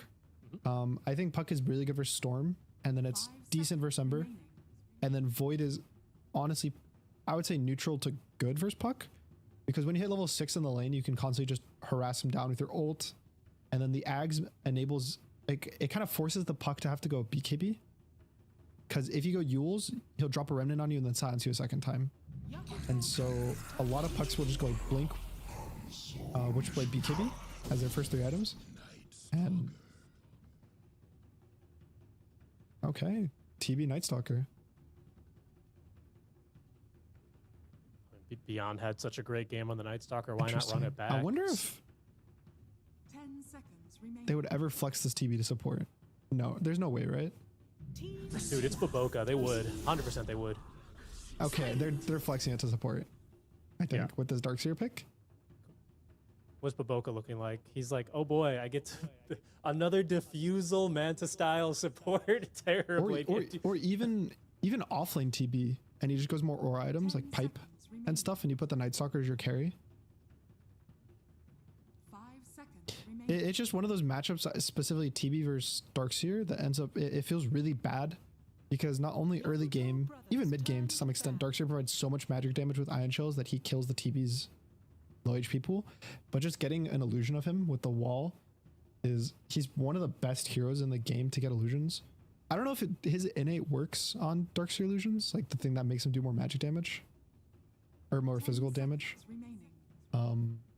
But even just like a base TB illusion is pretty crazy. Yakutou Brothers turn to Yeah, they'd run anything support on Baboka. I've seen Medusa support on Baboka. You know, so he will play anything. He has a good time. The rest of his team, you know, question mark. Baboka kind of pioneered fake support TB. It was the game I'm referring to where they just had to swap him over. This was like 2 years ago, it must have been. And he's like, I guess I'll build a Diffusal Blade. And so it was like the craziest non-support TB that he is Was absolutely. Baboka the Monkey King Basher guy? Like all those years ago? He might have been. I think he might have been. It's up his alley. It's up his alley for sure. So expect that to be flex. He'd take the Night Stalker. I'm sure he'd play the Puck support, honestly. No reason to do that in this draft necessarily. do not put Puck on support, please. he would do it. He would do it. I feel like this series already got a little... I feel like the Holy Locket Storm was enough fun for the series. I think they should... Even though I am asking for TB to be a support, I feel like it does make sense versus kind of the heroes.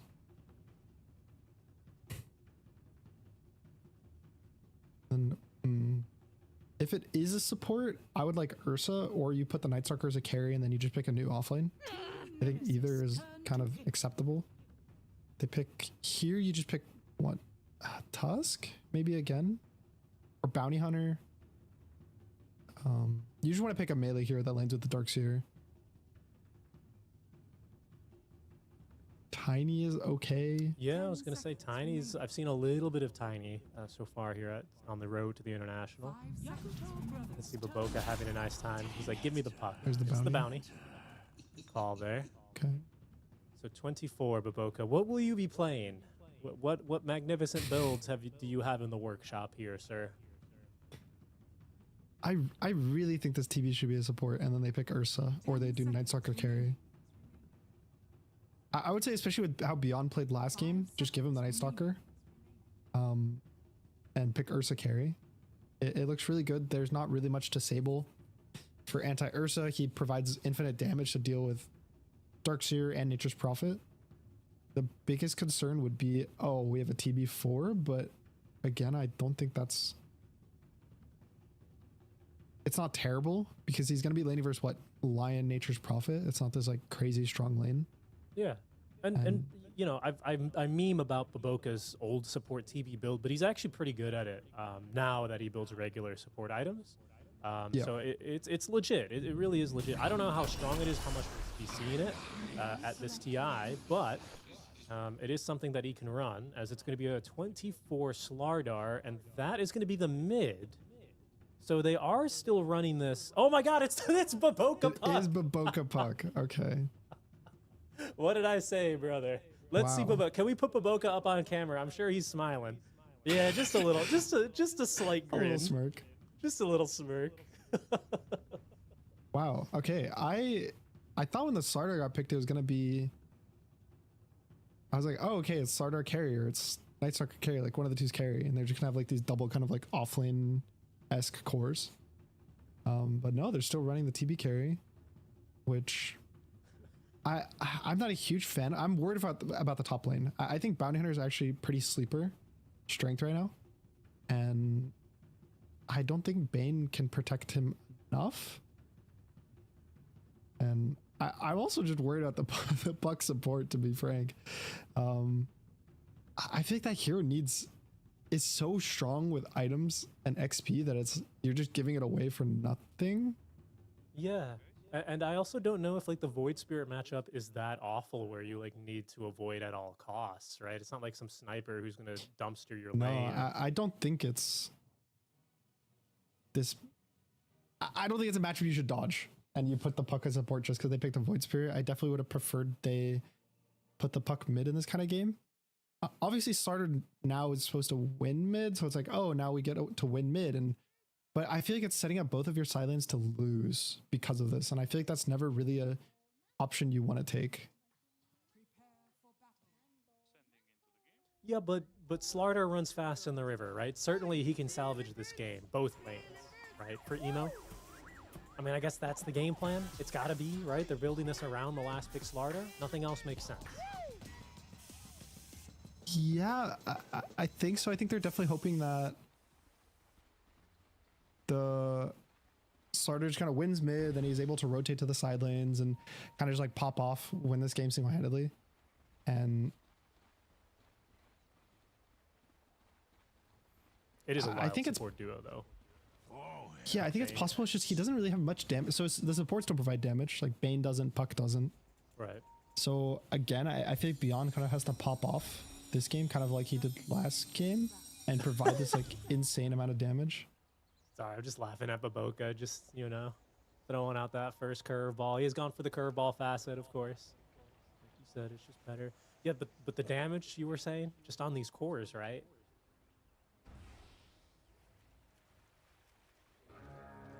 Yeah, I just think the damage is on the cores, which was kind of a problem for Nemesis last game to some extent. I think their cores do have the ability to do a lot of damage, so it's not as scary, but it still ends up. Blood grenade out from Baboka, a little curveball here, but Eris will simply walk out of range of the sentry, and he is a-okay. Yeah, really interesting decision here for Yakutou Brothers, because I don't know. I also feel like as a support, if you don't get a BKB on this Puck, like what are you gonna do? Because they've got Hex, they're gonna have a bounty to set up vision on you. So you know, you being able to try and phase shift, you know, some Void Spirit ultimate seems tough. Like it's a tall order. Yeah, it's definitely not a. It's a fine Puck core game, but it's a hard Puck support game because of that. I would say probably the most normal thing he would do is just rush a vessel, just play to kind of have built-in damage that way. It's, warrior I number don't one. really see a point in him going like Blink or even like a Witchblade. Like he won't really do much.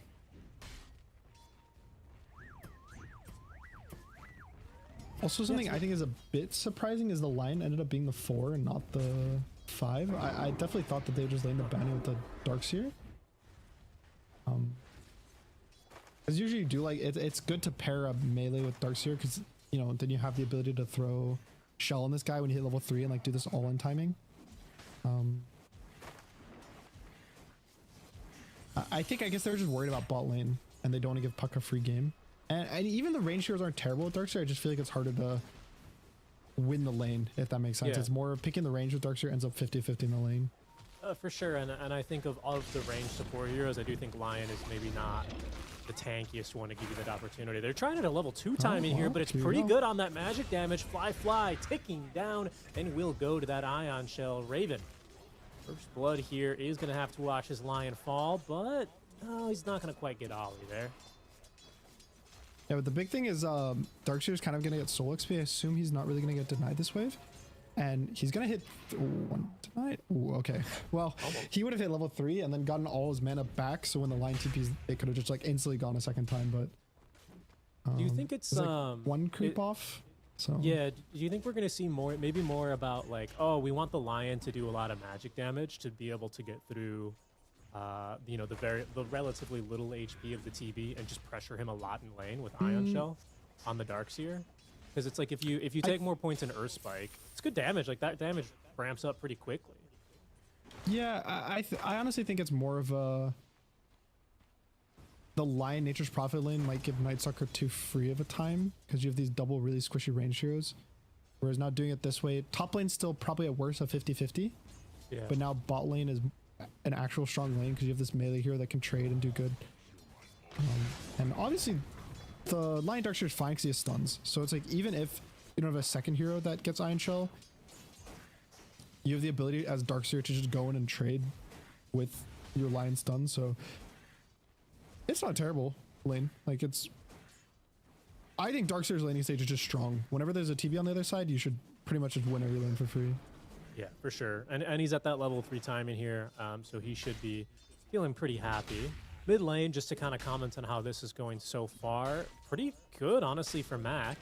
I assume this lane's going to get much worse for him as the points get added on for the Slardar, and, you know, the trades become basically untakeable, but not bad at all. Yeah, it should be hard. I would say at already level 3, it should be one of the lanes that he should not be doing this good as the Void Spirit, to be honest. Like, and this is one of those things where it can feel awkward. Oh, no. Yeah.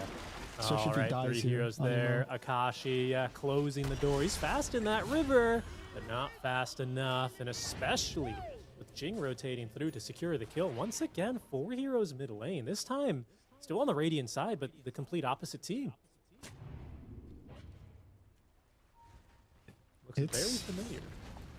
So, okay, I have this theory, or not this theory, but this kind of like concept that I've talked with like my teams about, and it's kind of like if you use your last pick and you make the draft weird with your last pick to win your lane, and then you don't win your lane with the last pick, you've kind of just griefed the draft without getting a lot from it.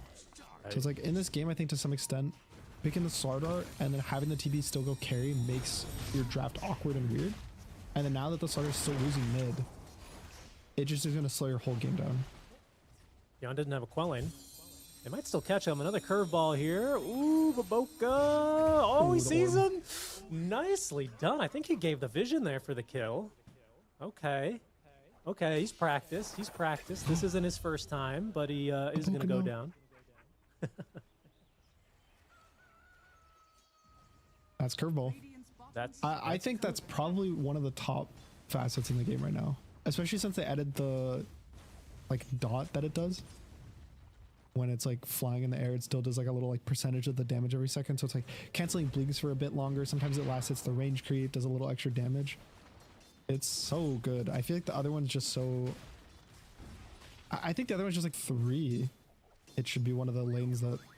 He should not be doing this good as the Void Spirit, to be honest. Like, and this is one of those things where it can feel awkward. Oh, no. Yeah.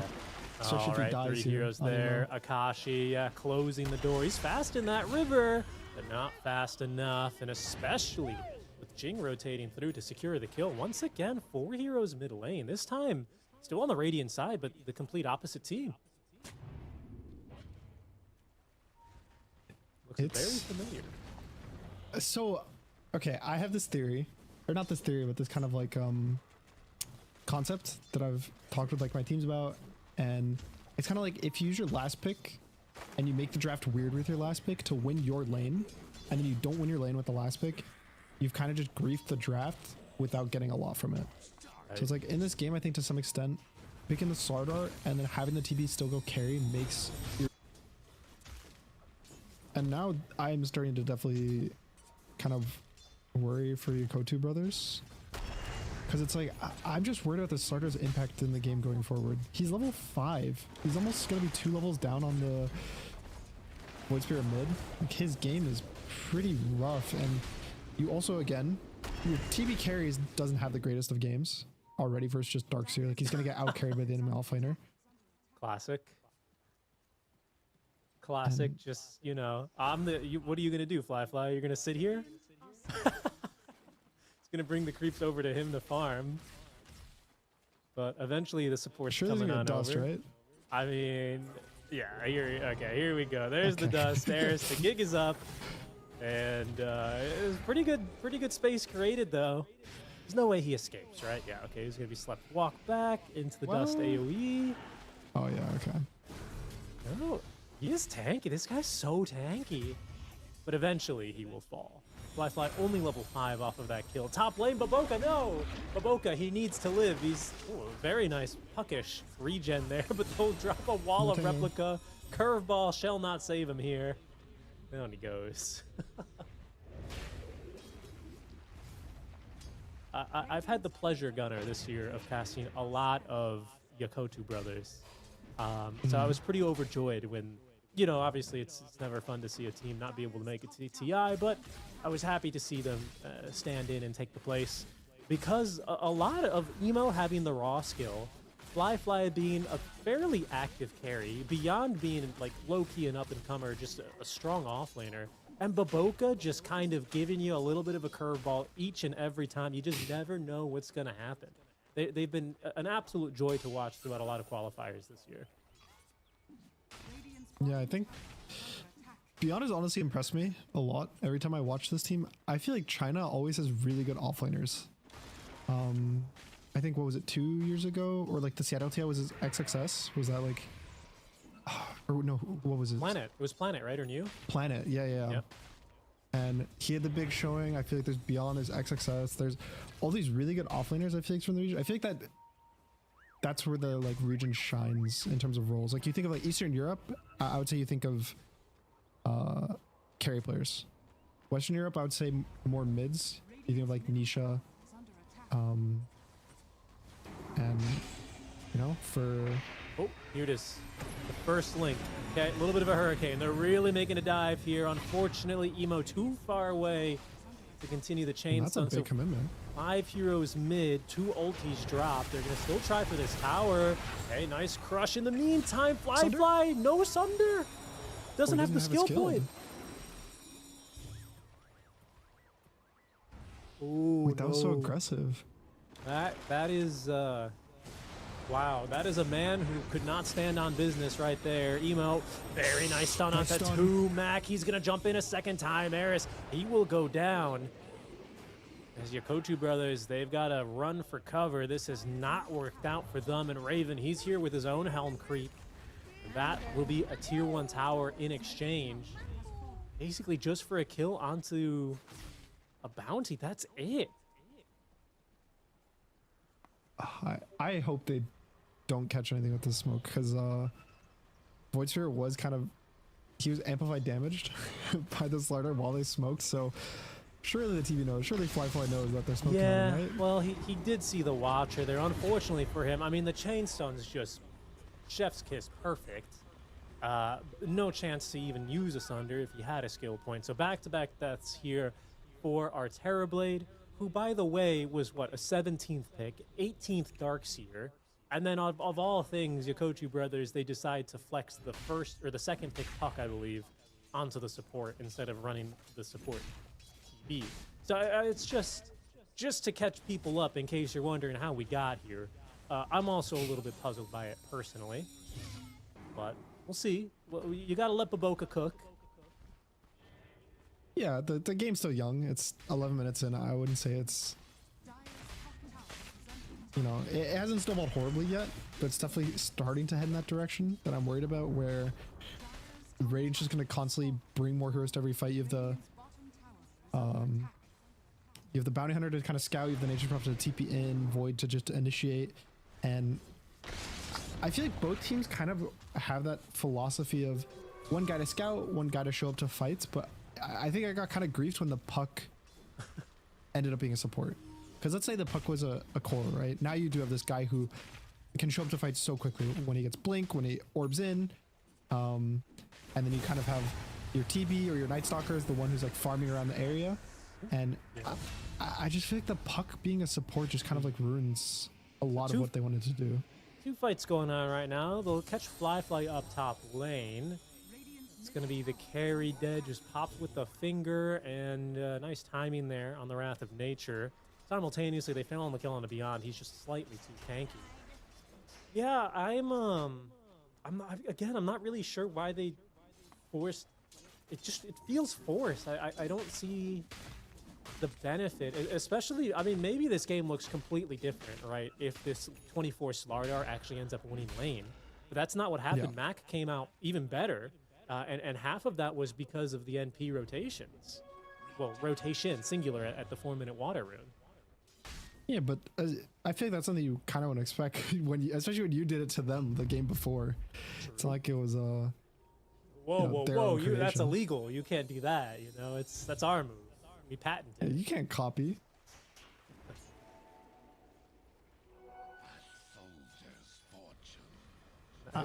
I still see an angle where they do end up having damage. TB still is a hero that does a lot of damage with not many items. Like just having illusions plus meta popped in a fight will enable him to kill heroes. It's just, it is getting worrisome when the top 3 networks are all the same team. Thanks. Ollie, he's got a grip if he needs it. They shouldn't need it just for Jing. So he will be taken down, kill to Emo, and a swift D-ward on the back of that kill through the gate. Well done. Again, my concern is just how big Raven is. Completely uncontested lane. Richest hero in the game. He is clearing both mid laners easily as far as experience goes. Helm of the Dominator, arguably maybe the item of the patch. We'll see how TI continues to develop. He's building teamfight items as well, right? With that mechanism and presumably Greaves after. Maybe you don't really need a pipe, right? It's not a carry. It's not a core Puck. I just feel like his game is just looking so good. Physical damage. I even think in this kind of game, if Helm of the Dominator wasn't as good, he would have went Crimson Guard and just bought Vanguard for the lane. No, now that, well, they don't really need it now that they've got the Corrosive Haze. They should get this eventually. Really run there. Yeah, against the Blink. Oh, Sister Shroud. Sister Shroud. Classic. What a fun item. It got nerfed. Missing 3 hits in a row. It did get nerfed. It did get nerfed, but still, it's every time I miss a guy randomly, I get really sad. It's what, like, it's 1 guaranteed hit now instead of 2, right? Yeah. It's like 1 guaranteed hit, then 175% chance. Well, wasn't that your favorite part about playing mid though? Was uphill missing? Oh yeah, I love uphill missing, and then the enemy mid goes to last hit my range creep, and then he doesn't miss. Yeah, that's great. And you feel like you just lost the first wave because of just RNG. That's the best. I love RNG personally. And then for a while, and then you like, all right, I'm gonna get rid of this uphill missing, and then they gave it on wards, and then you could uphill miss on wards for a while. What a time! What a time to be alive. I miss quelling blading wards. Ah, same. You know, that was pretty fun. We're tangling Sand King them. mid, and it was just like Beyond. Kind of a surprising place to get jumped here. Finger of Death. Down he goes. Nice read by Nemesis as they take down what had been a pretty big hero for Team Yakutou Brothers in Game 1. Take the death. Yeah, that was a pretty interesting smoke because there wasn't really an objective. Like they're Right. not there for the XP. Type, right? It's not a carry. It's not a core puck. I just feel like his Yeah, game it's is just pretty looking much so good. Shrine, I guess they're kind of on a siege wave, so you could argue that was like what they were going for, but they're not even staying to push the tower. So it's just kind of like a map read smoke where you're like, okay guys, we're gonna go here, and this is where he has to be. We're gonna get a kill for free, and they're right. Yeah, good catch there. Suddenly middle lane in trouble, and dead is Eris. However, okay, Baboka, hold on. He's got the coil. Mac, down he goes. I think they might have snapped that coil with the sprout. Akashi trying to help. All of a sudden, Baboka jumping in a second. Got Don't you love nerfed. missing 3 hits in a row. It did get nerfed, Did get nerfed, but still, pretty it's strong. every time I miss a guy randomly, I get really sad. And into his economy. I'm sure he's feeling way better after that. I did not. It's like one guaranteed hit, then 175% chance. Which, Well, wasn't that your favorite part about playing mid though? Was uphill missing? oh yeah, I love uphill missing, and then the enemy mid goes to last hit my range creep, and then he doesn't miss. There's this fight where Void goes in, doesn't really respect the coil, then TV again. That's the best. I love RNG personally. And then for a while, and then you, especially when it's paired with the Sardar, like minus armor, you just have this like really high physical damage that they can't actually fight into. That's true. And I will say kills like that at this time in the game, like this 15 to 20 minute mark, getting some random double kill or triple kill on cores, especially when you're slightly behind, it changes the whole pace of the game. Like I've played so many games and watched so many games where you feel like one team's winning comfortably, everything's good, and you make like one small mistake and some guy randomly gets a double kill or a triple kill, and you're like, wow. I just feel like the game's just different. Like it's not even close to what it felt like 30 seconds ago. no, definitely. And I think what I'm kind of realizing about that fight is right now Nemesis, bar none, single target, phenomenal single target. They find you alone on the map, you're probably gonna die 100-0, nothing you can do about it. However, when it comes to like actual crowd control, Mac without an Ag Scepter, you know, you're basically hoping for a really good vacuum into an Earth Spike or something like that. You can kind of see like Yakutou Brothers just kind of able to stand their ground, a little bit of in and out, and as soon as they get a coil onto Mac, the fight breaks down pretty quickly for Nemesis. Yeah, I think Darkseer kind of needs to be in every single fight if they want to win the fights. Because in that one, he kind of showed up after there's already 2 heroes dead. Like Banu was dead, Void was dead, and if he was there at the start of the fight, yeah, I think they would win. Like if he was there with the Void, he was able to mech him, he was able to surge him, give him Mind Shell, like click all his buttons. But again, he's just like a little too late. Doesn't work out this time around, and honestly, a fairly good use of the puck support. We're also seeing press Baboka coil. just press coil, right place, right time. That's half of playing support, I would say, right? Just being in the right place, right time to press your buttons. And he's doing a pretty good job at keeping these waves pushed out top lane as well. He's just constantly shoving over the curveball and, you know, making sure that the Ion Shell creeps are held at bay, tier 2 towers not taking this chip damage with the Helm creep. It's not been bad at all. It wasn't great in the lane, but it's been interesting. Something cool is it's been kind of a recent thing I've like heard about for Void, but so on Void Spear here, Rush Shard. He went like relatively early. It was just Vessel into Shard. And basically what he's doing is he's walking around and he's pressing Remnant on every camp as he walks by. And because it like does the little spinny thing, he basically farms a camp for free. And then he can walk away and push out a wave at the same time. So it's actually letting him farm extremely fast compared to how Void Spirits usually farm. So it's like pretty cool to see him do that. And okay, even at the same time, he's the lowest net worth core in the game, but imagine if he did not have this farming tool, how bad his game would be. So yeah, no, that's have to very look at true. the wins. That's very true. Nemesis, after that last fight, they haven't really found an opportunity to go for a bit of a scrap. So instead, their objective in mind is going to be that Tormentor. Yakutou, they were smoked on the other side of the map. They're going to be able to get a tier 1 tower in exchange for this, but you also have Jing picking up that free Lion Shard. That's always a nice one. It's a really good one. But this game, it's actually pretty bad because I think the biggest thing about it is versus these like magic damage teams where it's like, oh, you press it, you get a free PKB, and you kind of just sit there. But TB looks at them, for what, 1 second he's dead. Same with Sarda, same with Night Stalker. It's like pure physical damage. So to be honest, I think it would have felt better on Bounty. I think the Bounty one is pretty underrated. Friendly shadow. You want your friends to be gone. Oh well, yeah. There's that shard. Look at that thing go. Holy moly. It's interesting that the creeps don't aggro. Sometimes, you know, on some abilities they'll aggro. Like if you're Warlock and you try making soup, they'll leave. But this one, they don't care. Yeah, I think it's like a weird. It probably, I think it has to do with whether the damage is originating from you or not or something. And since it's like spinning, maybe it's that like makes the Burn sense. itself is doing damage. Yeah, that makes sense. Or you're just too far away. Like the void can be so far away that the creeps don't aggro to him. He was pretty close to that camp. Yeah, I'm not sure what it is, but interesting nonetheless, as that is Yakutou Brothers set up properly with vision on the side. Eris trying to find an opening for his team, instead finds a cold and wet embrace of a Slardar. Quickly put beneath the brine, and with the tier 2 tower down, they're going to move straight into Rosh, and this is a lineup. Talk about that physical damage, that damage amplification as well. This is going to go very quickly. Yeah, and I don't think Nemesis is going to get there in time to contest it.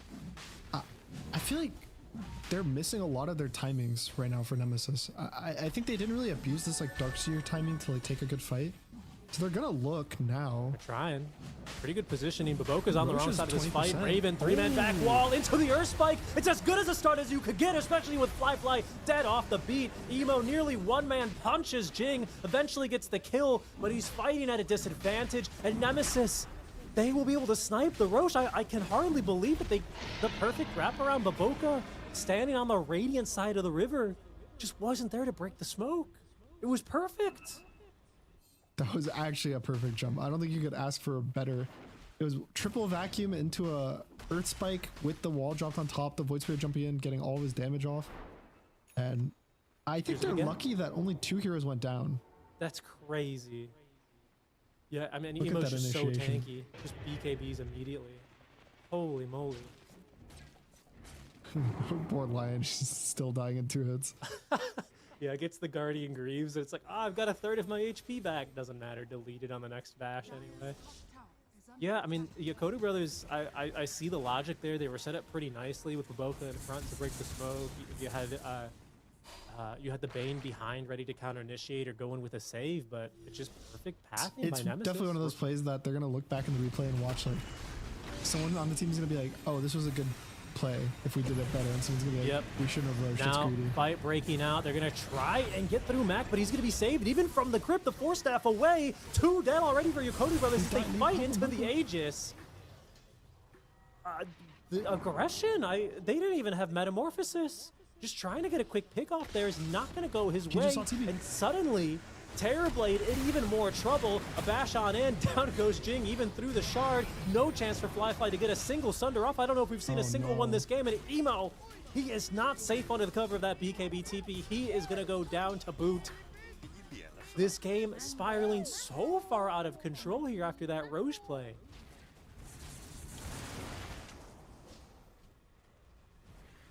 Well, before that Roche thing, I think the last thing I was gonna say is I feel like they haven't really used the Darkseer to like take good fights as a team, and they finally did. Like they take this like good 5v5, they take another pretty much 5v5, so they're getting these fights that their draft really needs, as opposed to getting picked off, right? Because I think when the game was getting worrisome for them, it was TB walks up, either just kills a hero with right clicks or kills a tower with right clicks, right? Like they're never the one starting, but now they're actually all together on the same page. They go in, they kill a guy, they kind of help each other kite, and now it's like about a 10k swing in the span of 3 minutes or so.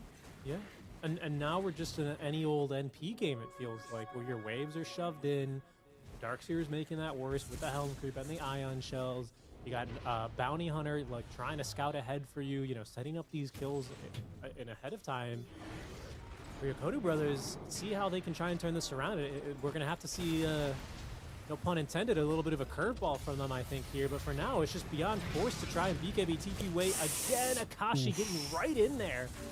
Lacks that burst damage. I don't think he's got a Daedalus or anything quite yet. Going for an AC first after this Mjolnir. But it's getting scary Almost this as an game. AC though, which is a really good item for physical damage. gives everyone a little armor. Hopefully your line won't get 2-shot. Maybe it'll be like 3 if he's lucky, 4 hits. Yeah, maybe 4 with the Greaves. Maybe. Let's not go too crazy. Yeah, that's true. A Lion can. I think they go high ground. What's stopping them?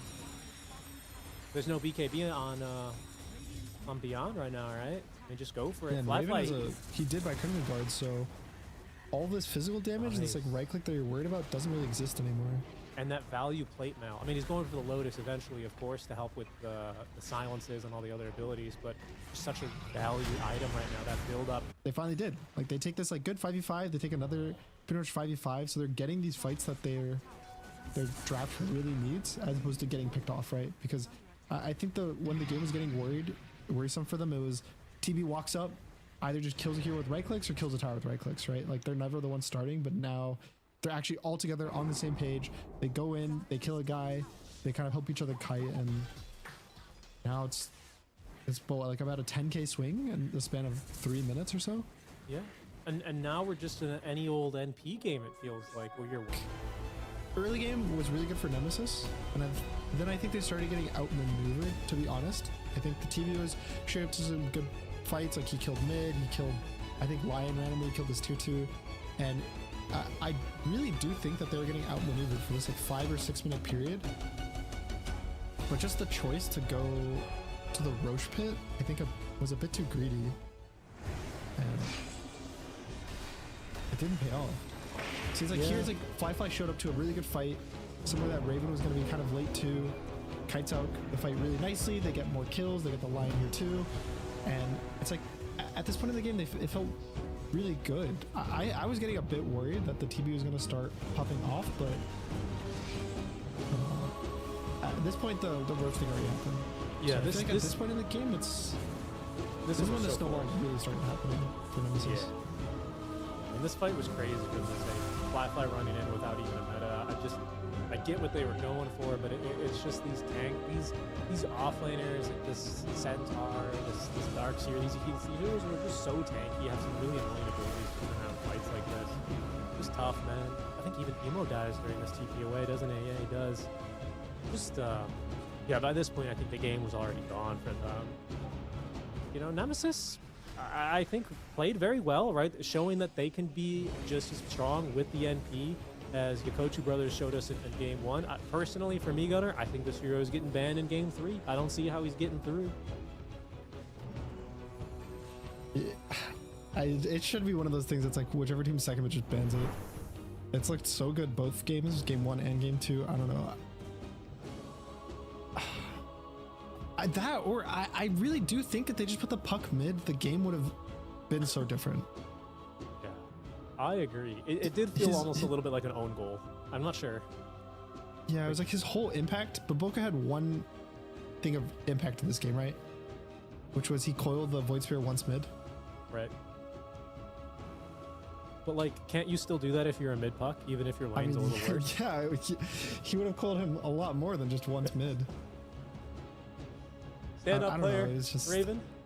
I'd say so. I think the draft just went beautifully for him. 18th Darkseer into a 17 TB that did not get flexed to support. Like, the man had one job, I think, to do. His task, his role was very clear, but he delivered. And I loved his item build as well. I definitely think pretty much everything he did was correct. He pretty much was there for every single engagement at the right time. The only time he wasn't there at the right time was that one mid play where the TB got a triple kill. But even then, I feel like that was kind of more of a mistake of his team getting jumped. So, and even top went better than I expected between him and the line. I was a bit worried when the bounty wasn't there, but they killed the TB once. They just like, he completely free farmed, had a really fast dom, and kind of just like controlled the game tempo. Yeah, it's always a dangerous thing. You know, Raven, again, used to be a carry player, used to be quite a TB player himself. So you give him a hero like Darkseer in a matchup he's very comfortable with.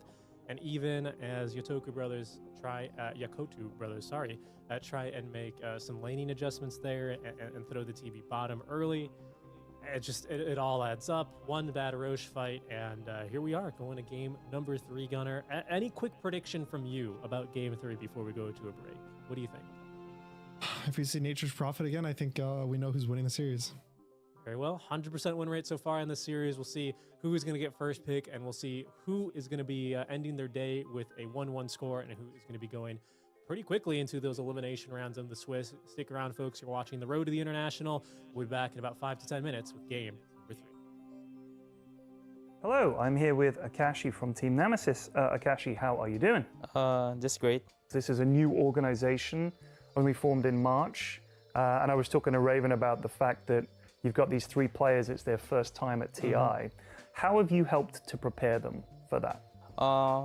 Probably in us, especially the 3, we always try to help them how to adapt especially the meta and the pressure on the TI, of course, because it's their first time. So we just keep giving them what we experienced. Like we keep talking about them, this and that, and so hopefully the coming is gonna be okay. You think they're ready? Of course, yeah. Yeah. What are your expectations at the tournament? What are you hoping to do? Maybe to join the playoffs, of course. So we can prove them that we're underdogs that need to look up. So hopefully we can play playoffs this time. How is the sort of chemistry on the team, if you know what I mean? Like, how are you guys getting along? Is everybody in the sort of good team spirit? How does it feel? I think together as a team, we've been friends for a while already. So the chemistry is there as friends and players, of course. And in the game also, because it's like 3 months already, so we have that chemistry right now.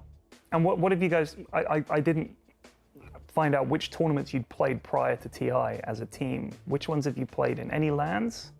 No, these are our first time as LAN as a team. So your first LAN as a team is TI. Yeah. Coming into the tournament, which heroes do you think are right at the top of the meta? Maybe I can give like Marcy and Nature's Prophet, these 2 heroes, like the top heroes that need to watch out in the tournament. And this Helm of the Dominator thing that everybody's talking about, Like why is that such a big thing? I think Dominator right now is like a new Midas because it helps the slow farmers to get net worth and hold the lane. So I think the Dominator is like a broken item for me. Do you think everybody's going to be building it? Because that's the idea, is that everyone's going to get Helm of the Dome. I think that's what's happening right now. Like every hero is buying Dominator and just keep using it to farm. What about the teams that you're most looking forward to playing? Are there any you're looking forward to playing, or any you're like, oh man, we really don't want to play against those guys? Maybe I want to play against Liquid again, and the team that I don't want to play against with, I think Boom, because we're both C representatives, so yeah. Cool. And what do you think about the Swiss format? Do you think that's a good format for TI? I think it's great, because you don't know which team you're playing with in the next upcoming series, so it's kind of like, oh, we're playing against them, then we're not prepared, but we need to like mentally be prepared after. But they're not prepared either, right? Yes. So it kind of helps. You know the voice line, the "Are you okay?" voice line that your team has. That's their voice line in the game this year. Tell me about that, because my friend spams that line all the time. It's happened in the TI qualifiers in the C. Me and especially the Talon, because I have a little beef on that time, and the enemy off lane, I tip him once and he just all chat me, "Are you okay?" And that start the voice line. Fantastic. All right, well, Akashi, thanks for chatting to me, and best of luck in the tournament. Thank you.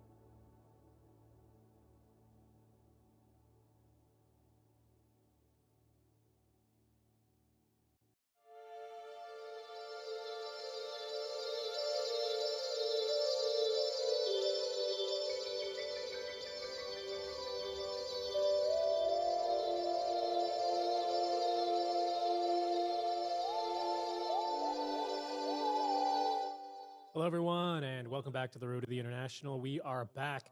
Game 3s continue here all throughout the day, Gunnar, over on our stream. Thanks for joining us, everyone. We hope you're enjoying the coverage. Yakutou Brothers following in Game 2 there to Team Nemesis, who also get their hands on the Nature's Prophet. What do you think, Gunnar? Was it more Nature's Prophet being a good hero? Was it maybe Yakutou Brothers, pardon me, kind of outdrafting themselves with the TB and puck swaps? Where's your head at there? If anything, I would say it's the draft outside of the Nature's Prophet more, like the little puck switch. I also think Darkseer's a very strong hero in the meta. You let him counterpick your TB instantly, and then you walked into it knowing what would happen. And I feel like Raven that game was the one that had the like crazy amount of impact.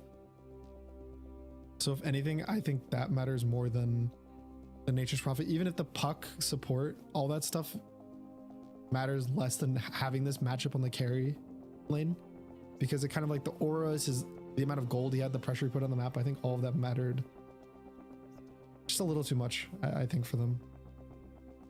All right, and then here we go into our third draft. Did you see who won the toss? Who had the priority? Sorry, I didn't ask when we were waiting. I think it was Yakutou Brothers won the toss. Okay, Yakutou Brothers won, and then what they took second pick, I believe. Second pick, okay. Yeah. Yep, you're right. Yeah, because they've got the 4 bans. Okay, and well, there he is, NP banned already, along with some usual suspects, the Zoo Heroes, no Night Stalker, no Earthshaker. Lycan's in the pool. I was going to say, we're letting through something then, right, if we're making that adjustment. But again, I think the Lycan was more of a Nature's Prophet response than just strictly, oh, like, sure, the hero's good enough, you can first pick it, but I don't think it's I think it's better when you first pick it when you see something. Like, they picked Nature's Prophet, now I pick Lycan, we're happy. So I don't think it's that big of a concern. It's basically just based on what Nemesis really feels like picking. Dawnbreaker's in the pool.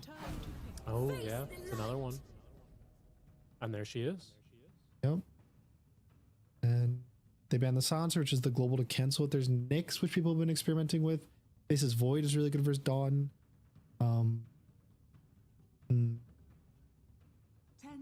You can't pick Void this early, I would think. And Nyx is a weak hero.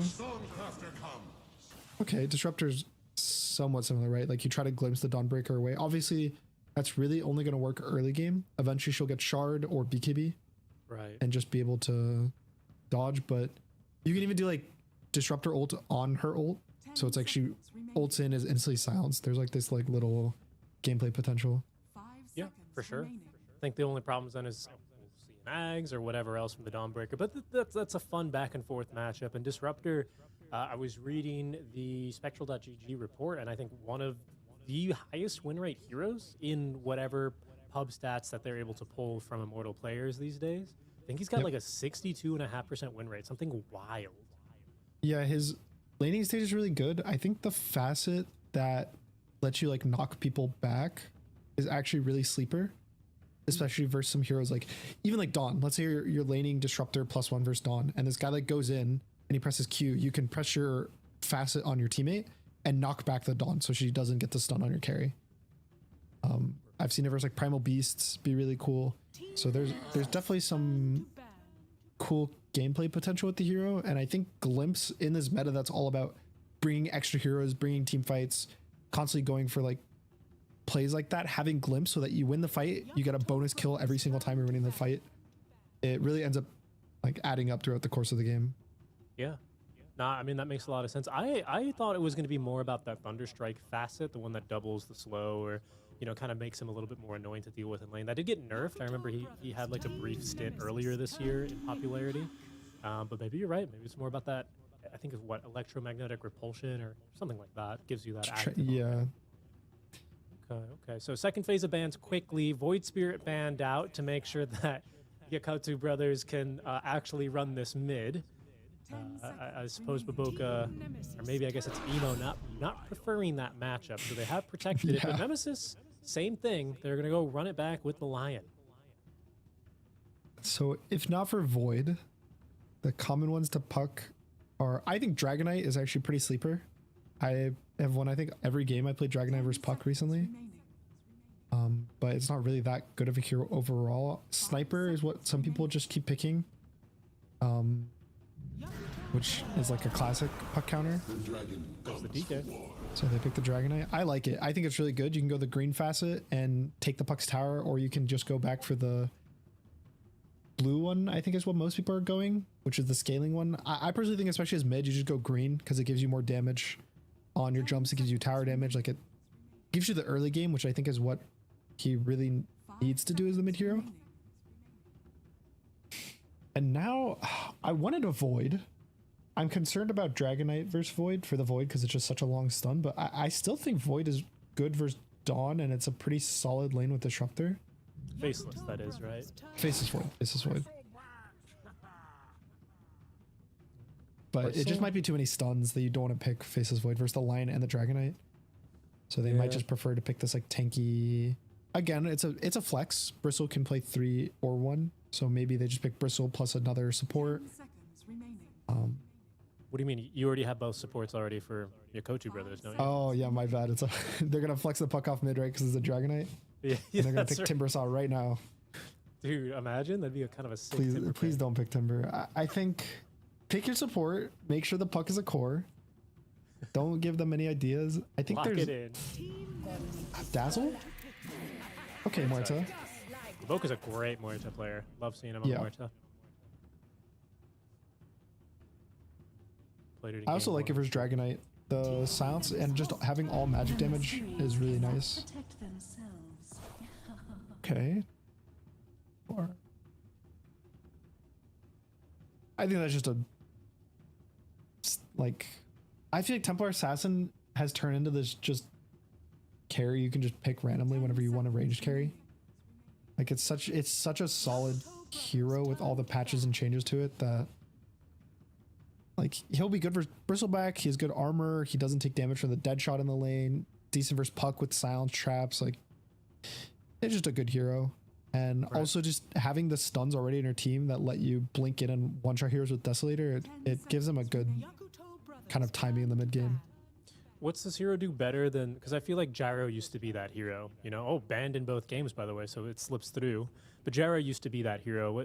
Is there something that TA does better than like a Gyro does in lane, or some Luna, some other just generic kind of range carry?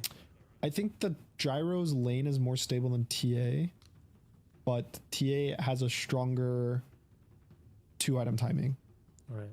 Like getting Deso Dragonlance on TA matters way more on average than getting like at that same point you'd have what, like Ags plus half a BKB ish, or like Ags plus a Chrysalis.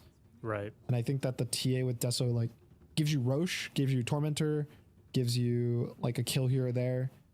But in terms of the laning stage, it's definitely a bit more scary. But that's to why pick you the TA, but yeah. Gotcha. It's a lot of physical damage, speaking of, right, with the DK and the Dawnbreaker already showing.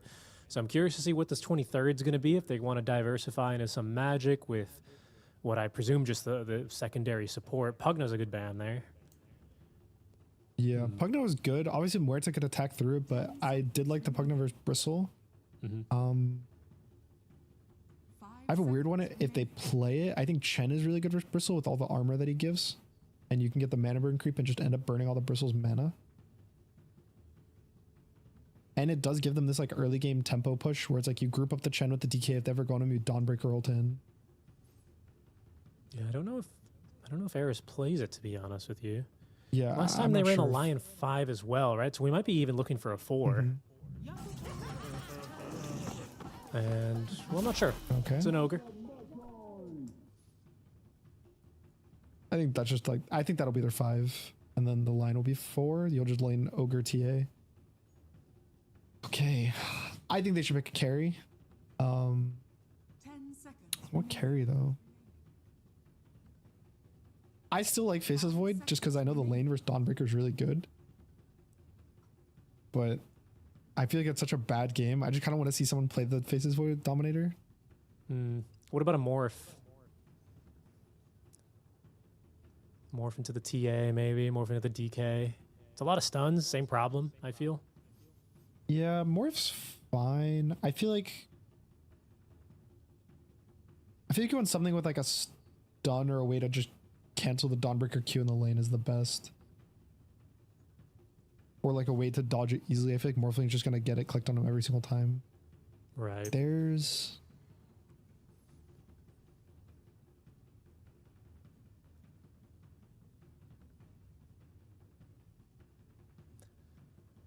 It's time to think Shadow here. Fiend maybe? Oh. Obviously doesn't have a stun, but you kind of, it gives you a mixture of magic damage and physical damage so that you have ways to kill the Dragon Knight. I think Shadow Fiend scales pretty well versus TA, especially if you go Manta. I'm a bit worried about the lane though. The lane can get weird. Oh, okay, gonna go with the there's another morph thing. for fly. Okay, let's just make sure. Okay, Baboka indeed lock in the Muerta, so He you is know playing Muerta. we can proceed as normal here. Nothing too crazy. Picked only once this tournament. By is this? I believe this is by Yakutou Bros. So they've tried it already. If I'm reading this graphic correctly, it hasn't worked for them, but they're going to go back to it here in a decisive game number 3. Again, my concern here more so with the stunts. Pretty good, you know, this line blink, this if Mac's going to go for a blink, you know, basically like a free kill onto the Morphling. And we've seen how heavily a single core kill or two can really snowball the games in this series. Yeah, I mean, I like the draft more. Puck is now mid, so it makes me Right. happy. I will say though, I really do like Nemesis's draft. Just like I like the Dragon Knight versus the Puck. I like Dawnbreaker, period. You don't really need much more. The TA, again, when we first started talking about the teams, I said Akashi Templar Assassin as one of his best heroes. So it's kind of, in terms of comfort, I like what Nemesis has going on. I do think that Yakutou Brothers has like a very solid draft and they have what they need, but I just feel like in terms of comfort, which is what you want in a game 3, I would say Nemesis kind of is like their ballpark of a draft. Okay. Yeah, I mean, that Akashi TA, certainly one to remember. I'm just not... Look, I'll take your word for it, Gunnar, but I'm not so sure about the DKs these days, to be honest with you. I feel like we haven't seen it a lot. It is this kind of old school kind of solution to the Puck, right? Just like too much HP to be bullied by Puck out of lane. The regen's really good. So I still see it working for those reasons. I'm just kind of wondering, like, what are the timings you're going to fight around? Probably just Akashi, right? Probably just that Deso Dagger. Yeah, so in my experience, because I actually have played it like 4 or 5 times in the last week in this specific matchup, because everyone just basically what the pub meta is everyone has like Quap and Puck on their ban lists. If Quap is banned, you just pick Puck. And if they're both in the pool, people usually pick Puck. So it's like you always pick Puck every single game unless Quap is in the pool, and then unless Puck is banned, then you pick Quap. And so because of that, people are first picking Puck, and I would just pick Dragon Knight a lot. And basically the timing I was going for was just Blink Orchid. And then eventually you force the Puck to have to go like a Yules or a Lincolns, but even then you still have, if it's Yules, you can still stun him anyway, and if it's Lincolns, you have a way to break it for your stun. Would you also normally go Green Dragon in this matchup, as we see here for Nemesis? I always go Green Dragon, I think. I think as mid, it's just, it feels too bad to go either the other two. The other two are both like kind of scaling facets. Whereas I think the green one's actually, like you get minus armor, you get like the dot, which I think both matter a lot, especially versus Puck, who is low armor, and you have minus armor from the TA. You have physical damage from the Dawn. So it's like everything just adds up bit by bit. This like -5 armor you get for free. I like it. I'm hoping it looks good because I don't want to feel like I was led astray by my own information. We'll see how it goes. I mean, I've generally been pretty impressed by Max Lane. I will say I think his rotations, especially in game 1 on the Storm, and, you know, let's not forget the Holy Locket first item. I think that was a little bit more questionable, but I would say his laning mechanics have been very solid. So it feels like this is the kind of matchup where you can really use that to snowball. This time, there's no global hero to come gank you at 4 minutes in, so he may be actually able to build something up. I'm seeing that a little bit more clearly here as we're going to get going after a quick tech pause. I also see that transference, that's what it's called, transference on the Disruptor. So we can expect to see a little bit of that manual activated by Ollie to try and get out of range of Lionstone or more likely the Dawnbreaker, Starbreaker combo, right? So that'll be pretty fun to see too. It's mostly going to be to push away the like third hit of the Dawnbreaker, or maybe if he uses it like very, very early, it can push away the whole thing, but it's definitely a cool interaction, and even if it saves you from like one Dawnbreaker Q in the lane, it's worth it. Because that's like a lot of damage being mitigated effectively. Maybe it makes your trade better because now you can hit the Dawn instead because he missed the stun. Right. She's not lifestealing. I'm interested to kind of see. Yeah, exactly. Yeah, it adds up, these little things. Celestial Hammer as you expect early, but 3 runes still for Yakutou Brothers. Named so, of course, because their coach is named Yakult, so they previously competed as that, but now here as Yakutou Brothers. I'm wondering how much the coach drives the draft versus Baboka, because again, I know Baboka on this team has played. I don't know if he's eager to play these weird hero support or if it's Coach Yakult who's saying, hey, we need to adjust for this. So I do wonder how that works. We'll have to ask. I think in my experience, it's a little bit of both. Yeah. It does depend on the coach. I know, like when I worked with Astini, we would 50-50. Like I'd bring a crazy idea, or he would. But you kind of need like both players, right? Like you need a coach who's confident enough with your crazy ideas, but you also need someone who's willing to do crazy ideas too. Like, it's a push and pull. Yeah, that was during Seattle TI, right? The last one, what, TI 13? Yeah. 12? Yeah, I believe it was 12. Yeah, 12. 11 was Singapore, I believe. Yeah. Yeah. Very Good cool. old Ogre Magi mid, Nyx mid. Oh boy, indeed. The good old days. Good old what? Who was it? Lanham saying how he thinks his team is very strong while they get 5-0'd by a Huskar. They were just getting tower domed by like Lone Druid Weaver level 1. Oh god, that was sick. What a TI being in the crowd for that. That was so funny. Here we are, lanes. What's the fun lane here? Oh, the fun lane's certainly mid for Mac. He's really starting to. Well, I guess the bottle's now out, right? But we can expect that to be a little bit better for Emo. But so far, so good, right? 9-4. Is this how the early waves tend to look for you, Gunnar, when you play this matchup? Yeah, it's definitely.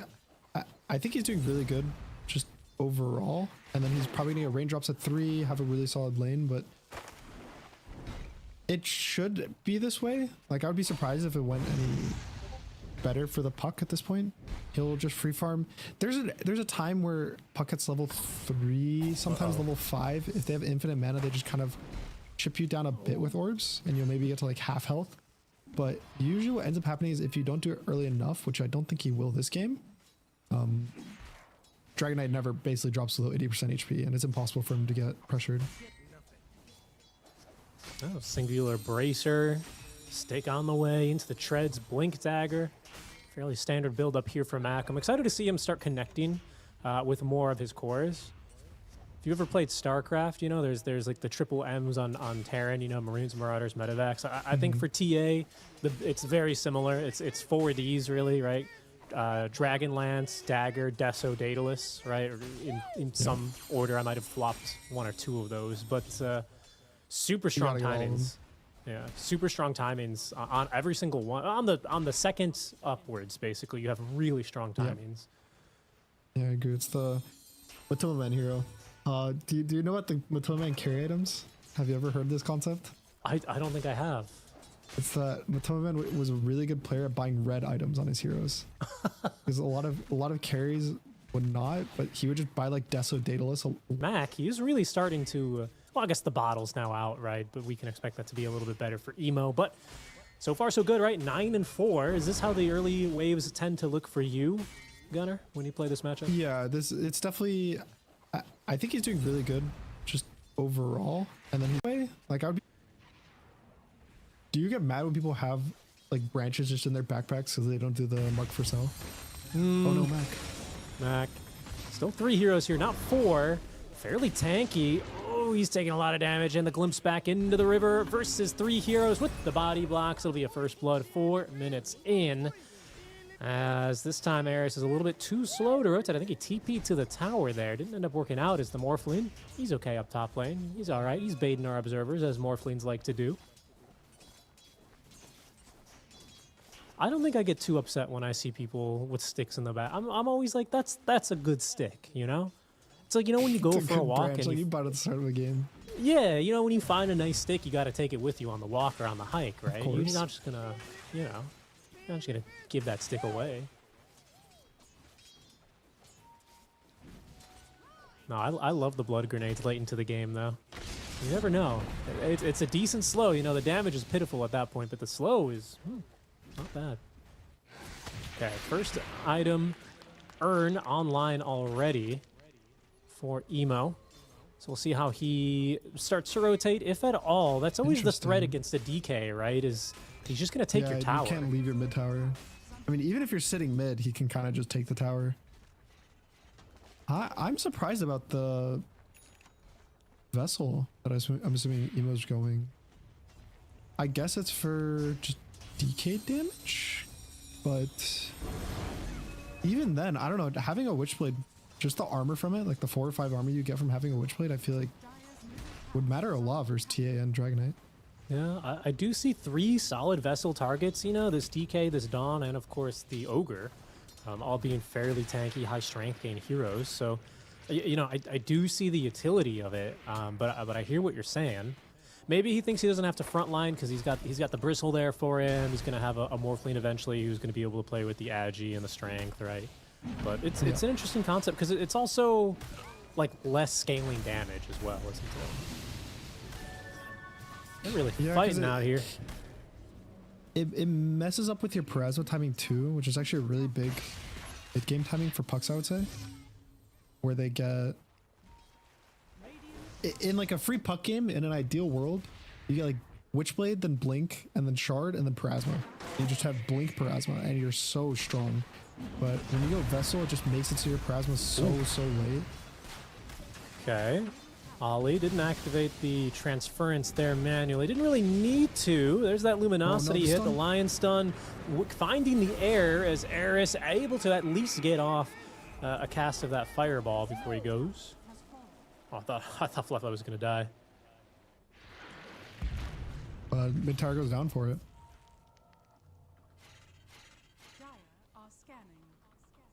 This is a cool build from Mac. I mean, I don't know how good it is, but he went 2-0-3. I'm assuming he's going to go 2-0-4. 0 points in stun. Which... Interesting. I feel like generally you think of Dragonite getting his W, even at level 2, just to like randomly stun the enemy mid, hit him once or twice, walk away. But I guess he's assuming the Puck's never going to give him a good time to stun, and that if you go, you know, like 2, 3, 4 points in your E, it gives him this like tower pressure. Yeah, so cool I to see suppose so. I mean, it is curious though, right? Because it feels like if you've got other stuns on your lineup, you're probably not going to hit a Starbreaker first onto a Puck. But you know, you've got that Hex, that Earth Spike, Fire Blast eventually, right? Like it seems like I feel like the weirdest part about the skill build is now it's like you'd rather have max Q, especially when you buy this Null Talisman. Right. Like you want to be able to pressure Q to farm faster, and he's kind of he can't. Like it's level 2. They're getting the stacks here as well to Raven. So he's going to try and get his Phase Boots online earlier. That little bit of bonus armor. Yeah, it's going to actually help out quite a bit, won't it? Versus the Bristles damage, the Morphing's right clicks if he shows up early. Significant. Ah, and of course, Bloodlust. Okay. Pretty good Bloodlust targets this game, right? DK and the TA especially. Honestly, even the Dawnbreaker's not a terrible target. Perfect. So I was actually going to say, I think usually you'd want to like go to your Dawnbreaker or to your offlane and take the enemy safe lane tower with like this DK's first rotation. But because they have a Dawnbreaker who's about to hit level 6, it's almost always better to fight away. So they're going to be smoking to bot to try to pressure this tier 1 at the exact same time Dawn's hitting 6. So it's like right now, Yakutou Brothers decided to defend, they would bring 5 heroes, and if they don't defend, they get a free tower while the Dawnbreaker's farming top.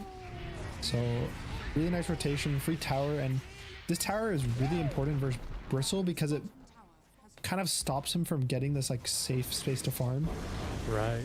Those like 2 camps above the Wisdom Rune are now a little dangerous. The Tri-Camp is now easier to farm for the Dragonite, which again now Dragonite has cleave back. It's like the old school Dragonite where every time you're ulted you get built-in cleave.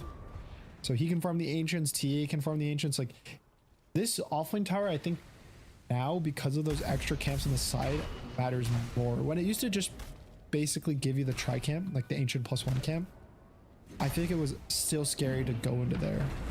But now because there's more map the enemy wants to control on their side, it's harder to actually control it. Yeah, I mean, and look how far out Akashi's farming, like, fairly confidently, too, right? Past the tier 1 tower. Emo showing mid, doesn't have much to fear. Haste Rune in the bottle for Emo. That could be a potentially powerful one. I don't know if he's ever... Has he had any earn charges yet? I don't think so, right? No. I think the one kill they got was at that like 4-minute rune. Right. So it was before he had the earn.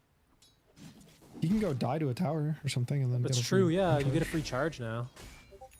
Yeah, but an empty urn and now an empty vessel. But they will smoke up. Haste Rune activated. It seems like right now arrows being drawn to the top lane. That's always the way to do it versus a Dawnbreaker, right? You got to kind of gank to her, otherwise she'll just join the fight anyway. Jing and Eris, both pretty well positioned here, as they themselves are going to look for a kill. Oh, wow, on a fly. Instead, the Hex first onto Emo. They still find both supports in the coil, and in fact, they drag back the Dawnbreaker into that static storm. Beautiful glimpse. Down goes Eris. And now with the Vessel debuff. Okay, hold on, Baboka. He's going to go down. Akashi and Mac laying in the damage. Fly on a double kill here. Can they really continue this fight? Answer is yes, but they have to be careful. There is eventually going to be enough damage with Beyond joining from the bottom lane. A 3-for-1 trade. Still phenomenal, though, for Yakutou Brothers. So they get a pretty solid smoke. Picking off both supports to start was, I mean, phenomenal.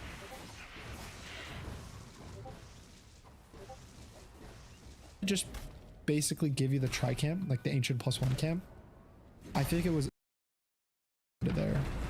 But now because there's more map the enemy wants to control on their side, they control it. Yeah, I mean, and look how far out Akashi's farming, like, fairly confidently, too, right? Past the tier 1 tower. Emo showing mid, doesn't have much to fear. Haste Rune in the bottle for Emo. That could be a potentially powerful one. I don't know if he's ever... Has he had any earn charges yet? I don't think so, right? No. I think the one kill they got your spell off. Right, I mean, and it's that Vlad's, right? Giving the Morphling that free lifesteal, that little bit of regen. He's just constantly punching away in that fight.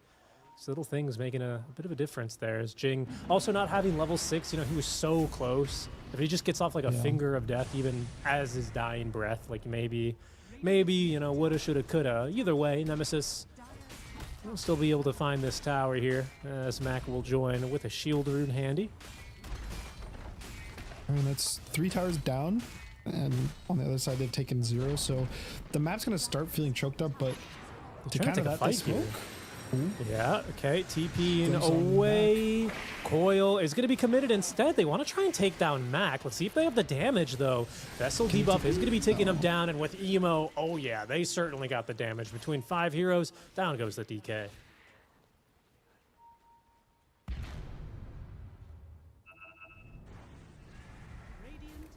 Gosh, he scared himself there on his own trap. Activated it there accidentally, but he's nearly at his Deso timing. Showing up to fight fairly early, you know, on that top fight. Making sure he makes space for himself and the rest of his team, just playing hyper efficiently. Looks like they want to contest this Wisdom Rune. They have 3 right. heroes, the Dawnbreaker's ult as well. And I don't know if they can actually contest this. They want to. They're bringing the Disruptors, so it might end up being a 5v5, but there's no Dragonite there. So at best, they can only have 4 heroes. Oh, this could be bad for Nemesis. TA traps ready to go. They've got a sentry. They know the cliff ward isn't there. That's beyond it. He's just going to run on in. There go the traps. No one actually claiming the Wisdom Shrine, but they're trying to bail out of this fight. Not going to be that easy, though, versus a Disruptor. Will it? Eris, he will pay the price. There's Raven on the other side of the map. He's going to hold on to that ultimate and capture their own Wisdom Shrine. So they'll go one apiece. Just, you know, good patience there by Nemesis. Not overcommitting, just losing the Ogre. I feel like he actually might have been able to just take it if he stood on it. Low key, same. I was watching it. And I was like, just stand on it. You're dead. There's a like, you're gonna get glimpsed no matter what. Yeah, forced the glimpse earlier or whatever. Well, what do you know? Worked out. I mean, worked out all at the same. best. They only lost an Ogre, so they kind of forced 5 heroes to show up. They only lost an Ogre. I was really worried if they actually were like, hey, let's take this fight. Let's do this. So thankfully they did not. But yeah, I mean, you know, they make that aggressive move because they've got the tier 1 tower already. But I agree, it would have been weird because they've actually got pretty excellent, they being Nemesis. They've got great wards in the Yakutou jungle. You can see Emo farming under a ward right now. They've got one in between the tier 1 and tier 2 on that kind of, you know what the Chinese call that top part of the map now? What do they call it? They call like it the food street. You oh, know, the like river jungle area? Yeah, like the river jungles on the top and bottom of the map. They call it like the food street because you can just, you know, it's like in Singapore where you just go to like the hawker Oh, you stalls. just like walk down the street and there's all the Yeah, That's so funny. That's a good one. I don't do know really what- like that.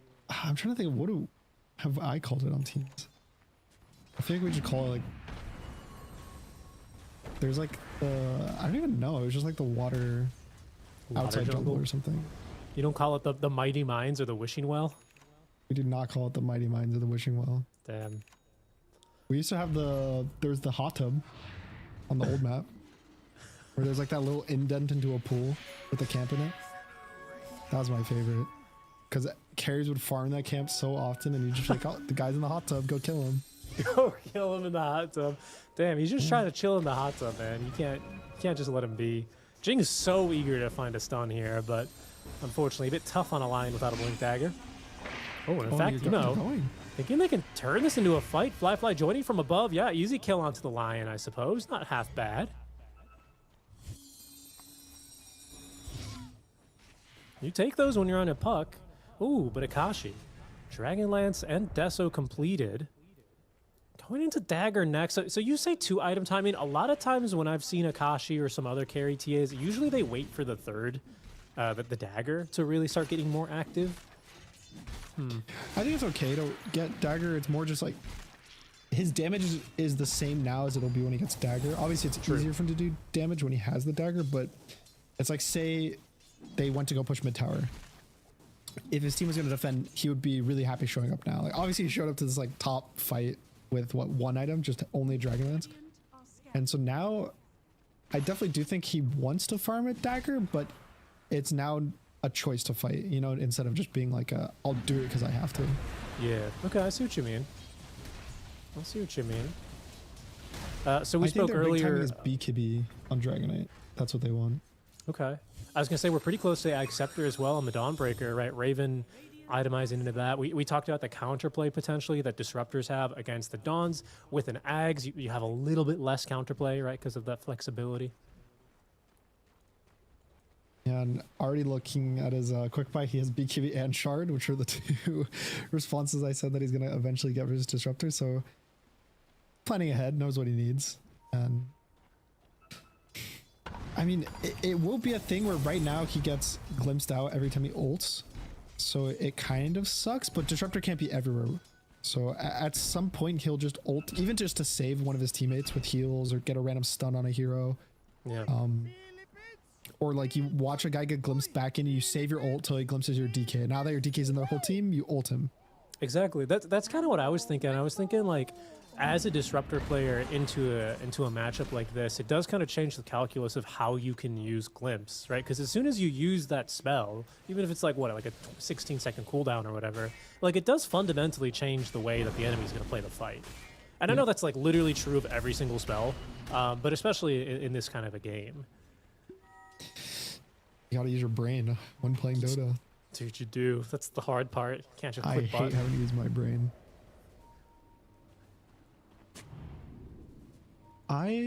feel like Nemesis should try to do something. I BKB's know ready.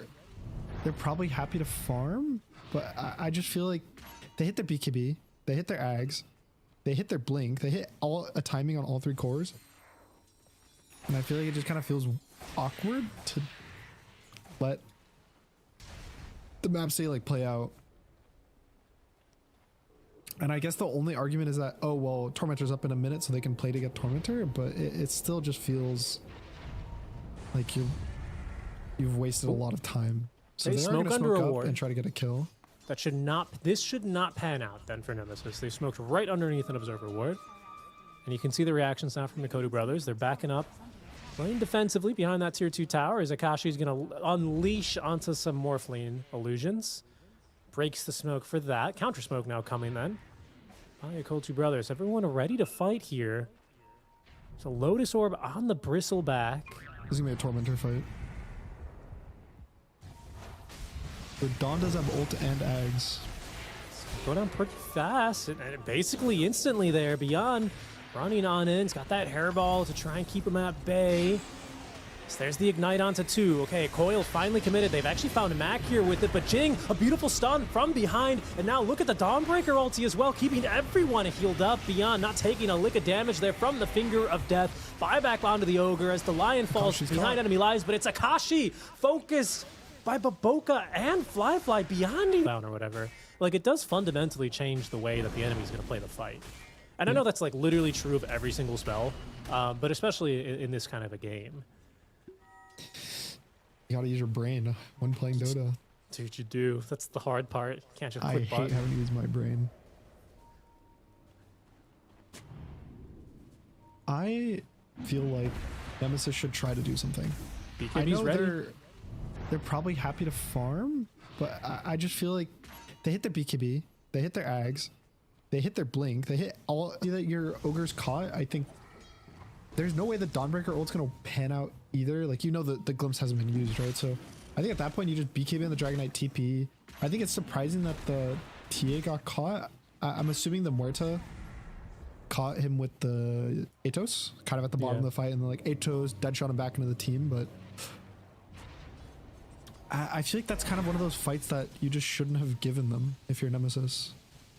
Right, it's like we're here for Tormentor.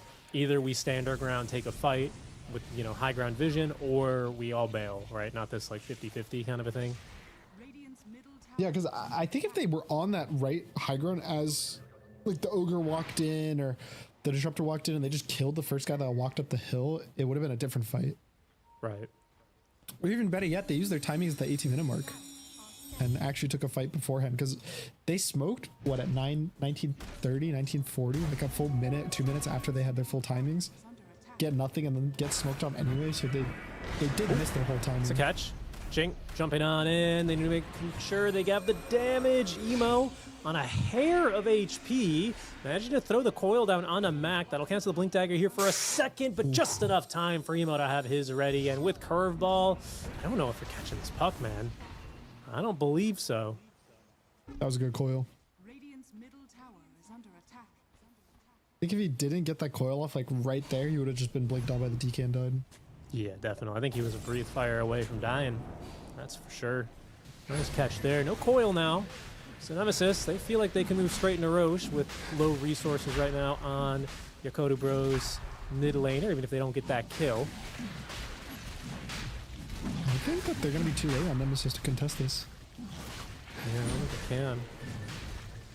Oh, actually, I said that the wrong way, right? No Elder Dragon form and no Solar Guardian, so they're able to take that Roche down easy peasy. Yeah, it is Nemesis who have been very content to farm. Maybe TA with a BKB, Akashi deciding this is the item I need to really stand my ground and fight.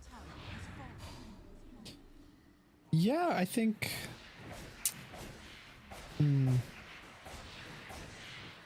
maybe? I don't know. I feel like BKB really only helps him do damage versus what, Marta? Really? Like Marta Deadshot, Marta Atos? I would say ideally in these fights, like ever since that DK got a blink, which has been pretty early, if DK stuns any hero that's not probably Bristleback, the TA can just blink on them and kill them in a stun. Right. So it just feels weird that they haven't done that once. Like the two of them have not blinked on the same target and killed them. Are they just scared of like blinking into a static storm or something like this? Like, is that really what the deal breaker? Because that's another thing I'm seeing this BKB being very useful for. It allows you to kind of ignore the disruptor in these fights. I think to some extent, yeah. But it's not. I think like it's scary to do that, but disruptor is bad innately versus getting jumped, right? Like disruptor's better when you're the ones chasing them down and not the ones being chased down. So I just think that in general they should have looked to take fights. That one fight might be incoming. Ooh, the silence onto two. Baboka too fast with it, and Akashi, he's got nothing to hit. Under the cover is BKB running for his life. Raven having to give him that little bit of heals just to keep him alive, but the fight's broken down, and Mac, he's completely isolated. So far, no one's died on Team Nemesis. Mac's gonna try and BKB TP his way out of here, and he will live. So, wow, that was close. It's still a bad fight regardless, though, isn't it? Akashi trying to set a trap here. In fact, it's a beautiful one. Look at that, Mac. Or Emo, he springs right into it. Beyond's going to keep running up to high ground for good reason. He's got that kill onto the Ogre. They're going to keep going more and more and more now. They want to try and get Raven. Static Storm committed, but he does manage to get himself out, if only for a second before the glimpse is utilized. Akashi, no BKB here to cover him. Is he thinking about making a jump on in with Mac? Beyond just being a tank here. There's the stun on the Fly. To get off that strength gain, though, the attribute shift.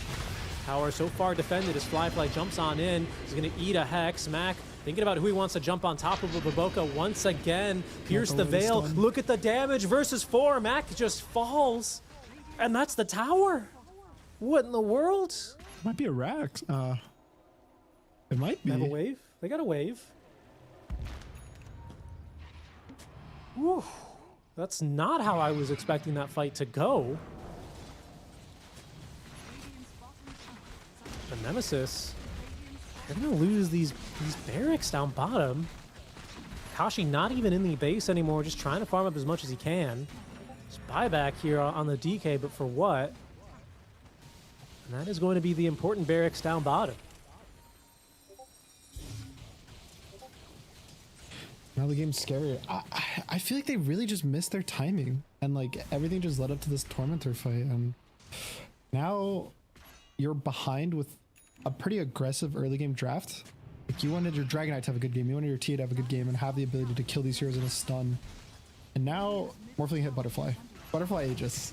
This is the most common morph timing for the last, what, year, 2 years, forever, and I think this is just another side. I don't see how Nemesis actually find the damage to kill these heroes. I don't see it because there's no Orchid on Mac, right? He didn't go for Orchid this game, so it's not like we'll have a Bloodthorn anytime soon. Indeed not. Yeah, I think it's just been really awkward for them here. You know, I think that it's one team fighting on their timings, another team not, and now Nemesis, they're forced to fight with whatever they have. Decent damage here on the Fly, but again, with the Butterfly, he's just able to stand his ground. The magic damage is not really all that scary. Mac, glimpsed on back as Beyond, just getting chunked by Akashi, but he's just far too tanky. Tier 3 tower, that'll be destroyed. The barracks, they still stand in the mid lane. Oh man, it's tough. I just feel like with the items the DK went, he went Blink BKB, right? Like those to me are fighting items. That's a guy who wants to blink in, find a stun, and have someone else come in to do the damage for him, right? And that's just not happened this game. I feel like there just wasn't really pressure. I think it's kind of similar to what happened in the first game, that it's like the early game's good. They do some back and forth stuff, but the game looks pretty solid. I would say even the first game looked solid for them. Like I could definitely have seen them winning that game.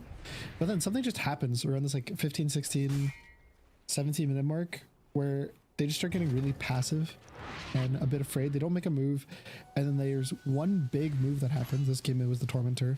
The first game, I think it was the mid. It was like top rune fight. Or bottom power rune. Like that. Yeah, bottom power rune. Yeah, and it's just like this like one mistake and then it just snowballs. They can't like stop themselves from, they can't stop the bleeding really, which is I think another sign of a very good team. If you watch a team like Falcons, for example, off the top of my head, they'll make mistakes. Like some guy will die or they'll lose a team fight really bad. Like they'll just get 5-0 in a team fight. But they always, the mistakes stop. You know, like the game doesn't keep getting into a worse situation after that. Yeah, they bounce back. They adapt their gameplay.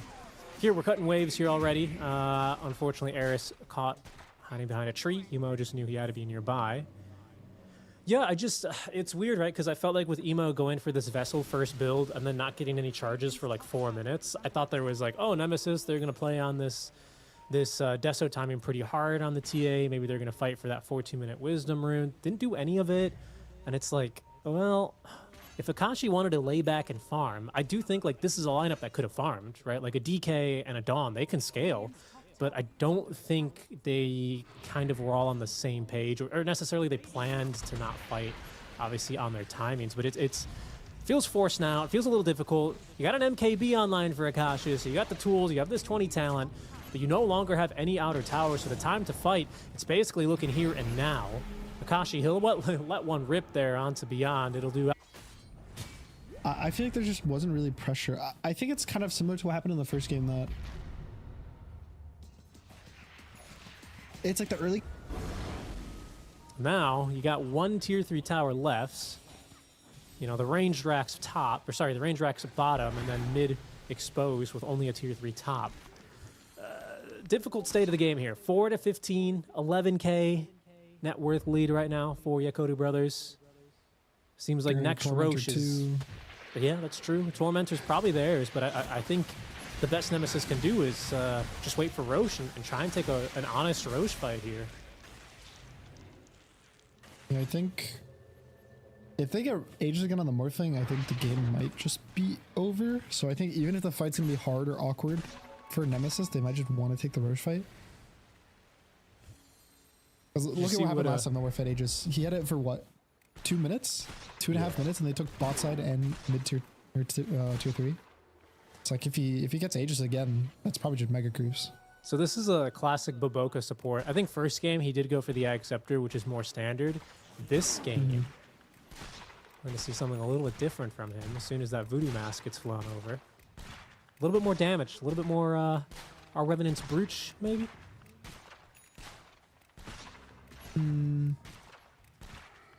Not too sure. I think to play on this Deso timing pretty hard on the TA. Maybe they're going to fight for that 14-minute Wisdom rune. Didn't do any of it. And it's like, well, if Akashi... Oh, yeah. Oh, this is why I love watching their games. I think he gets an idea and he's going to execute on it. And you know what? The last team fight bottom that Nemesis took that ended up, you know, getting their barracks taken after a very long fight, it started by Boboka kind of, you know, just standing there and getting to pierce the veil off faster than a stun could land onto him. From there, he like disjointed the stun with his pierce the veil. In fact, like he did it while the Dragon Knight someone's in the air. He's a gamer, basically, right? Yeah, you could say. You could say that. You could think that. You could think that. One could be led to believe. You know, look. You'll close your right eye, and that's, you know, ignore the puck support game. But Boca, this guy's a bit of a gamer. In case you didn't know, he's good. I love watching him. He's been one of my favorite Chinese. Difficult state of the game here. 4-15, 11k net worth lead right now for Yakutou Brothers. Seems like next Roche is... Yeah, that's true. Tormentor's probably theirs, but I think the best Nemesis can do is just wait for Roche and try and take an honest Roche fight here. Yeah, I think if they get Aegis again on the Morphling, I think the game might just be over. So I think even if the fight's gonna be hard or awkward for Nemesis, Roche fight. Look at what happened last time the Morph had Aegis. He had it for what? 2 minutes? 2.5 minutes, and they took bot side and mid tier or tier 3. It's like if he gets Aegis again, that's probably just mega creeps. So this is a classic Boboka support. I think first game he did go for the Ag Scepter, which is more standard.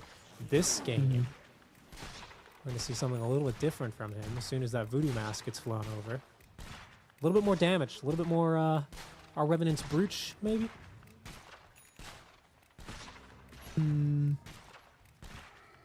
Not too sure. I think... he's probably just feeling himself with Boboka. Oh, yeah. Oh, this is why I love watching their games. I think he gets an idea and he's going to execute on it. And you know what? The last team fight bottom that Nemesis took, that ended up, you know, getting their barracks taken after a very long fight, it started by Baboka.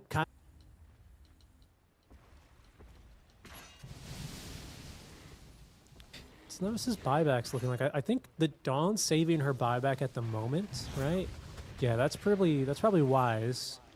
So the Dawn and DK are holding on to buyback. But the TI does not. So Akashi's basically all in right now. 9-second BKB on Fly though. I mean, this is brutal. He doesn't have buyback, but if he gets a single kill in the fight, he will. I think that kind of gambling is fine. Like, you need just 1 kill for buy. Yeah. Basically has it.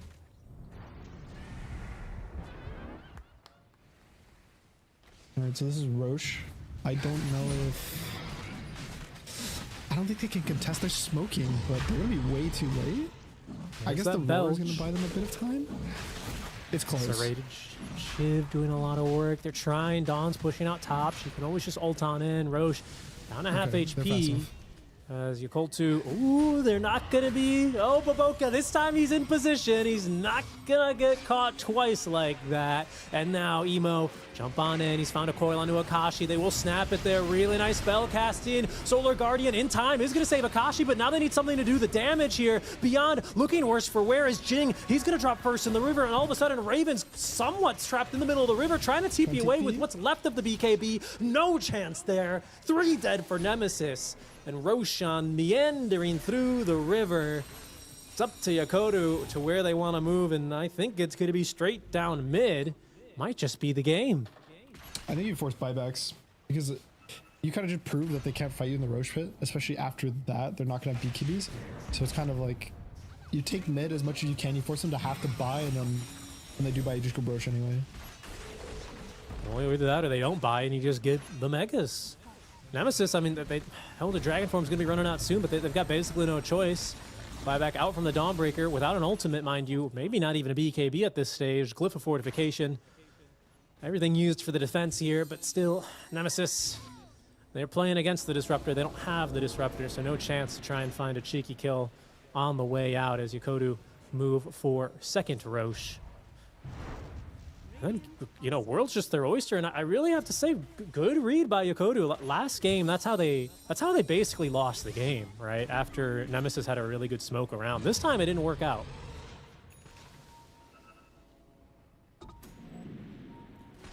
Yeah, I mean, it was the Roche, right, in that last game that kind of gave them.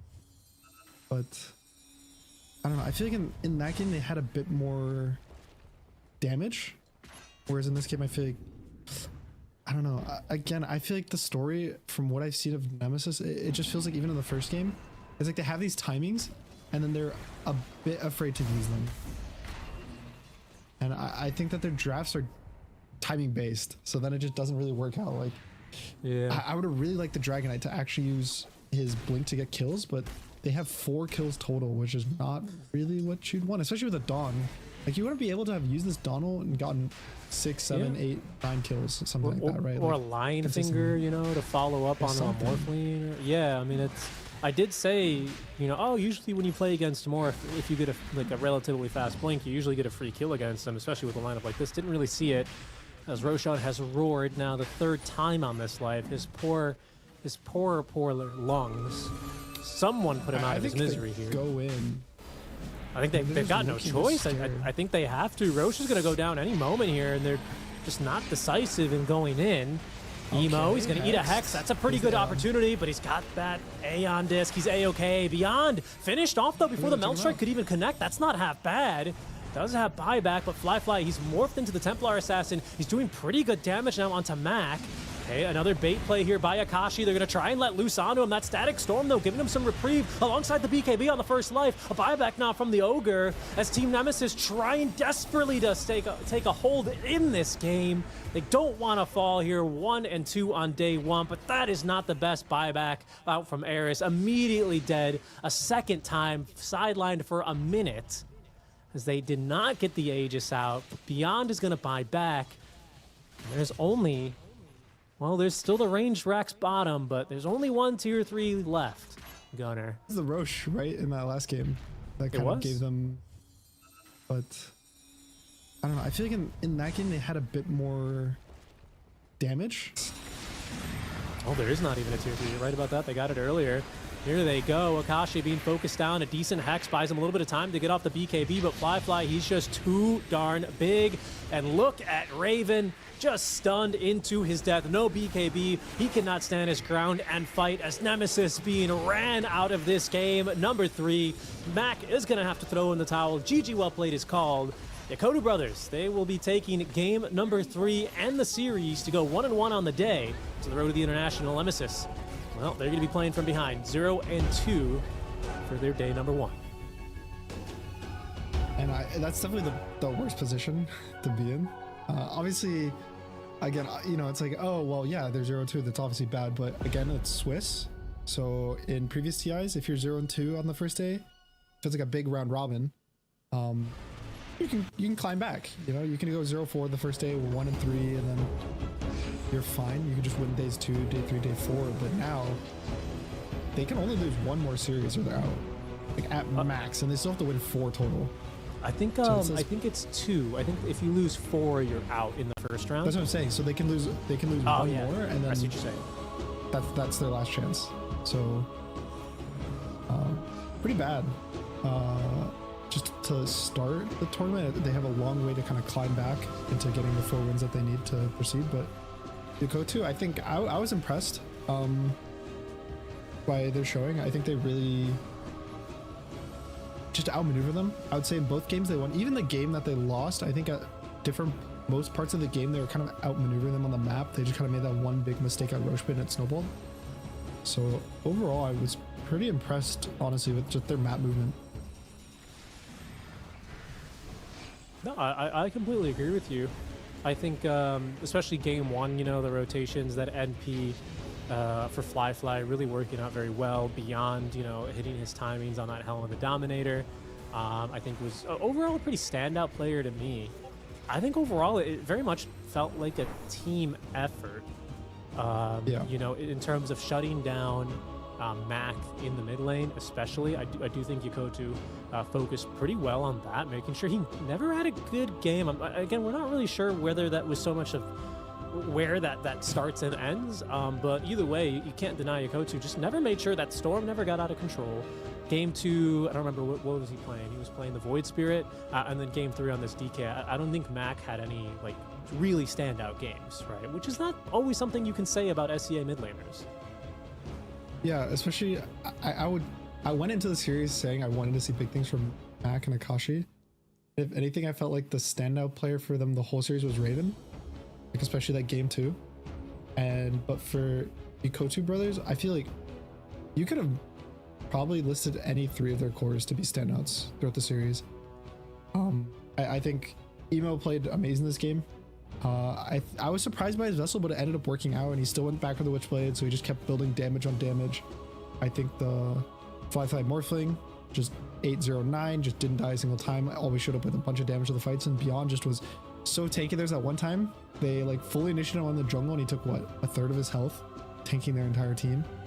And the first game of the series is Night Stalker, just kind of, I want to say almost single-handedly carried that game. So I definitely think it was a team effort. There was no one player I would say for Yakutou that was like, oh, this guy just carried the whole day for them. Yeah, I absolutely agree. And you know, the team takes a stumble in game 2, but I think they learn, right? As I've kind of been quick to point out, Baboka repositioning, making sure he's in a spot to break the next smoke. And even still, like I do think it is really valuable for a team. Like, yeah, you can clown a little bit on the support puck, and maybe deservedly so, right, in that kind of a draft. But what you can't deny is like this team is willing to go there, right? And that can really be a threat in these BO3 series when you're kind of considering where every game matters really in Swiss, as you can see. I do think there's certainly a team to watch, and you know, maybe there are some people who had them winless potentially because they are kind of like a last minute team. But from what they've been showing in their recent international appearances and so far here on the road to TI, I think it's a team that's well worth keeping your eye on. I definitely think I didn't have them at 0-4. I think I had them getting through groups, I believe.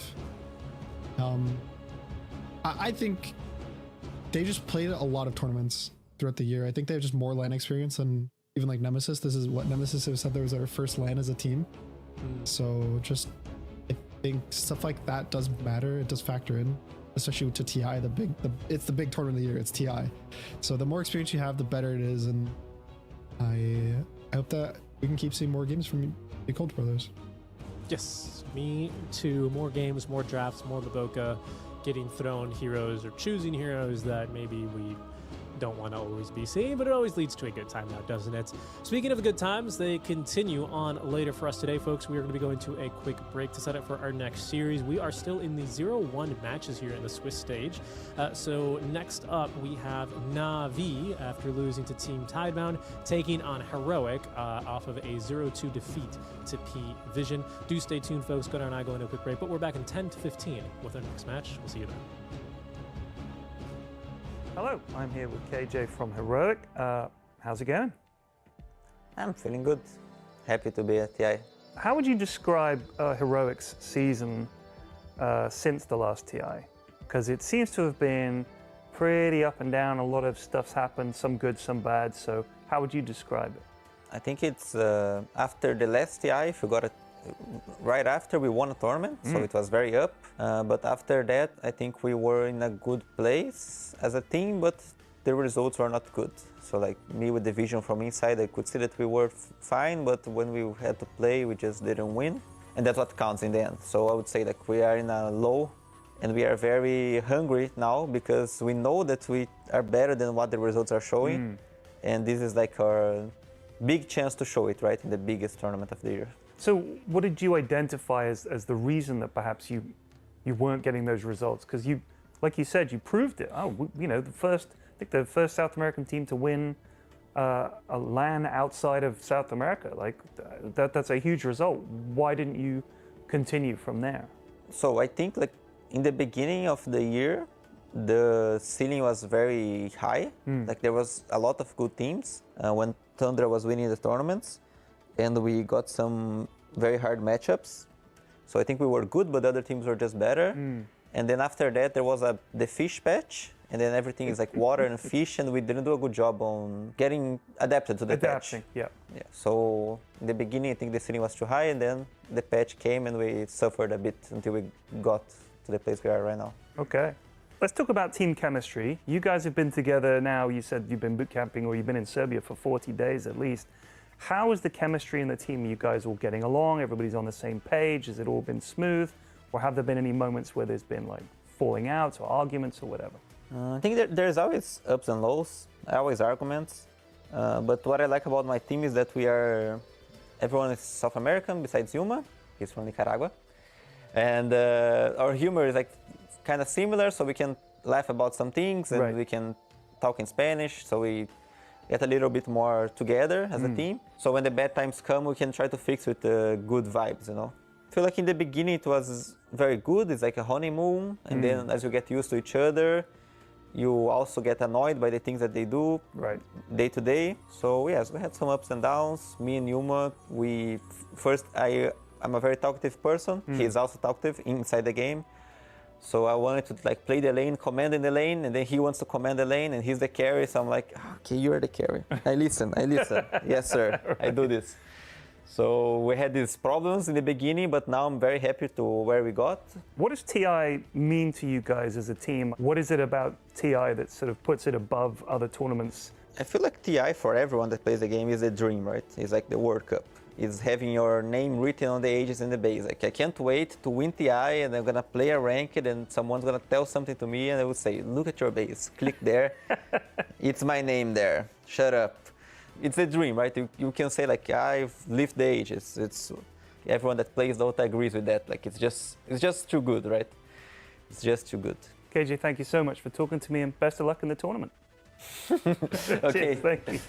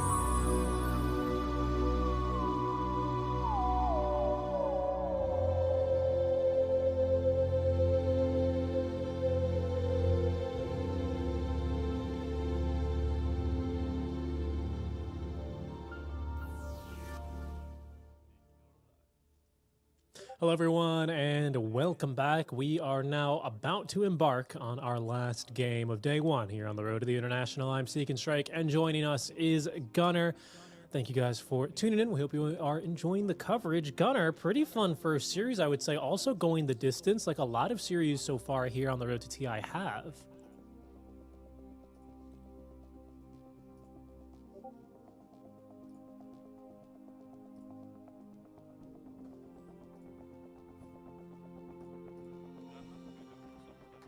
Yes, I wasn't sure, Gunner. I couldn't hear you either. Hello? Oh, sorry. Hello, hello. You're I was good. saying I was excited for these games because even with every single team, even the team that's likely to go 0-4, I think has shown that they still deserve to be here. That it's not like, oh, this team can't win a single game. I think every team has proven they can win games. And I hope we have another good series. Yeah, indeed we will, right? I mean, speaking of winless teams, right, that 0-4, that's what we're still covering today here. Teams that have lost in the first round. We're up next with Na'Vi versus Heroic on this channel. Let's speak a little bit first about Na'Vi, right? I think they have the youngest player at the International here this year, if I'm not mistaken. It's their middle laner, right? I think so. He's 16, which is very young. That is crazy. I didn't know he was 16. I've been kind of following Na'Vi, at least in the sense of like scrim versus them a lot last year, and just like have played with these players. I think this team, even Na'Vi Junior, I think they swapped some players from Na'Vi Junior to this team, but I think all these players are very underrated. I think I've always liked Zayats a lot, the position 4. Me too. I think he's a really good player. I think PMA has been very consistent. Like, there's pretty much something good I can say about all of their players, and I think that if there's a tournament for them to want to show it off, it would be here. Yeah, we'll see, as a lot of players from Na'Vi Junior now making the way to Na'Vi, but making their way here to Hamburg from South America. Our SA representative, Heroic, you know, a team that has had success this year. I think there was some roster changes, of course, quite famously after they did win one of the PGL Wallachia, I think season 2 or season 3, right? They won one of those. Making some changes to the carry role especially, but still very much a team that has a lot of big names on it. I remember Analog, his first TI was the Singapore TI. I don't remember. I think he was on Hikori back then, so you'll know him from them. Yeah. Yuma may have even been on that squad. Whisper and Schofield, no strangers to the Tier 1 competition scene, you know, big names from the Beast Coast days. And King Jungles has been a mainstay of SA Dota since I basically started watching, which is 2018. So it's really cool to see this team, of pros kind of come together. Now, you know, they've also yet to find a win, but both of these two teams with tougher opponents first, right? It was Tidebound that 2-1'd Na'Vi, and Heroic, they fell 2-0 to the hands of PVISION. So we'll see how they do against each other here, as I think these are two more middle of the pack teams if you kind of have power rankings of teams going in. I definitely think it was it's not surprising to see them at 0-1. I think if they were to be 1-0, it'd be like they played for equally skilled team. Like if this was round 1, I think it'd be like, oh, okay, that's why they're 1-0. I think this should be a good game as well. I wouldn't be surprised if this is another best of 3, like that goes the full length. And I don't really know which team I favor. I feel like if I had to pick one, it would be Na'Vi, just because I think that Heroic has kind of been struggling recently, more so, whereas I feel like Na'Vi has grinded a lot of the online tournaments in Europe recently, and has just like, I think their drive has not been hindered by a lack of success, if that makes sense. Because sometimes when you lose a lot, it starts to kind of get to you, especially when you've had success earlier in the year, and then you start just like having a decline. I think that makes things worse than just never having success at all, if that makes sense. No, I definitely hear you. Yeah, I'm wondering. It's a curious thing because Na'Vi Junior, they have been playing in a lot of different tournament qualifiers and you know, stuff like that, but haven't always made it. They're a team that have kind of struggled a little bit sometimes. Like, for example, they weren't at EWC. They didn't make it to every single Dream League, right? So like there are a lot of tournaments where they didn't always make the cut. But they're a team that has stayed consistent. They've been playing together, and tough first round matchup. But you know, it's time to that was your one nervous game, right? Now you're on land, you're getting used to the lights, you're getting used to having that little camera in your face, and it's time here to find a win and end your day here even in this Swiss stage. Is we already into the draft here for game number 1. Did you see who won the toss or priority? I did not, no. No worries.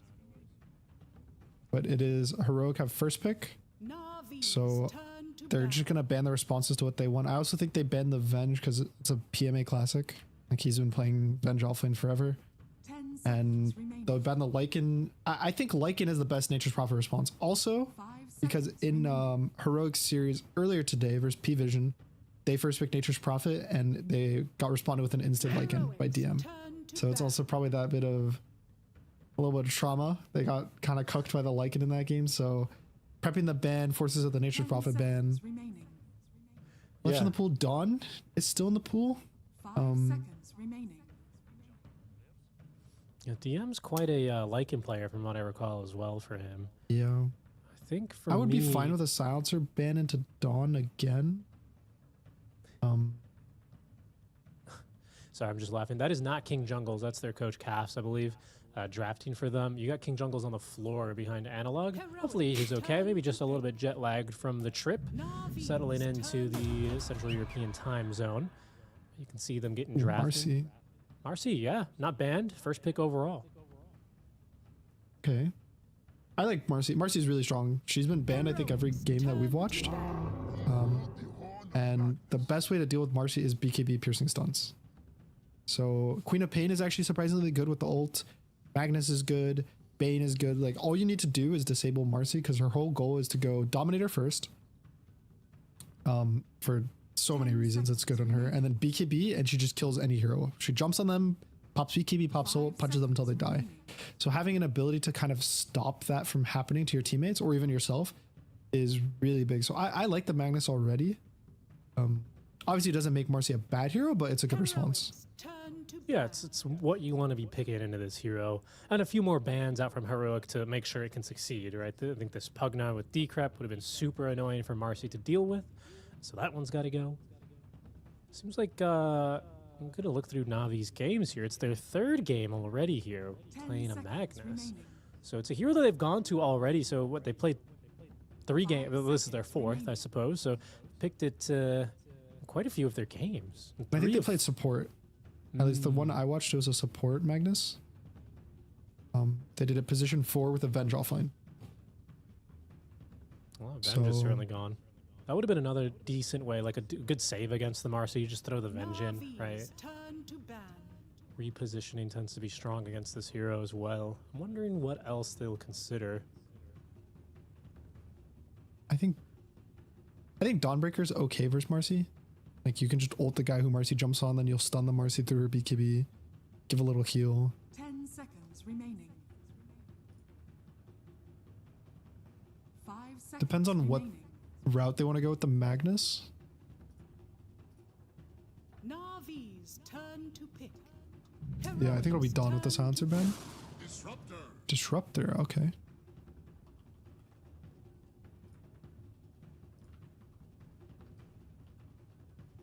I mean, another powerful one. Yeah, a cool hero would be Abaddon right now. I kind of like it.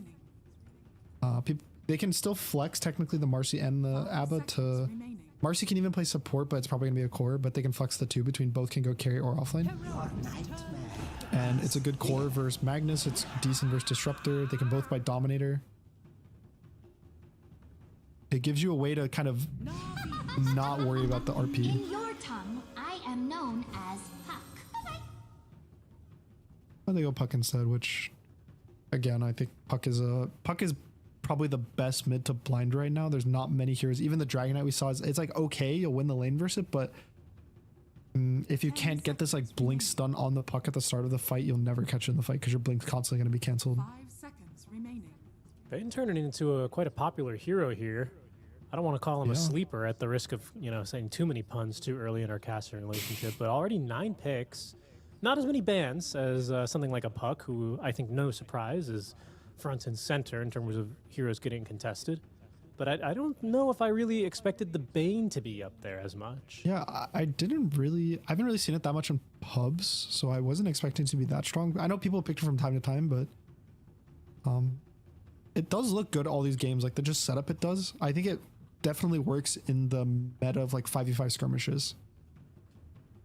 And even having like a little bit of save, kind of, if you use it that way, or a Fiend's Grip. It just gives you a bunch of tools, I think, to fight easier. I think they just Void here. Void Spirit, that is, and then maybe you pick offlane Flex. You can pick Void Spirit, and then you can pick...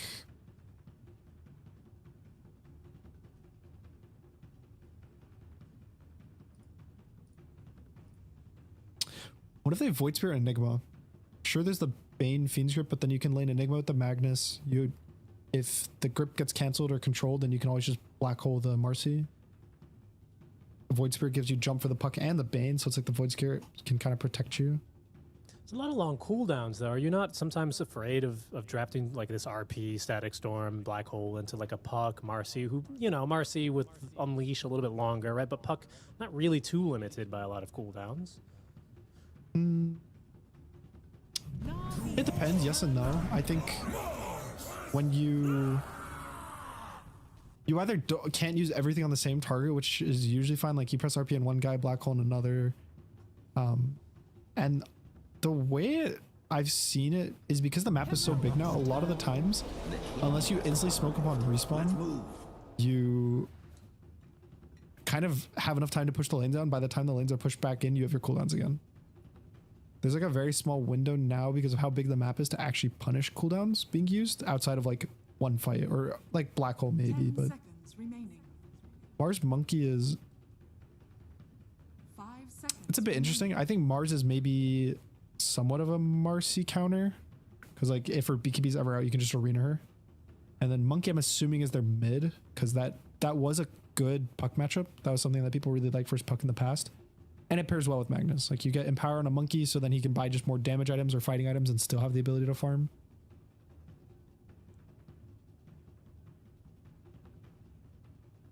I did look it up, by the way. Speaking of mids, Niku is 16 as of entering the tournament. So okay, young player. What did Sumail won at 15? Is that right? 10 years ago? Yeah, since 15. Since then, So, very not young that player. young. He's drinking boba, as you do when you're 15. He's been liking his Snapfire mid. I think he's played it twice now. He played it twice today in their earlier series. I don't think it's...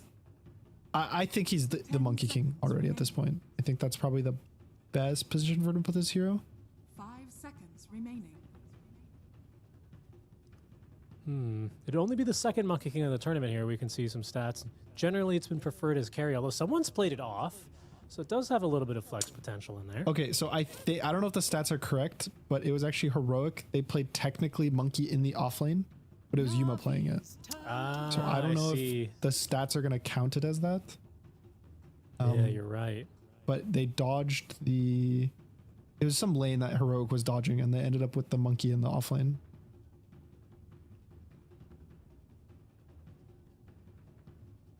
I think it was like a Bristle... It was Whisper playing like Bristleback safe lane or something.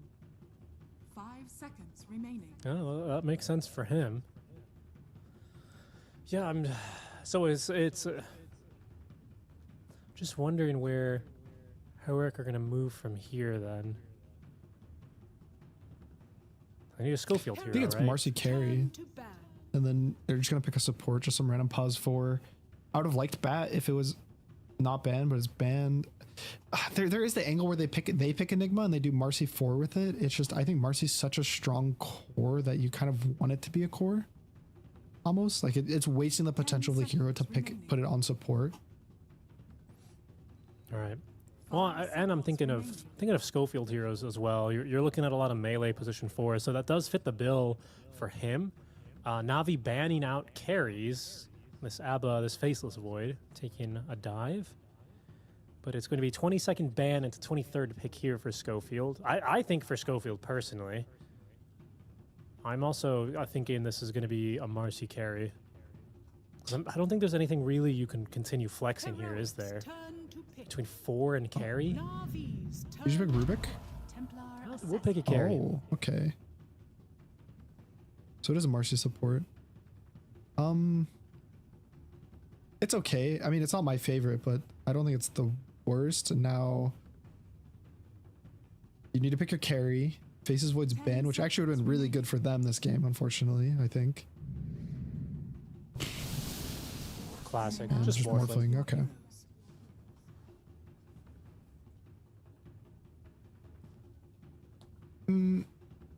I feel like Morph is just a solid carry most games, and I think the Morph versus TA matchup is good because you end up getting this butterfly timing that you just get butterfly, and Aegis and the TA doesn't have an MKB at this time, so she doesn't really do damage to you either. It also looks good versus Dawn because you don't just straight up die whenever Dawn ults you, and your laning stage is good. Like you have a way to dodge her Q. So I like it. I would say I like Navi's draft more than Heroics. Just it's mostly because of the Marcy, I think. The Marcy just doesn't feel that good as pause 4. Yeah, I'm also wondering if they're going to be able to kill this Morph lane after, like, 25 minutes-ish. Like, is their lockdown good? It's got to be a grip, right? But how realistic is that with a spear, a monkey? Like, just look at all the interrupts that Navi every has. single stun on every other hero. Basically, right? Look, there's a lot more to Bane than just the grip these days, right? I think we've seen that. We've seen it already. Like the Nightmare Sleepwalk save is very legit, and that's definitely an avenue you can use on this hero. But it's like if you don't use the grip, are you really going to be able to kill Got the Juice on this Morph lane? I don't know. You have damage. Even if there is going to be a butterfly at some point, I think Yuma will itemize for that with MKB, or maybe Analog's going to go for an Orchid into the Bloodthorn. I think like there are solutions, right? But can you actually hold them down long enough? That's where I'm scratching my head a little bit more here, Gunnar, honestly, with this lineup. So for that reason, I'm also kind of a little bit more in the Navi camp with this lineup, to be honest with you. I think for Heroic, they need to... I think their lanes need to go good for them. If they lose mid or off lane, I think too bad, then it's really awkward for them. And if they hit their good timings, they get some Roche, they get some good Tormentor, they don't really mess up and give away free kills at those times, I think then, yeah, their draft can snowball because they have a TA, they have a Dawn, they have like these heroes that just keep wanting to win fights and keep going. But I think if they ever kind of make a mistake or, take their foot off the pedal for a little bit too long, they get their timings, they don't go. I think that's when Navi's just going to scale out, like outscale them. Yeah, they have a potential to play it a little bit more like Nemesis did, right? Where they didn't really hit their time. They didn't really go on their timings. I'd say they hit their timings, but they didn't really... Well, it feels like they never really tried to force them to the enemy or show them off, right? They kind of just kept farming with them. We'll see how things get going here as we get underway with game number 1. Taking a look, any crazy facets? Thunderstorm instead of the other one, Provenance or whatever it's called by Disruptor. So stronger in mid. Well, I don't know if it's stronger in lane because it was against the Dawn as well. And I could also see that being very good versus support Marcy. So that's a really interesting facet to choose. Yeah, I think you could have actually, if you time it right, like stop her in the jump. Like since it's a knockback, I think she would just like fall to the ground and not stun. But it could be one of those things you never played it in pubs because you didn't think it was good.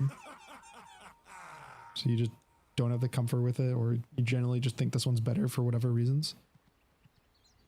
All other facets are looking pretty standard, I'd say. Changing to the guard, heavily nerfed, right? But still very strong. Still really good. I still think... I feel like I like the other Mars facet more recently than the Vision one. I just feel like the healing and the bonus damage you get for free feels really good. Because like this game, what is he really gonna stop the Vision of? I think the Dawnbreaker can still ult in with no Vision, if I'm not mistaken. I believe so as well. So it would just be to stop the Bane Nightmare from saving? Maybe stopping the rebound. There is that facet taken, I think, by the Marcy, right? This game where you move your allies. The double jump. Yeah, pick me up. Grab a guy with you. I hear what you're saying. I like the Vision. Vision's usually pretty good, but a lot of times, because this facet has been so popular for a while, supports will just carry an extra ward in the fights and drop it down if they need to. So there is like pretty solid counterplay at this level that we can expect to see. So yeah, maybe the other one would have been a little bit more interesting. Zayats, though, on the Magnus. One of my, agreed, favorite supports. He's like one of the best techies players in the world, isn't he, this guy? Yeah, he is. I feel like people have like gotten techies coaching from him, like pro players. And I think he's just really funny too. Like every time I've like interacted with him, he's always like laughing and having a good time. Anything come to mind? Did you interact with him at a TI perhaps or something like that? I think the most I like interacted with him or saw him was at like an ISF. It was like one of the like you play for your country tournaments. Mm-hmm. And so he was just with like his friends that he knew. It wasn't like a like whole like super serious like pro team kind of thing. So he was just laughing around, having a good time. Yeah, but even on vibes are camera, good. I feel like he's always. It looks like he's always like cracking jokes. Like I don't even know what's up with him. No, I mean there was the year on Secret, right, at Singapore, Yeah. where he was also just always in good spirits, it would appear. No, you're right. And then I've when I talk with Kips, you know, former coach of Fnatic, and oh, I forget the TI6 team. That was Fnatic. But she's also worked a lot with Zayat. Also has really good things to say, so it's always pretty cool. It's pretty cool. I'll say for my part, you know, having worked with the lads in Lima those years ago, my goodness. The Heroic guys, Schofields especially, that I've hung out with and whispered, very funny guys as well, I'll have to say. Bunch of good lads in Dota, really, when you think about it. There are a lot of nice guys. I'm a Yuma fan personally. Oh, yeah? Maybe I'm a little biased. Fair. Top lane. Zayats is No running the mana. wrong way, but he's going to end up dropping. Fairy Fire, just really making them work for it, but such is life against two ranged heroes as a position for melee. I think this lane is one they walked in to lose. For the most part, I feel like it's pretty rare, very recently, that Mars win their lane. It's like they go 50-50 and you're like, nice, I made it out of the lane stage. So Right. I think they could want the lane to go better, but it's still fine. Like for what the lane is right now, it's fine for I think that was PMA. the juice. I think he got saved by Schofield. I think he got pulled over. Pulled out of the Starbreaker hit. I'm not really sure. Because I know for sure we got the... Anything come to mind? Did you interact with him at a TI perhaps or something like that? I think the most I like interacted with him or saw him was at... Interesting. So slight miscommunication there between Schofield and Whisper. And mid lane was, what did we say? It was the second monkey mid of the tournament. So far so good, 21-4 to the 18-3, but the action's still down bottom, where there's going to be that EMP really helping out. Schofield getting jumped, but he's got the regen to keep himself alive, if just only for another few seconds. There's a tree chasing you. I definitely think Puck is actually doing fine mid for this matchup. Like, this matchup can go way worse, like in favor of the monkey, but I don't think it was like he has to destroy the lane on monkey. I think he's fine just like doing a slightly winning the lane, getting his own farm. As long as he has a good game and is able to make like one or two good rotations to a side lane, I think the monkey will be happy. I'm curious as to what he'll buy. This might be like a good Orchid game, but I could also just see him going, you know, the standard like Echo or Diffusal or even like a Manta Rush isn't the worst, just to kind of give him an ability to fight. Yeah, that's true, because the Mars is going to be your, more initiation and team fight, right? Morph's going to take a little while to come online. He might show up and fight and right-click a little bit with his Vlads, right? But you don't really expect more than that from him. As a position for melee. Then you've got this RP. Yeah, it feels like your initiation's fairly well taken care of. So if you can just be a frontliner that's a little tanky in case you get initiated on, I feel like you're pretty good, right? Like this Manta Orchid idea aren't bad. Because then that's going to force the Puck to adapt. Yeah, the Manta's good versus TA. It's decent versus like Bane, Puck. Like you can kind of just like dispel the random stuff that they throw at you. And even if he ended up getting enough space and farm, I feel like the Radiance Monkey build, like that old Thompson style build, it's really good versus all the right clickers, like versus the TA versus the Marcy. I think it might be a bit too greedy with Morph. So I just feel like the one worrisome thing about Monkey is making sure your first item or even 2 items are good. Because you can really mess up and buy like an awkward item that doesn't have impact, and then you always feel like you're behind an item. Yeah, that's true. Then very quickly you turn into a position 4 monkey running around and killing couriers, and that's about all you can offer. You don't want to really... It's not the kind of monkey you want to be. You want to be like Caesar, you know? Leading the legions of monkeys.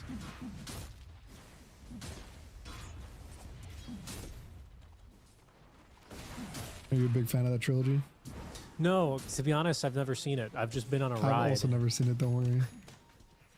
Okay, good. I was hoping you wouldn't try to get me into an in-depth conversation about it. Nope. I'm not that guy. Perfect. I am not that guy. I played too much Dota to watch a lot of movies. That's fair. That's fair. It's hard to do both at the same time, especially at that level, I imagine. Speaking of watching, I don't know if they're really watching these XP shrines, because Bane might just steal it. I think he's going to yoink it, really. He can't believe his luck. Here's Zayats yeah, with a he's nightmare. gonna sleep him off it. I don't think, he's going to have to turn himself around, and the true nightmare is going to begin as his team begins to ping him, I'm sure. Even like a Manta Rush isn't the worst, just to kind of give him an ability to... Well, that's very nice. That's a huge, it's a pretty big pickup, honestly. Second Wisdom Shrine there operational, as it looks like Whisper is going to evade a death at the hands of the Monkey King. Mid lane Analog doing some decent chip damage, honestly, to that tier 1 tower with the wagon. So Niku, away from the wave just for a while, will return with slightly less healthy tier 1. But he's cleared the wave. His stacks are being contested. Highly annoying. I don't think there's really pressure they can do, though. Like, yeah, he's good in the lane, but unless he gets an item specifically versus Puck, he's not really the catch. Like, he has 1 stun, and that's kind of it. Right. I mean, I guess, what's his role this game, right? Does he need to be the carry that scales? Does he need to be this guy who lays down the Wukongs and he's, like, unkillable in it? Or does he need to kind of play more of an anti-Puck game here? Or maybe an anti-Dawnbreaker game or something? Like, what's your read here? I would say his goal has to be, he has to kill heroes in an arena for the first 20 minutes. Okay. After that, I think as long as he just exists in the team fight and doesn't die first, he's fine. Uh-oh. King Jungles, sleepwalking the monkey back. Schofield joining the fray, throwing the Bane right on top of Nico as well, who's trying to get this ultimate off, but has no chance. 3 heroes there with the coil committed. Equal a very dead monkey. Nice job holding on to the spells there by Hero. Good spellcasting. And that is always the concern of Monkey. It's instead of being a 1v1 mid, you end up in a 3v1, and then you just die. I've seen so many monkeys like, I'm gonna counterpick this guy mid, and then 3 heroes show up, and you're like, oh, my bad guys, I'm dead, and then you die 2nd time. So instead he's gonna TP bot, try to look for Marcy. Okay. Kill goes to the Disruptor, but still the experience and a little bit of that assist gold. Alright, so he is going for Diffusal on Monkey. So that, I think it's fine. I think Diffusal is like one of the choices. I don't think it's good or bad. Gives him a bit of a slow. It won't deal with the Puck, really. But I think, to be honest, it's probably not his problem. Like, it's not his job to deal with the Puck at this point. It's like Disruptor 6, maybe a Magnus RP, maybe a Mars Spear.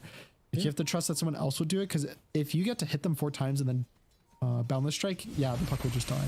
Sure. It's just based on your own team. You got PMA going for that Yules, you know, sometimes you see that Yules Spears. I mean, I've seen it catch pucks. I have.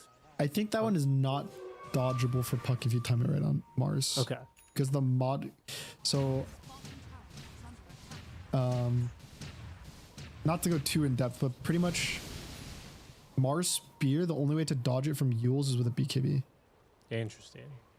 Because BKB always activates it has a higher frame priority than any other spell in the game. Right. See, this If is that why makes I knew I could get you into this.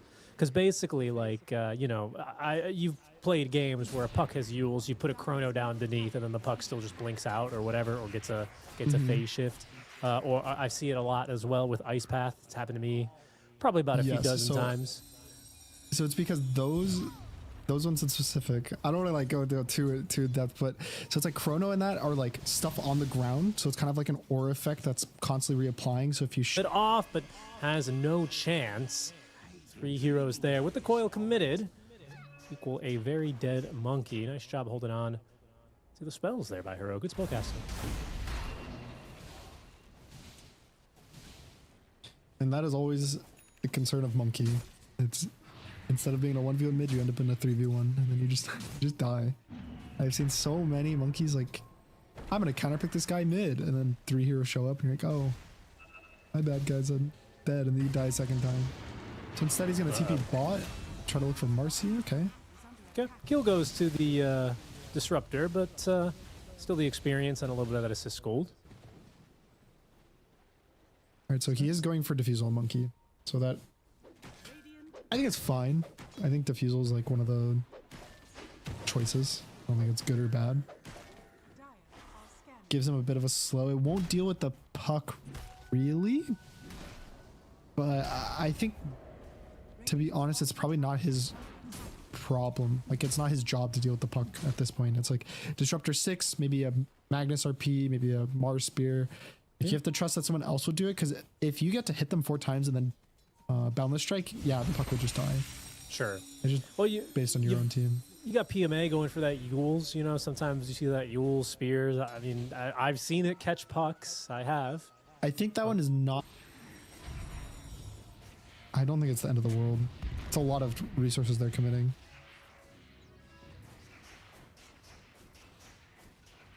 Yeah, and so it'll just go down. So a bit of an ejection here for Yuma, sharing it a little bit there as well. With the puck. That's it's going to be pretty nice. I mean, I think usually the biggest pain point about losing a stack is kind of, all right, well, that's like 30 to 45 seconds of time that a support could have done doing something else, right? Yeah. It's kind of like one of those, well, that sucks. I didn't get my XP kind of. For the cores, it's like, okay, a little bit water under the bridge. Better to not take a bad fight and force something when your cores aren't ready. Because, I mean, got the juice. Oh, man's farming. He's got the juice, dude. Don't worry. It's not like a casual thing for supports. I know. Oh, I know. Lelis used to get so mad anytime he would stack, and then whoever was supposed to take it wouldn't take it. But Mars is a projectile that latches onto your hero instantly while it's moving. So it's not like an on-ground effect, it's a projectile, which means it'll always like latch you. So you could say the same then for a Magnus who's skewering through you as you land? Correct. Awesome. Okay. That will be on the test, everyone. So make sure you're taking notes from Professor Gunnar. Thank you very much. But if you BKB, you can always BKB that stuff. Like, you can still BKB a Mars Spear because it has that frame priority. Well, that'll be something interesting to see here as far as being like, oh, let me hit 7 first on Sand King and not do it at level 6.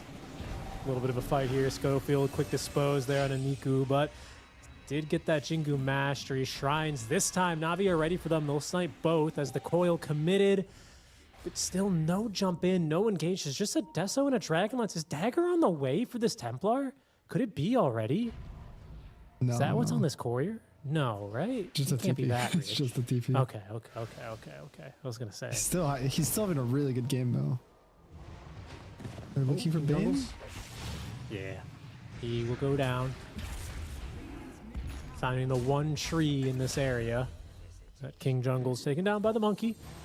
So a nice, kind of into early mid-game-ish transition period here for Navi, who did lose the 7-minute shrines, but they'll make sure they jostle in position and take the 14. It's been a fairly calm game here, hasn't it? Just 5 kills, 15 minutes in. But it's Heroic with a small net worth lead. 3K, 15 minutes in. Not that small, not that huge. Yeah. I'm a bit surprised that it is that much, to be honest, but it's 30 to 45 seconds of time that a support could have done doing something else, right? It's kind of like one of those, well, that sucks. It's just like he's not gonna. He didn't win his lane, which he's not supposed to. He's not in a great game. Yeah, Analog. He's going to be glimpsed back. They do have themselves the Yule Scepter Arena into the Spear, into the Wukongs as well. Whisper, he's going to jump on in. Doesn't really like what he has to see here, but that is the SA way, you know. It's the mental. Keep the mid laner in good spirits as Nico. He's in good spirits there, connecting onto 2. They actually throw him back in. King Jungles. Oh, they chopped down his tree on accident, I think, as well. But it doesn't matter. The team fight, it might be sloppy, but the outcome's just about perfect. Down from the Yules into the RP. Zayat's captured Yuma. Even the damn Centaur Conqueror getting involved here. Gunner, what is going on? It's a full team wipe at the end of the day in favor of Na'Vi. I think they should have just let the puck die. Like it's okay, guys. Syndrome. You know, they used everything. They used Mars Arena. They used Static Storm. Like, oh no. They had a 3K gold lead. We were just talking about how they have this sizable 3K gold lead. Like everything's looking really good for them. They're gonna hit their blink timing. They're gonna hit their double blinks. Honestly, Puck and TA would have had it in what, 2 minutes, both of them. So Whisper dies, and then they're like, guys, we can kill the Disruptor. He's so low. And then Schofield goes, no, King Jungles, there is no such thing as retreat. The tree gets cut. That was the Mars dummy, right? I think cut the tree.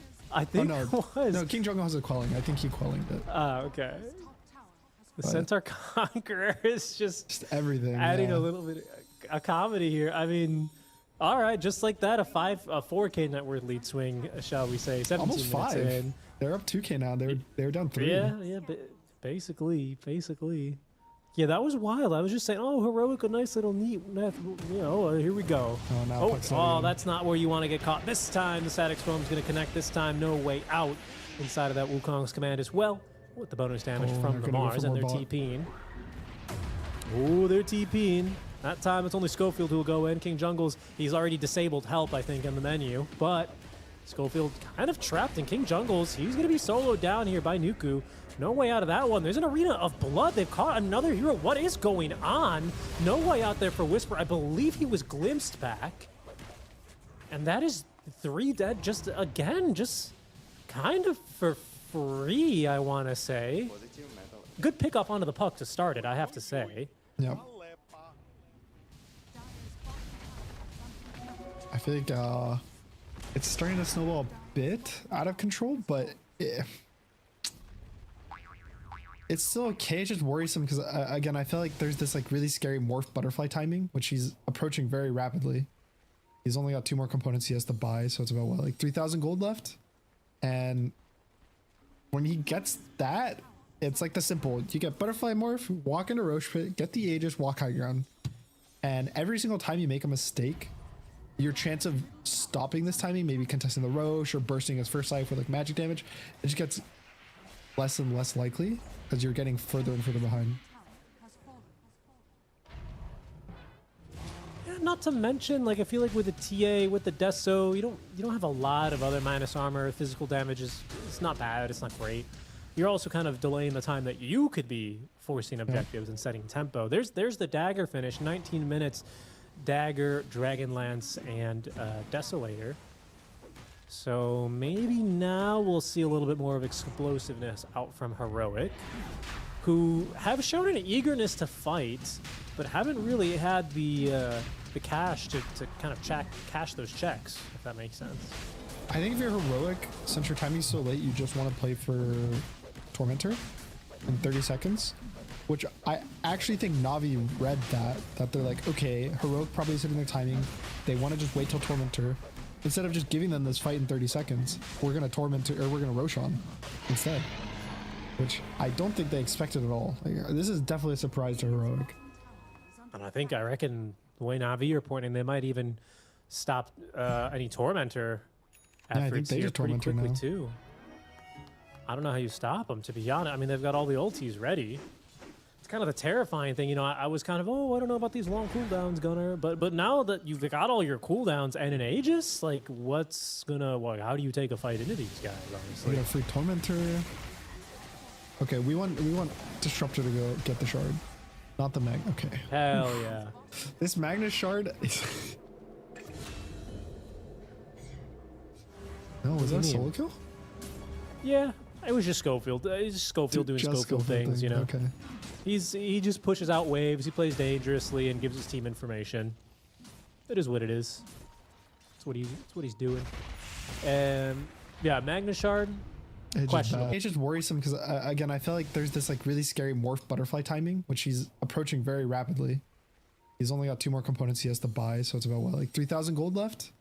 And when he gets that, it's like the simple. It's like so awkward to think like, oh, let me poke this guy through a tree or a cliff. He's got Essence Ring. They're going to try and fight this one here. Grip's going to be canceled there by a glimpse, but Yuma onto the backlines, sniping down the Disruptors, eating the Static Storm, though. That's going to put him in a little bit of trouble as Schofield this time doesn't actually pull him out. Not to mention, like, I feel like with the TA, with the rebound, but it's the Solar Guardian of Whisper that'll save his life. RP now only holding down Schofield, but he will die inside of the Wukong's command. Whisper, he will struggle to escape as well with his life intact. Niku, he's still big. No Aegis, that's actually on the Morphling here, who gets his hands on the King Jungles. Eventually, they'll take him down. Eventually. Hold on. He's got no money. You know. There he is. That's the triple kill. Forgot the juice. I say that though, Yuma still managing to get some decent fights here. Analog and Yuma 2v1 versus the Monkey King, but Niku in that Wukong's master. He's got to be careful again. Doesn't have the Aegis, but he's clicked the wrong one, I think. The Blink Dagger forward. Yuma, he's not going to win this duel. No, he is. The Meld Strike is there in time. There's another 1v1 going on, but it's Yuma who they've got vision on thanks to the Thunder Strike. An easy kill here. Forgot the juice, who runs him through there on that waveform. And in the end, I think behind, they did lose another hero, didn't they? Yeah, Disruptor died a second. Oh, Disruptor died. That's fine. That's collateral damage. Okay, I think all in all, that was a win for Heroic. They got, what, 5 kills? They killed Disruptor twice, and then they killed everyone else besides the Morph ones. So yeah, correct. I think that was probably the best, and they got their own Wisdom Shrine. I think that was legitimately the best case scenario. Obviously, you don't want your TA to die because you want her to get these items and survive in all these fights, but Puck lives. Puck gets some random solo kills here and there. Finish the Parasma. Here's another look at that kind of long, crazy fight. Yeah. I think the Disruptor getting picked off instantly and kind of wasting the Static Storm and then not also being able to turn it. I'm surprised TA lived here. I think if they were able to kill Yuma without him surviving, also just like not getting the RP on the Dawnbreaker or even just like anyone else. Yeah, it just was, catching everything Schofield. was so close. But good positioning there. I'm watching Yuma's position a lot in that fight. He kind of just manages to walk outside of the Wukongs, and then he's able to keep his distance and prevents himself from getting RP'd, which probably would have gotten him killed a lot earlier in that fight. Instead, it turns into this huge just scrap. Navi Jr., sorry, just regular Navi, pardon me. Still on a roll, though, still smoking, looking for fights. A minute left on this Aegis. There's going to be a Daedalus, perhaps by the next time we fight here for Heroic. Yuma having that one in the quick buy, just 700 gold needed. That is, if he can avoid a death here. They've seen the trap get placed, hiding around one of the trees. Yule Scepter, I don't think he's got a way out of... Oh, quick blink away. Got vision on him still. Yeah. There's the glimpse into the Static Storm. Yeah, all right. He doesn't have a way out of this one.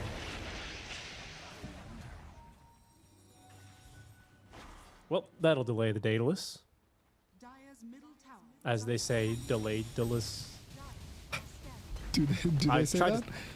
No, I tried to stop myself halfway through, but it was too powerful, the urge, you know? It's like Venom. It just kind of... Yeah. No, it's okay.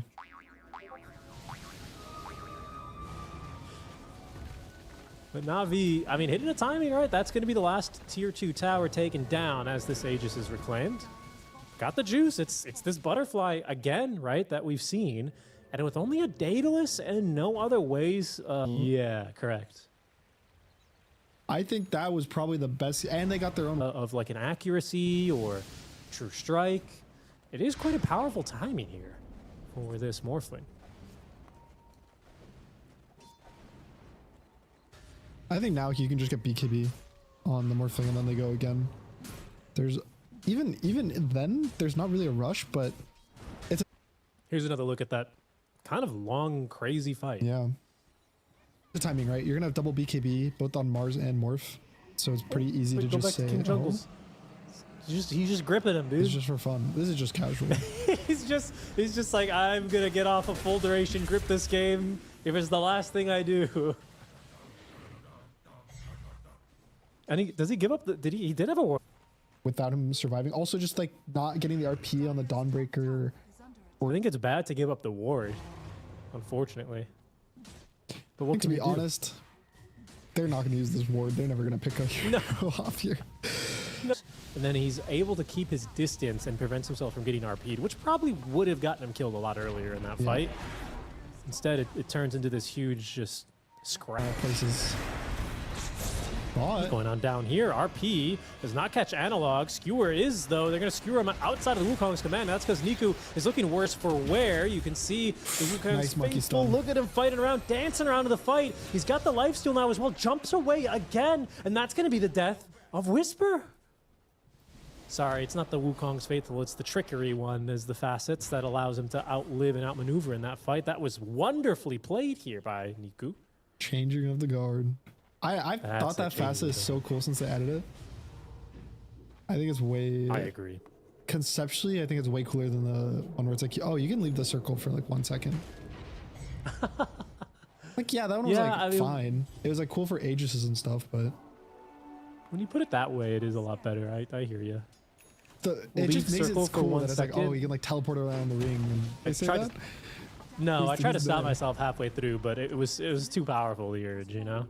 It's like Venom. It just kind of... Yeah. No, it's okay.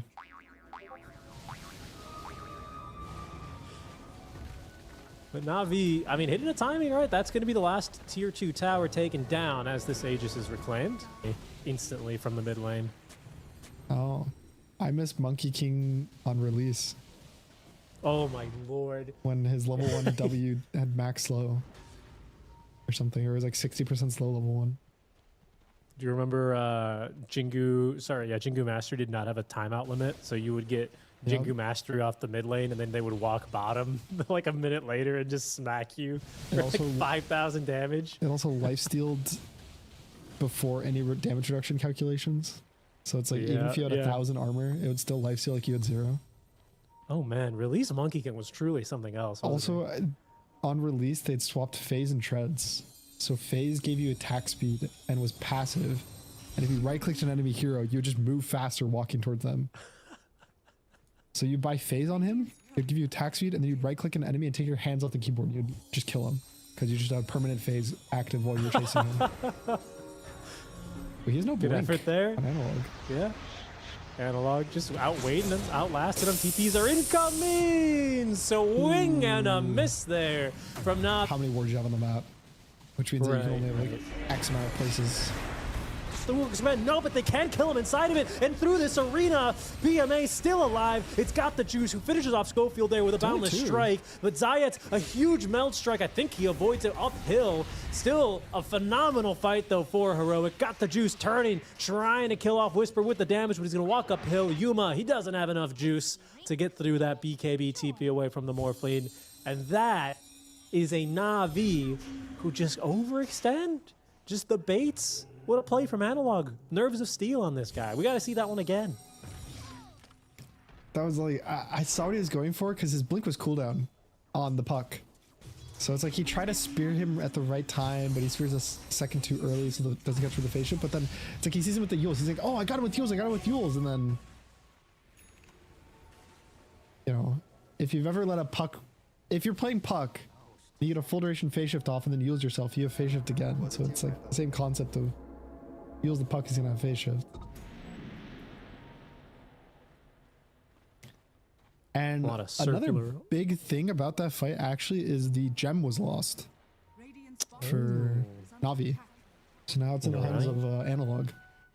And in like TA games, losing a gem really hurts because it was like you get all this map control now because you have the gem. You could deward all the traps, but now that you don't have it, it's like now the map's slightly darker. BKB fight there, that one for Schofield as well. That was a decent reveal. So he's, you know, he's not huge, but he's starting to get big. Going for another Yule Scepter here. Just some additional utility. I wonder what the idea of that one is. Maybe like an eventual Wind Waker. Is he going to try and rebound in and then Yule's like a Magnus or a Mars or something before the BKB? This ward is not going to actually get dewarded, but by the way, like you said. The Bane one? The full duration grip ward. Someone literally they literally pinged it. Yeah. I think it was Zayats. And he pinged the ward. He's like, this cliff is warded. And then they're like, we don't care, Zayats. It's okay. They can have one ward. This is the Roar of Roshan. Heroic, they'll take that as a cue to smoke up. They're moving in from that mid-tier 1 area. Schofield, he'll TP in first as... I'm not sure if he's quite seen the Monkey King yet. I think he's still in that smoke, but Aegis down. There's a Daedalus now on Got the Juice, so he's real big. Yuma is going to get skewered back into a world of pain before he's speared on back, disrupted, and then finally simply blinks away. That was a lot to go backwards. King Jungles. He's going to be just in the wrong place in the wrong time there, honestly. And down he goes.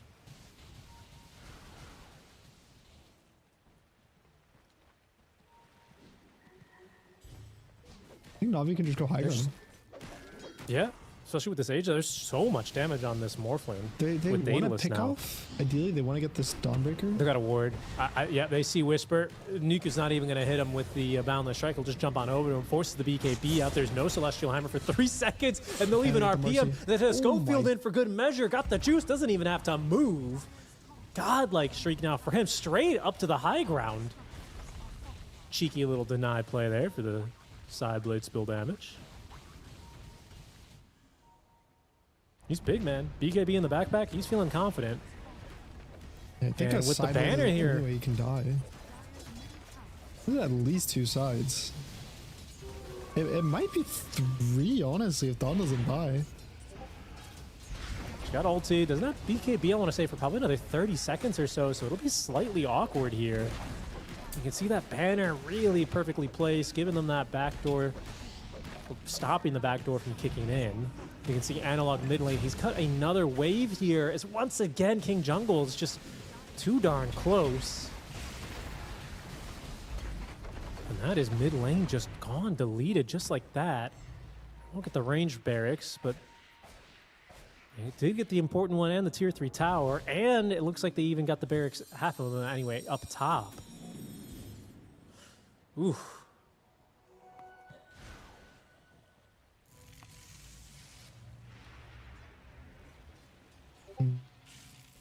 Now, Heroic, I mean, they're still facing this Morphling with an Aegis for just under 3 minutes. Yeah, I mean, I think they can just go. Na'Vi can...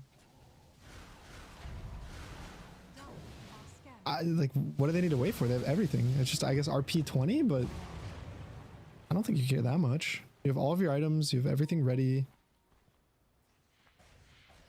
Yeah, I have Scotty for Niku as well to make sure people can't just walk outside. It's such a great item versus TAs. And Pucks even, honestly, if you land one hit. Super oppressive item. Satanic now. He's so big.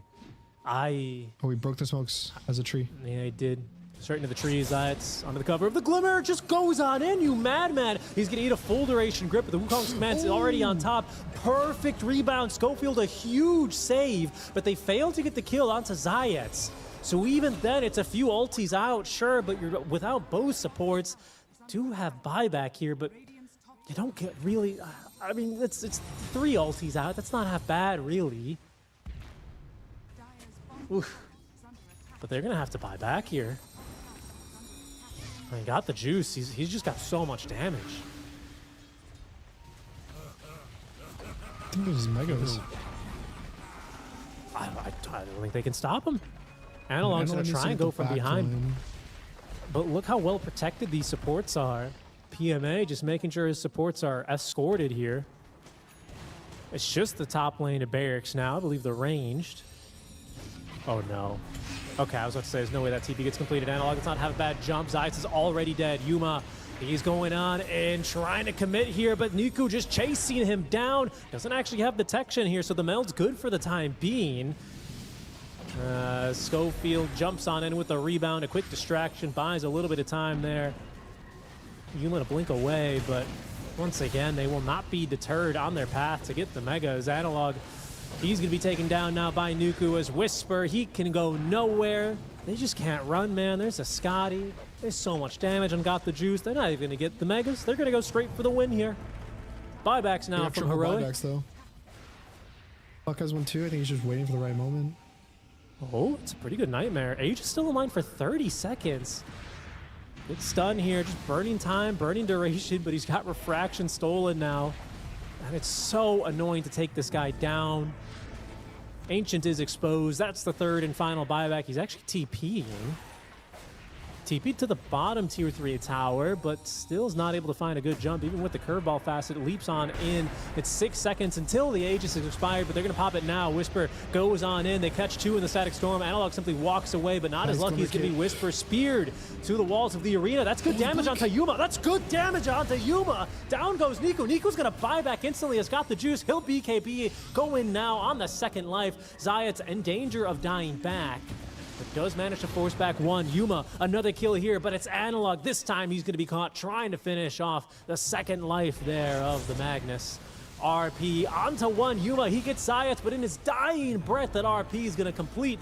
That's got to be the last buyback I reckon Heroic have. Megas have been now taken by that massive creep wave.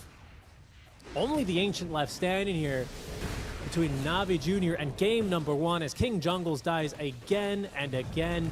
That is it. He's going to buy back, but they won't be able to do anything about it. They're just simply too big. GG's drop.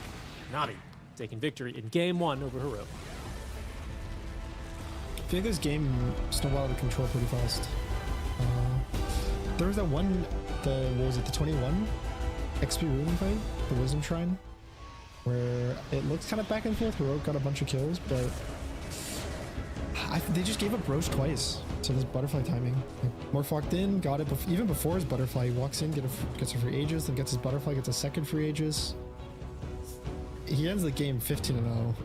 I don't know what more you could ever ask from your carry. That's true. No, I mean, just a super solid game as well. And I like this, like, Navi, they didn't, like, panic, right? Like, some of their stacks got stolen. They're like, whatever, right? Like, we're playing our game. We can kind of do our thing. They show up to fight. They had some good jumps. Heroic with, like, gems. Like, there were moments where they did really shine in this game, but it didn't really feel like they were able to do so consistently or string it together on their timings as well as Navi did here. Yeah.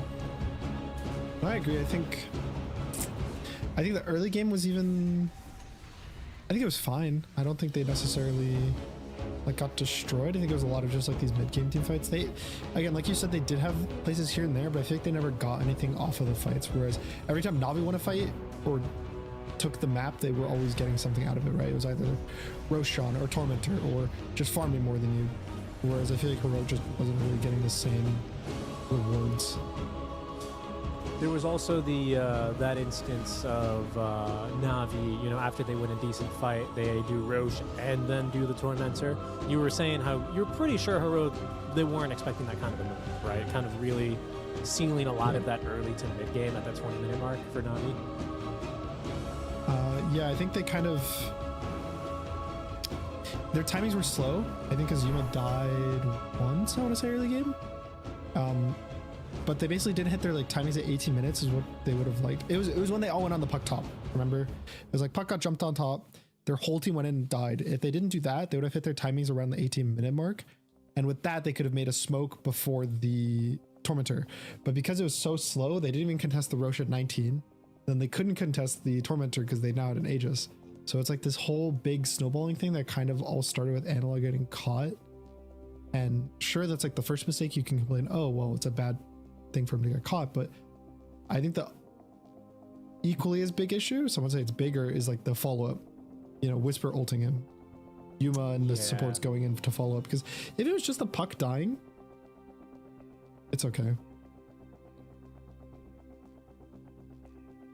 Right, because then it's like you can use that space somewhere else on the map. Like pucks, it takes time to kill normally, right? So go farm onto the map, go push a lane, go get some intel, go plant a ward, stack a camp. But it's like they all just kind of run in one by one, and then it kind of just sets up Na'Vi beautifully for that early game. Got the juice, standout player on this Morphling, like you said. Hard to ask any more of your carry player, right? Just super solid, super consistent. Got through the lanes as Morphling do, and played very well. I don't know. Anything to add? I think for me, this PMA Mars was fairly consistent too.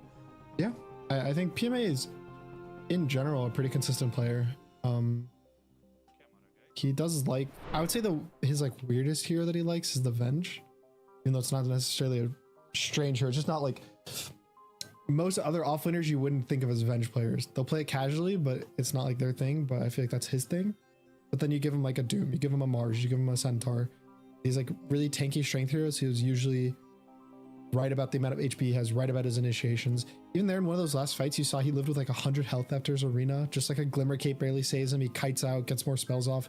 I think stuff like that is what he really excels at as a player. Yeah, being able to kind of jump in and weave in and out of fights.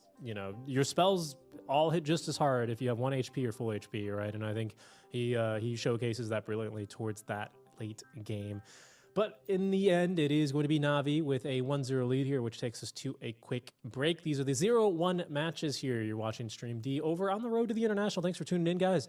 Gunnar and I will be back in about 5 to 10 minutes with game number 2 of Na'Vi versus Heroic. We'll catch you soon. I'm here with Riddies from Na'Vi. Riddies, it's my honor to say welcome to your very first International. How does it feel? Thank you. It's a miracle. It's a dream. Yeah. So we are happy to be here, everybody. Excellent. Of course, you're a very young team, but you yourself, how long have you been watching Dota and watching the International for? Well, I remember the first TI I watched, like whole tournament. It was TI 7 when Liquid won. I remember I was like watching it in my living room, and I saw this moment with Miracle, highlight when he's on Juggernaut. Yeah, I remember this for my whole life. Absolutely, yeah. Did you think that like, oh yeah, I want to be on that stage. I'm going to make it to that stage. Well, yeah. After TI 7 final, I thought it would be cool if I was lucky to manage to get here. Right. So, at what point did you start to make like TI sort of your ambition, your goal? I don't know. Like I was always just playing Dota, and then at some point I achieved 1K Immortal rank. And I thought maybe I could try to become a pro. I was very young when I achieved first 1000 rank. So I decided until 20 years old I will try my best. And if I manage to become a pro player, it would be super cool. If not, I will go study to university and have a normal life. What are the advantages, do you think, to being a younger team? It's just easier for us to play much more games. We have more hunger. Because when you have no achievements, no money, you want to win everything and try as hard as you can, spend as much time as you have on Dota. I think that's the biggest advantage. As a team, how much have you spoken about the mental aspects about playing at the International, the pressure and everything that comes with that? For me, I know since last few events, I never had the pressure on the games. Maybe later in playoff, because we never played in front of the crowd. So you joined Na'Vi 2 years ago, Na'Vi Junior back then. 3 of that roster are still together in the current Na'Vi. How different has the team changed and how have you all changed? Yeah, I don't know, everything changed to be honest, because when I got to Na'Vi Junior, I was 16, now I'm almost 20. It's crazy to think about, but yeah. We all grew up, obviously, and we grew up together. We had to change roster because the latest change when we kicked the Ace, I think we just needed this push because he's one of my best friends, but still sometimes you need to go further. And Zayas was the person who changed this team. Thankfully to him, we managed to get to this tier 1 level, and we're super grateful to him. What kind of things did he change? What were the biggest lessons he brought to the team? First of all, he brought discipline to our team.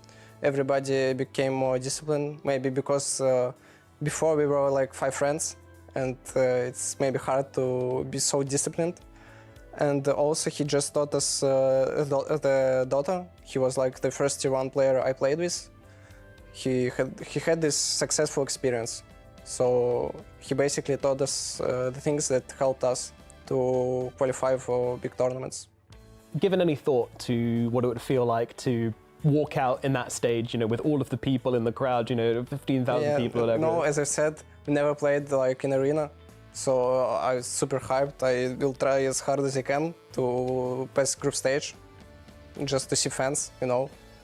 So yeah. I'm sure there's a lot of them out there as well. Do you have anything to say to all the Navi fans who have been cheering you guys on, especially the ones who have been there since the beginning and been watching your career? Well, what can I say? You know, guys, Navi struggled a lot recent years. No, not much tier 1 tournaments, but we will try our best. We are a young team, and it's always nice to see all your support. We are just grateful and keep supporting us. Reddies, thank you so much for coming and talk to me, and best of luck and have fun at this international. Thank you.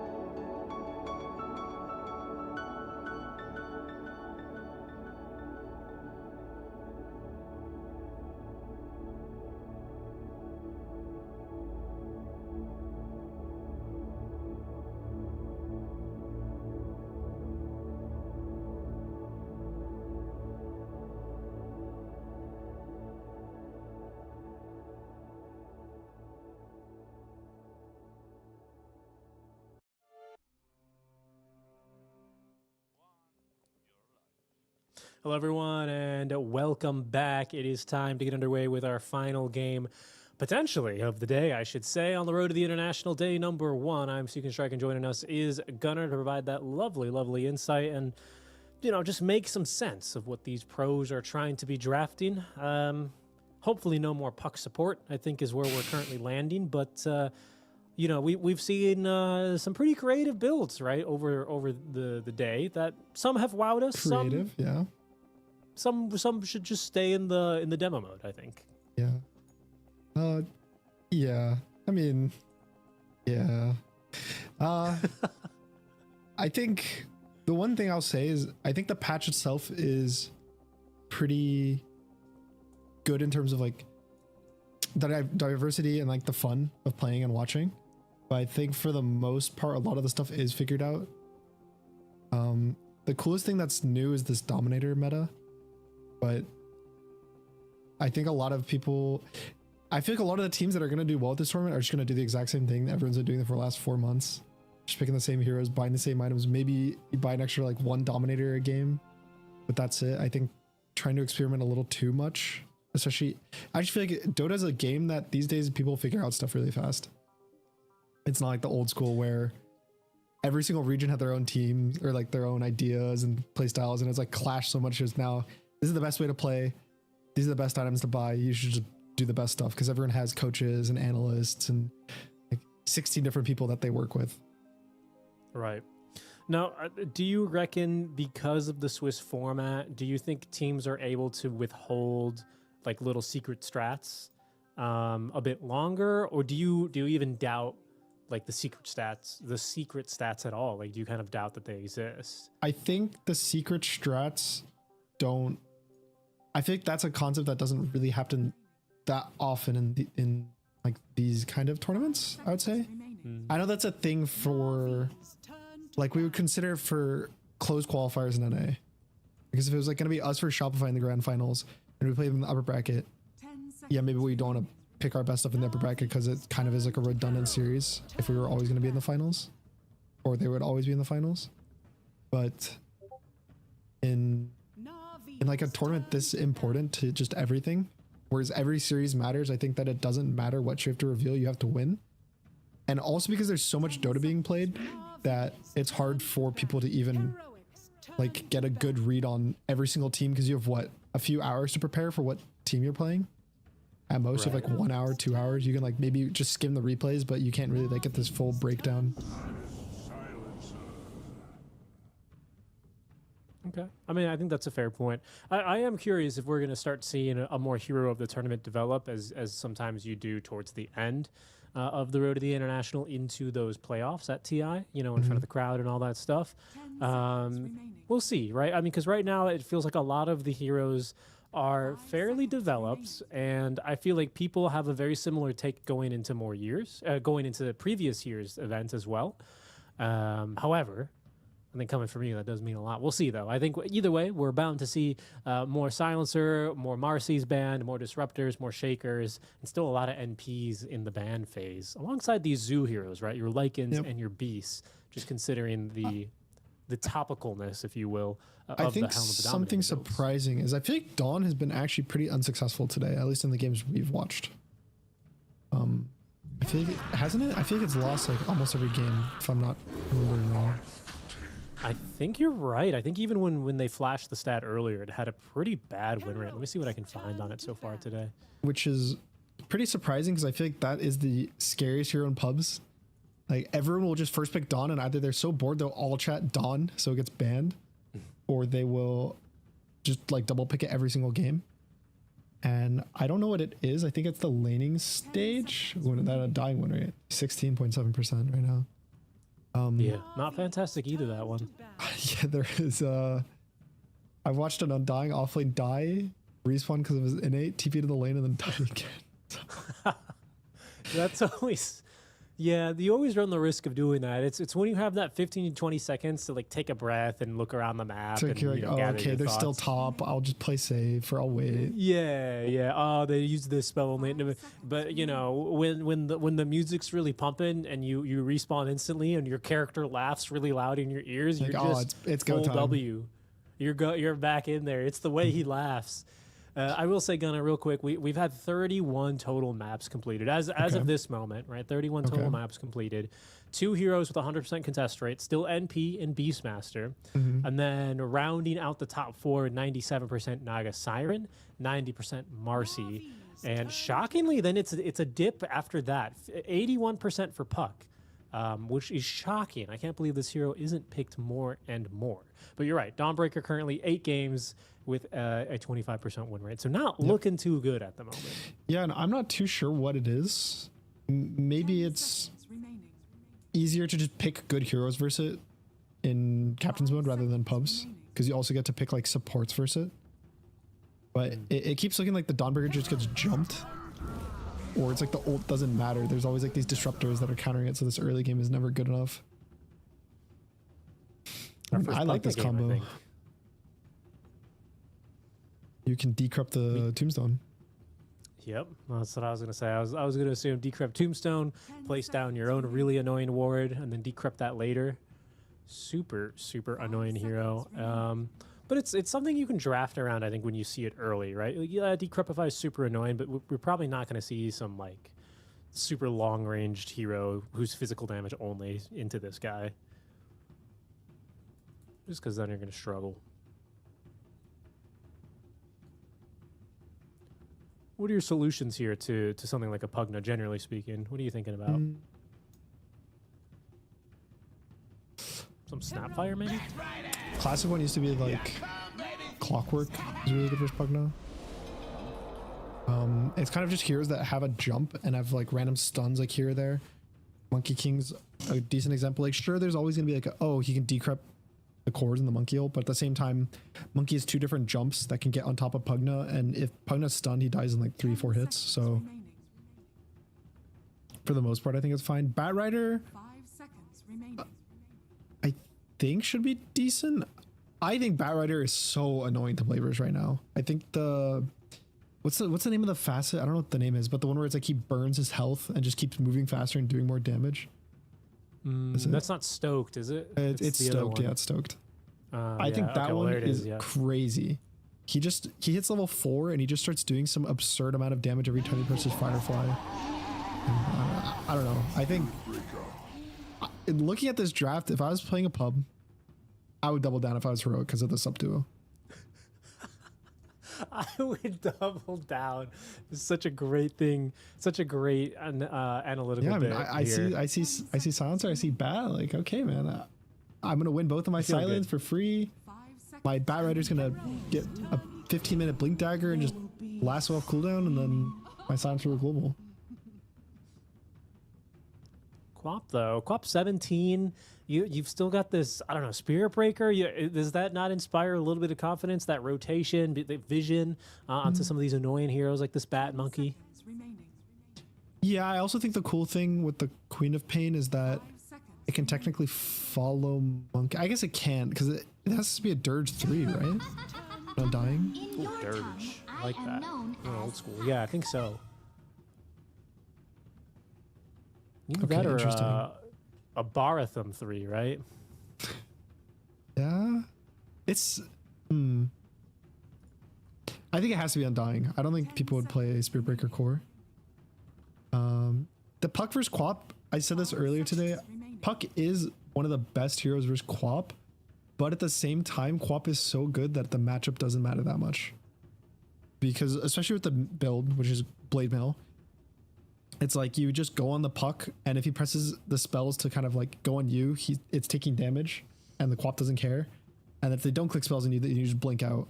And also even the 044 build, where you max like Blink and Scream, is a completely valid way to play, so you don't need to go this dagger that gets dodged by the Puck all the time.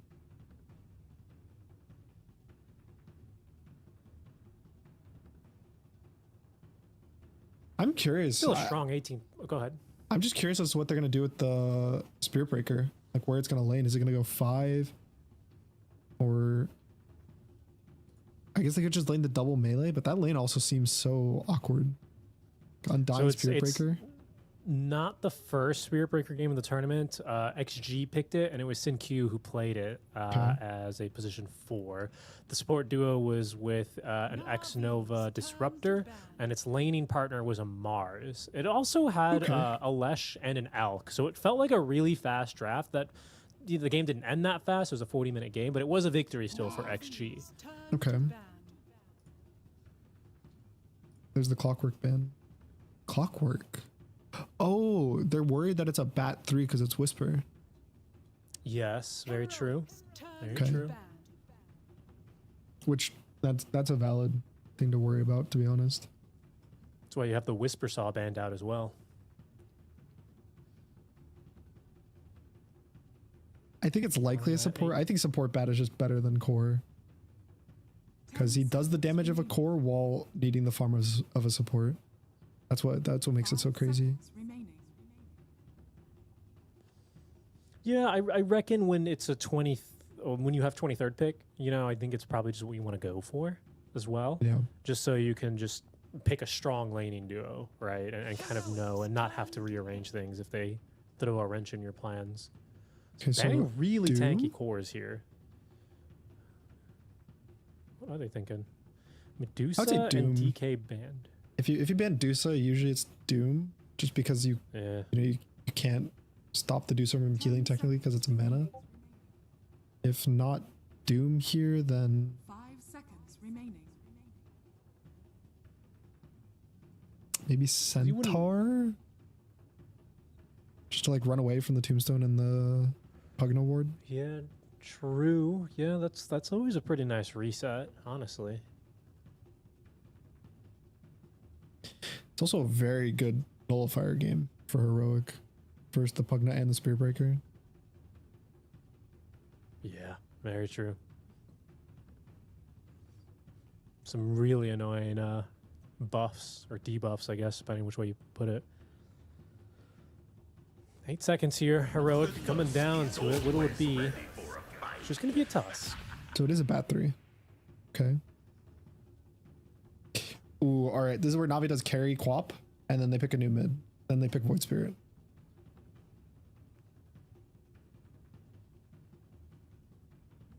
That one was quick off the hip. Void Spirit, huh? Yeah. You pick Void, you go Mage Slayer Manta or Vessel Manta. Just, you know, you can go Ags then Manta, something like that. Yeah, honestly. Okay, you've kind of won me over with that. I'm wondering now what Navi are discussing. It's just good because you get the Quap versus the Bat matchup, which is already a very good laning matchup. It also allows your Quap to max Dagger and put like at least 3 points in it because now he's no longer laning versus a Puck, which is, I would say, like the ideal Queen of Pain build this patch is like having max Dagger plus like Blade Mail or something and just like right clicking heroes while they're slowed and they can't trade back. And then it also enables you to pick a mid that is good versus Puck and kind of provides this like go in tanky hero. Because sure, you have Undying, which is this walk in tanky hero, but it's not a go in. Oh no, they picked Morphling. Okay. Nope. Just Morphling for them then. Another strong Morphling. I mean, he played a phenomenal Morphling game. Is just get him going again. Offlane though. It is. That means it's this is an Undying mid. Yep. Have you been seeing a lot of that? One of the teams was playing it earlier today. I forget which stream I was on, but I definitely did see a Undying mid earlier.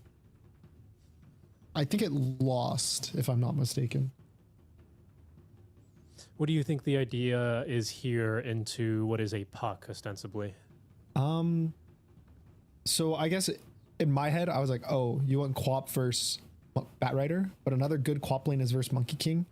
So I think it's not really you're dodging the Quap Puck, you're putting the Queen of Pain into the Monkey King's lane, is essentially the way I see it.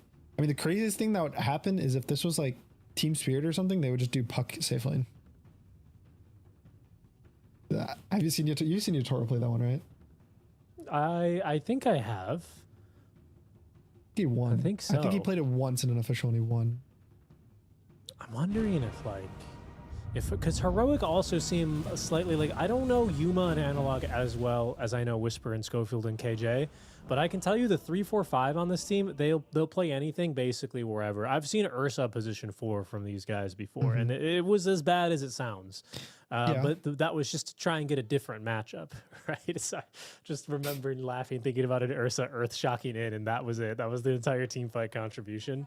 But I'm eager to see if we're going to see any adjustments. I kind of don't think so here as we get underway with game number 2. I think it's likely the puck will just go mid, and mid should be fine. I don't think Undying is...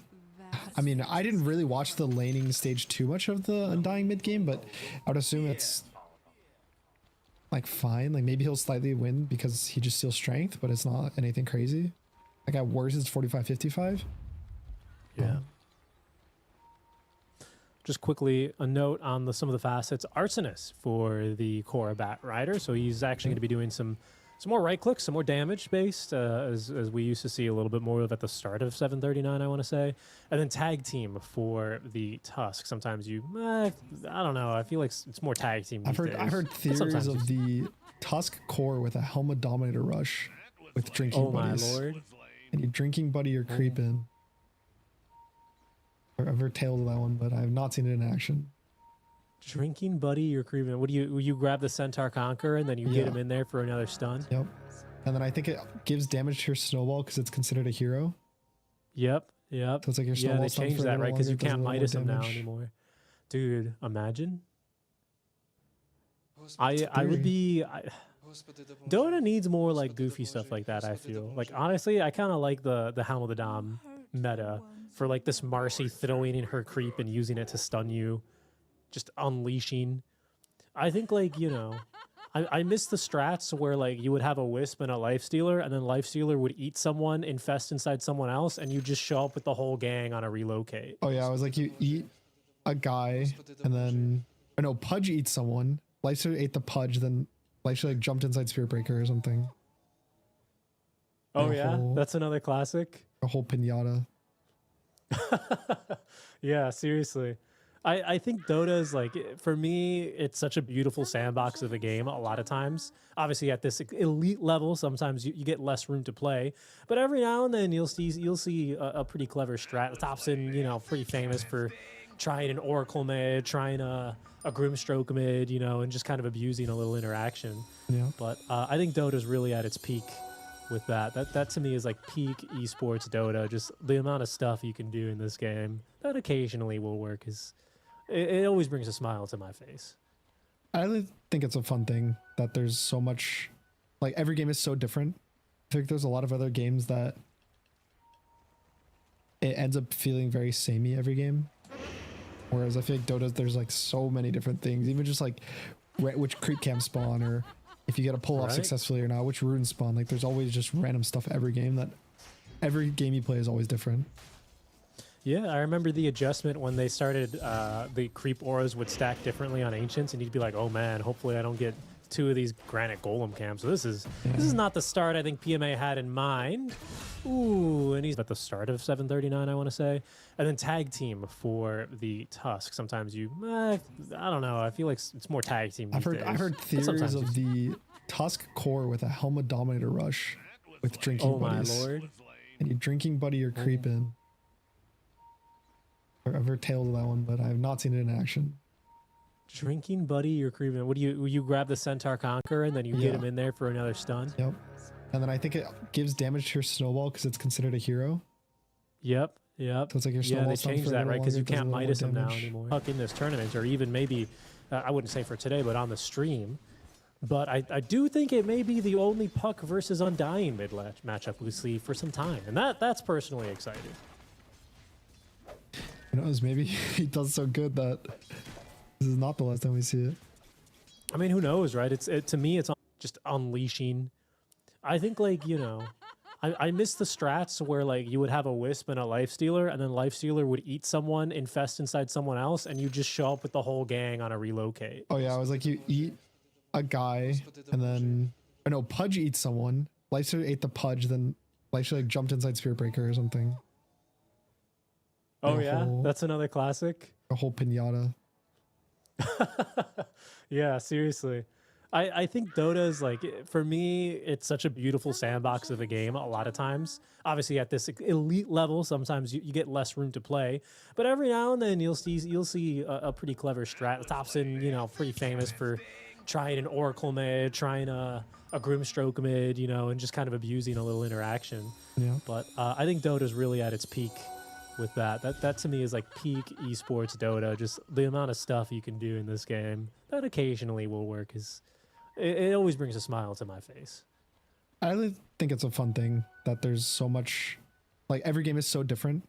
I think there's a lot of other games that it ends up feeling very samey every game. Whereas I feel like Dota, there's like so many different things, even just like which creep cam spawn, or if you get a pull off successfully or not, which rune spawn. Like there's always just random stuff every game that every game you play is always different. Yeah, I remember the adjustment when they started, the creep auras would stack differently on Ancients, and you'd be like, oh man, hopefully I don't get 2 of these at the early death. The early brown boots for Yuma make him a bit of a constant threat against the Queen of Pain especially. Like one bad blink and you just get walked down. Mid lane as well, Analog is starting to... He's getting bullied away from these creeps very effectively. Out of 21-7 to the 10-0. I didn't... Listen, I suspected Niku would have pretty good control over the mid wave, generally speaking. I didn't think it would be this heavy-handed. I mean, I'm surprised too. I think... I mean, obviously Undying's just a really strong laner. Like, that's why he's consistently one of the better position 5s, but... It is definitely surprising to just see this guy like pull up and just win. And I don't know what skill build or items he's gonna go. I know in the past there was some like Echo, Orchid, Blink, Harpoon kind of thing. Yep. And like with the rotting mitts, which he's got, by the way. He's got rotting mitts. Even went for a bottle. I wasn't necessarily expecting the bottle, but it makes a lot of sense just so you can continue spamming out. Spam, yeah. And you get a point. Because also technically the decay is now a heal, not what it used to be. When it expires, you still keep the... I see. Yeah, it didn't always used to work like that, which felt less value, because then it felt like if you decayed someone a bunch and you didn't kill them, they would just eat a tango and get a disproportionate amount of health. Yeah. But at least now you also get the benefit of that. Yeah, I mean, that's seriously quite elite. I mean, can you even gank an Undying? I guess for me, the biggest question is it's like, all right, what's stopping this more from having kind of an out-of-control game again, though? You know? I mean, realistically, nothing. I think his laning stage should be decent. I think this lane will be a bit harder than the last, but it's not going to be hard in the sense he won't farm. It just might be he won't win as hard as he did last time.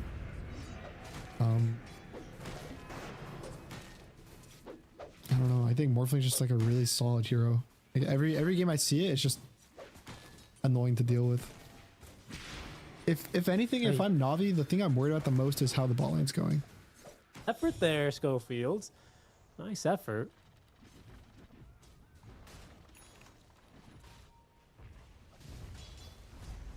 Yeah, really, like, I'm actually like really scared of how you're going to deal with this Undying eventually. Because at some point you will have this Undying frontlining, and then as soon as... Oh, quick deny there by Yuma. As soon as there's like a I don't even know if he had to deny him. He was like 40% health or something. Or not 40, but he was like 20% health. Sure and then Yuma just had to... Jingoose was like, okay, I'll full heal you. I'm full. Yeah, I got you, boss. No worries. I've got healing for you right here. It's like that clip of a Earthshaker buying back to enchant totem and deny his friend in Fountain. That's I'm sure he wanted to die. Come back with full HP, full mana on Silencer. Just continue throwing more spells. Yeah, I'm sure he definitely wanted you to kill him. He was really pleased. He's super happy about that. Thanks so much. You're my greatest friend in the world. There he is. King Jungles. He's right back in action. Not even to worry about it in a minute. But what I'm getting at, though, is it's like, I think Navi are going to hit this timing where they simply just run at you. And it strikes me as a little bit of an early game timing until that Morphling's alive. PMA. He's going to have some support here, anticipating the 7-minute Wisdom Shrine steal. Schofield, he'll lose his life to this. Yeah, I think between the Queen of Pain and the Undying, they definitely have just strong spells they can click. Okay, oof, I was scared for Ally for a second, but he's a shield room.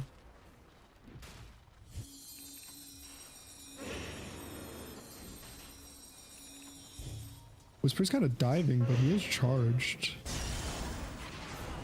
Oh, lasso now. Whisper. Got vision onto him. Decrep as well to stop those auto attacks from coming out of Whisper. That charge now still reaching here. And with Yuma coming through the gate, a TP canceled. That charge, it's going to be a big one. Connects on the 3, but King Jungle's through that twin gate. Will be able to assist Whisper and making it a double kill. Zayat's trying to TP away. They might just have the damage. No, not quite. But a bit of a loss there for Na'Vi as that dive just ends up working out for them. I mean, I'm surprised that... Look at this guy. He wants to die. That could not have been any closer to the Morphling getting XP on that kill.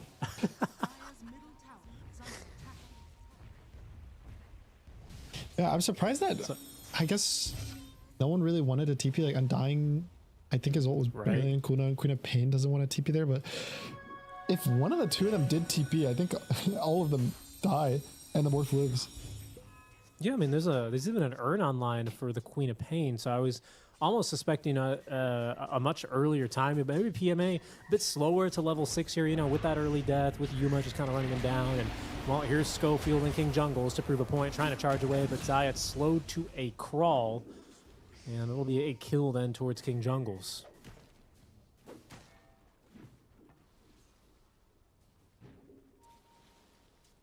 Radiant's middle tower is under attack. I would say so far for the lane, the Undying, I don't know if you can call it an experiment, but the Undying mid is working. But then it's going to be this question. Okay, so he's going to go Blink Dagger after the Soul Ring and the bottle. So just getting on top of heroes, rotting mitts, tombstone deep in enemy lines, and just being a big lunkering hunk of zombie. I think it's interesting. I guess so. If he ults and then he blinks on Monkey or Bat or the supports, they just die. Right. The concern is, for me, is going to be the Puck. Like, I don't really see what Navi's going to do versus the Puck, but it's hard to say. It's a good point. I don't know. I think it's really interesting. It's a draft where really there's like kind of one quote unquote free hero on both sides. Schofield here in trouble. You get the chance to snowball as he dies to the Nether Ward. Carefully here now, increasing that magic damage with the Decrepify, in a lot of trouble and just burned to a crisp. A huge Sonic Wave is going to connect on a 3. Whisper gets the kill credit there, actually, on a Niku as well. But he's alive. He's back. You're right. And he's got an amplified damage. He's ready to fight. He's never felt better. Gonna try then on the Pugna. Bit of a heal there out on the Soul Rip. He's still alive for now. Doesn't actually have Life Drain, though. So couldn't tap himself up even more. Try and turn for a kill. He will still die. A few ultis tossed in there, not half bad. Do you just keep sieging now because of the Ceaseless Dirge? Probably not. And the Morph lives. Yeah, I mean, there's even an urn online for the Queen of Pain. So oh. Global. They have caught this Morphling here. Didn't get the chance to pop the attribute shift, but it wasn't going to be enough burst damage anyway out from Yuma. A bit of a hopeful kill there onto the Morphling. Got a charge coming his way. I don't know if they can really do anything. Yeah, I was going to say. But that's Echo Saber first item then for Monkey.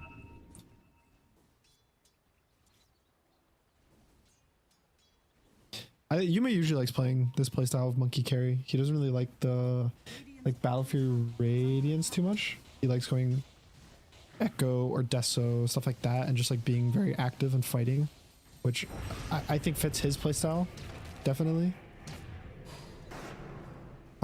He's definitely more of like a fighting type of carry than like a full AFK farming carry.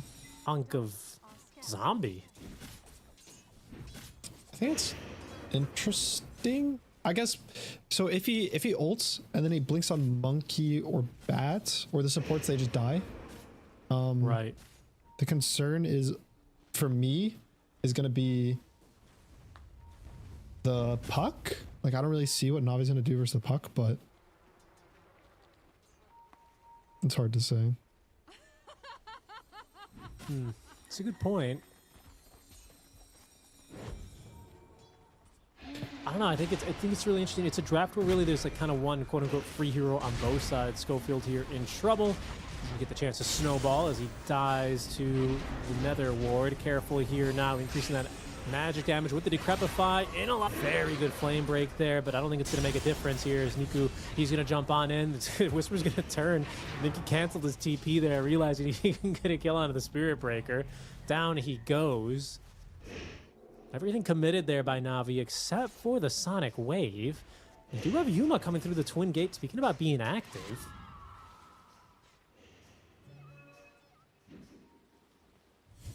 He's going to go back.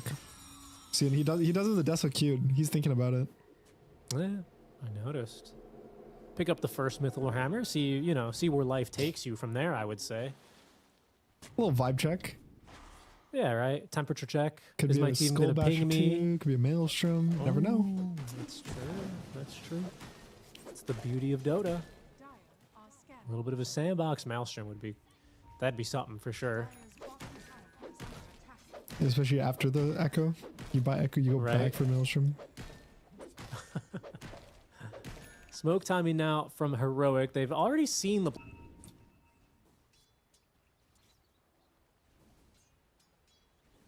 Yuma usually likes playing this playstyle of Monkey Carry. He doesn't really like the Battlefield. Not Tombstone either.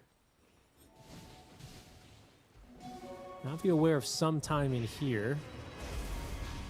As the jump's actually going to be mid.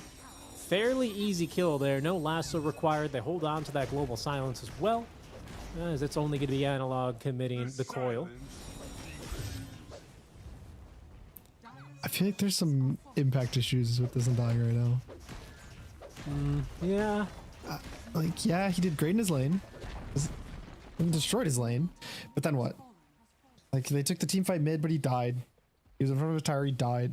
I think surprisingly, the Batrider seems really good. That is like so much damage because out of this here, it doesn't matter how tanky you are on Undying if you can't deal with the Batrider. I can't help but feel like Na'Vi, they can siege a little bit more effectively, though. Like, I thought they were going to play this Undying more like a frontliner. They were going to be nether blasting these towers with strong counter initiation, the Quap waiting behind, the more farming in the area. And then you can kind of turn a fight from there. I guess that's a little risky into a Blink Bat, though, right? Because you can get positioned poorly. Yeah. Snowball save. Yeah, I guess it's not that easy. I mean, Riddies is trying. He wants this tower, and by God, he'll get it. It'll be the last thing he does on this life. But he will get that tower.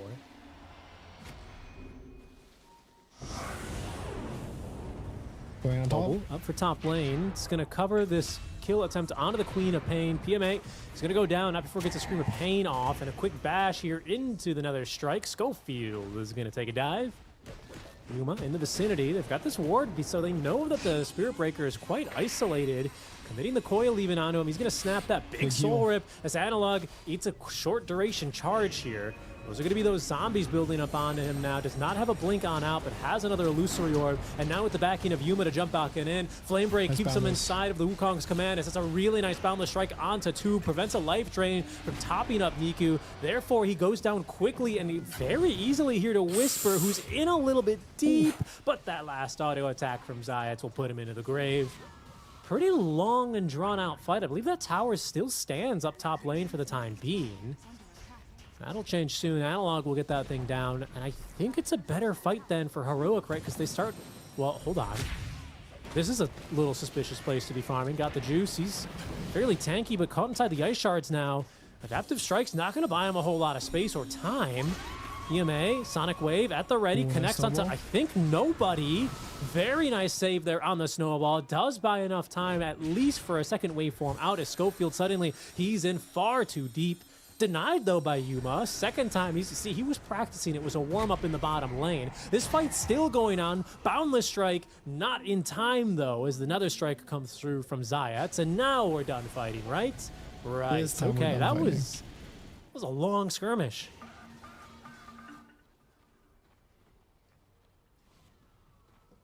I think...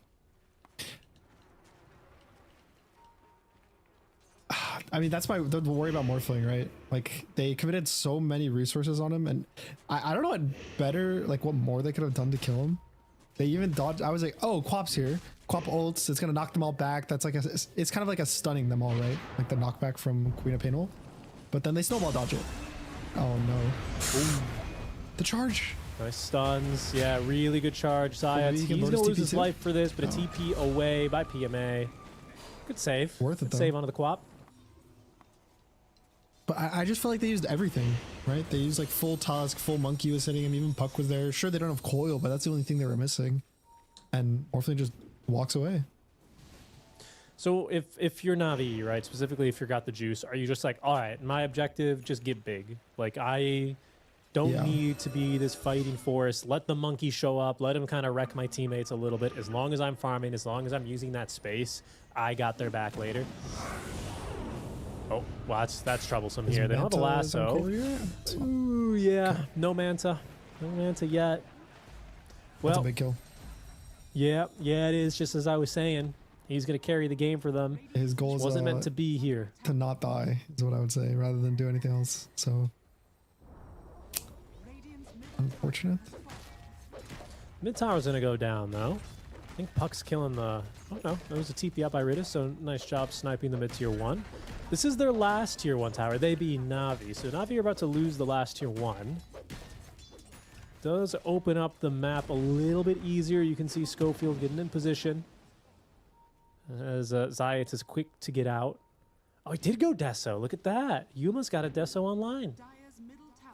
It's a lot of damage when Monkey hits his timing. I think Pugno dies one shot to a Jingu boundless strike. Yeah, probably. It's definitely good. It's just you have a lot on your shoulders when you go this build, because you go too far in. You don't have your BKB for like 3,000, 4,000 gold, and you just die. Right. Like if he gets charged, oh no, not the tree cut. Schofield. He's gonna get stunned, bashed again. Got the juice going on in, taking a lot of damage from that last word. Ooh, another strike just in time. Schofield. Unlucky there on the TP timing.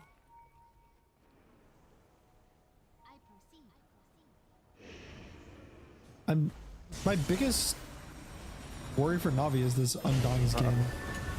Uh-oh, life drain.